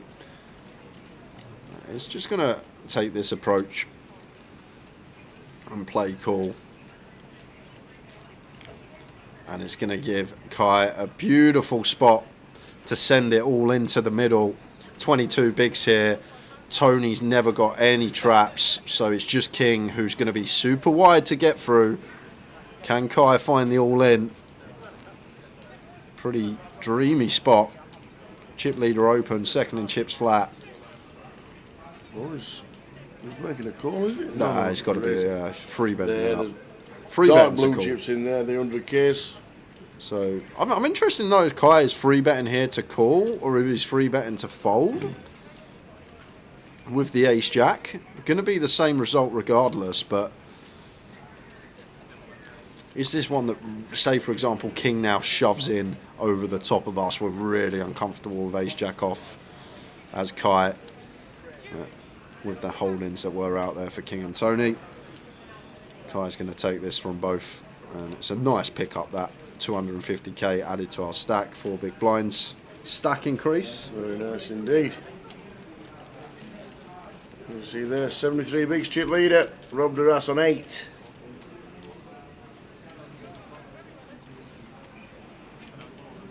Now we know things change.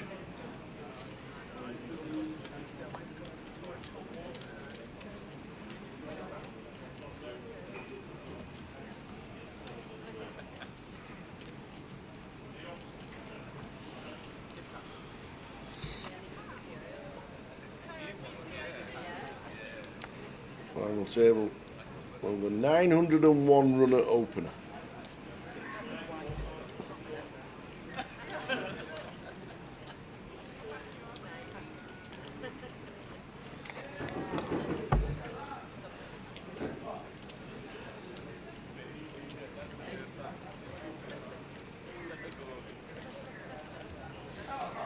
Ace 10 for Rob here under the gun.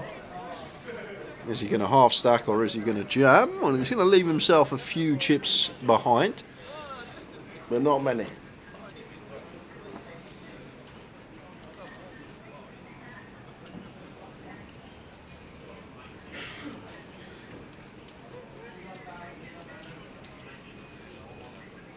Keith out of the way.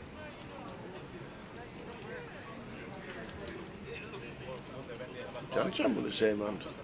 I like the fold a lot there from Kanchan. Down in Sinead. Bogey 4s. Nope.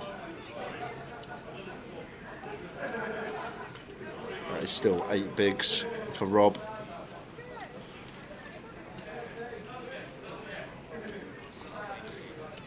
Still going to have some fold equity.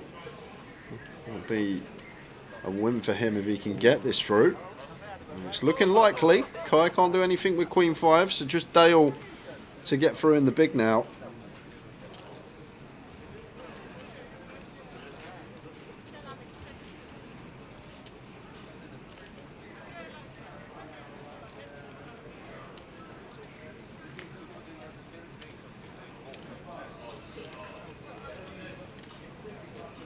And Rob picks up much needed chips up to 11 bigs. Final table. Good evening, wherever you're watching. Leg number 1 of the GUKPT 2025.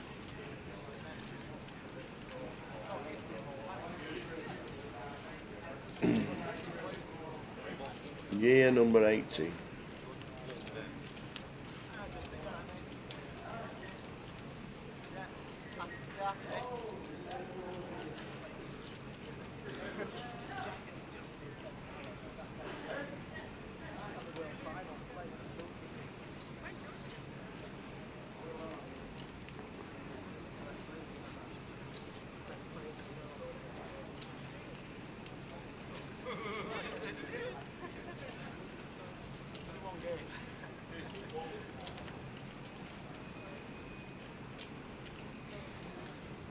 to chip leader King. Not going to be able to open this one even with the chip lead.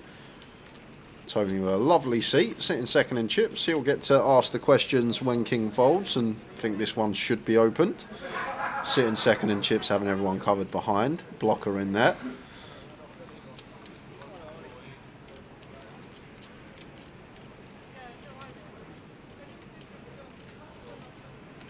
And open he does. Reaches the 120.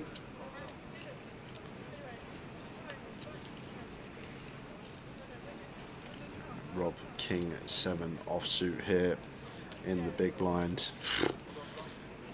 Are you thinking, I don't know what to do? It's one of them, Tower. It's defend or fold here for Rob, and it's a real sucky hand to have. Like, we have Queen 7 off just into the muck. We have King 9 off just defend, but King 7. Difficult one for Rob. He's going to choose to let it go, facing cut off open from Tony.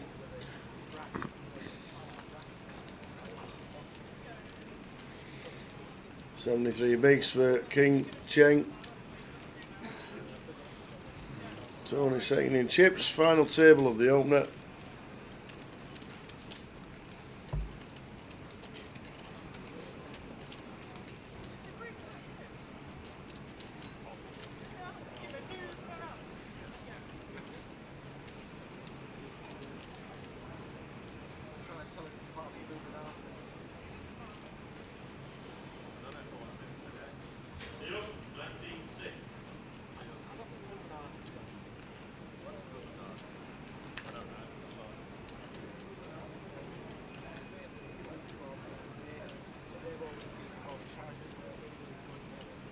I'd definitely open here as King. Any ace at this stage. Suited Kings, suited Queens, dipping into some of them as well, like the Jack 9 suiteds, the 10-8 suiteds. Only player that gets to open widest, and as I always say at final tables with ICM there, we do want to be very removal based. We want to block some ace X, King X type stuff. Raises to 120.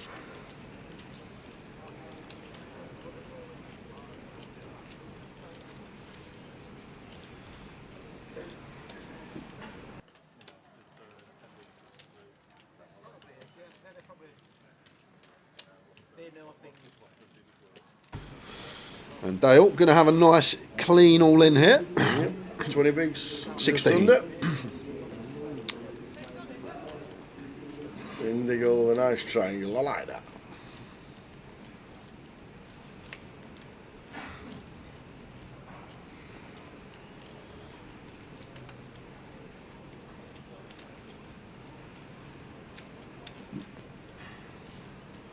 That will be that.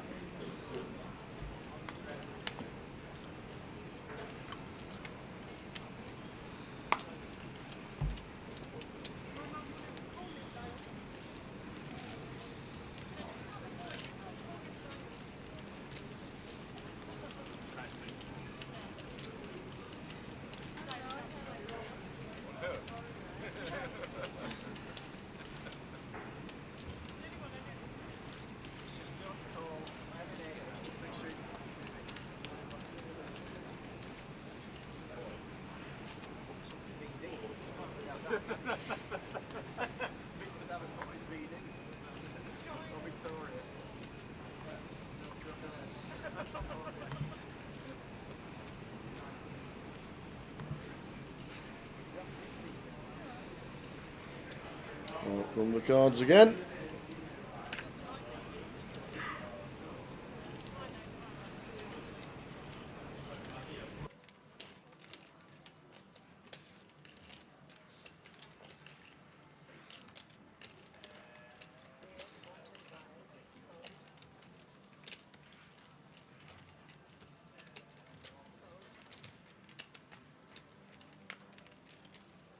So Turk from early position with 10-8 raising. Yeah, it's the Mad Turk. It is. We all know that probably, well, definitely doesn't open off of this stack depth from this position, but Uso has his own way, his own strat. And to be fair, it's paid well for him over the last 12 months, so he's going to continue going about his game in his own way. Generally, final tables,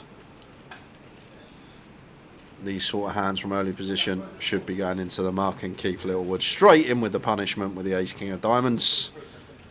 Makes it 1.9, or just shy of 2, all in. Easier to say. It's going to be end of hand. Indeed it is. He'll think about it, make it look strong, but it's not. Corey Clark's watching the live stream while playing the slot machines in the pit. Why Love it. Good evening, Corey. Hope you are well. Hope you're winning.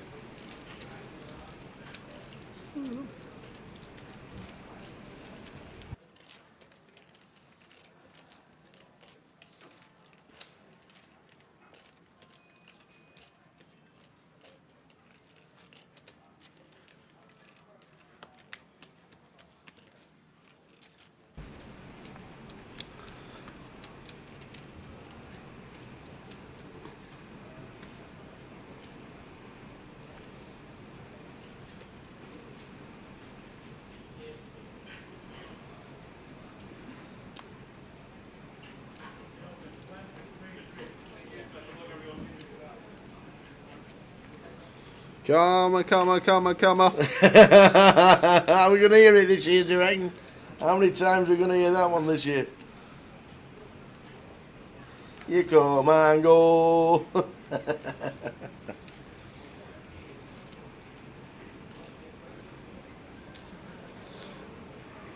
To be fair, Layla, he won so much last year. You not just got a full tank of petrol, I bet you got 100 jerry cans filled up in your room as well. You got petrol for life. The amount of money you won last year. Not just here, Vegas as well. Yeah. Obviously second in the Super Seniors. Second for the bracelets. Second. I was there on the rail, rooting for him.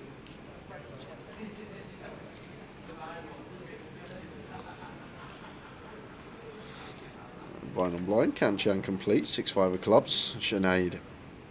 Checking option. Not really wanting to tangle with these two of each other, almost identical stack depths, sitting comfortably, 30 plus BBs.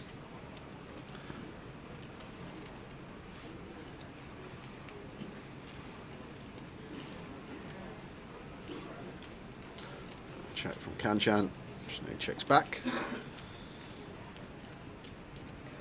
Well, that's a fun turn. 4 of hearts. So suddenly now, 5-6 was looking like a whole load of nothing, but turned double gut shot here. Sinead with an up and down of her own.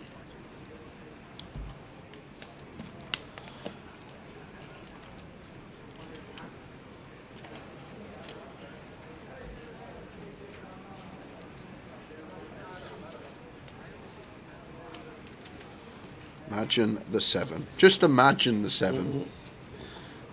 But it's the 4 of spades. Sinead actually with the check mark with Jack Hyatt. Is she going to get the chance to either bluff it or check behind?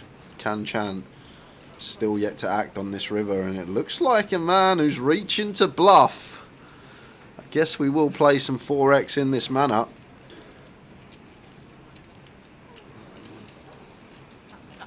$250k, 2/3 pot, and Sinead just can't call with the Jack-9 high. We lose to some bluffs, and as soon as we get into that territory, our hand just has to be folded. Yeah, we beat 9-7, we beat some 5-6, but we lose to stuff like Queen 3 of diamonds, Queen 5 of diamonds, King X of diamonds.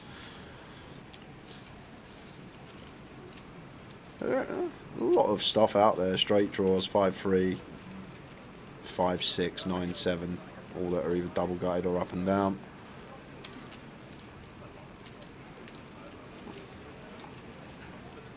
$71 bigs, the Queen Zhang, chip leader, heading towards the next blinds, which will be 40-80.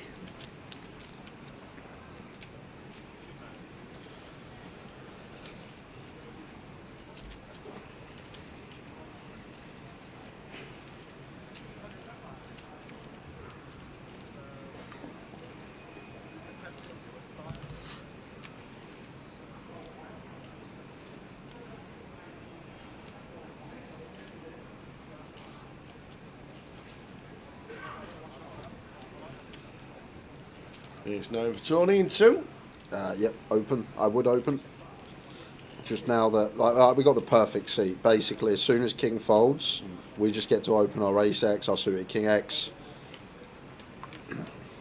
Hands that others shouldn't be opening from this position. However, Dale going to get the opportunity to send again. This one may do some free bet, not all in tower. Maybe with the ICM there, we can just go for jam. But I feel like this is the avenue to take. Really like this from Dale. Just try and induce something from Tony. Get him to shove an 8s, a 9s, a 10s, an Ace 5 suited. Something that we dominate. Going to be back over to Tony, who should be getting out of the way, but do love the fact that Dale's gone for the not all in here rather than just sending jacks for what would have been 21 bigs. Really trying to extract maximum from his holding.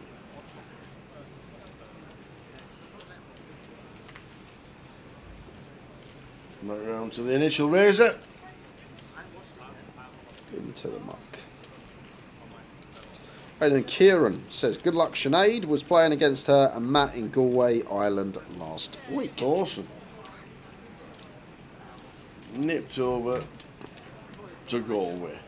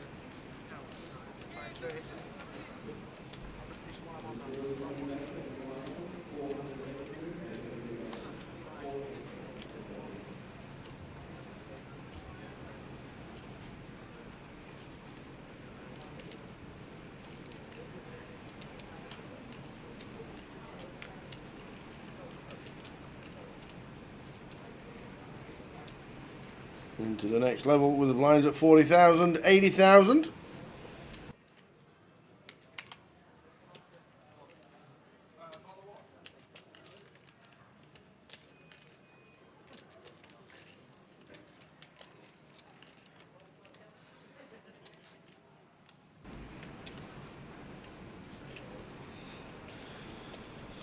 So Rob, this is his time to run it. Don't really want action. Would love to just get this through.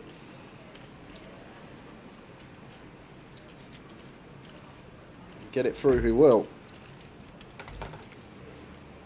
King can't do a thing. Not with 10-3.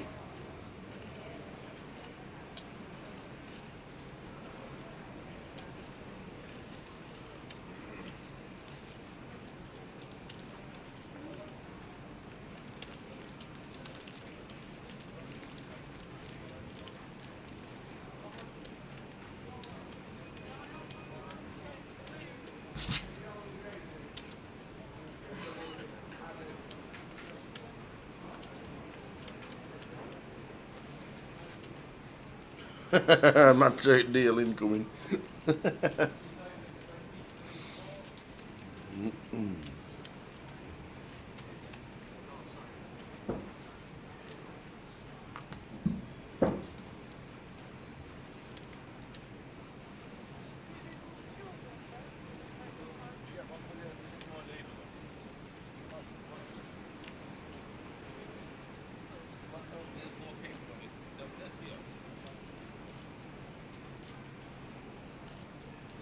Queen 4 hearts for Rob. Into the muck that will go.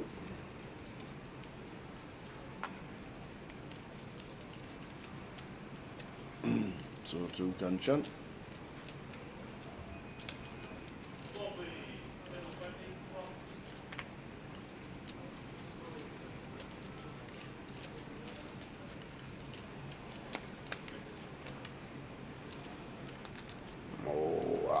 It's actually a close one for Turk there off of 8 bigs tower when folded to us on the button. But I definitely happily shove Queen Jack. Queen 9 suited. Queen 9 off seemed like a annoying one to look down at. It would have been getting looked up by King, you expect, so could be a well-timed fold. King going to take initiative versus Tony, who's sitting second in chips, so expect this to be handover.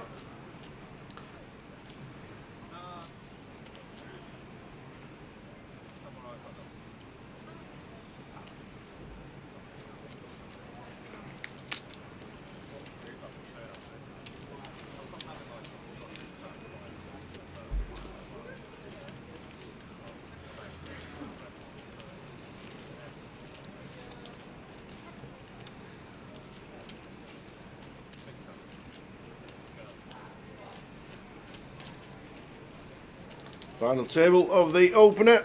Rest of the schedule looks a little bit like this. Where are we down there? That's tonight, Sunday. Cash Out Satellite starting at 8. Just started. Tomorrow, day 1B of the mini, the huge. Looks like potentially going to be massive.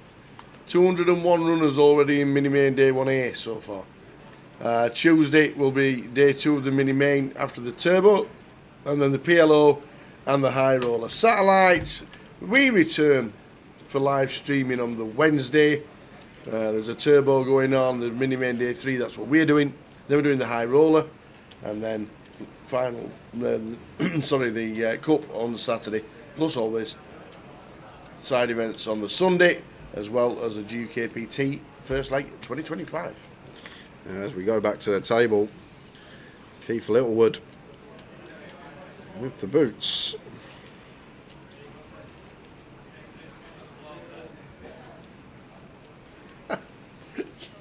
Can the next tournament include a jacket for the winner? You need to get him over in the States, Layla. The Poker Masters, the winner of that gets a purple jacket. Do they? Very nice purple jacket, yeah, you get for winning the Poker Masters over in Vegas. Get him over there playing that. The smallest buy-in comp, I think, is a 50k buy-in, let him know that, but he'll manage it.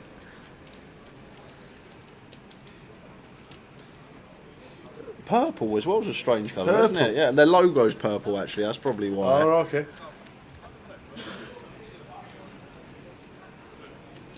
Purple.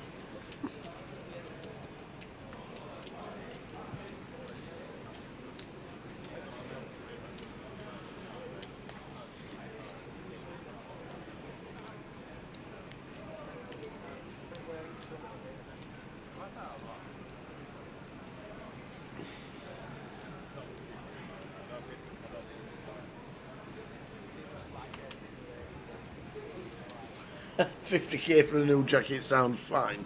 I love it. Kanjan, ace jack. I like it. He wouldn't be the Mad Turk without his jacket. His infamous Mad Turk jacket. Yeah, that's what he said this morning when we talked to him before the game started. When I put my hood down, he can't see my eyes.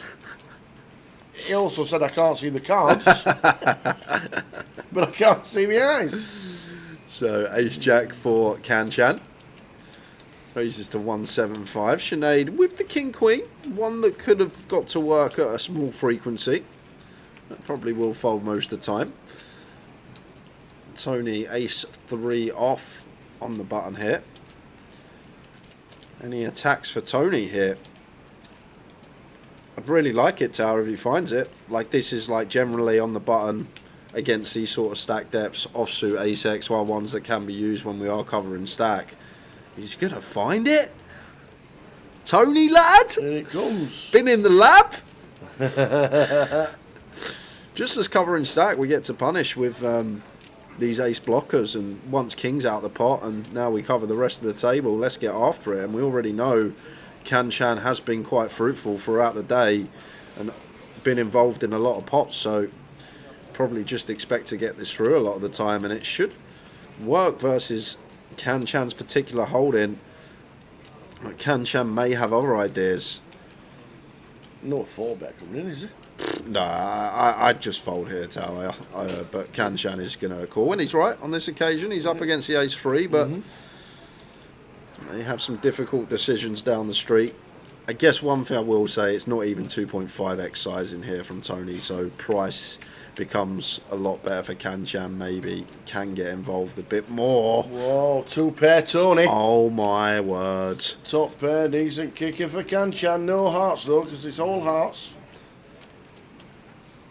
Oh, he's not going to lead, is he? Of course. I guess one thing about this, like Tony doesn't have flushes. Like Tony's free bet shouldn't derive from stuff like 10-9 suited, 8-9 suited, 7-8 suited at this stack depth. Like these hands want to be free bet at like 80 plus BBs deep. So therefore, the only flush Tony could possibly have, the Queen Jack of Hearts doesn't even free bet. So Tony can't actually have a flush here.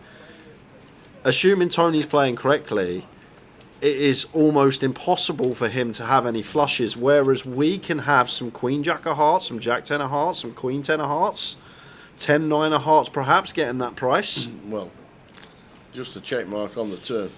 Yeah, just the other 3 for Tony, turning the boat. Oh, the story continues from Kanchan. Yeah, it's kind of a weird lead from Kanchan on the flop, but I don't know if he's thinking about it on that level. But he is right, if he is, that Tony can't ever have flopped a flush, whereas we can have flopped a few select combinations of flushes. Even still, I think we probably should be checking range to a free better. But now we get here to the turn. This turn lead. Well, like once again, Tao, what does this achieve here? Do we ever get called from worse? King, Queen, Queen of Hearts, King, Jack, Jack of Hearts that only free bet small frequency. Maybe a couple of combos we can get called from that we beat, but other than that, when we get action, we're just chopping at best against the other ace-X. Our opponent can still have kings. He can still have ace-king, ace-3 as he has on this occasion. Absolutely. And the 4th heart. The 4 of Hearts itself. Surely we have to check. Oh yeah, it's a saver for Kanchan. If he was going to do any more chips, this just saves him. Because let's think about Tony's range tower. Tony's called our flop lead. He's called our turn lead. So Tony either has an ace himself, which would check back once the 4-liner to a flush comes there. He has a boat, aces, kings, perhaps ace-3 as he has, although that's kind of obscure. And then he might have some stuff like Queen Jack, Queen 10 with a heart.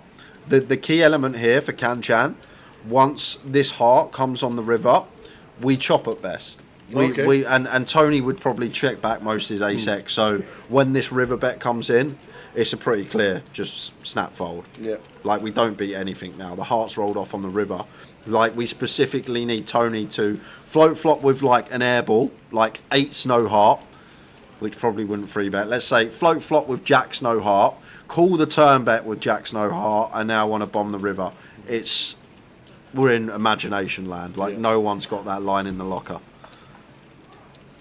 So this should have been in the muck 15 seconds ago from Kanchan. Absolutely. There's literally no need to think. Once he calls our flop lead, our turn lead, he's already got us beat already, or now he's in front of us on the river.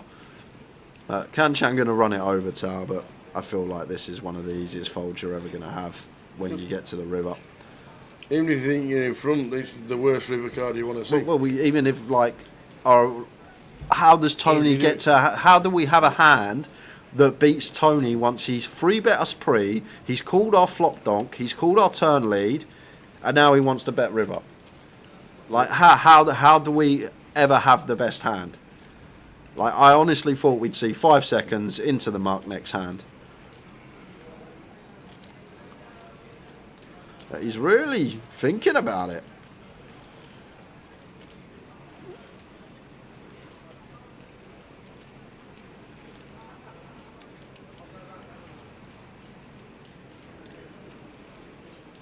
Like if you were to write a book, hand reading in the game of poker, this hand would be chapter 1 of like how to. It's a pretty easy one to figure out for Kanchan. I know we can see the cards, but our opponent's called our flop donk in a 3-bet pot. He's called our turn lead, and now he wants to bet river. Name me a hand that we beat. You got any? Anything, Tower? Anyone in the chat? You got any hands we beat? I'd like to hear it. He's not 3-betting ace 10. He could 3-bet queens, but obviously Queen's just folds turn, Tower. It might call, and then if it's queens with a hearts, we lose to that now as well. Yeah. Queens without a heart fold turn, queens with a heart now get there. There's not a single hand anyone in the chat can come up with that we beat. I'll give you a token if you do. And none of this like funny stuff either, making up like a random 7-8 off no heart that's never here anyway. So I'm not sure why Kanchan's wasting 3-4 minutes on this tank tower. It's just one of the easiest folds we're going to have today, and he's finally going to find it.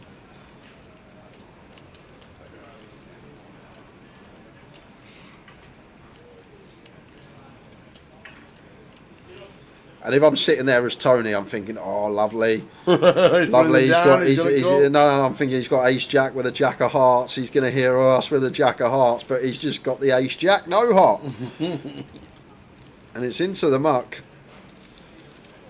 Well, I just feel like that's 5 minutes of time we're never going to get back. Like, I don't think you need to tank there, Tower. I'm still waiting for someone in the chat box to come up with a hand that we beat. Any hand that we beat that's played in that line. Tony was praying for the call. Mad. But does, what, 60% of his stack there, Tower? Yeah. Open ace jack off early position. Donk block. Just fold to the 3-bet. We just should fold for the 3-bet. On to the next hand. We still got 2 million chips. Now we are in the danger zone.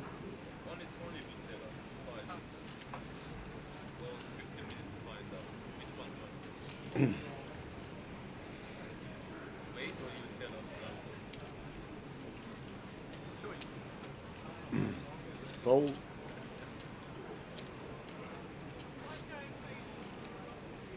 We've got 10 bigs, king 4.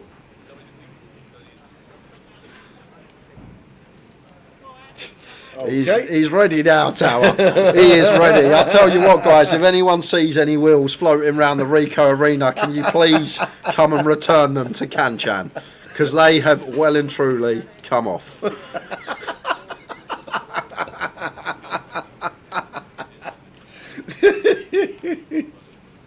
Oh.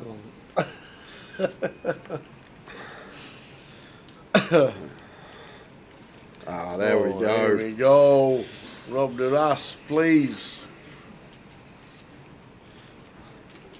In they go for Rob, and then it's round Kanchan who's just going to say, well, am I calling or not? Well, it's what, 6.5 bigs for Rob. I'm guessing he has to call. He's put 2.5 bigs in, Tower.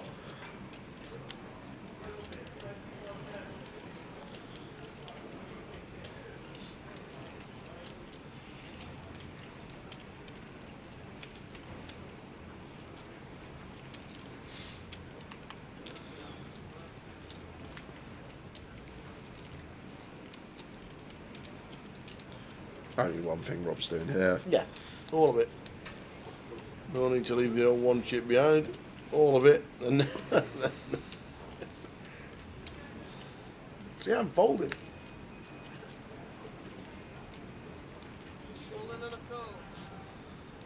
And Kanchan makes the call, so he's going to be left with 2.5 bigs unless we can get lucky with the king 4. Rob been sat there patiently, finally finds his spot. Now we got to do the hard part, and that is hold. Rob the ass, ace king of diamonds. Set for a double. Unless wow, 4 hits the flop. And Kanchan, oh wow, flopping 2 pair, likely to send Rob to the rail. Deuce on the turn. This or a 7 needed, and it's a queen of hearts. Rob the ass gets very, very unlucky at the wrong time. 9th. Well played, Rob, but definitely not the outcome that was wanted for Mr. Duras. £2,550. Very unlucky.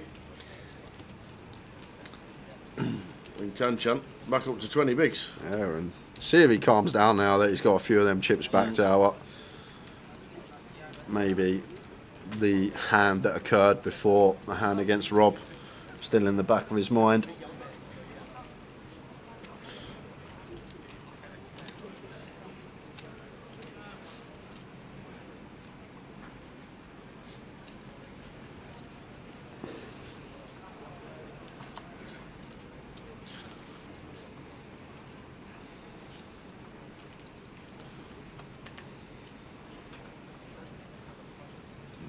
Mad Turk, ace-4 suited here, just shy of 9 bigs.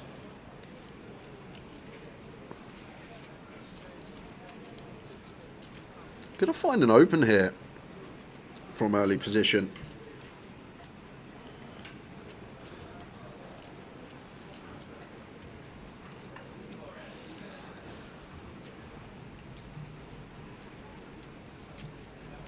Scratch of the head for Tony.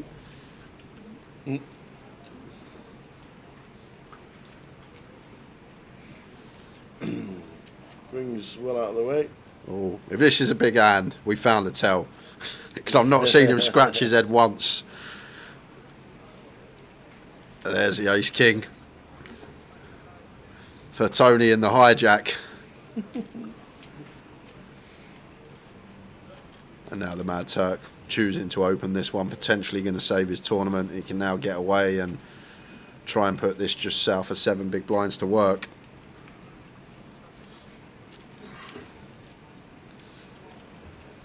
You might have just had an itchy ear, Tony, at the wrong time. That's true. We'll see. We'll see next time if I catch him scratching his head. He's got queens, ace, king, kings, jacks. If he scratches his right ear. It's like, that's a proper Teddy KGB tell, that, ain't it? From Rounders.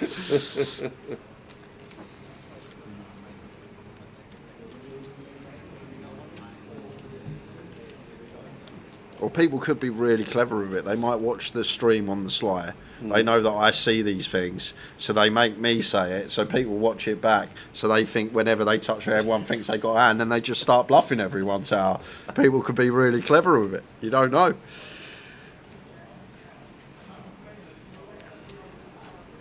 The thing is, Dark and Fury, this is a much smaller comp than our usual main events, like a £200 buy-in. Like, for example, if someone wanted to play this and sell 50% to their mate, it's only £100 to get in the field, so we are going to have like a recreational heavy field and maybe a recreational heavy final table throughout the year on these 200-pounders, and that's just the way it goes. And obviously when you drop down the buy-ins, the softer the fields are going to get, and theoretically, fundamentally, whatever you want to call it, the worse the poker will be. It's the same with any game you play throughout life. Sort of the bigger you play or the better. More people are going to be doing more stuff right. Kanchan going to defend here with the ace-8. And it's great advertisement as well. If you want to get yourself in these tournaments yourself, you've seen what occurs on the table, you see how things play out. Maybe if you run good and you feel like you would be beating the field, come down and give it a go yourself. Yep, I can make do it day 2 in a game like this. Come and have a go. Come down and join in the fun.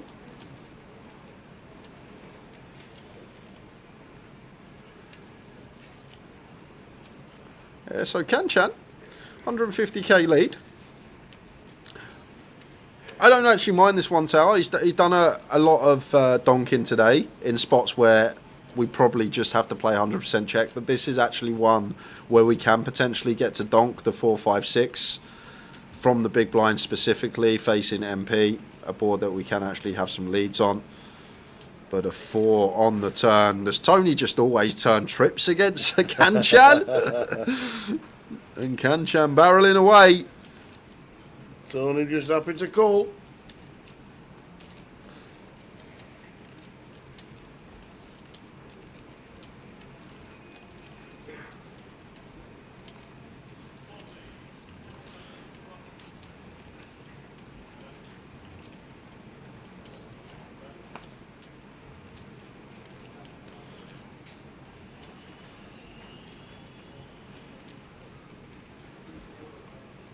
Do you know what?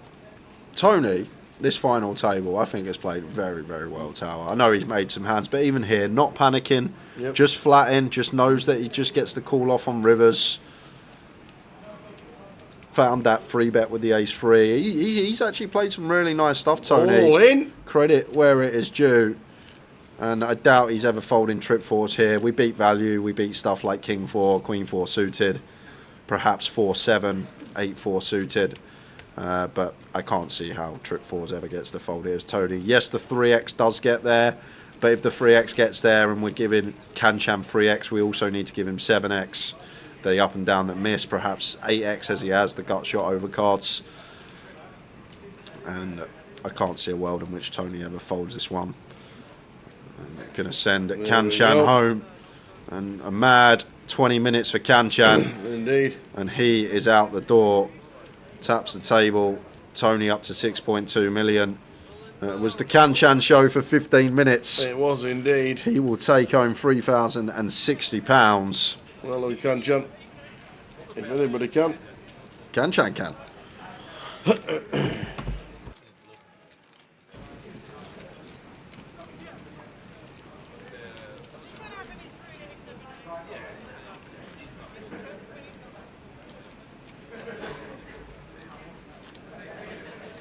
So down to 7.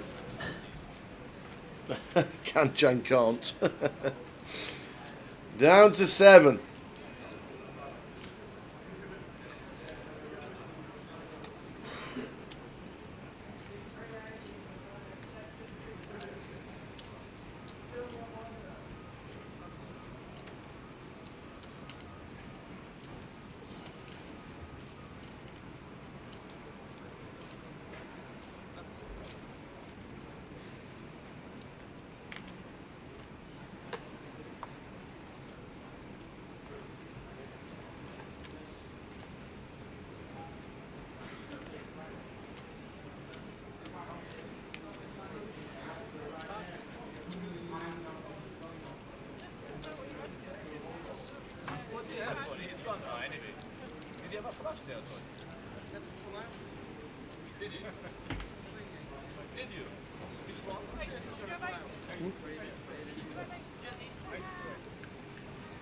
So really the heart wasn't good for you because you would have taken on shits anyway. Well, I don't really know. No, but the heart made him fold. The other ace, he's gonna bet again on the river. Isn't he? And the ace, he thinks he's chopping up with you anyway. Thinking, yeah, we just split 3.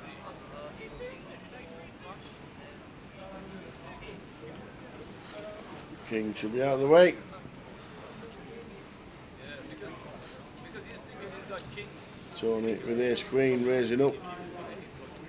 Probably just click it.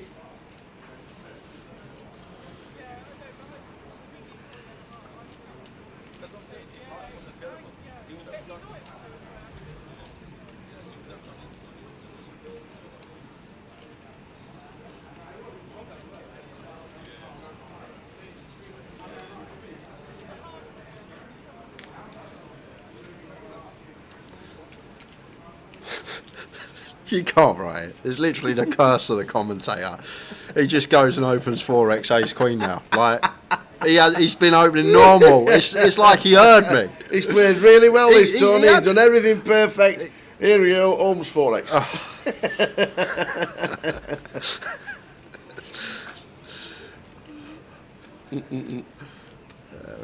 We know the problem with this guy. It's like, say if Keith's got ace 10 off here, he's never taking it. Like we want ace x suited to call. We want stuff we dominate to call. We want Mad Turk to defend in the big.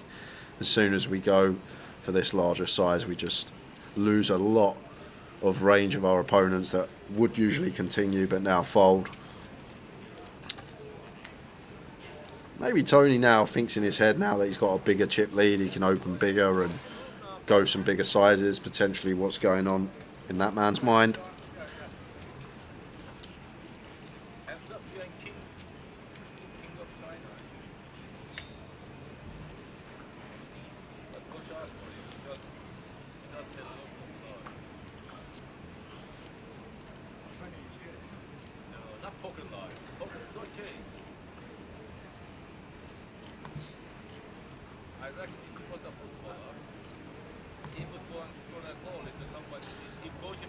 Kite.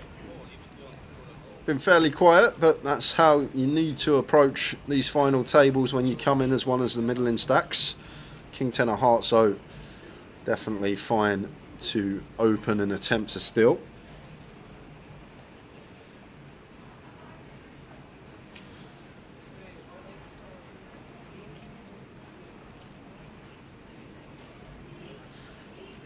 Open he does, and Dale had a couple of easier decisions with the 9s and the jacks. This one becomes a bit more tricky here. Ace jack in the hijack, +1 is effective low jack, but like ace queen here is definitely going to be going in. Ace 10 probably just wants to fold. Ace jack is like one of those potential opponent dependent lines.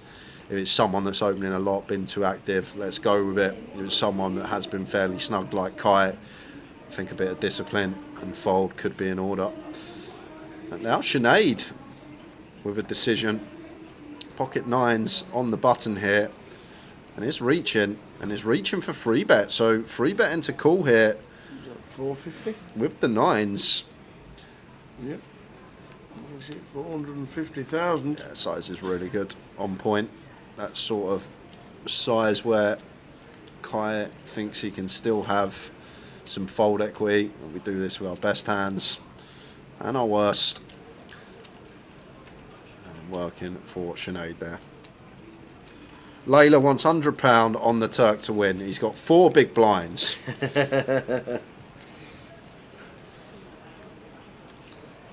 Hope he gets a nice double to start. They're going to be less than 4 bigs. Blinds going up in 8 minutes' time. That takes the 100k level.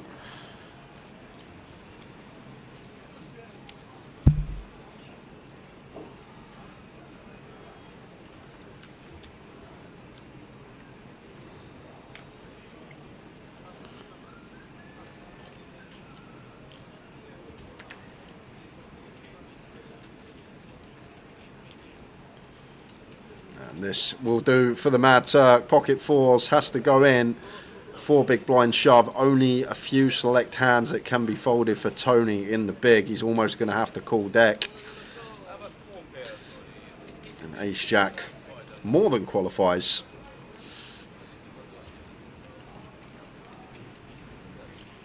Here we go. Do we survive? Usual, the Mad Turk. Pocket 4s. Well, that is a good window card. That is not bad. I call that above average. And we're just fading the running boat now. We'll have this locked up on the turn as long as we don't see an ace, jack or 7. There we go. Killed him on the turn. Evening, Emily. Hope you're well. Wherever you're watching from, whatever country you're in, whatever beach you're sat on. Hope things are well. Hey then, Emily. The Turk doubles.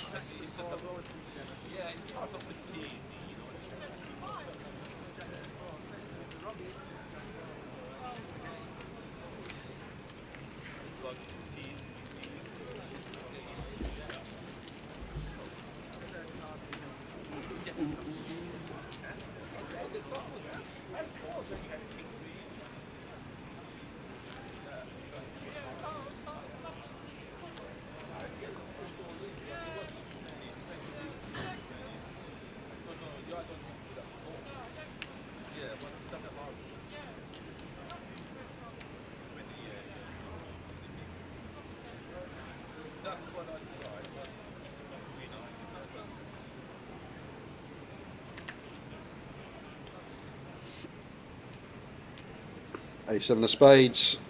It's going to be again for the Mad Turk. 10 bigs here. Blind's going up in 6 minutes. We saw him go for an open off a 9 earlier. That was from earlier position though. Is he going to take the same approach here? Well, it looks like he is. Going for the 2 big blinds.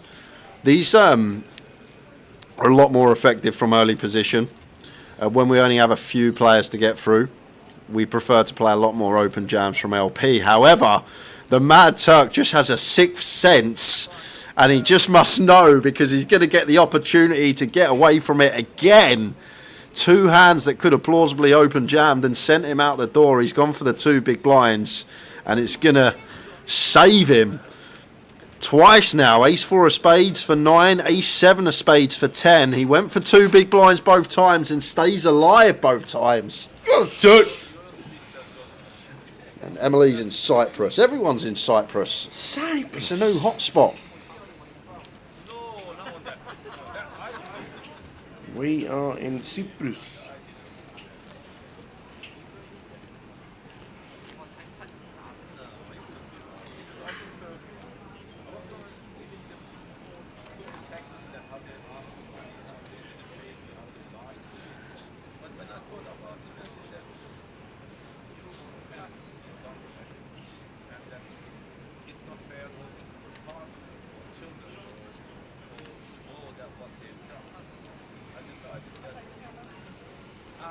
I decided that 10-8 of clubs. Man Turk out the way in the hijack.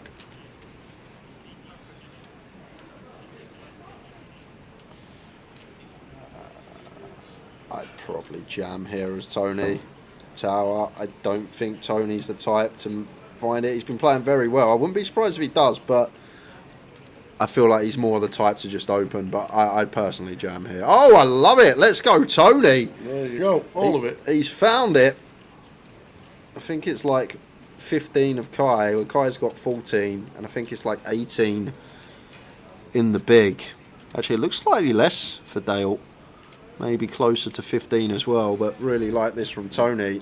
And he's going to get the sixes out there of Kai. Really nice move from Tony on the button.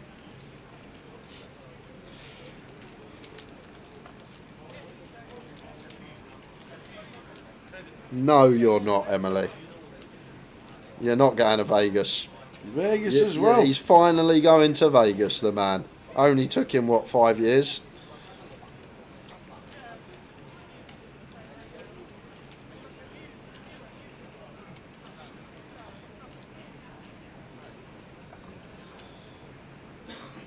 Knowing Ryan as well, he'll probably go and win a bracelet just first year out there. He'll just spink something off, probably.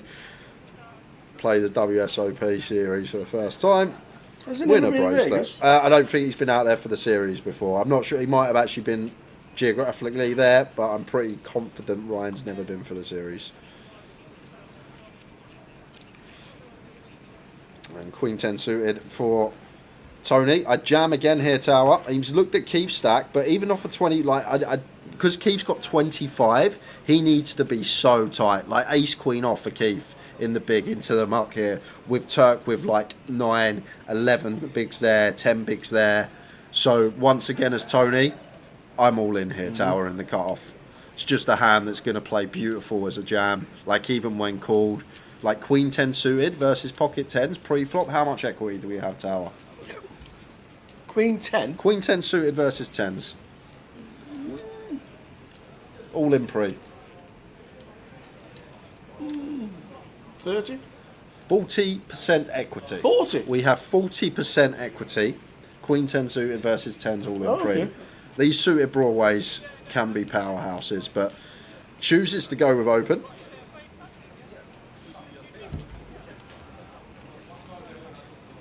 %. You just think that's one of your cards is covered, don't you? Right.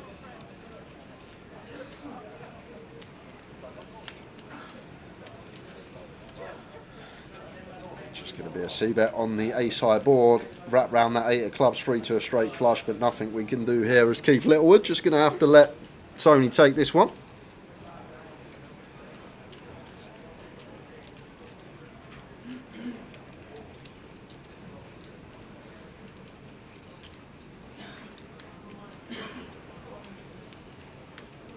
Well, I said wrap round that 8 of clubs. It was hand over, but Keith loves a bit of backdoor equity. He certainly does. He's going to pull out the float.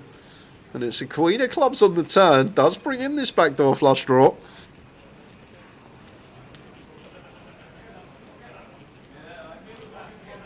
He is going to choose to check river, not elect to bluff at it, Keith. Jack says, big blind has to be tight, but for 25 big blinds can almost call a bit wider again when you can become chip leader or tied chip leader.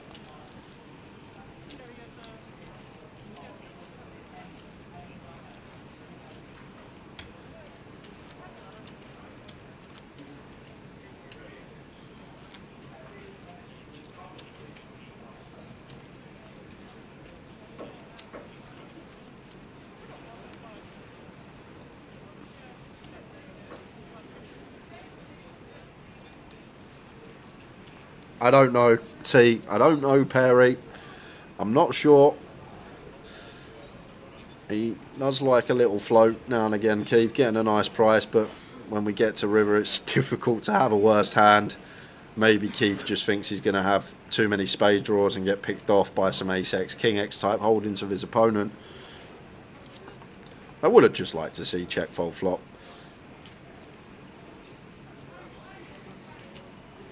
I'll tell you else, Tao, I've been pretty impressed by Dale. Not seen anything of Dale before.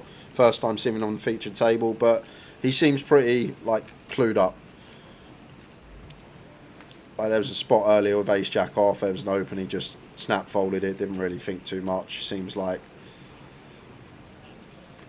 maybe he knows more than he's letting on. It hasn't really done anything special. When I say he's played well, he's just done a lot of folding. Yeah. As you should do when you come in with his stack size.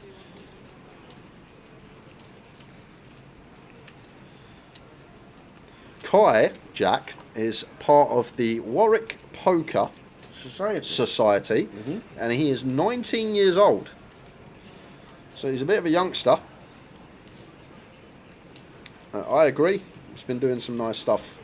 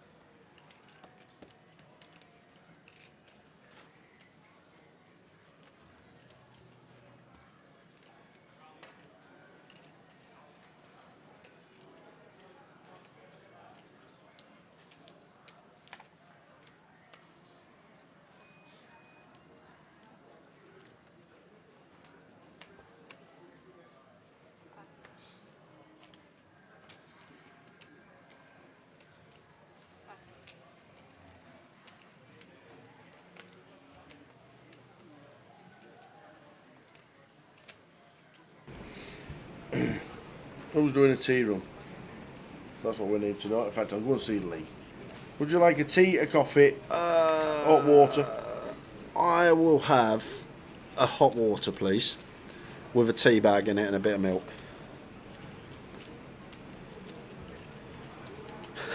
Look at his face, he's so confused. You went like that? Do you want me to say that again? Yeah. Can I have a hot water, please? Oh, well, that's what I thought. And then I thought, why are you drinking hot water? With a tea bag and a bit of milk. I'm going to fetch him on a tray. Separate. No, all together. Hot water. Put the tea bag in first, bit of hot water, splash of milk. Got it? Okay. You managed that? Yeah. All right. Yeah. Towers on the tea rung, picking up things. Kai shoving the king 10. And the Mad Turk, Jack 10 of clubs, going to let it go for 6 bigs in the big blind. What happened there?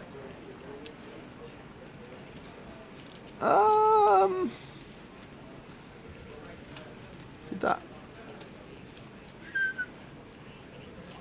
Well, I'm guessing from the chat that just went open sham Kai, and then the Mad Turk folded in the big with 6. Okay, makes a bit more sense. I just looked up, saw Jack 10 suited, saw 6 big blinds, and it went into the muck.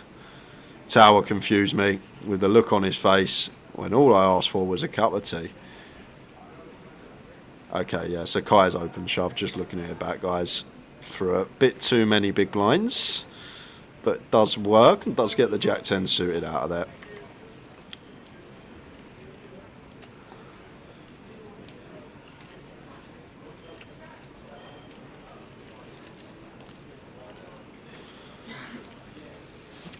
He just has a way, does Ucell, of lasting. He's been short for a long time now, but he's had 2 spots where I'd probably be out the door. The ace-4 suited middle position off a 9, the ace-7 suited late position off a 10. I would have probably open jammed both and ran into hands that dominate us, but the Mad Turk found some raised folds with both, and he stays alive with his 5 bigs.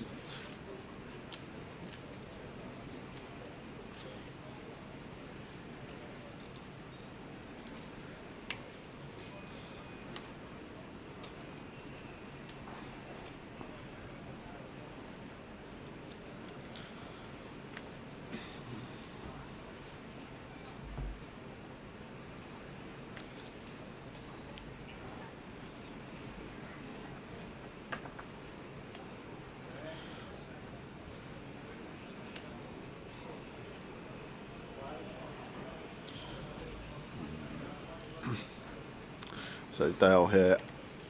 I'm actually not sure about this one. 11.5 from +1 specifically with the Mad Turk. Now that the blinds have gone up, sat there with 4 or 5 big blinds. Is this one that we can just make 2 BBs potentially? Don't think it's clear whether to jam or just go for 2 bigs off 11.5 from +1 specifically. I probably prefer 2 bigs. It's got to be close. Could be wrong. Ah well. Jack says min for short. Ace king off. Pretty whatever.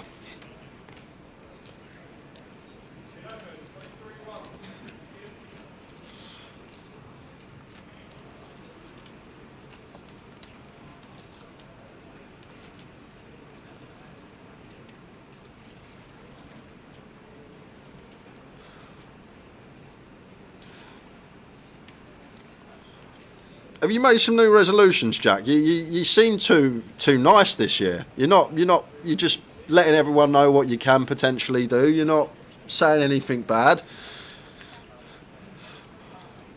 We usually don't get any free coaching. We usually get a few words and I'm off. A6 from the Mad Turk. Here he comes. He's waited. And he's found his time to get it over the line, and it's only 4 big blinds, 3 deuce suited here for Kai. We have a big investor. We've only got 290s to call, so I guess we're in. 290 to win 640 tower. I'm calling. I make that 2.2 to 1 with a suited connector all over it being the nut low.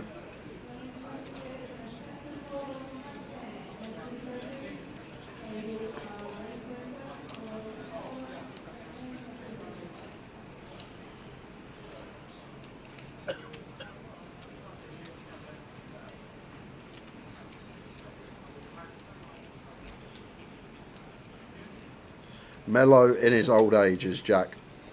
Says fold with ICM. Even suited. Yeah, to be fair, it's chunk. 30% of his stack. And he does actually let it go with the 3 deuce, and the Mad Turk loves that. We absolutely love getting that 6. 1 through. You were in front, Turk.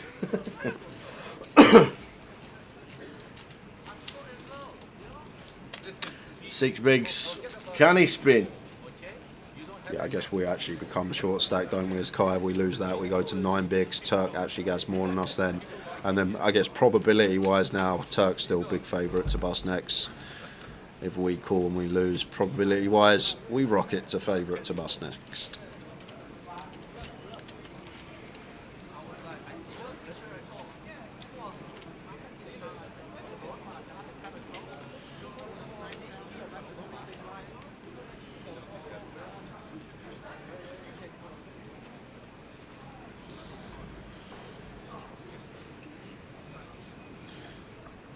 So Keith's been really quiet this final table. Hasn't really had any distribution from what I can recall.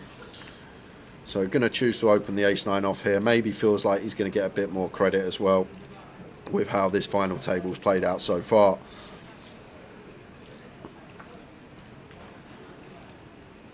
And credit he gets. Snap folds all round the table.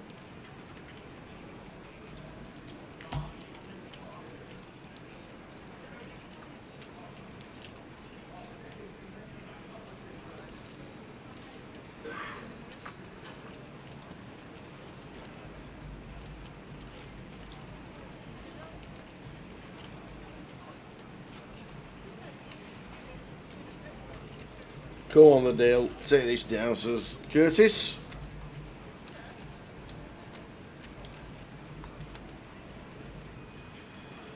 Oh, then, Steve. Evening, fellas. Who are both of your favourites to win the NPL this year? Difficult question to answer because you don't know who's going to be playing a lot, what volume people are getting in. Like, I could pick a name and then they might play 2-3 stops this year and that's What it. about Stevie Barnes? Steve Barnes got a chance. Yeah, he's got a chance. Of We've course he's seen a got a lot more chance. of him in the last few weeks, so yeah. Steve Barnes, stick the name out there.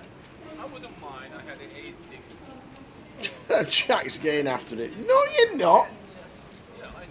Do you know what? I'm surprised you're not in Cyprus. Do you know what? I actually hope Yeah. he wins Coventry this week and then he Yeah. goes and wins 888 in Portsmouth and then he's a slave to it for the rest of the year. Yes. Then he has to be at every stop. Indeed. Until he's got his 20 results. Coventry, Portsmouth, Manchester, Coventry. Love it. Oh, I'll have to take you for a curry in Manchester. What was that place called? Oh, we need to go back there. That was amazing. We'll find the name of it. They do a korma? No. Nah. No, they definitely did not. But it came out on two great big.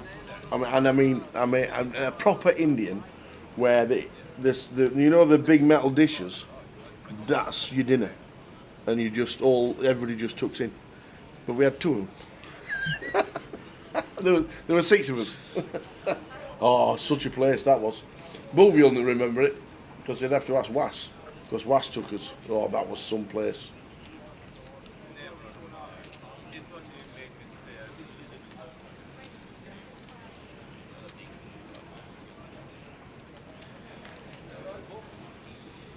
King with the Jack 10 of clubs. Raises the 2-2-5 and it's raise and take. Let's just look at these stacks now, how they're distributed. We've got everyone below 20 other than the 2 at the top of the pack, and even Tony has got 25 bigs advantage on King sitting in second. Do the 25-50s count towards the NPL? Yes, they do.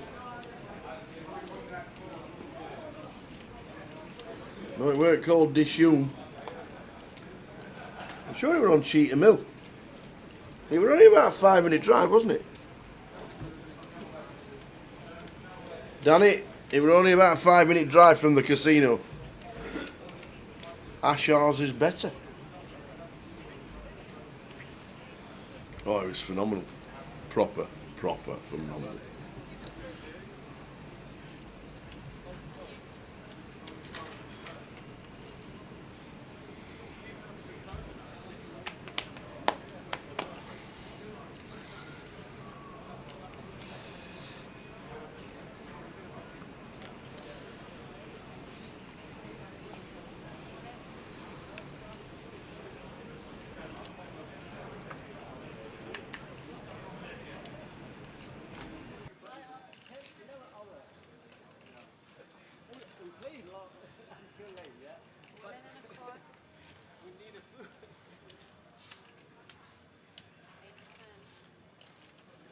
The Mad Turk with the ace 10, 540,000. Kai with the Jack Queen.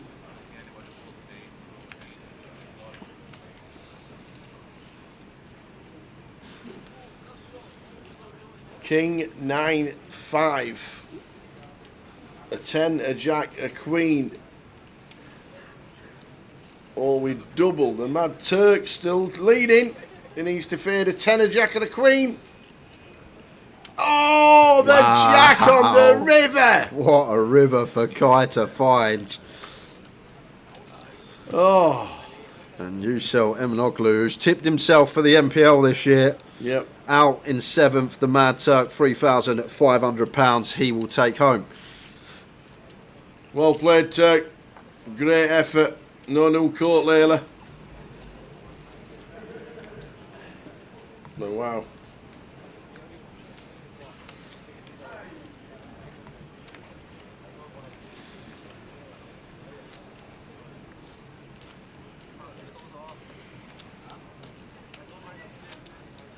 Yeah, if you can ship us that right now, please, Jack. That'll do nicely for supper. Thank you very much. I like chili con carne. How do you eat chili con carne, but you don't eat anything but a korma? No, but it's not chili. It's just like the shepherd's pie mince and a bit of. So it's not chili. Well, it's not spicy, but my mum always called it chili, but she always done a not chili one for me, if that makes sense. She always made me like a spag bol. Well, the mince that go in it. The chili. So basically, you got a bolognese, basically. Yeah, and everyone else had the chili. But it was still, she was like, we're having chili tonight. And then she'd always do me Oh, she chili. included you. And she actually had to pick the kidney beans out of mine as well, because I never used to like kidney beans. That was the other thing. So there we go. Oh, so your mum basically did you some mince meat with some tomato sauce, and you probably dipped a bit of garlic bread in it. Yeah. But you probably didn't like garlic either. No, bread and butter I used to have fun. So, no, I'm not joking. I used to have bread and butter all the time with dinner.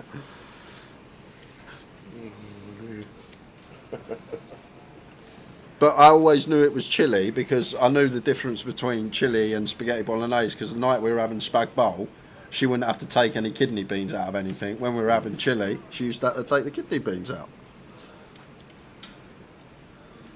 We're back to it with Kai. Ace Queen from under the gun. Yes, we found it. We nailed it. Labari hook. Karahai. That was it. The Karahai. Yeah, I don't think we just have to land on call here as king. I don't think there's any other option with eights.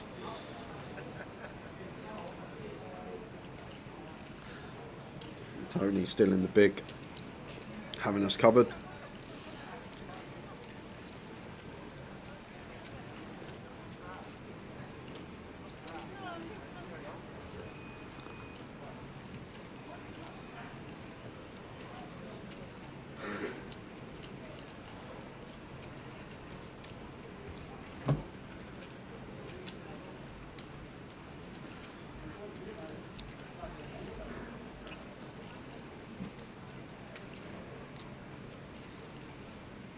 Well, gonna go for the free bet call here, it looks like. Are we really comfortable though, like free bet calling eights here? This is the thing, like, you don't expect Kai, either tower, to open sixes through deuces, and sevens might even fold as well. So it's a situation now as king. Well, we're just gonna have to get out of the way, because big slick for Tony with the chips in the big blind. And eight's going to have to go into the muck. I'm not too sure about that free bet. Could be fine. I think flat could have been in order.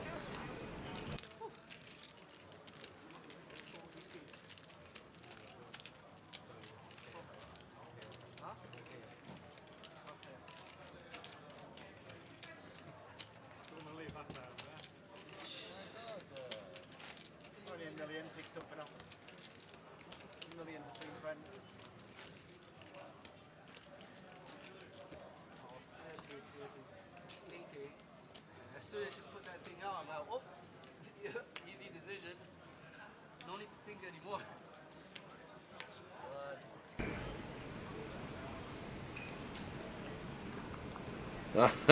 Arun Bayat says he fixed the bourbons in, but Jamie Stout. It's true. He's on a dry January as well for chocolates. Yeah. So, talking of Haroon, I saved him some Haroon. I saved him the bourbons, and he went, I don't want them tower.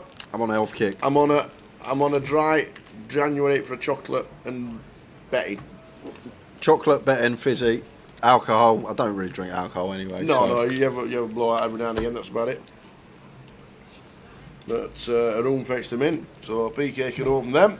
And they all under the gun. Open rips ace 9 off. The guy's been so snug all final table, and I think that's the case of I'm on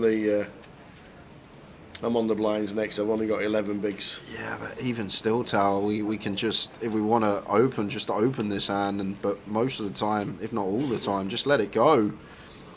Running hearts covered, so we're going to need running 9s or the old 7-5 or the 10-7. That's also an option. Direct outs now. 7s, but it's not.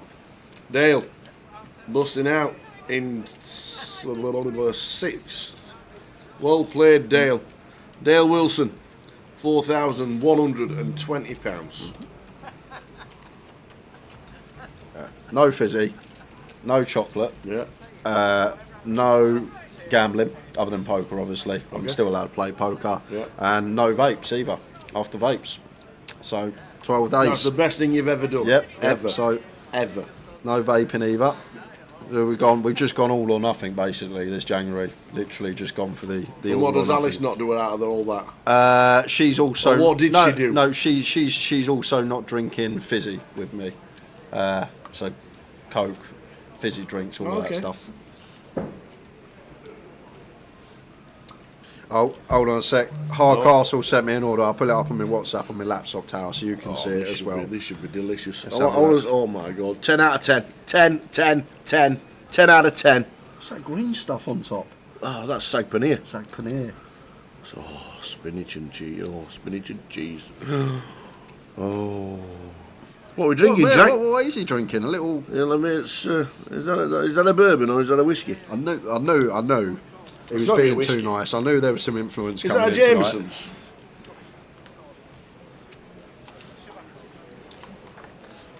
Little Scotch. Little Scotch.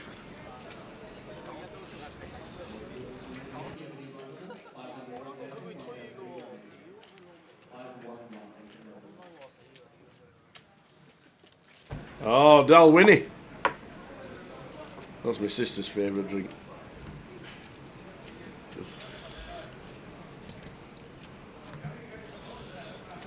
Yes, Mel. Yes, Mel. No fizzy. Did we not hear you open a can earlier? That wasn't Diet Coke, Mel. Tower was joking around. That was my supplements for energy. Is that not fizzy? It is fizzy, but it's for me health. It's like I have that to keep me awake. For your health. to give yourself a heart rate of 88 beats per second. Well, I've cut out all fizzy, barring one of them drinks. It wasn't Diet Coke. That's a supplement I'm going with. That's a supplement. That is for health and performance. Ace 5 for Tony, just open rips from the cut-off. He's got the chips now to really ask the questions. Oh dear. Damn you, Poker Mel. Always watching and listening. You know, if you do a 36-hour fast, Mark, can you drink bone broth? Bone broth? Yeah. Because if you can, I might try it.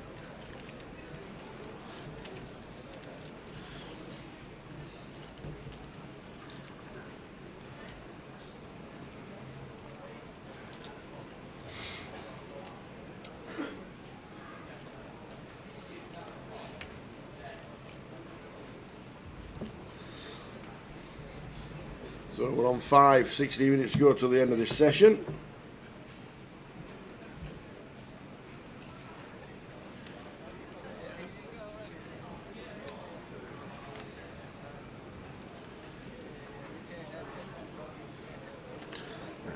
Sinead with the ladies in the small blind.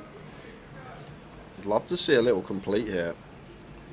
It's just going to raise it up. I feel like when we complete, King is more inclined to attack.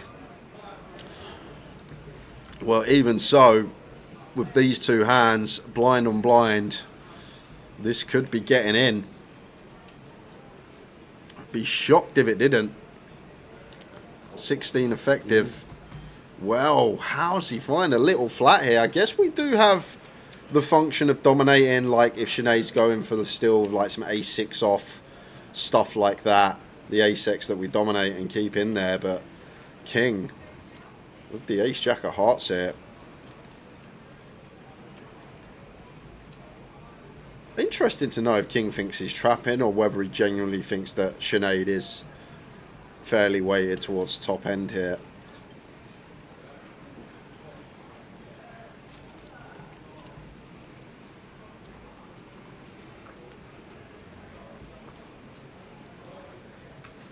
I just feel like ace-jack of hearts blind on blind, 16 effective when our opponent makes it 3 bigs.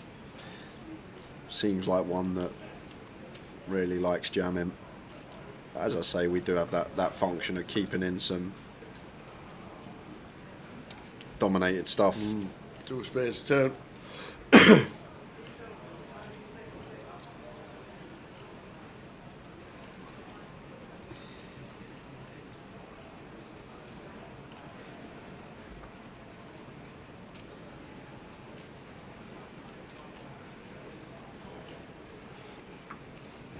If we're Sinead, probably just want to go bet, bet, bet over 3 streets. Fairly clean turn card here. I obviously want to try and get it all by the river. It's just whether to go for the all-in here and now, which it looks like she has. I feel like when we have queens, queen of spades, O-town, maybe one we can go small turn, jam small river, really try and get the maximum. At the ace-jack now of king. Doubt it's going to do much but hit the muck after some thought.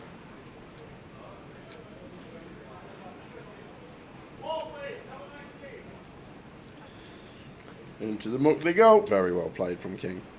Not to double Sinead up there. I feel like most people that play this tournament are just going to double Sinead up there and shove the ace-jack suited. Found a well-timed flat. And that's a good point. She's probably not inducing worse. Maybe ace-10. Maybe ace-10 suited. Maybe that's about it. But probably not actually inducing worse. Ace-9 all downwards probably does just go for the all-in itself. So it's a good point to make.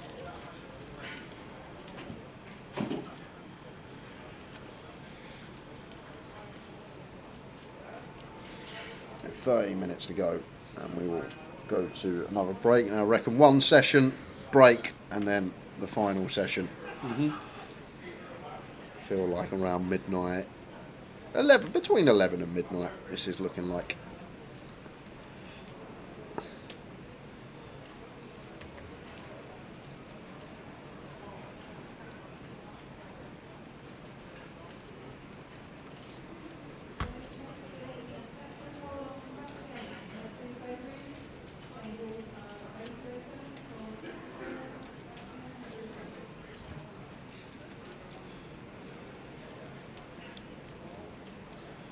My head's saying jam tower as Tony. 28 bigs facing this complete against second and chips. Well, that's exactly what he's done. Seems like a lot of big blinds at final 28 big blinds, but when king is second and chips as well, probably not going to be calling off too light and may just take aggressive route with any big hands himself from the small. Tony gets that one through. Prizes at the bottom of your screen. Playing for £30,000 for a 200 quid buy-in.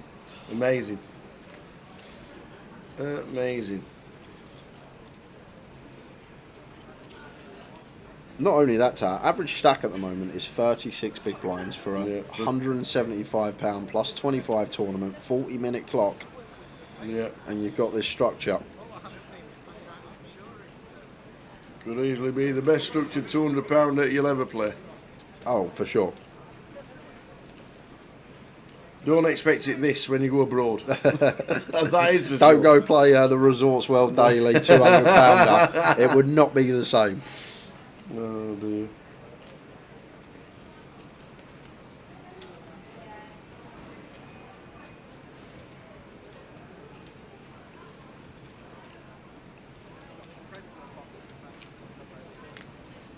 Suited jack for Kite. Quick defend from the big.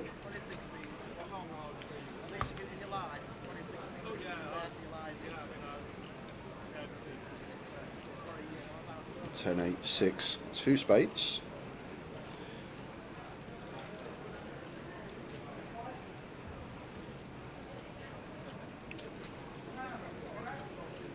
Alright, gonna go for a little lead here. Sorry guys, was actually a limp from king. I missed that. Limp from king.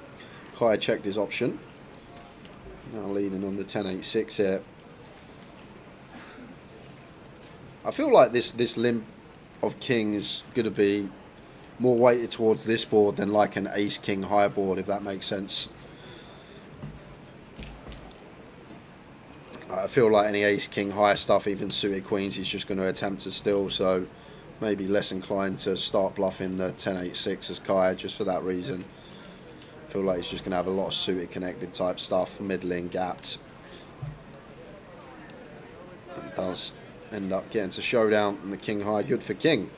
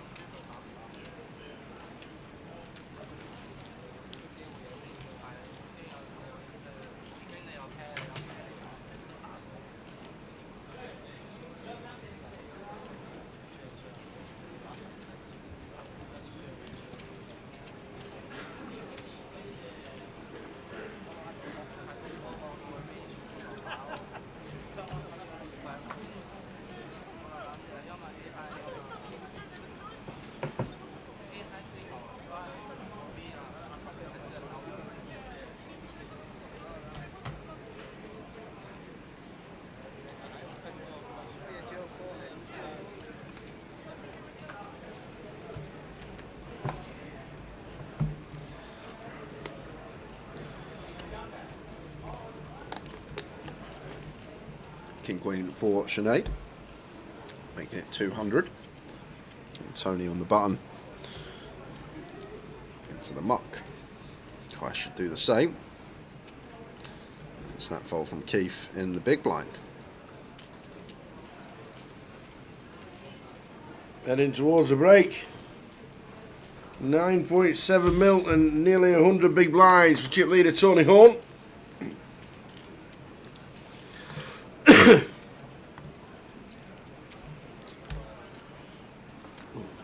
Could do with a nice little down winning here.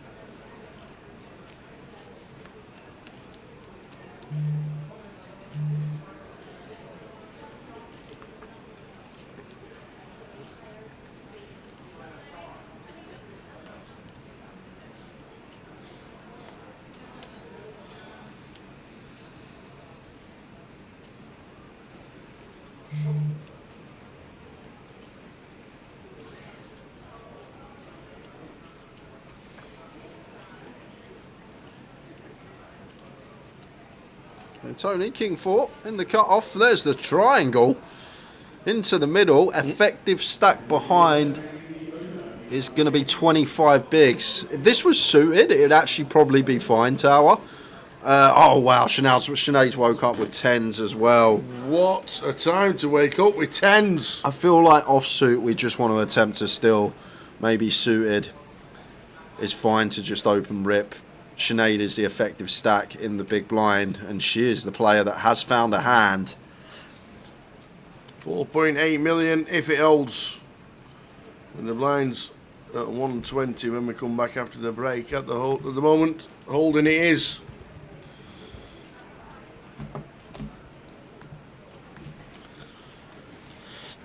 So, does not want to see a king. It's a jack on the turn. So, we can't make the straight, but we can make the counterfeit. So, needing This will be grim. A jack, but it's a deuce. Click, jam, fold. Yeah, like it should have just gone raise Tony, fold, all in Sinead, fold Tony. And like I say, King 4 suited might actually be fine if he was suited. 24 effective stack of Sinead in the big, and then just free to get through, button, small and big. Not sure. You're allowed to min, Tony. He is allowed to min.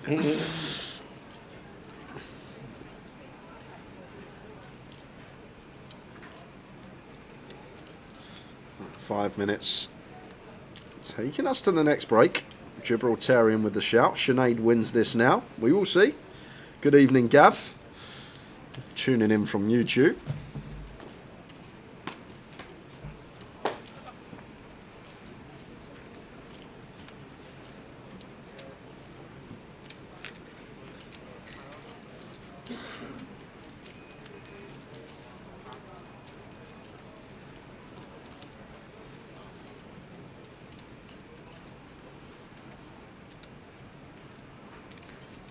So 5 minutes and counting till the break. Well-earned break for the 5 remaining players.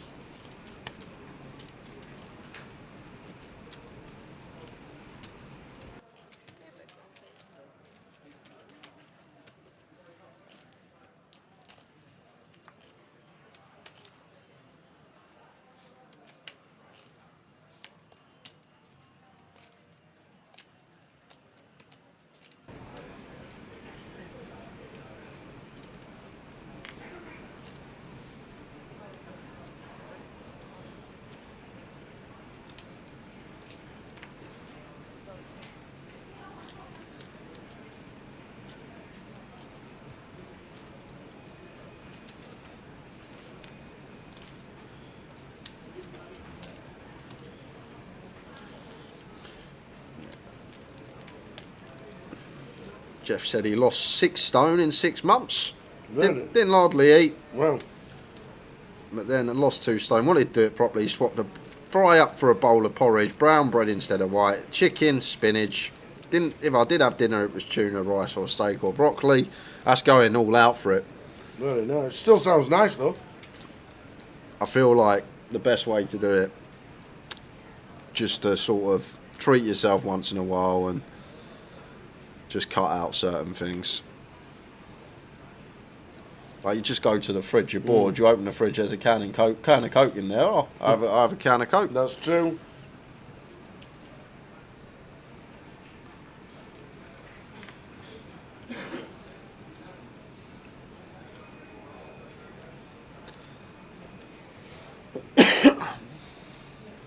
I think this is a bit of manipulation of the clock for Kite. Just trying to make sure the last hand of the session is his big blind, then he comes back in the small.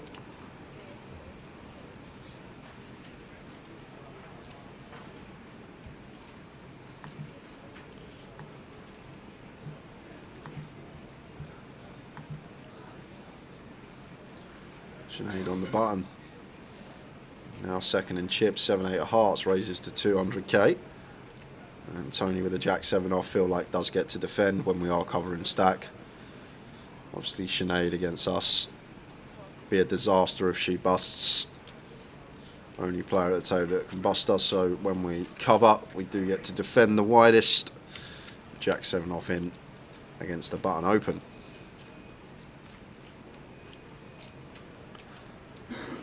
That's Queen 10-3. 2 spades.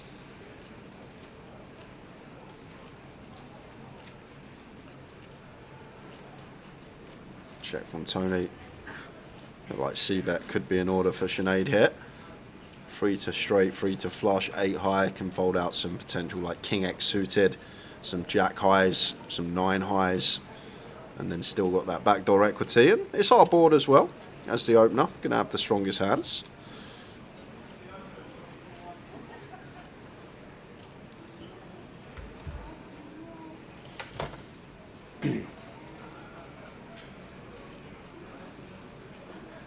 Tony not folded just yet. Last hand of the session.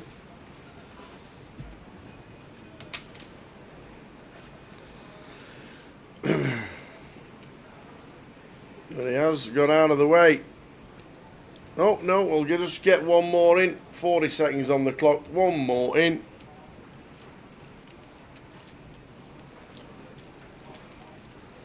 Brown bread instead of white, chicken breast and spinach.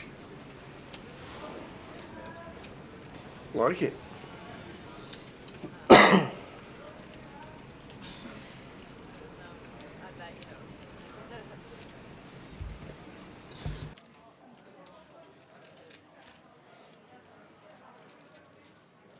So last hand of the session and then a 15-minute break. Right, Keith will take his 15. Sinead will do the same.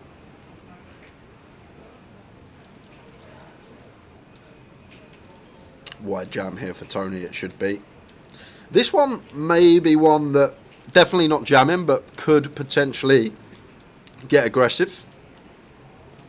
Make it like 2.5x bottom end of range, like when we are raising at this stack depth. Want to be polar, want to have our best, want to have our worst. 10 deuce falling into the worst. But does just go with the fold approach. We're on a 15-minute break, guys. We will be back at 1:45. We will see you in 15 minutes. See you in 15. 5 left.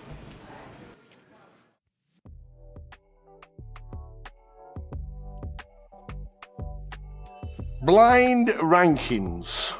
Come on, then. What on earth is blind rankings? Nice and simple, Tal. So both of us, we have picked 5 previous champions that we've encountered over the years on the live stream. Yeah. Of these 5 names, you've got to rank them 1 to 5. So the best player being 1, the worst player being 5. But the catch is, I can give you any one of those 5 players in any order, and the first one I give you, you've got to give them a rank. So you might get to 1, 2, 3, 4, and we get to number 5, and for example, I say the best player in the world, and you've got to put them 5th. So that's the catch here, Tower. But we're both going to do it. We'll see how we get on. Would you like to go first? No, I'll let you go first because I'm a bit worried about this. Okay. I'm a little bit worried about this. Go on then. Right. So I'm going to give you a name. Yeah, any name. So my first player for you in blind rankings is Ludo Gaelic. Ludo.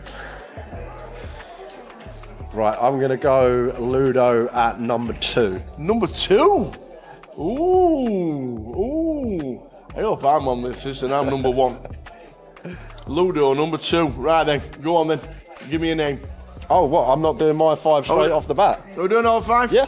Okay, oh wow. Yeah. I thought we were doing 1 each. You wouldn't remember who you picked if we go back to me. That's true. That's the thing. That's true.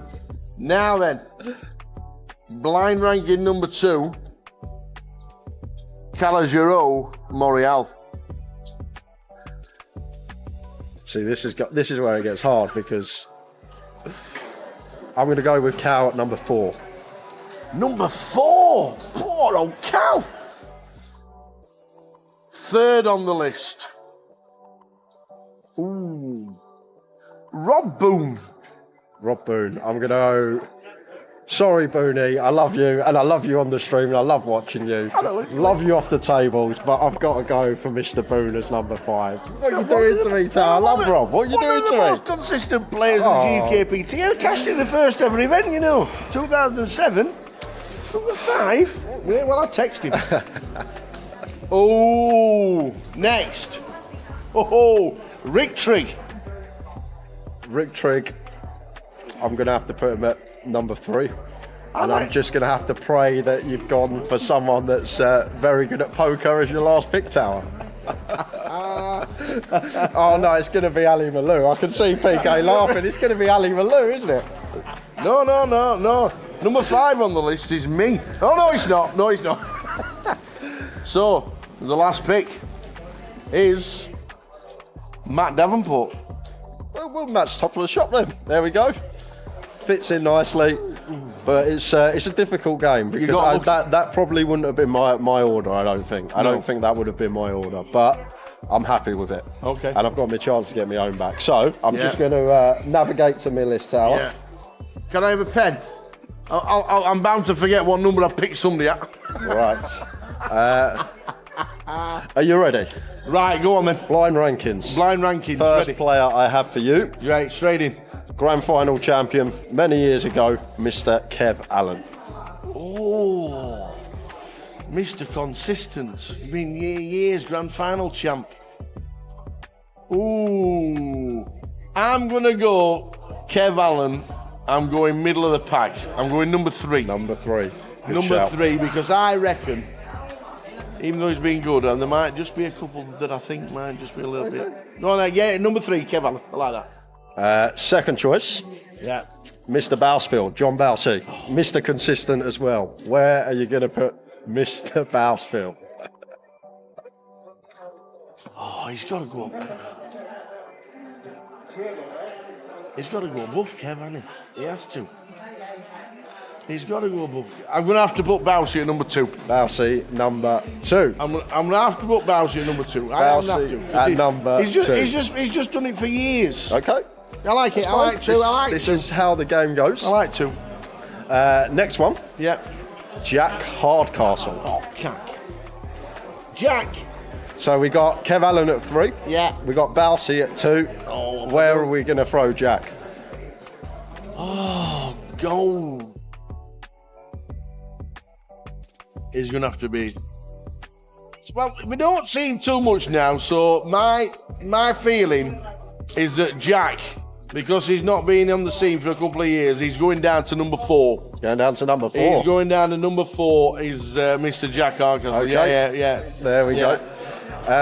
Next one I got for you. Yeah. Playing today in the high roller. Playing today. Tom Middleton. Oh.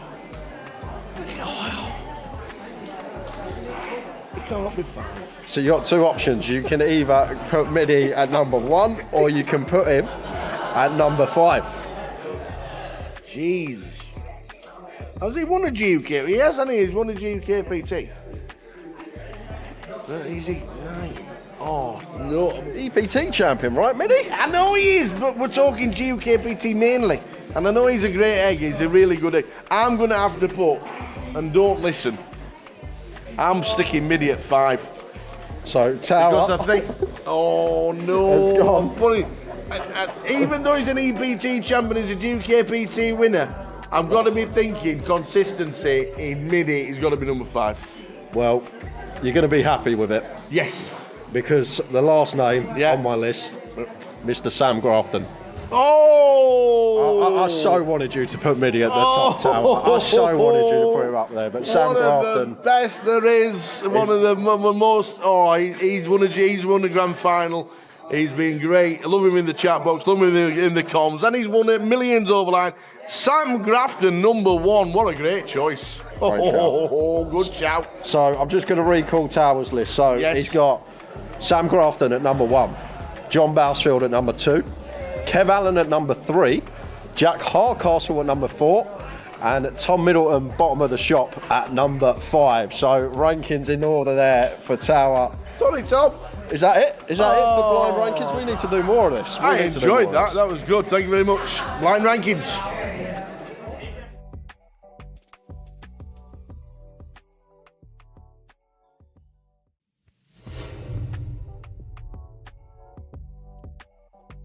We are chatting to Ewan McNicholas.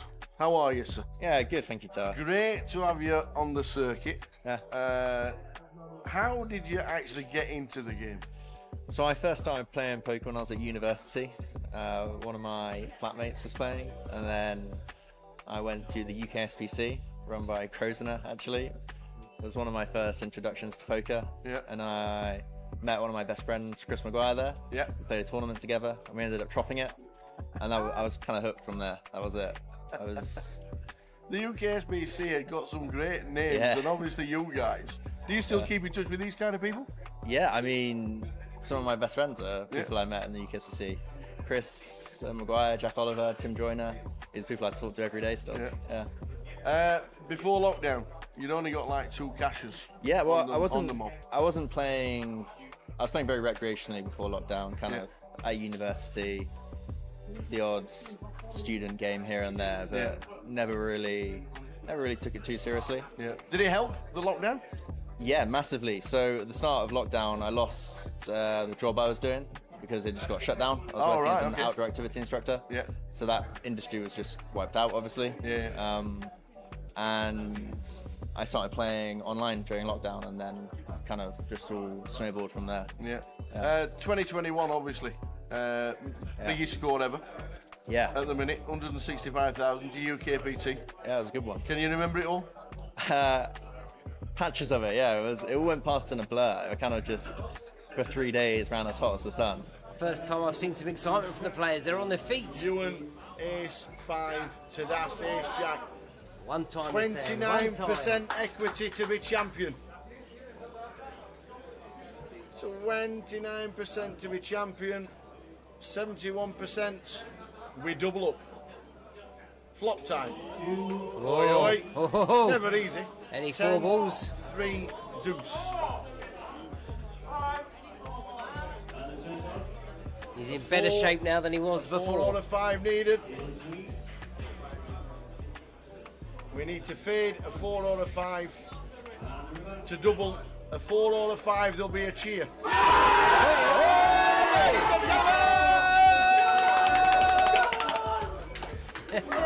Oh my word, the crowd went wild. So it felt good doing that, yeah. That helps. Yeah, it does. Yeah. Was that your first main event or the first series, first season? Both. It was the first ever like GUKPT series I played, and so that was the first bullet of the main event I ever played. Yeah, it was straight in. Yeah. Can you remember much about the final table?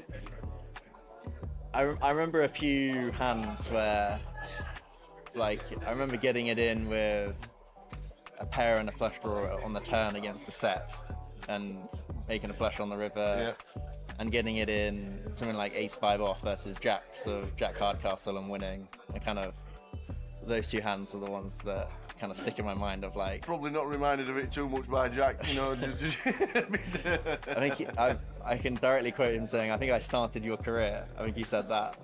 Kicked off your career or something. The sort of thing you would say. Yeah, obviously Vegas 2021 as well. Going out there. Yeah. Was that the first year you could go out, or was it just the first year that you wanted to go out? So, what year are we in now? Vegas 2021. How old are you, by the way? 25. Okay, right. Okay. Yeah. So it was the first year after lockdown. Yeah. First time I went out was because my friend Jack Oliver was going deep in the main, and I had a small piece of him. Yeah.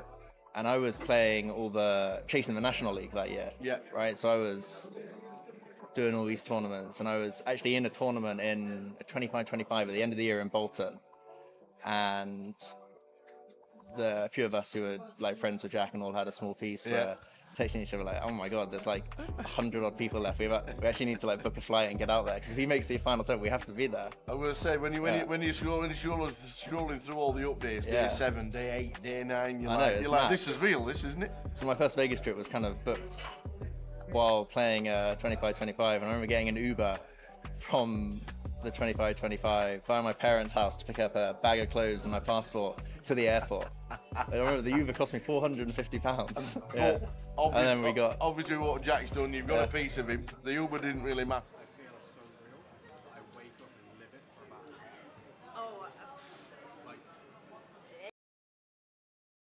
I know it's quite bad as well, is you don't get rest when you do. Yeah, it was. Yeah. It was amazing. It was a good first time, yeah. Doesn't get much better as an experience. Yeah. Obviously, flying out to Vegas, we know Jack did what he did, and the scenes on the rail. Yeah. You all got showered in champagne or whatever it was, Corona or whatever it was. I think it was a beer rather than a glass of champagne, but yeah.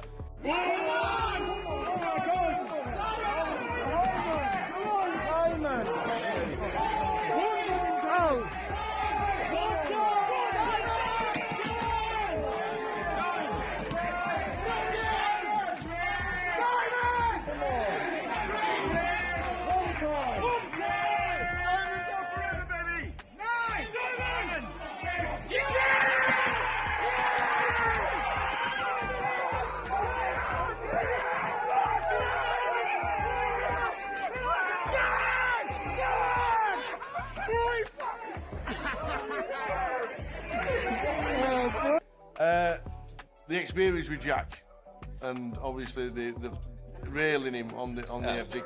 Amazing. That would be. You've had a couple of final tables as well. Yeah, not quite WSOP final tables, but a few final tables here and there, and We could other do tournaments, with a human Nicholas on that. I'll be Yeah, there. that'd be fun. We'd all be there in Vegas. That is for sure. But no, your first time in Vegas, that's just unbelievable. Just knowing that your first trip. I know, and I spent quite a lot of time out in Vegas now, mainly playing cash, but I'm going in 2 days' time actually for the summer for 7 weeks. So sweet. Going to play tournaments all summer, which will be fun. Very nice.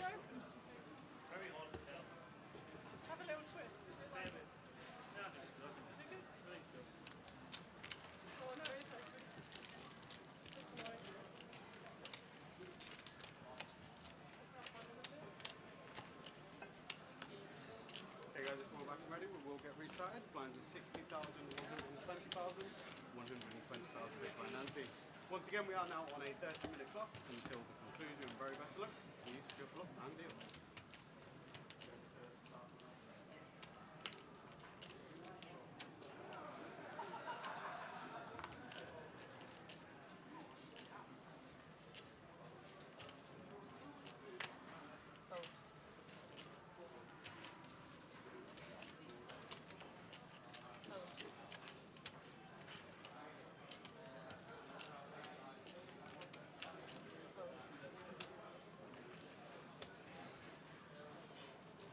So back we are with the final five. Blinds are now 61-20 on a 30-minute clock. All players have moved chairs, but missed the first hand because the action tracker wasn't told they were all switching seats. They're all in the same positions, obviously, but now in 2, 4, 6, 8, 10 or whatever it is, or 2, 4, 5, 6, 7, 8, 9, anyway. But we know the players. We know the players in seat order. Here they go.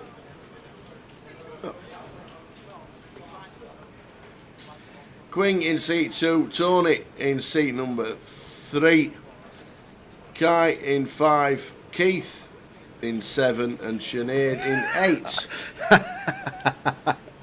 I'm guessing the blind rankings was on during the break. It was.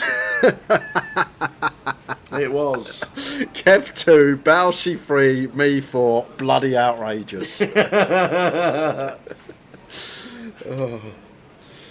that's funny. I forgot we done those. Keith in the small open shoves, 120k big blind now, 15 big, sends into the middle.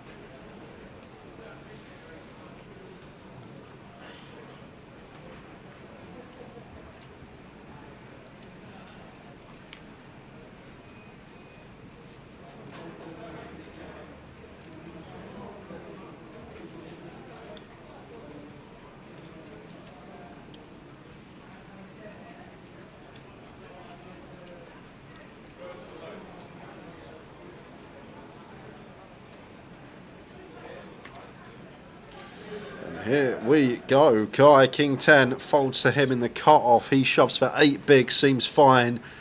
Keith Littlewood has woke up with the goods on the button. Ace Queen, 2 live cards from the man, part of the Warwick Poker Society. Filming it for prosperity. You can re-watch it at your leisure. Kai, all the Poker Society are rooting for you. That's not looking too promising. We got backdoor diamonds. Yep. Some running straight draws. But that's about it. Well, a king on the turn means we now need a king or a 10 on the river. So Kite will be out in 5th. It's a 9. So Keith, aces and 9s. Takes out Kite. Well played, sir. Warwick Poker Society will be very proud. £5,650 for Kite. Kite, what?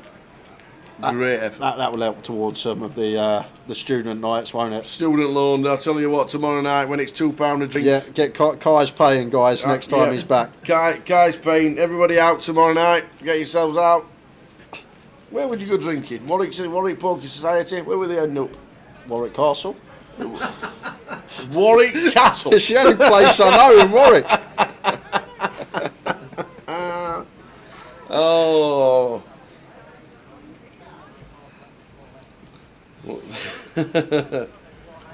Make sure he gets a big round of applause when you see him, and then make sure he gets the drinks in for the rail. Well done, Warwick Poker Society. Hope to see at least Kai again, and then anybody else who is going to be playing part of a GUKPT circuit. Good to have you on board.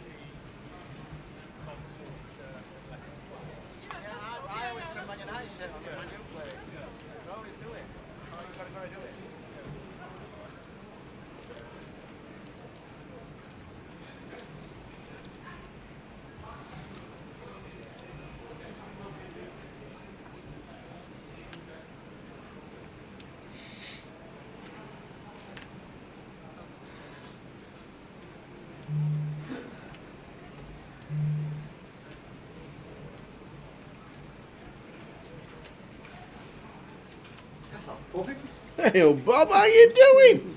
Nice to see you. Thought we had a rare tea on the way there. A cup of tea? Don't do anything like that. No tea. Yeah, a cup of tea. If you want any of this later, you can have some. Very nice. Do you want some now? It's the only reason he got his chips. So we can try the Chick-fil-A sauce. What are you bringing us, Bob? Go on, Bob. What are you bringing us? I'll do. Aye. What are you bringing us, Bob? He's trying Chick-fil-A sauce as we the pick both. up. What does it taste like? I don't know. I actually have no idea what it tastes of. Good though. Oh, they're all nodding. It's very good. They're all nodding. I'm going to jump back to this hand, guys, why everyone dips into a bit of Chick-fil-A. Keith in the big blind, shoving here for, what, 28 big blinds? Blind on blind. Tony can never call off ace-4 suited here. There you go. You can't explain what it tastes of. No. You must have had. You've had Chick-fil-A sauce. I've been promised a Chick-fil-A for the last 3 years. Didn't you have one last year in America? Because when we were railing for the bracelet, we railed for the bracelet, Yeah. and then as we did an interview, you then said I'm going to play a 3K in the win. Oh yeah. And then I didn't see you for 3 weeks. Yeah, I remember that actually. It's just got a really unique taste. What I'm actually going to do, next time I'm at a restaurant, I'm going to say that tastes too much like Chick-fil-A sauce and see what they change, see what they bring back. Because you can't put a finger on what it tastes like. No. It's just its own unique taste.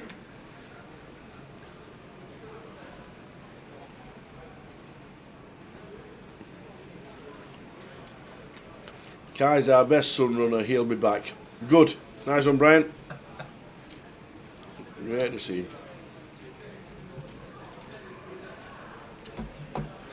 Just to let you know, Jay will be charging for a squirt of Chick-fil-A by the time the end of the week comes, let me tell you. What are you bringing? Anything? Anything hot? A cup of tea for me, please, Bob, for the last I think knockings. I might have a...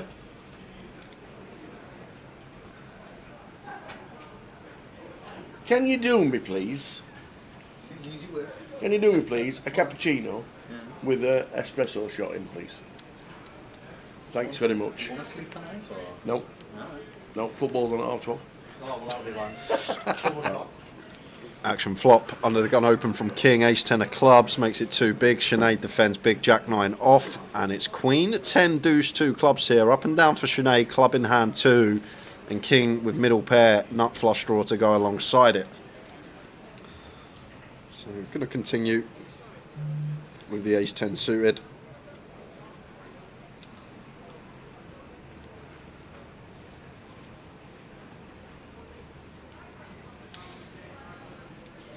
Six of spades on the turn, and likely to go check check here. I don't think Sinead, well, pretty sure she doesn't get any leads on this turn, so expect the 10 to just check back. Still got some showdown, could still go for value as well on certain rivers as king after check check turn. Ace of diamonds on the end here, and Sinead with jack in hand. Does she feel the need to bluff at this here? Can fold out some stuff like pocket pairs, some jack 10, some king 10 perhaps. But it's just a horrible river to try and bluff on. King will have a lot of ace highs at c-bet flop, check back, river top pair. Story makes sense. Which is probably going to be a quick fold from Sinead. And Mr. Gupta, the sauce is Chick-fil-A sauce. You can get it from Chick-fil-A in America. Yep. It's a fast food restaurant. It's a bit like KFC. And they have their own special sauce. And Ryan Seary brought me in a whole big bottle of it. Big bottle.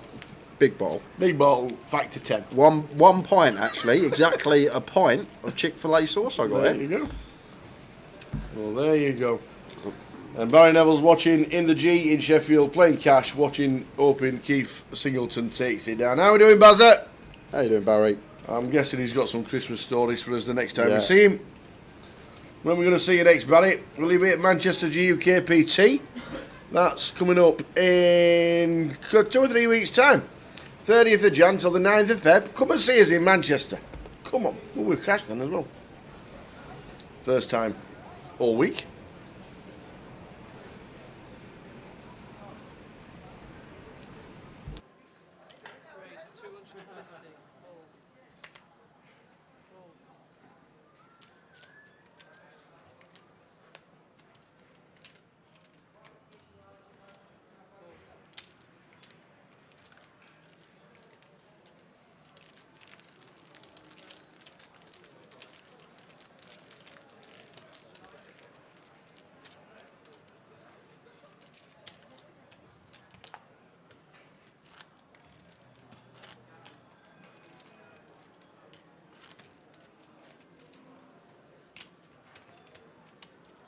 Thank you, Bob.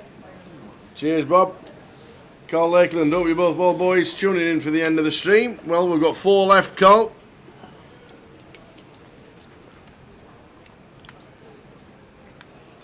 We've got 4 left.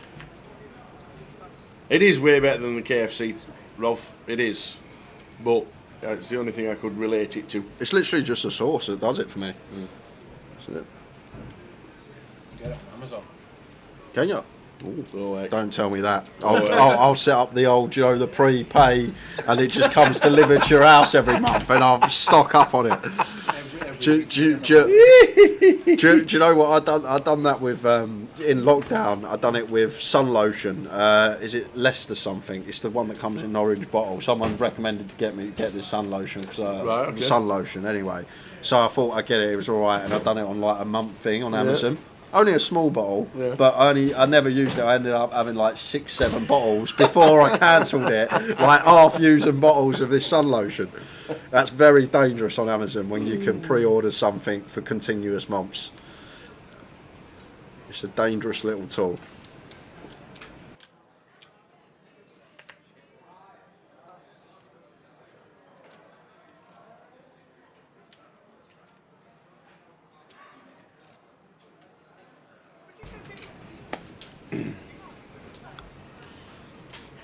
A6 for king on the button. Leicester, or is it Lancaster?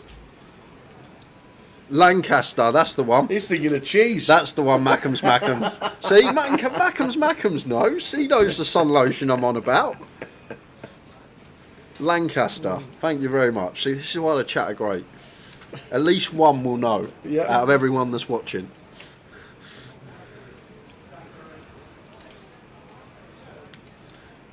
Keith defends 4-5 of clubs. Not much for either. Ace high still good for king. Quick check back.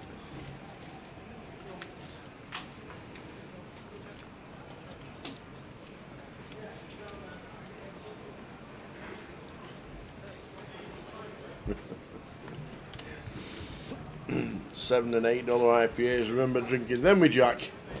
Went back to the Silver Spoon, or whatever it's called, in Vegas last year. Jack with James. He's a bit of a local legend now in the Silver Spoon, or Silver, whatever it were called. Yeah, nice little bit of value on the end here from Keith. River to 4 gets paid.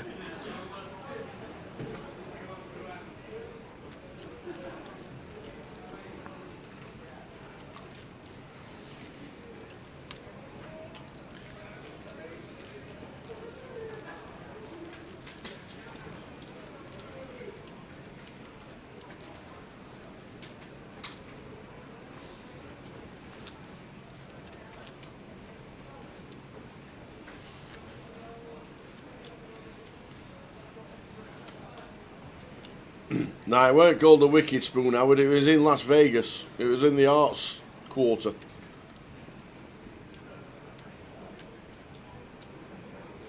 Or the arts something. Oh, I'm losing my mind, me. Doesn't it need to be refrigerated after opening? I hope not. It's -3 where we sat, to be fair. I hope not, Corinne. Pocket 8s. That's the one. For Tony. Opens on the button.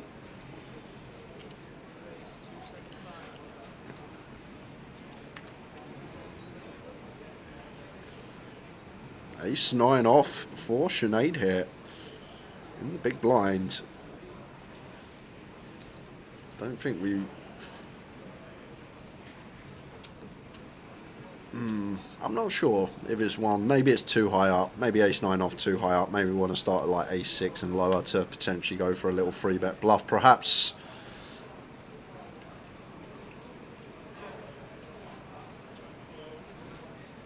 Mm. 6, 7, 8, all diamonds. Flop top set, but Sinead's got countless outs.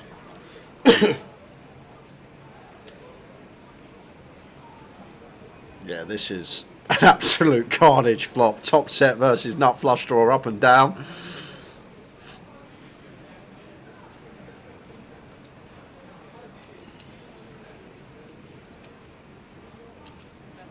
So that's 500 into 730. Yeah, big old bet here. Yeah. As Tony, 2/3 generally on mono tower. We opt for smaller sizes, but maybe not wanting a wet turn to roll off and Sinead get there cheaply.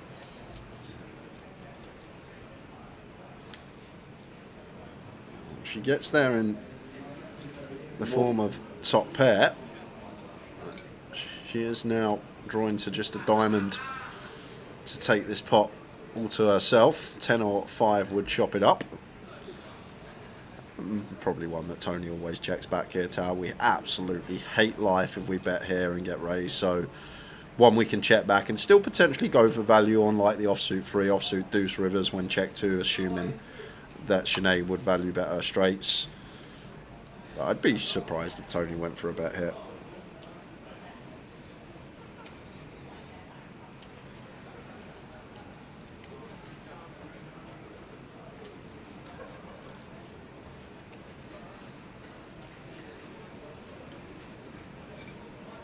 It is check.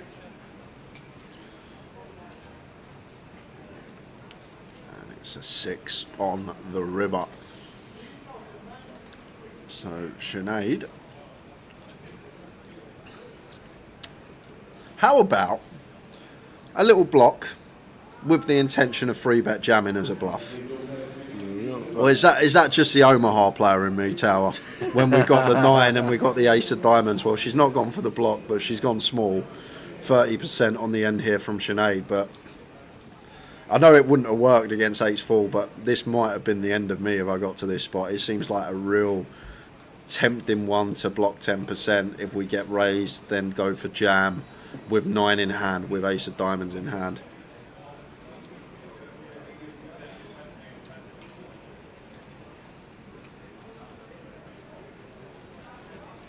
This 500k going to be getting raised. And Tony, will he go for the lot or will he choose a not all in sizing?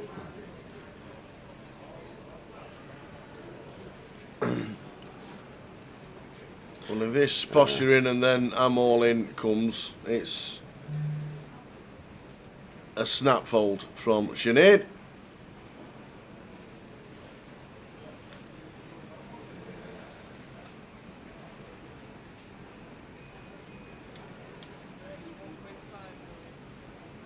Well, we can't do anything else now but flick them in the muck. I think Tony's posturing and scratching his head and wondering what to do, and then sticking in a massive raise.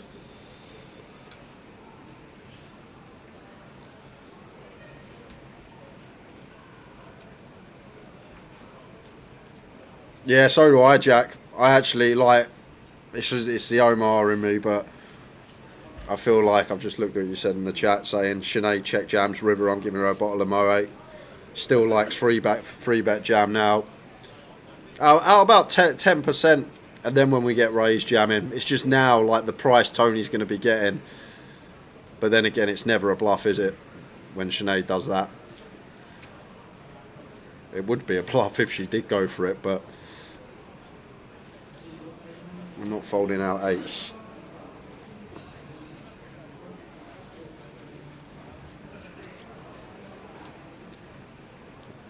Well, maybe thinking that Tony's just taking off here, perhaps with something like King Jack with a diamond, something along those lines. This is, if she's thinking a hero call in, she has to assign him some hands like this as bluffs that we beat.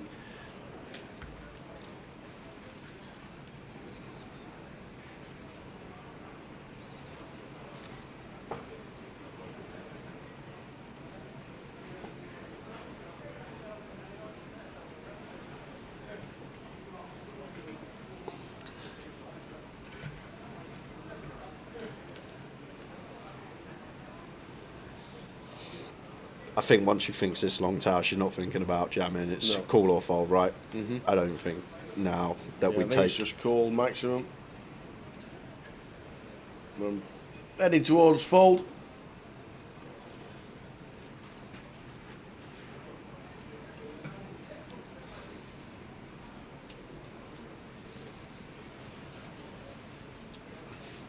And the players on the break in the mini, getting the sweat his hand in the background.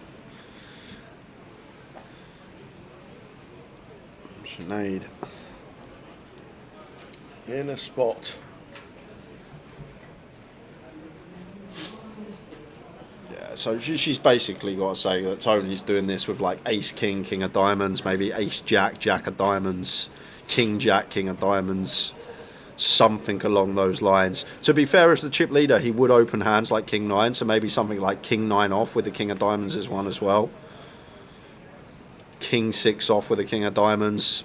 I guess like Tony's bluffs are going to derive from hands with the high diamond and block a boat, or the high diamond and block jack 10. So Sinead does come to the correct decision eventually. Gets out of the way, doesn't pay. Tony up to 8.5. Keep little 34 big, Sinead 24, and Queen on 21.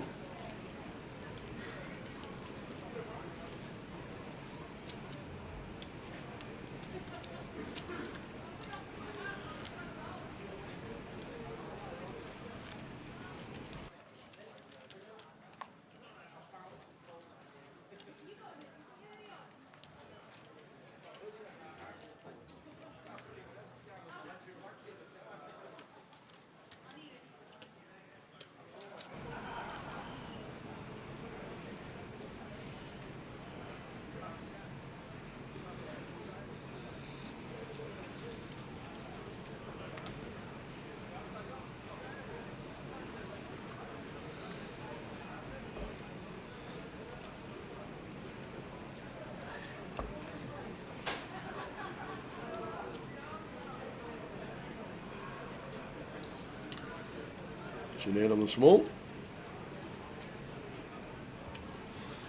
Makes it up. King says, let's see a flop. 10-10 king.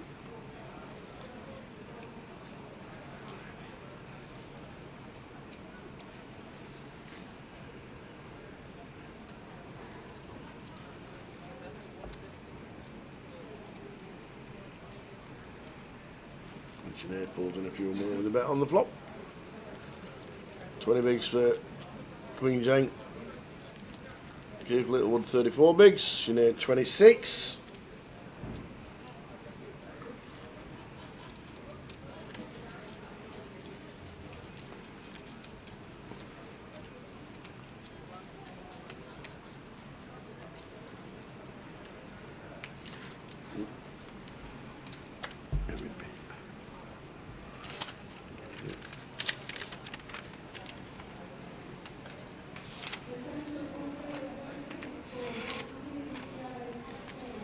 Oh, yellow cash game just starting, Jay. If you fancy it. Somebody said they were coming down to play cash if you were free. Oh, me? Yeah. I'll put myself on the list. There'll be. Depends what 1-2 it is, Tower.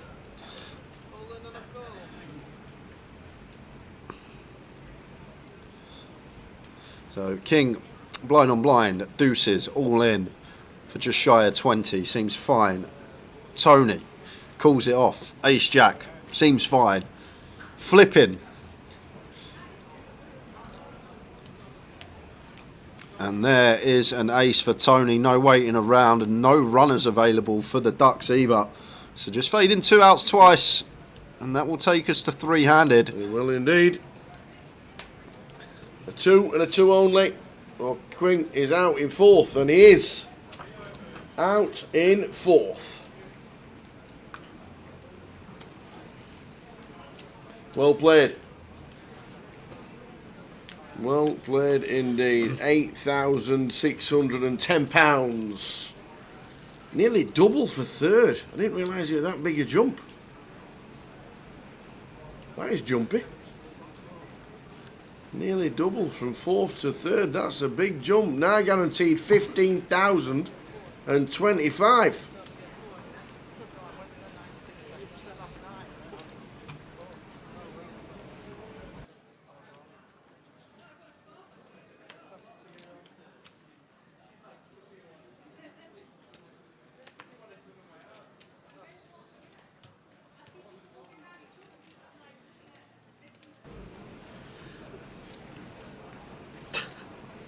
Not our area, Perry. We're just the commentators. Absolutely.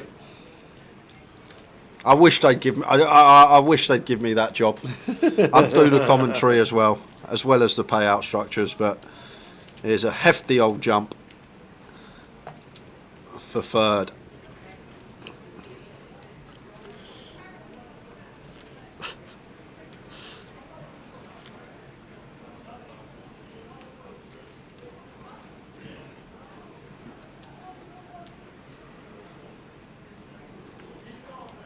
I don't know how they get it, but I don't know how they work it out. They would never know how to work it out. I'm sure there's a calculator somewhere. But yeah, it's different. I'll give you that. But I feel like it's when we have the bigger fields, it gets more. Yeah.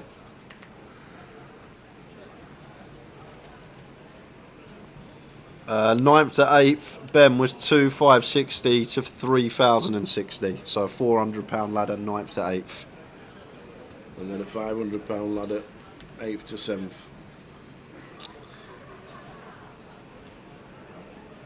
I know.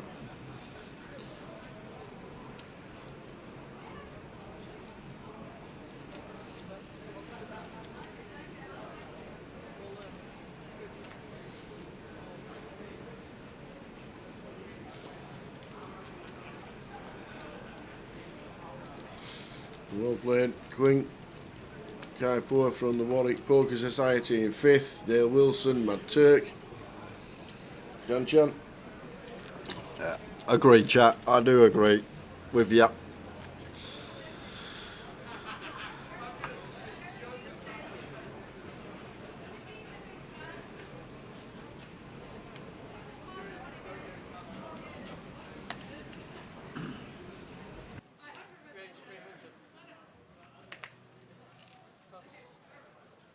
the Cowboys for Keithy boy.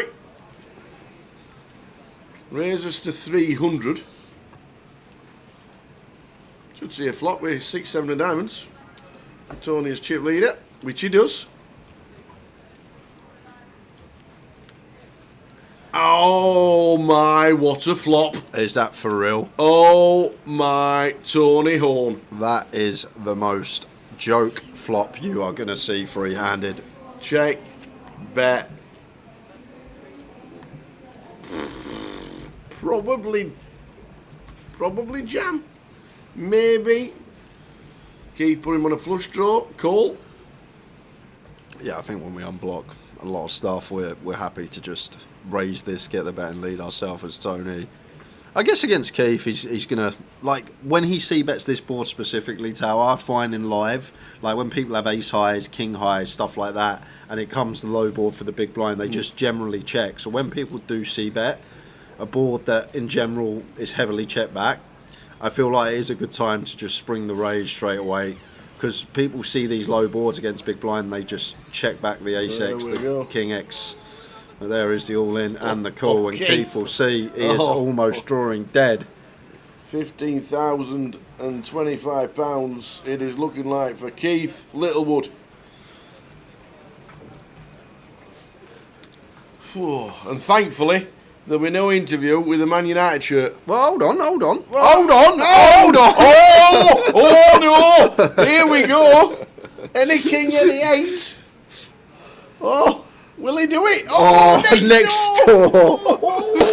So Keith Littlewood out in third, £15,025. We're taking a short 10 minutes, guys, to get set and ready for heads up. We got Tony Horn, we got Sinead the Grenade Davenport. They're going to be battling it out for the trophy. 6-1 chip lead for Tony. We will be back in 10. See you then. 10 minutes. You had a change. You had the You had the Ewan McNicholas look, and everybody in the card room knew when Ewan McNicholas walked through the long locks, the flowing locks, the ponytail, the swish of the hair. What made you change, man? I don't know, really. Not saying it's a bad thing. I had the hair kept growing through lockdown, and then kind of just kept it throughout. But it's a lot of effort having hair that long. You kind of gotta make sure it's a uni look, brush and it. you obviously getting out of the uni look. Yeah, but no, all gone now. It's been gone for a while, but no real reason. Just kind of lots of small reasons. Yeah. So we burst on the scene in 2021. 2022, what was that like? Oof. You had a couple of tables, couple of final tables of a bracelet event, but nothing as big as obviously the main event. Yeah. What was the experience like? So I never final tabled a bracelet event. No, all right, okay. I final tabled a load of GUKPT stuff, which was good. But I took it a little bit easier in 2022. Yeah. After chasing the National League for the whole of the year before, it was. But you do play a lot online, don't you? It's not like we know you from live, obviously. Yeah. But you do play a lot online. online. No, I kind of play everything. Bit of online cash, online tournaments, live cash, live tournaments. I kind of just love it all. I like to mix it up. I get kind of stale if you do the same thing over and over. But yeah, 2021 was a fun year. Just travelled around the GUKPT circuit a bit, did summer in Vegas. But in 2022 we did final table at GUKPT. Yeah. Blackpool. Yes. Was that the one that got away? Yeah, that was. If anybody runs bad at the wrong time, was that the one? Yeah, that was a fun one. I kind of felt like a slight lost opportunity. I remember I made a hero call and lost to a bluff for a big pot, and then stone next hand, lost a flip, and I was out. Yeah. And it's the amazing classic race 400 at the GUKPT Blackpool final. Unbelievable. So you needs help. Can find a queen now as well. Picked up 2 at this. Six of spades, no help on the turn. So Ewan down to ace, king or queen. An ace, a king or a queen, and it's not, it's paint, but it's a jack. Which means we lose Ewan McNicholas, eliminated in 4 for £37,840. The race of all races, as it happens. Well done, Ewan. He'll be a little bit upset that he's not closed it out. You know, he had the chip lead for a while, and just one of them. You win that race, and it's obviously the other way around. Yeah, the ace jack. But Maxime, who chopped the mini 300. There's now 300 for the main. So I kind of went from thinking I was going to win it four-handed to out in two hands, but it's what it is. You can't win every tournament. No, that is true, and obviously we've had the win, we've had the big win. But I thought when we were watching, we just thought that that was just a getaway. We thought you and Nicholas, this was your time. That's what we thought. I thought so too. Yeah. 20 last year. Obviously last year we get to Vegas. 16 times you cashed. Oh yeah, it was 16. Is that a good thing to cash on a regular basis? It's better to cash than not to cash. But does it feel bad that they're not all bigger cashes? Yeah, so I mean, I had a lot of cashes, but I pretty much only had min cashes throughout the series. I think I had like an 11th in an online bracelet, and then a 20th or something in a turbo event, turbo bracelet. But just lots of min cashes. So I just played a lot. I had a bad summer. A bad summer and 16 cashes. Yeah, well, good job we had 16 cashes if you were a bad summer. Yeah, it could have been a lot worse. Your final table, when we get over here, your final table, 3 high rollers. Yeah. And the high rollers we watched a lot of, they always seem to be tough fields. Yeah. But you do regularly well in the high rollers. What is it about the high rollers? If you play a lot of them, eventually your final tables have. Yeah, I mean, all these things, that the GUKPT high rollers, it's kind of, a lot of it's kind of the same group of people that play a lot of them, and just everyone's really tough. There's obviously a lot of pros that play them, but even the guys that aren't playing professionally, they're really good. Yeah. There's not that much difference between them. They play really good, play really solid. Yeah. And they're good structures. They get quite quick as well. So you just got to win some all-ins. They're a lot of fun. I really enjoy them. Yeah. Obviously, the optimum is the day 2 buy-ins, and we see a lot of late legs. Max late reg seems to be a big thing. Yeah. Is it something you could put out there and say this is actually a good thing to do if you can do it? Yeah. The max late regs are great fun. You kind of come in, spin it up or don't spin it up. You just got to be prepared to lose an all-in and you're home. Not much playing it sometimes. No, absolutely not. No, it can be a great opportunity. If we are not playing live and you're playing online, do you have a structure to what you're going to be playing? Do you look at the games online? Do you think this is my kind of game? Yeah. What do you normally stick to? Plan that out. Well, it depends if we're playing cash or tournaments. I don't normally mix them up, but if I'm playing cash, I'll just play probably 4 tables of whatever's running, and then play tournaments. I just look for the good tournaments, open the lobbies, and then reg them whenever I got space. Yeah. And is that the same live? Do we have a calendar? Do we look and think I'm going there? Yeah. I'm going there. Yeah. Kind of a month in advance or so. I look, see what's on for the next month, and then plan it out, book some hotels, So I live in London now, so coming here to the Vic's great. I can walk here now, which is great. Favourite comp of the year if it's not Vegas?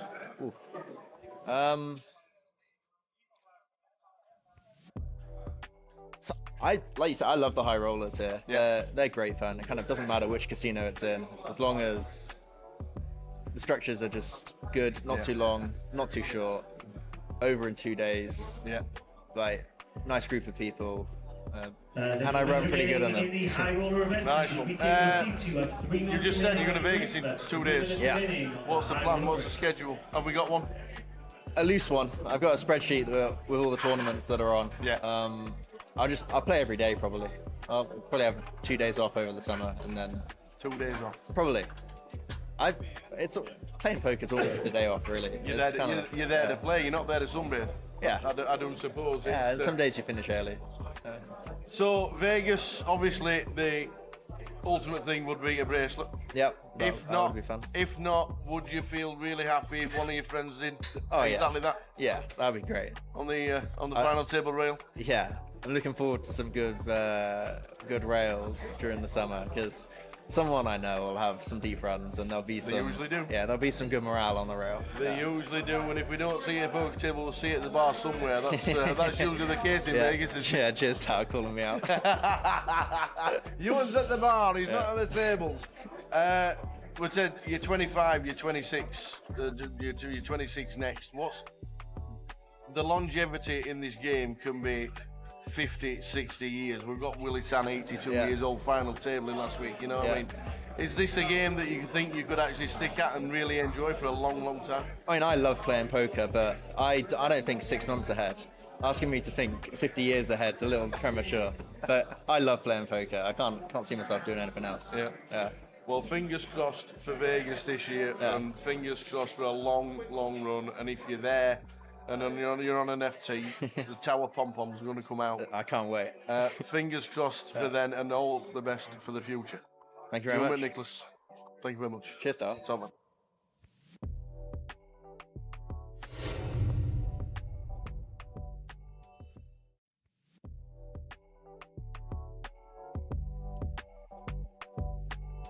Blind rankings. Come on, man. What on earth is blind rankings? Nice and simple, Tal. So both of us, we have picked 5 previous champions that we've encountered over the years on the live stream. Of these 5 names, you've got to rank them 1 to 5. So the best player being 1, the worst player being.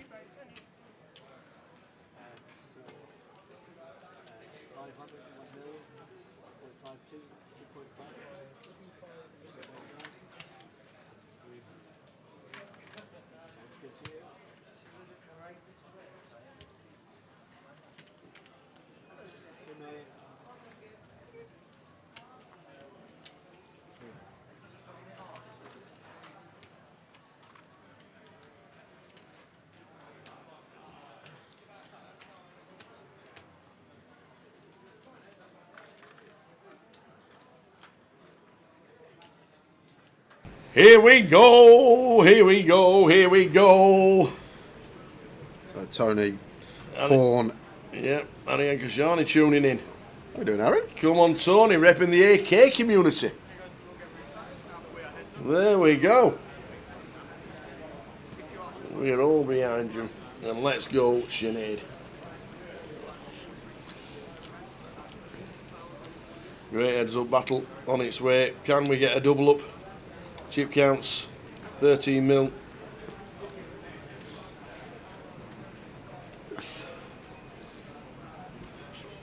So 1 point, is it 1.4, 2.8? I can't remember Sinead's chip count. She has 2.8? Something along those lines, yeah. There we go, we'll soon find out. Soon find out. Tony in seat number 3, Tony Horn.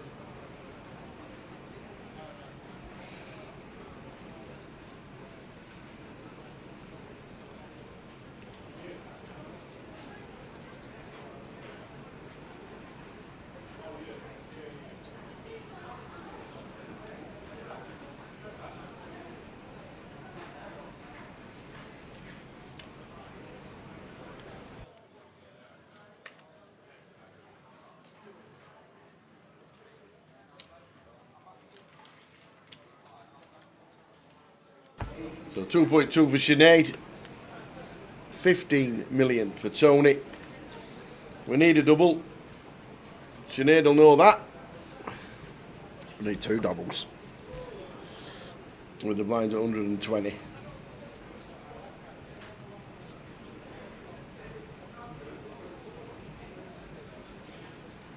The opening is 3.4x. Standard, that, isn't it? A bit on the meaty side. Yeah. From Tony.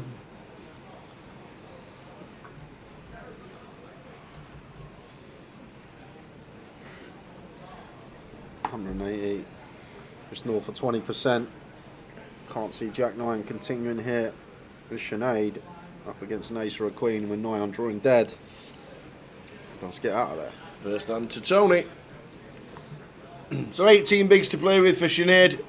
If we get a double, we'll be a lot better and we should be able to open. I should want to. Even still off 18 to our heads up, we'd definitely play open, play limp. Not going to have many, if any, open jams. So 18's fine. Like, it's when you drop like below 10 when you think about all in, fold, some limps, not too many clicks going on. But at this stack depth, she's fine at the moment. credit to the structure of this opener. Absolutely. Like even having a 6-1 chip deficit heads up, she's still just shy of 20 bigs and plenty of wiggle room.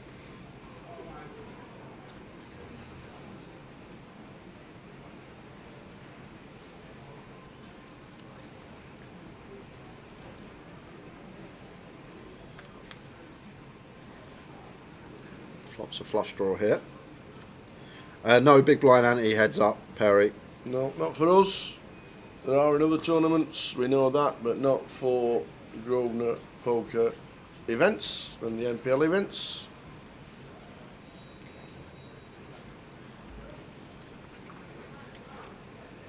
I'm not sure what Tony's thinking about here with the Queen 8, but he's going to go for a little lead.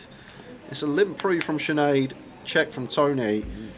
Problem with this tower, it's difficult to dislodge better. Maybe some like Queen 9, Queen 10, but you expect all the King highs to stick around heads up, and then obviously all the pair pluses. And Sinead going to put in a little raise here with the Jack 3 of spades. Love it from her. And she is going to get the better hand to fold. Nice little move from the grenade there.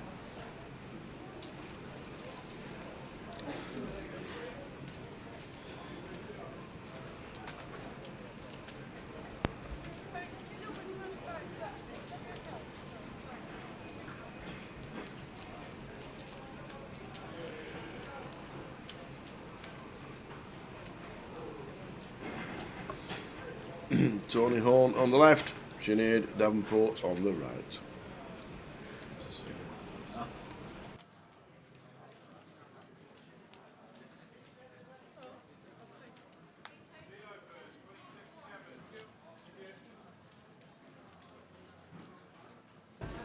Tony 7-5.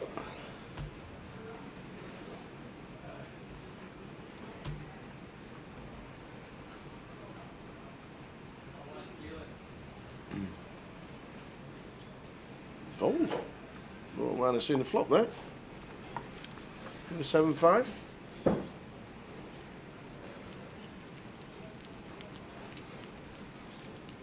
See, I don't mind that. You don't have to see every flop. You don't have to see every single flop when you're on the small blind. Even though your head's up. I probably would have done that time. But I agree with you, Tar. I feel 7-5 is slightly too good to just be folding on the button. Heads up can still play some limps, and we balance that out, limping some strong hands once in a while as well.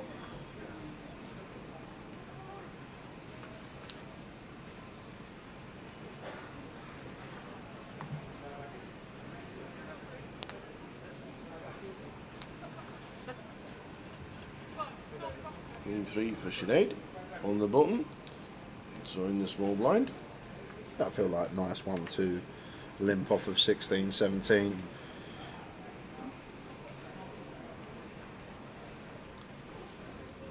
And indeed does that.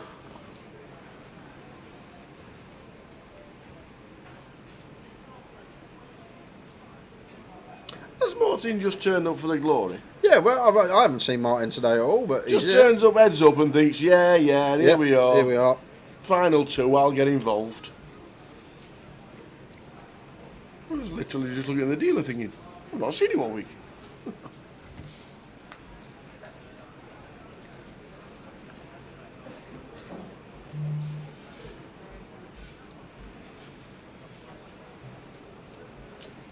And Tony with the bump up makes it 500k. Sinead with position is going to have a look with the Queen 3 of clubs. But whiffs on the 8-6 rainbow. And if we are met with a C-bet, which I think we will be, Queen Jack on this board seems fine to continue as Tony. Can still fold out like some suited King X. Ace highs, a lot of these should be jamming if they are completing and we raise it up, so not much ace high out there to fold out. It does go for the C-bet with the Queen Jack, and Queen 3 behind, but should be getting out of the way anyway. As Sinead.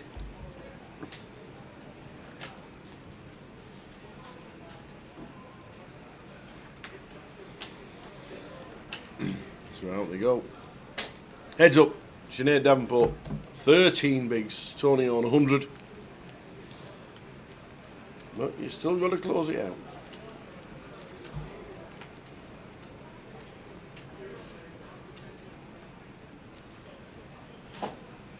LeBron James.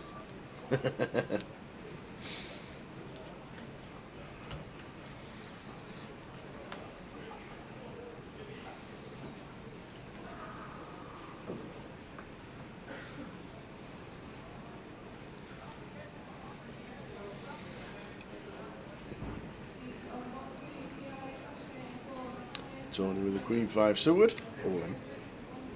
Really? Yeah. Suited Queen. Sinead's now got 13 bigs tower. I would be jamming here. Like we fold like King Deuce off, King 3 off, King 4 off. Yeah. All this stuff out of there. Okay. Well, he's reaching for black chips, which are the 100Ks. But is he calling? Like it's not one we can raise call. He's call. Oh, he's gone for limp then. No, nah, Sinead's just going to put it in anyway.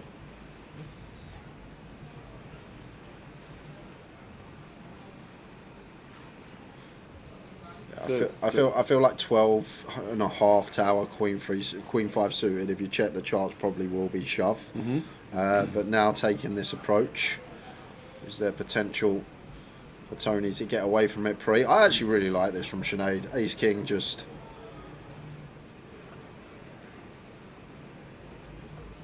such a strong hand. Try and induce something from Tony perhaps, and we are actually going to get the call from the Queen 5 suited.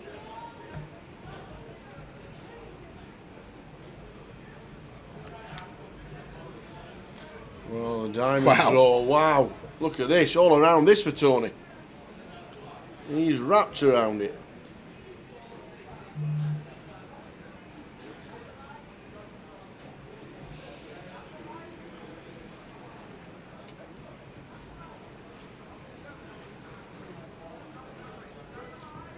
I'm guessing here as Tony, we just run our equity, and I feel like Ace King will call. I think you're right. I think the Ace King will call. Yep, there's the triangle. Now Sinead, I think it's a call. Yeah, just a lot of stuff out here that Tony may run it with. Obviously the diamond draws, and the thing is, like if he has something, let's say for example 7-8 suited tower, we've got this Ace King. We got 6 outs twice. We're still going to have like 25% when we are wrong. And there we go. First all in and a call. Sinead's Ace King is in front, but equity-wise, Tony's 61%. Yeah, so Tony's got a Queen, a 5, a diamond, or a 6 to hit. 18 outs twice. Oh, but that's a big old turn for Sinead. Robs Tony of his Queen and 5 outs. So now, big favourite. And it's a 6 for the straight on the river, and we have a champion, Tony Horn. Sinead says good game. She gets rivered in the end. Wowzers, wowzers, wowzers. Great call though to find the call with the Ace King. Got it in. Made the call with the Ace King high correctly. Wow. Unfortunately, the heap of equity of Tony was just too much to fade. Are we doing interviews for this one, or are we calling it? Do you know what? We'll start a new year chatting. Okay. All right. Chatting out there? Yeah. Oh, okay. Go on, I thought you meant us to. It's all right. We got all year. I've got all year to chat with you. I'm sure I won't miss out, Tower. I've got all year to chat with you. It's all right. I'll come back. Tower's coming back. I'll come back. But that is that, guys. We are done for the weekend. We're not done for the festival. 2 days of streaming. Done the playoff yesterday, which was a success. And today, the opener. 901 entries in this one for a £200, creating over £30,000. Up top, that eventually went to Tony Horn. Commiserations to Sinead. She took home £22,080. Still a fantastic score for her, on a bit of form off of her Vegas spink last month as well. Feel like Tony played pretty well this FT. When he got the chip lead, it was like he was aware this is the time we get to open a lot more. The Ace X, the King X, saw him put in a couple of fruity free bets when he had the chip lead. So credit to Tony. Think he actually played really well and is a worthy winner. But we are just waiting for the main man to be down on the floor so we can go over for the trophy presentation and the interviews. We will come back to the booth to finish up. We'll show you what we're streaming next week. But there's the nod from PK. We are set and ready. We're going down to the floor to start with. It is the Tower and Sinead Davenport. First one was Sinead Davenport, I think. Heads up. Yeah, I think probably is. I think it is. What a great effort. I tell you what. Good to watch. What was it like sat down there? Obviously very happy to be heads up. Short stack, not great. Can't really do too much. No. I just have to say, Tony played out of his skin the whole day. Like, he deserves to win. He's improved so much as a player, and I'm so happy to lose to him, actually. Do you know what? Jay said exactly the same. Jay literally said he's played nearly perfect. Yeah, exactly, and he deserves it. He really does deserve it. And I messed up on quite a few hands, which I'll review and go over, but I haven't seen any of his hands. I haven't seen any of the stream, but even on the outer tables, he was fantastic. And when he had a stack, he was applying the pressure when he should.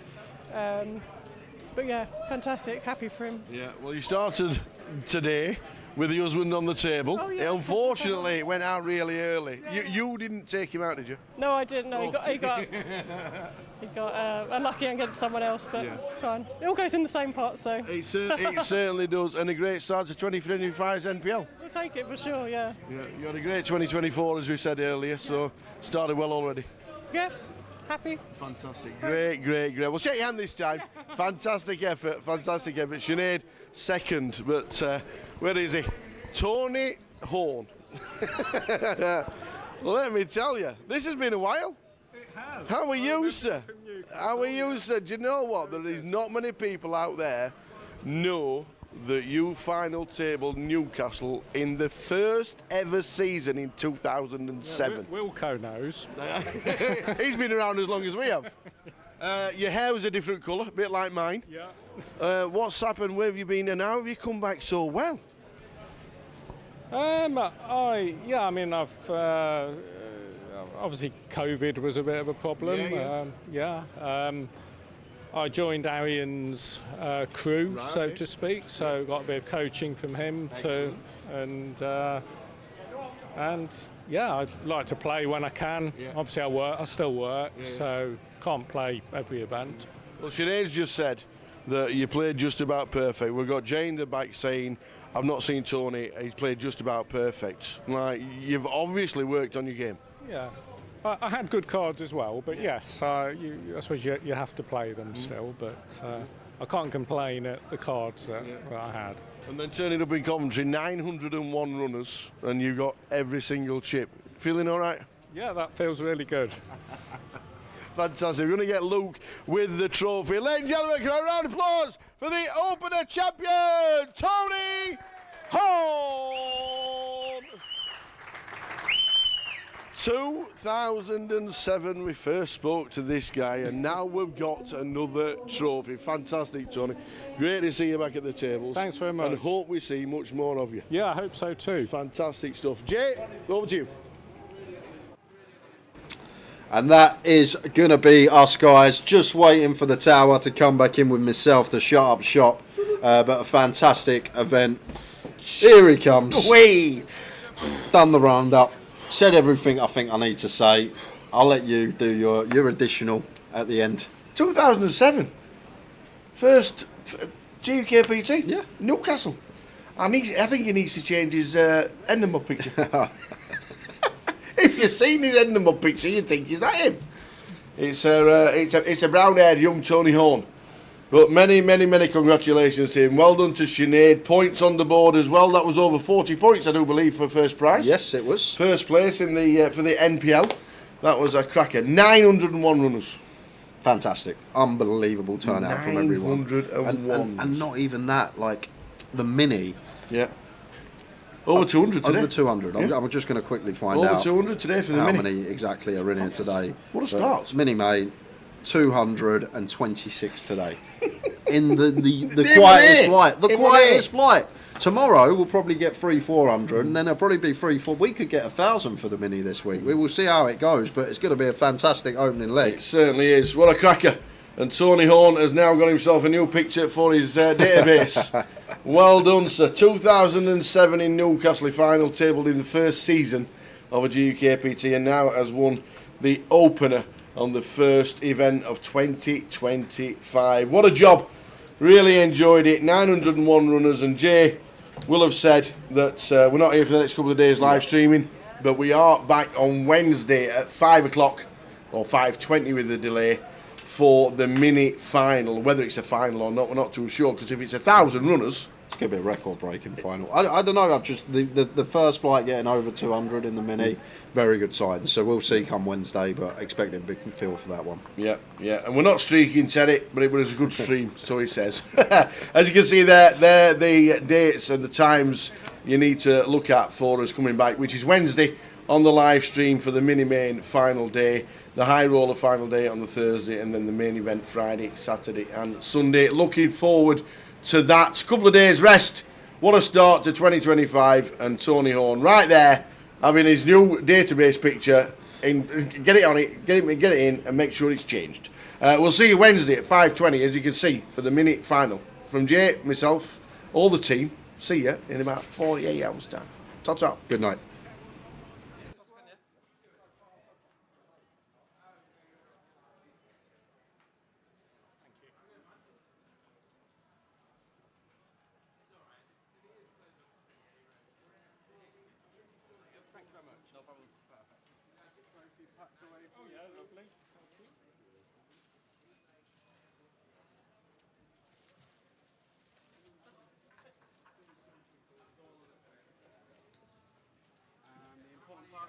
So if you head to the cash desk at any time, they'll get you paid out as soon as you go straight away. Yeah. Congratulations, well played. Thank you very much. Thank you.